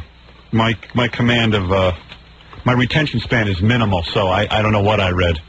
I could have been reading about some other nut. But Rodney King is a multi-millionaire today. Well, you can't call him multi. 3.8 is multi. 1 is not multi. 2 is multi. 3 is definitely multi. No, you're not even really a millionaire until you have $5 million. Well, give me $3 million. I'll act and behave like a millionaire. That's not, anytime I hear million, that's a millionaire. I know, I read that too. Someone said, you're not really a millionaire today unless you have $5 million. I go, oh, that's great. I get a good job and they keep pushing up the... That's right, the millionaires. Yeah, big deal. Can you imagine? What is it, Phony? Ruth Messenger. Good. Now, this is good. Yesterday, I began looking and searching for candidates to be my lieutenant governor. And the only reason I want a good candidate for lieutenant governor is because you're going to turn over the state to them. As soon as I win the campaign, I'm going to eventually turn it over to somebody responsible who can actually run government. Gary, bring in the statistics on these people that I have. Flunky. Now, so I sat down with my campaign selection committee. Me and Jackie. Which Jackie and Robin. You're not going to believe this. Who my campaign selection committee was. This is my eye was bothering me. We had to do it in like 5 minutes. Yes, we couldn't spend a lot of time on it. But our choice was easy because you begin to go through the list, and there's not that many good people around who could serve as governor. Yeah. So I'm going through the list of people, and then I see the name Ruth Messenger. So Gary says to me, I right away, let me put her through for this. You should hear this. Ms. Messenger? Yes. Hi, how are you? Very well. How are you? Pleasure to speak to you. It's great to speak to you. It's an honor to be on this list. Well, thank you. You're on my short list. Oh, I'm so glad you're honored. Yeah, thank God someone's honored. Well, Ms. Messenger. Yep. Am I saying that right, Ms. Messenger or Mrs. Messenger? Ms. Messenger. Ms. Messenger. Or Ruth, Howard. May I call you Ruth? Absolutely. All right. Well, she's your running mate. Yeah. No, possible running mate. Possible. We should get on a first-name basis. Right. Anyway, so right away I was saying it's going to be a tough campaign. There are those people who are prejudiced against me. They feel that perhaps I'm too outrageous to be the governor. And I often say, listen, it has nothing to do with me. And forget if I'm not even going to be the governor. Well, Ruth's going to be the governor. You're making a very good point, and this is often what candidates do. Right. They try to attract another segment of the voters by selecting a good running mate. Right. So I'm sitting there, and, Congressman Serrano had asked to be my running mate. Uh-huh. And I said, I don't know. He's a good, I like the guy. He's a great guy. He's a great politician. I said, but, him being Spanish. Immediately you started to underestimate the voters. Yeah, so, you're right. I said, people are so tacky and shallow the way they vote. Right away, a lot of these upstate white guys won't vote for Spanish guys. Ms. Messenger. People are prejudiced. Let's be honest. People sure are prejudiced. They are. That's true. Right. I am surprised you're considering a woman. Well, I was going to ask about that, but I'm glad you asked. Well, let me get to it. Let me get to why I consider a woman. Okay, so I have no problem with a woman being governor. As you know, I back Christy Todd Whitman. Yeah. Sure. I have no problem with it. But I know how people think. I'm a good judge of character, and I know people are very shallow. When they see Congressman Serrano right away, Spanish guy. So we're sitting there in our selection committee, and the name Ruth Messenger comes up. I go, now there is a good woman. That is a woman who could actually be the governor and do a real good job, except she's always, because she's a woman, no one ever really gives her serious consideration. And then Gary goes, also because she's black. Now, wait a second. So I have seen Ruth Messenger on TV. I've never met her, but I've seen her on TV. I said, there's no way she's black. Now we can start getting in a big argument. Gary goes, well, I have met Ms. Messenger on three occasions, and she is a black woman. Let me amplify this. This is the most exciting discussion about me I've ever heard. Oh, you should have heard what was... Tell us that he voted for her because she was black? Yeah, now you said you voted for Ms. Messenger because she was black. Not only did I vote for her for Manhattan Borough President, but she before that, she was in my district. Right. And when I lived on 105th Street, I voted for her then. Yes.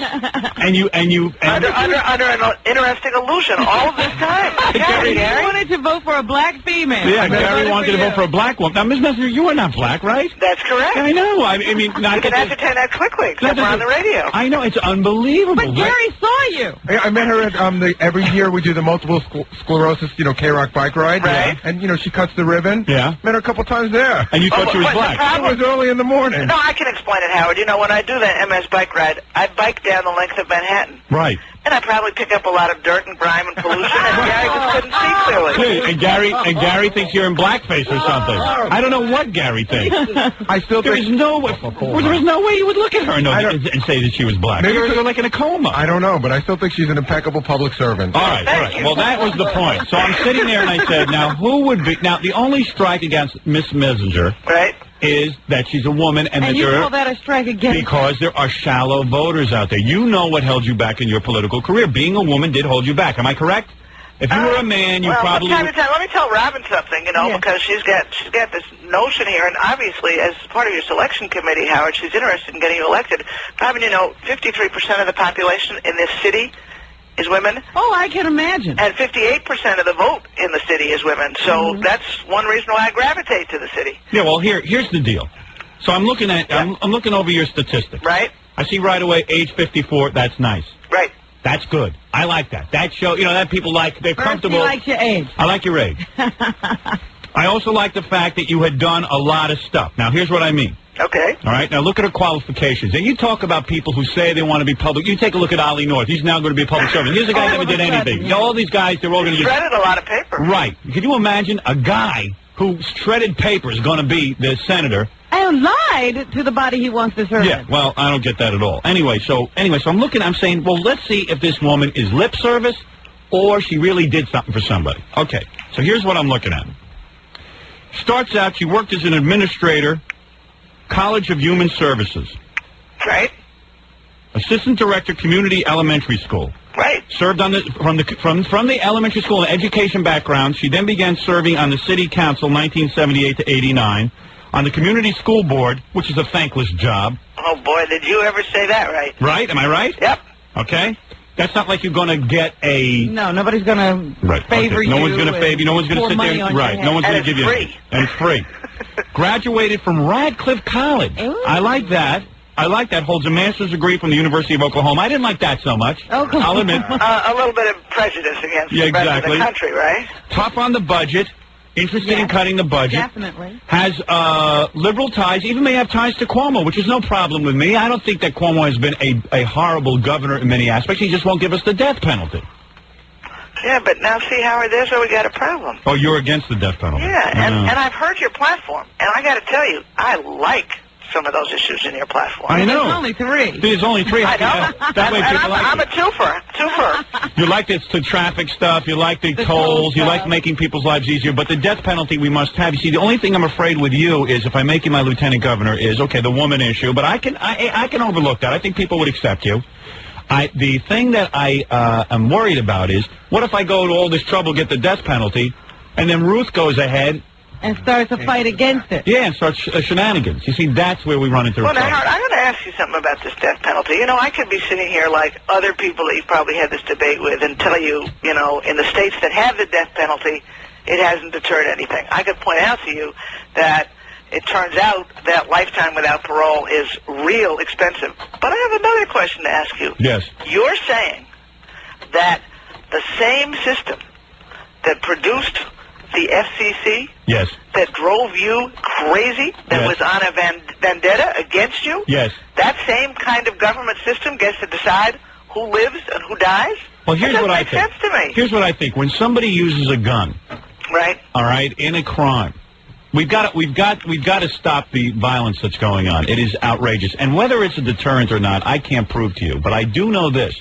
that for the families that lose a loved one, if I lost my wife or my parents to a gun thing or my kids, I know knowing that criminal died, was killed, would make me sleep better at night, would make me feel better at night. Well, you know what? I looked at the cover of one of the newspapers today, and they say one of the guys who was the ringleader of that pack of guys who raped the Central Park jogger is getting out of jail. Yeah, this is my point. Headline was, well, that's go on with my life. See, Ruth, there's no space anymore. We don't have the resources to keep these guys holed up for life, so we have to let them out of jail because there's even more vicious. As bad as that rape was, there's even more vicious criminals. No, well, it does turn out to be more expensive to run a death row, but I mean, I don't mind the expense. For me, that's not the issue. It's and believe me, Howard, I understand the feeling you talked about.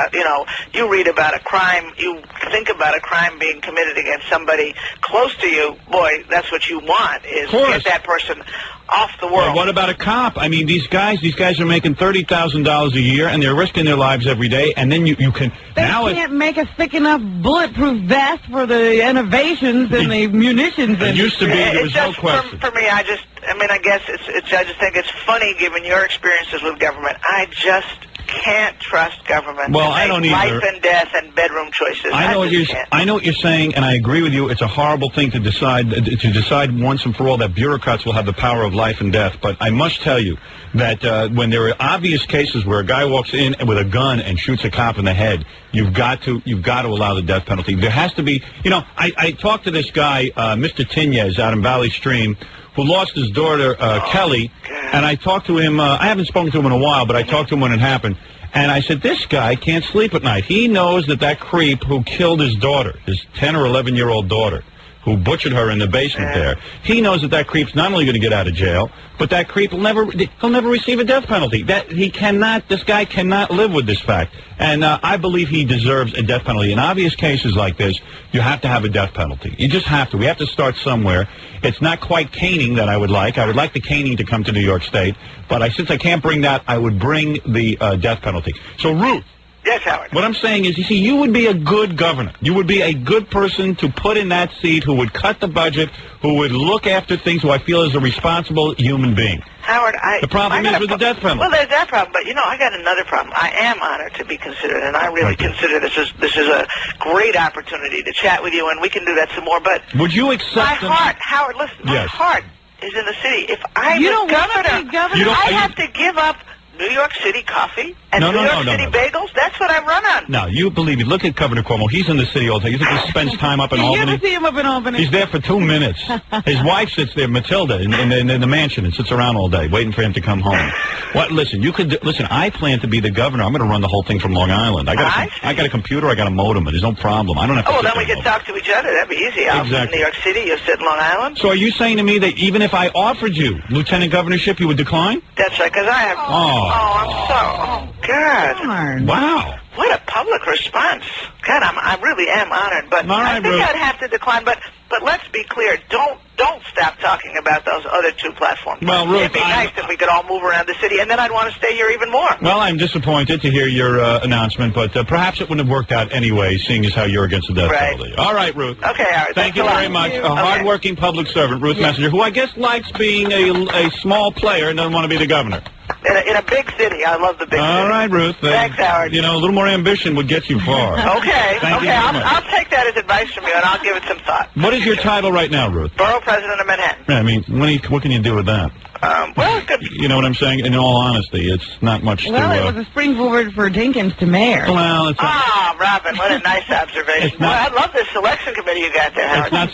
It's not such a fiefdom, being the borough, whatever that is. Well, all right, listen. Could you deliver a message to Gary? Tell him I'm going to try to keep representing him as well as I possibly can. Well, you're the best black candidate we have. Thank you, Ruth. Thanks a lot. Well, there she is, Ruth Messenger, declining my offer of... boy, whoever thought she'd decline?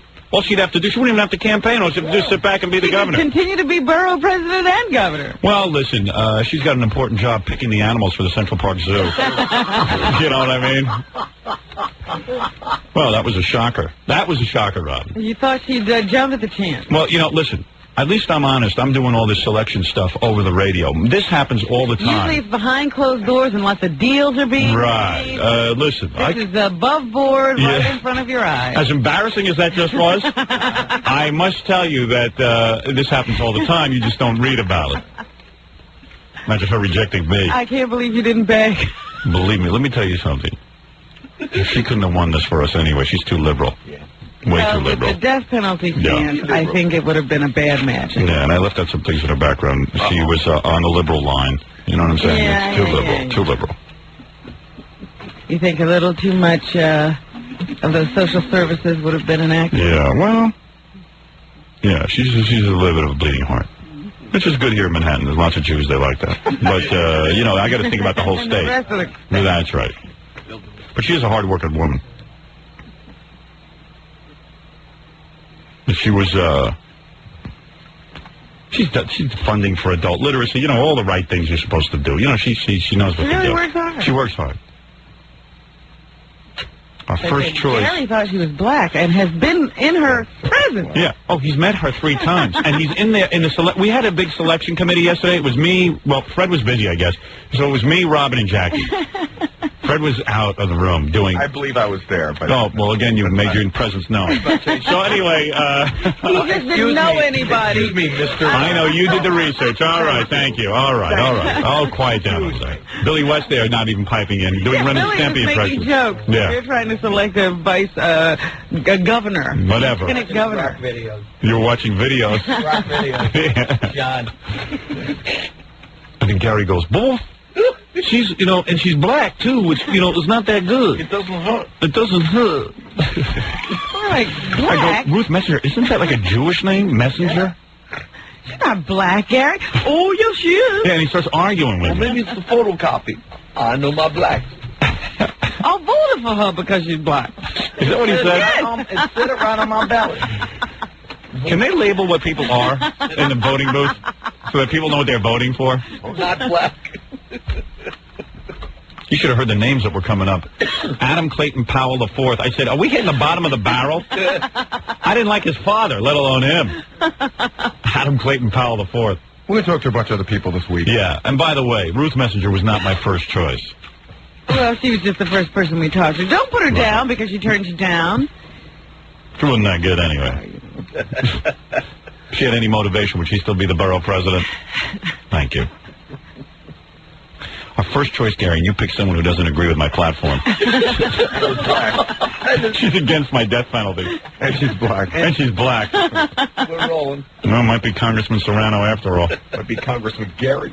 We got to find some legitimate candidate. I know.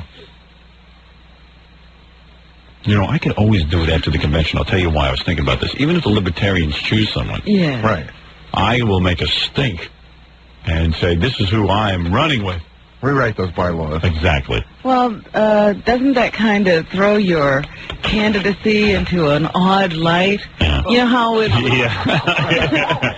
You're kidding. Wait a minute. You know how it was when Ross Perot kept not being able to come up with a vice president? Yeah, and look who he came up with. And You know, then he wound up with that Admiral old guy. Stansfield or whatever his name Yeah, was. but Howard's got a radio show to run every day.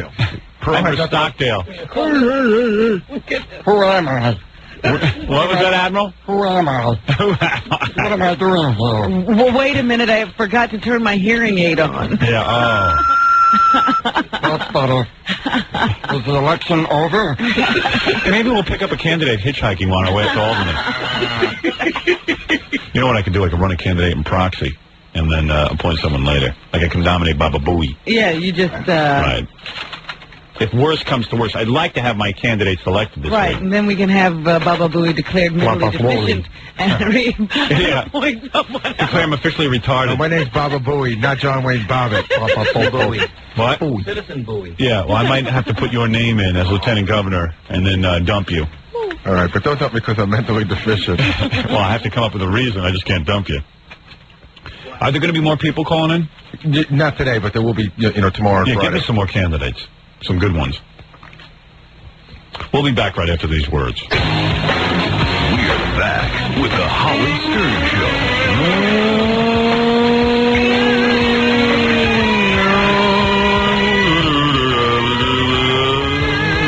Thank you very much. All right.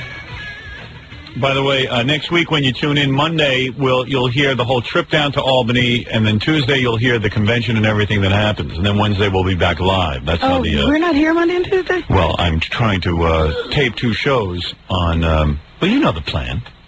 If Nobody tells. Are you insane? You got to just stop that. Did you sit in a room with us yesterday? You always act so surprised. Monday, we're going to run the whole show of us going down to Albany and leading up to the convention. Tuesday will be the actual convention, and me with my big speech. Well, to the I convention. didn't know whether we were going to sit here and recap.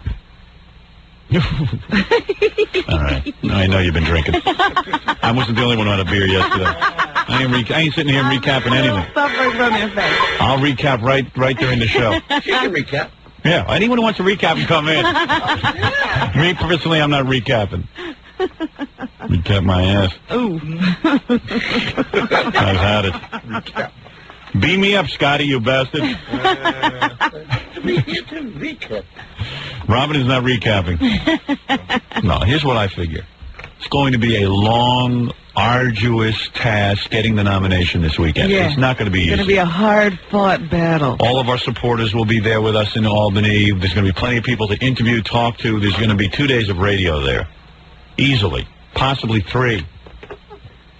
But we'll come back on Wednesday. Well, we'll come back at some point. It's going to be an orgy with tape recorders. That's what it's going to be. I might be taping. In fact, I want tape recorders on, and I'm making this edict right now. I want tape recorders on at all times, even when I'm sleeping. Even that's interesting. This all has to be chronicled. I'm about to be the next governor of New York. This is the documentary of your run for the governorship. Exactly. Everything should be documented. You know, Nixon is, I guess, dying in the hospital. So he had a setback, Howard. The funniest thing is there's some guy, I turn on the TV and then I see in the newspaper there's some guy standing out in front of Nixon's hospital with a big sign that says, "Please get well, Mr. President. America needs you." And Henry too. And I wonder, like, who are these guys that do this stuff? Like, make a big sign and go down and say that we need President Nixon. He looks like a guy who should be working. Yeah. William Kavanaugh of New Jersey holds up a get well sign for Nixon. I can't imagine feeling that deeply for Nixon. Not that I'd write a sign. Yeah, I mean, just think about what goes into that. I mean, you got to go out and buy cardboard and get a big marker and create a sign and have a thing to say to him and stand out there like that. Do you think that was just to get his picture in the paper? Why don't I go out there today in front of the hospital with a sign? See if I can get my picture in the paper. Hey, I ought to do that. What can I write on my sign? Sleep tight, you bastard. 1-800-52-STERN, our new videotape. Mr. Nixon, please call. I need a running mate. Yeah. But I just wonder, like, I would like to follow this guy around and find out, like, what else does he do? Like, when did he get the idea? I'd like to interview him, William Kavanaugh of New Jersey. We probably could find him. Yeah. What if we found out he was Melrose Larry Green's father? Wouldn't surprise me. That's the guy who stands out on Melrose Avenue with the big signs. But, I don't know. I'd like to see have kids. Sorry, kids, I can't make breakfast today. I gotta go make sure Mr. Nixon sees my sign. And a wife. Sorry, honey. I know what I'm going to do. Where is this hospital? Jackie O is there and Nixon is there, right? Yes, New York Hospital. I'm going to make a big sign. After the show, I'm going to go stand out in front of the hospital, just for like an hour until the reporters can get there. I'm just right. Mr. Nixon, am I in your will? No. With a big question mark on the sign. Very touching. How about this one? Hey, Dick, go leap on Jackie. Nail her. You're single, you bastard. She needs it. She could use it, you could use it. She used to sleep with the president. Yeah, she's used to it. Mr. Nixon, I need your endorsement. I'm for Howard Stern. Oh, no, now he has a stroke. He has not regained the ability to speak yet, Howard. Oh, gee. I'm going to miss hearing that voice. You should say that Nick was about to come out for you. Yeah. Jackie O got her own room, or she's bunking with someone else? No, she's got her own room. Yeah, I guess she gets her own room. She's special. She's better than the rest of us. And security guard. Yeah. Nixon, too. No, Nixon has no TV. He doesn't want to pay the $3. No TV. I love when you go to the hospital, there's a separate guy who you got to give $3 to for the TV. Yeah. They don't soak you up. Yeah. $490,000. And those guys, and now it's a special $3 fee for your TV. Those guys get their money while you're there. Yeah. You can't get that TV unless you give them the money. Yeah, you got to give them cash right then and there. It's a shakedown. Yeah. It's like, well, dudes, why should it cost me money for TV? You guys got a basic cable service. Right. That's good enough. I think I see another platform for you. What is it, Baba Boo? Most hospitals don't even get basic cable, you know. Oh, is that what it is? It's a TV service. You get 2, 4, 5, 7, and 11, and 9. Right. No HBO. No, HBO. That's what you're paying $3 for. You have to watch soap operas and game shows. I like the guys who go, I'm not paying the $3. I'm going to lay here bored out of my mind. And hope my roommate gets a TV. Exactly. Yeah, right. It's a big battle, big struggle. Oh, can I have $1.50 and split that with you? Want to go halves? Nah, I'm only in here for breast cancer. I'll be out in 2 weeks. You're in here for lung cancer. You're going to be in here a lot longer. Hey, here's something kind of cool.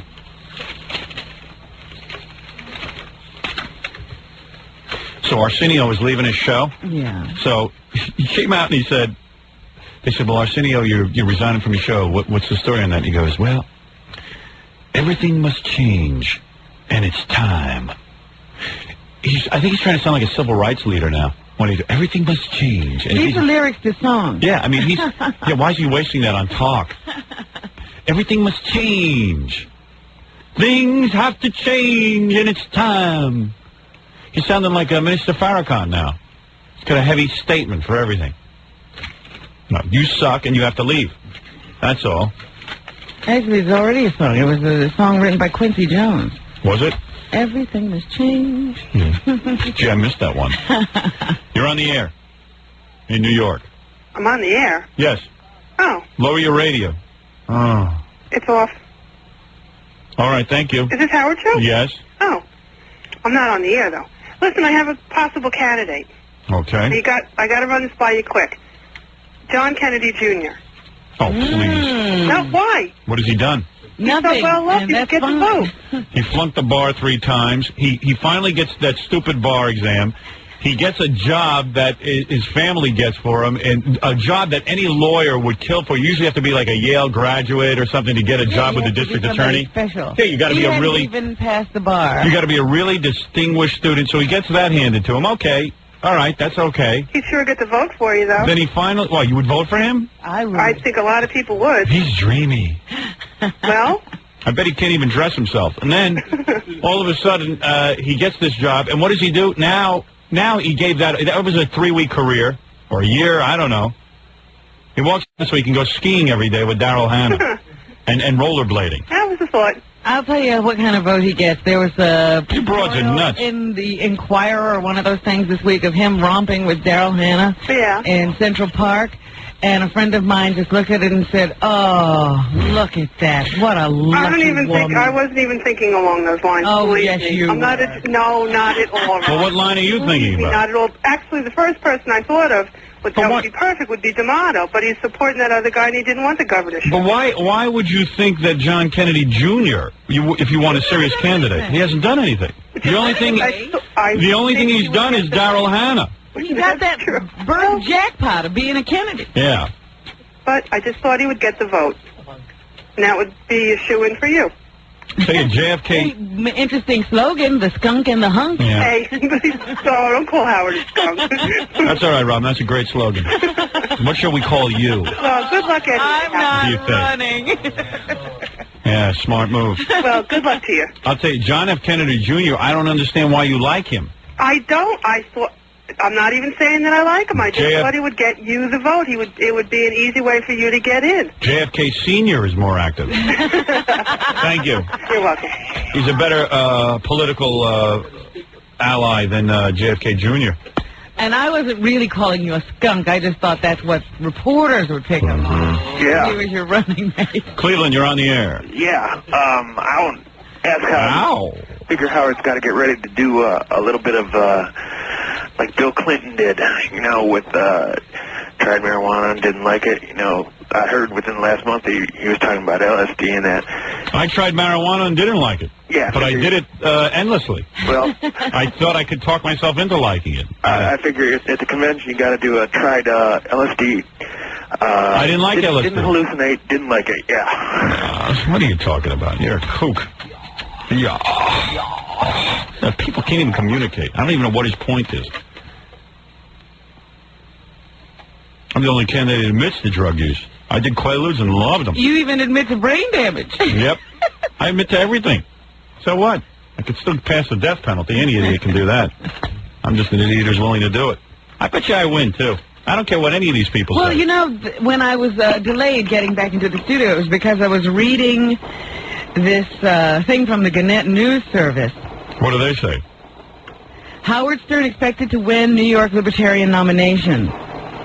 I think I will. The mantra of the 1992 presidential election was, "It's the economy, stupid," that of the 1994 New York gubernatorial race could be, "It's the ratings, stupid."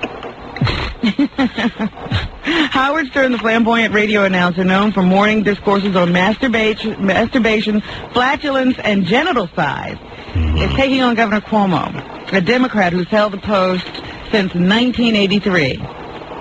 They say you symbolize a kind of everyman's humor, and you're expected to win the nomination of the Libertarians in their statewide convention this Saturday in Albany. Isn't that funny? I symbolize the everyman's humor, and yet I'm being fined $2.1 million because the guys in the FCC decided that every man doesn't want to hear this. You can't win. Stern says, "I'm going to win. It's a big joke now, but wait till November." Yeah, wait. I'll be frying people in that electric chair come, I figure, 3 months from the day I take office. Stern's platform rests on 3 issues: electrocuting some felons, automating highway toll booths, and requiring road work to be done at night so as not to inconvenience motorists. Yeah, and that road work can't go on at 5:30 in the morning because that's not night anymore. 5:30 in the morning is rush hour. 5 o'clock in the morning is rush hour. For God's sakes. All you have to do is look at the road and know that. I'll get out of office before I can really screw anything up. That's right. Stern says, if you find me offensive. It really doesn't matter. Well, you're just going over old news.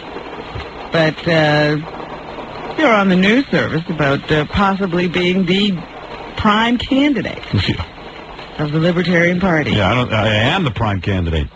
And they do say that you could probably get the Libertarians the 50,000 votes they need to be automatically on the gubernatorial ballot. Which is a lot better than any of the other candidates can do. In the next 4 years. Yeah, Albany, you're on the air. Howard, I haven't heard anything from Ian. Is he supporting your candidacy? Oh, please. Stop with the dumb questions. Vegas, you're on the air. Tell you not to be stupid, you moron. Las Vegas, you're on the air. Howard, I just wanted to touch on a couple things. Try to talk. What I wanted to talk about. It's the only way I can get to sleep that early. Well, I defy anybody else to get to bed at 8 o'clock every night without doing that. It's like a sleeping pill. And then around 5 hours later, I wake up to go to the bathroom, and then 6 hours, my eye pain kicks in. This is my night every night. And it feels like my eyeball is tearing out of my head. What I want to talk Maybe about... I have some... shut up! Maybe I got some kind of brain thing. Like what do you call that, Robin? A brain thing. An embolism. Embolism. Tumor. I might have a tumor. Okay, what I want to talk about was everyone who seems to think that you're... Trying to think about who I thought about last night when I was doing that. Everyone who seems to think that your candidacy is a goof... Not everyone. According to a newspaper I hold in my hands here, this is the Island Journal, the Staten Island Journal. They interviewed 4 people, and they all seem to think it's very serious. And then another newspaper called the Tribune asked the question of the week and said, how many people, they did a survey, a poll, how How many people think Howard Stern's candidacy is a goof or they think it's for real? 59% of the people thought it was real. And every one of those people thinks that you are shock jock Howard Stern and not national radio personality Howard Stern. Everyone who calls you shock jock thinks it's a goof. Everyone who thinks that you are for real knows that you're an actual radio personality. Well, I read every day in the paper how everybody wants the death penalty. So I said on the air, I've got enough people behind me that if you really want the death penalty, vote for me and I'll give it to you, and then I'll step down and give you a real governor. Absolutely. So how the hell can you argue with that kind of logic? You can't. Well, a lot of political analysts are saying that you can beat Governor Cuomo in this article. Is that, well, then name one. I got to hang up with this guy, not because he's not making sense, but connection is terrible. We have a real bad phone line. I'm sorry. Thank you. Yes. Some guy named Papaloo. Papaloo? Papaloo. Is that one word or two? One word.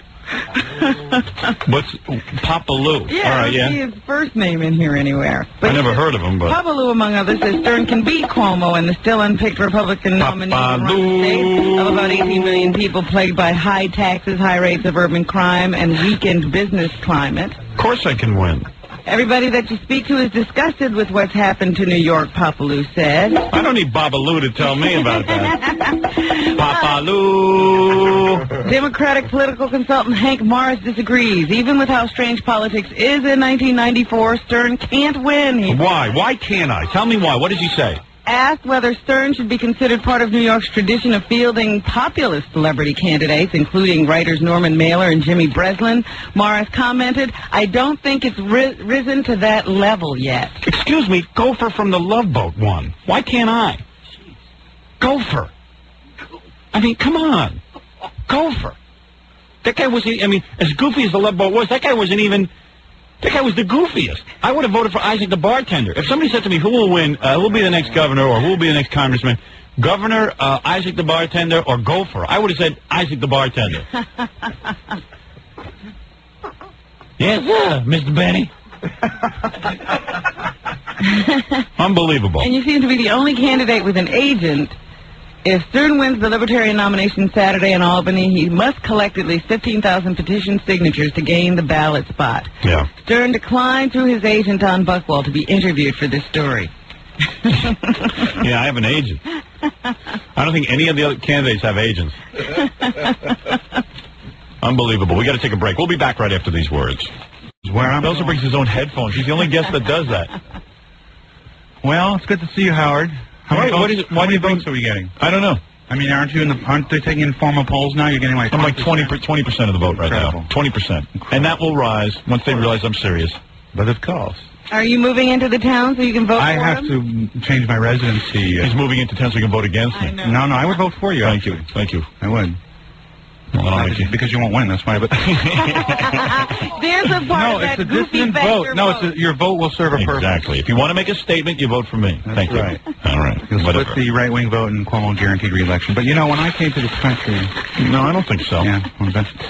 Well, we'll see. Okay. We'll see what vote I bet you I beat the Republican and I beat the Democrat. What do you think of that? I hope you do. You're damn right. Shake this town up, this state up, this country, this world. We'll be back. Can you imagine if I win? Oh, it will be, if I win and I'm the governor of New York. It would be an incredible moment. It's going to be the biggest thing ever. May I make a request? No personal friends getting any special requests. No, I just want to perform at the inaugural ball. I would, that would be fun. Can I be the MC that night? Just keep it short. You want to keep things moving along. Right. Don't want anyone monopolizing the event. I'd be honored to have a ball at your ball. There'll be a lot of celebrities there, so just keep it moving. I can imagine. That's right. And no Richard Lewis. Why? You don't He's like not him? on our list. Richard Lewis has been in New York for like months now. He's here in town? Yeah, and he's like, I read about him in the paper. He goes to like Knick games. That's his career now. He goes to the Knick game. I guess he's seen there, and he does some material. He never calls you? Never calls, doesn't say hello. I think, and someone told me they ran up to him in the at the Knick game, and he was like acting all pissy when they brought up my name. Really? Yeah. I'll have to talk to him. I haven't seen him in months. Well, no one has. Neither has anyone else. But I hope he's okay. Yeah. I kind of miss him. We all do. Yeah. I haven't even seen him on Letterman. I think he's out of favor with those guys. Uh-oh. Mm-hmm. Oing, oing, oing.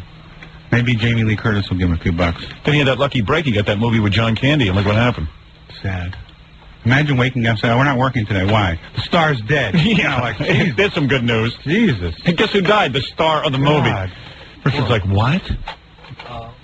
Oh, no. Does this mean I won't get paid? I think I can revive Does this mean I won't get paid? Hey, you know who's happy?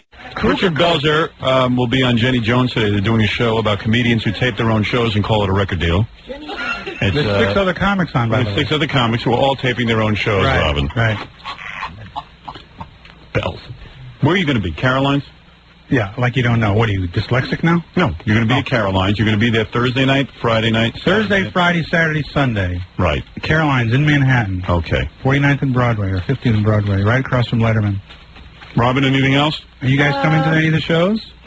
Oh, No. good. Yeah, Robin is doing going a to all of them. convention this week. Oh, great. Yeah, we'll be busy. Now, what are you doing? Oh, you'll be in Albany, Right. changing the course of American politics. That's right. On All right. Good morning, everybody, and welcome to the show. Today is a Thursday. Tomorrow is the Friday, the big day, as we get into a bus, head up to Albany, New York, where I will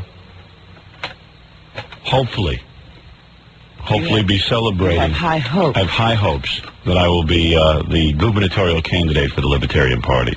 I saw at the end of Hard Copy that they're following you on the campaign trail. Oh, they are too? That's what it said. Yeah, it seems like tomorrow is going to be one wild scene. Those creeps at Comedy Central are following us. I'm sick of them. I really hate their guts. World's worst channel. Good. And don't ever ask me to read another Comedy Central commercial again. I will not. I refuse. I will rip it up and throw it away. Because they are the most uninspired, unoriginal channel on the planet. Thank you. No, they really pissed me off. I read in the paper today, Comedy Central will be following Howard Stern and presenting the half-hour program, Howard Stern the Candidate, with it featuring, it's like, dudes, why don't you do something original and pay someone for once? They're just going to take programming. Yeah, just going to take programming. Put together a little cheapo program, piece of garbage. I mean, I welcome all reporters to come and follow me on the campaign trail. No problem. I have no problem with that. And you can do a newscast. Yeah, but I mean, come on, dudes. Those guys have always been after me for free programming. They really suck. Bloodsuckers. They follow around, what's that guy from Politically Incorrect? Bill Maher? Yeah, your buddy. Nothing's happening. Bill Maher. Follow Bill Maher around for the day. What's he doing? Yeah. Nothing. He's sitting there waiting for the Tonight Show with Johnny Carson to come back on the air. Trying to find another old joke that hasn't been used in a while. Yeah. Rework it into that tired act.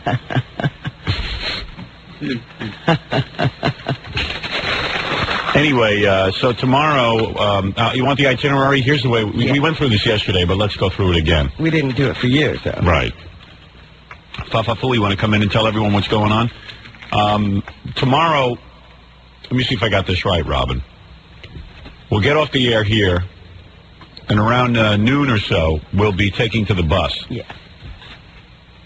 And once we're on the bus, we'll have some broadcast equipment, and also we're going to allow selected members of the press to tour the gubernatorial bus. Right. And we could speak to some of those people today and, let them know that you're going to reward them. Yeah, there's a lot going on today on today's show because I'll be interviewing potential lieutenant governors. Oh, that's right. Yeah. Still got to pick a running mate. Everyone I interview declines the job.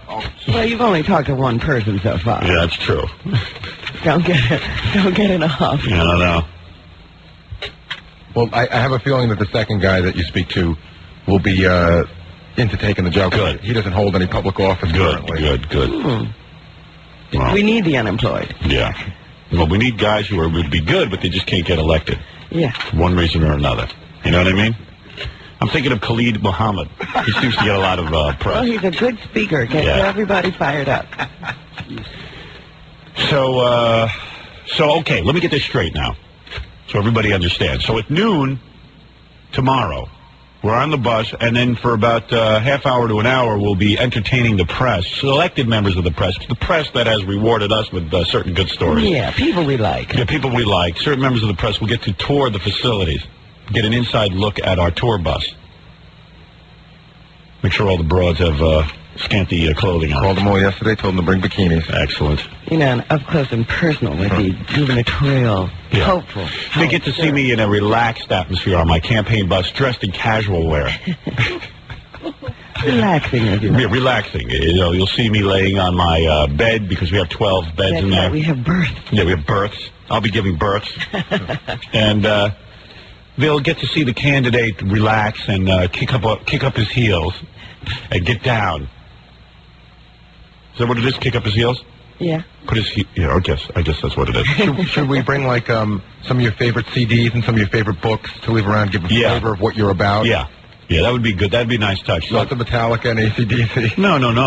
What you want to do is have some like Nietzsche books and you know what I mean?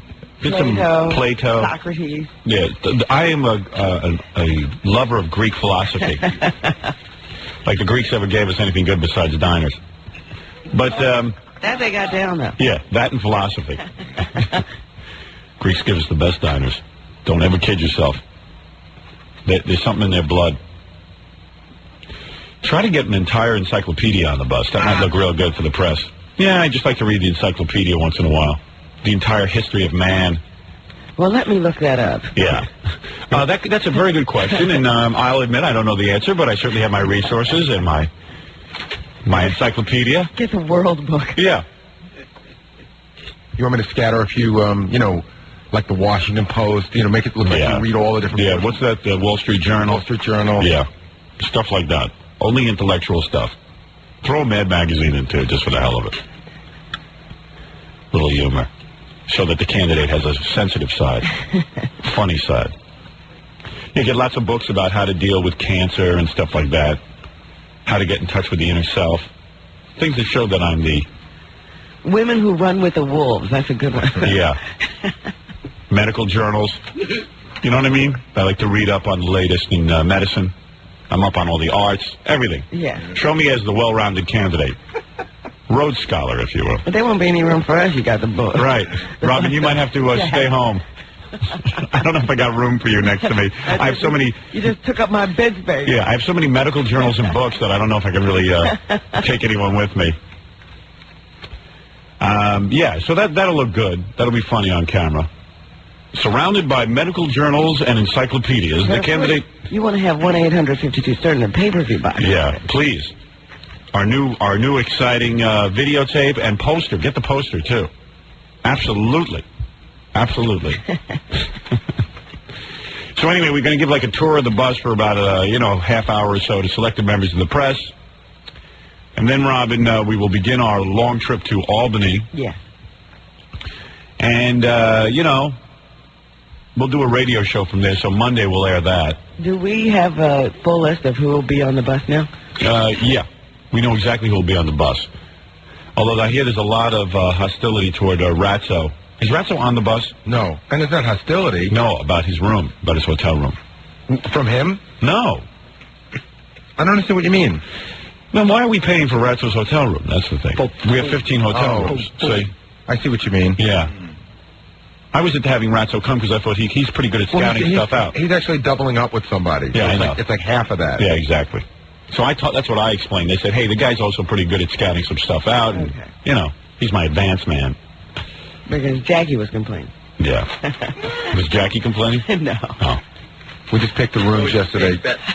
Hanging out, like, set up, how it's going to be. And, Ralph does my makeup and hair, and he's been calling. It is very important that I have the room next to Howard's. What is he, a retard? Well, let me tell you what he did yesterday. Yeah, well, you tell him on purpose now. He can't walk down a hall. No room next to me. I don't want to see him. I don't want him near me. He called yesterday and said, I need the itinerary right away. Yeah. And I said, well, I'm working on it. I'll get it to you as soon as I can. He goes, well, late this afternoon would be best because I need to prepare. He does. What is he preparing? He has to prepare my outfits for the convention. Right. He has to prepare my various makeup for various press conferences. You're doing different characters, I suppose. Yes, I will. Well, I like my evening makeup one way and my morning makeup another way. You can't go from day to evening. Yeah, people don't realize the pressure of being a candidate and having to look one's best. And what a mess I am. I need you to explain something on the air. Yeah. I think that Ralph feels, since I'm irritated at him from earlier in the week, he thinks it's me that's keeping him off the bus. No, I am keeping him off the bus. I explained that to him yesterday because there is no room for him on the bus. Because he called me yesterday and he's like, come on, man, get me on the bus. And I was like, he offered Ronnie $1,000 to get him on the bus. Oh, no. I don't even know that Ronnie's going to be on the bus. I don't know that Ralph has $1,000. Yeah, that's what I can't believe. Yeah. Because I hear Tom's taking his car. He might have to take a few people. Now it's 2 cars. Originally it was 1 car. Right. And it was going to be Peggy, our engineer, and Ratso and Ralph. Yeah, I know. So now that Tom's coming, it's grown to 2 cars. I know. Everyone wants to be on the bus with us except they don't have the room. Right. And I got to do a radio show. We're up to 17 people on the bus. I thought it was 18, but go ahead. Because your agent has joined us. Yes. And Heather Barrett has joined us. Oh, well, of course. There's always room for her. There you go. So I think we're up to like 17 or 18. Yeah. And it's really, it says 15 comfortably. Right. Oh, boy. Our general manager is insisting that he be on the bus so he can blow the horn, the car horn. He loves that. He thought there was a whistle, and he wanted to be pulling the string for that. But if there's no whistle, he'll blow the horn. Yeah, he wants to be able to honk the bus driver's horn. Because he says that's the most fun for him. And wear the hat? Like a retard. He likes to blow the horn. And wear the hat? Yeah, and wear the hat. The conductor's hat. Engineer Tom. Yeah. Hoo-hoo. Can I do it now? So anyway, let me give you the rest of the itinerary. So at noon, and this is let's just keep going over this. Now, there's going to be 2 unscheduled stops along the campaign trail where I will, I like to call them press the flesh. Meet and greet. Meet and greets. Where I will stop off and give impromptu speeches to citizens. And just say hello. Also, if we want, we can stop off in the town of, I think it's Waterton, and meet with the... Oh, yes. Wait, hold on. I brought it in. Hold on. I got it right here. Now, listen to this, Robin. There's a public official who wants to meet and discuss some of the problems of his area. I'm not kidding. City of Watertown, New York. This is from the... Let's see. Congratulations on your recently announced candidacy for governor of the state of New York. I am sure you will find it an interesting odyssey meeting the people and seeing the many beautiful regions of this state. While your radio program is not carried in the Watertown market, many people up here have followed your career and enjoyed your New Year's Eve special. I hope as you campaign for this office, you will take time to visit Watertown and the adjacent Thousand Islands region. I am sure you will find our part of the state a welcome respite from the hustle and bustle of Manhattan. Should you need assistance during your campaign and petition gathering, I'd be glad to help also. Howard? Yes. I don't know how familiar you are with the geography of New York State, but if I'm not mistaken, the Thousand Island region is further. It's like the Canadian border, I'm pretty sure. Oh, dear. Too bad. This would have been cool because we could have stopped off there and met with Jeffrey E. Graham. Well, we will have him petitioning for us. Yeah. Should you win the nomination. What is his title? I think he's the mayor. Wow. I could have met with the mayor of Watertown and had a political meeting. Yeah. Hey, why don't you find out what towns are on our way up? Maybe I can meet with the mayor or something. I don't think it's that... It'd be a good photo op. I'm not sure he's right. We got to get a map. I don't think Watertown's that far up for some reason. Well, he said the Thousand Island regions. I thought Thousand Island meant like Niagara Falls or something. Yeah, it is up towards that way. Buffalo or something. But we'll be about... Albany's like 250 miles away from Buffalo. Yeah, New York State is really big. I'm learning. And I've been, in my studies... You're going to govern the whole state. Yeah. I've been you didn't learning... know how big it was. Yeah, I've been learning that it's very, very big. You know you would be taking over the most populous state in the country. Yeah, because I know, like, my niece goes to school in upstate New York, one of the state schools, and I said, yeah, you can come over and visit me. And she goes, Uncle Hal, it's like... That's what I'm called, Uncle Hal. It's like 3.5 hours from where I am to Albany. And I said, oh, I thought it was all very close. Long Island. Robin, does New York now have the most electoral votes? Yes. I would hope. We assume we wouldn't know. I'm only going to be governor. Yeah, but you can control those, to a degree. Yes, I do control those. I control those anyway, whether I'm governor or not. Anyway, Robin, I thought it would have been nice to contact other officials. Why don't you give me that? I'll look into that. Yeah, that'd be kind of cool. Because essentially they will have to work with you in solving some of these problems. Yeah. Anyway, so then on the way up, like maybe I'll stop off and do a meet and greet. Maybe I'll run into a church and give a little political speech. You know what I'm saying? Church? Yeah. On a Friday night? I don't want too many people there. We were thinking about more like a Roy Rogers. Yeah. All right. Well, That's our church. You think a church or Roy Rogers will have more people on a Friday night? I guess a Roy Rogers. So, so I'm going to certainly stop off and make a few campaign speeches and relax with the people, a little meet and greet. And then, of course, make my way up to the hotel where we're staying. Yeah. Candidate will relax in his suite. It's the executive suite. Thank you. That's the gubernatorial suite. Ironically, I will overlook the governor's mansion, will I not? That is true. Yes. Your future home. Right. Get a list of the Roy Rogers en route to Albany so that we can make stops. I know where they all are. Right. Jackie gets hungry. You fill up, I'll eat. Right. I'll do the speeches, you eat. He needs a breast every few miles. Yeah. We should see how much chicken Jackie can eat in, like, a certain amount of time. That would be an interesting... Like, get Jackie a bucket and just watch him eat it. A bucket? Stop at a bucket. A bucket's 5 minutes. Anyway, so let me just say that then that will be Friday night. Friday night I will hold some impromptu meetings with my speech writers and my confidants. The inner circle. Inner circle. Perhaps I will meet with some members of the Libertarian Party. I don't know. There's only 200 of them. We could probably all meet in my room.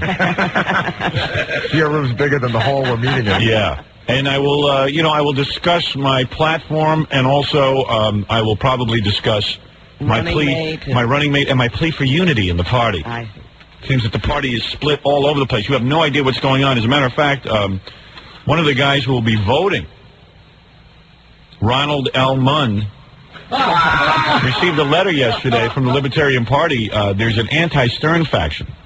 How come I haven't gotten that letter? I don't know, but they've been asking people through the mail saying, hey, we know you're probably going to vote for Howard Stern, but please do not vote for him, vote for me. Oh. It's from this other guy. Well, I spoke to the candidate. I spoke to the leader of that anti-Stern faction. He denied that it was an anti-Stern faction. Well, it is anti-Stern. He said that he just wants a lot of those candidates have been there way before you. Right. And they're not known by He just wants them all to be thought of fairly. And I said, isn't there a Stop Stern slate? He said, that is a lie. Oh, I see. Well, there's a lot of... We'll see what's going on when we get up there.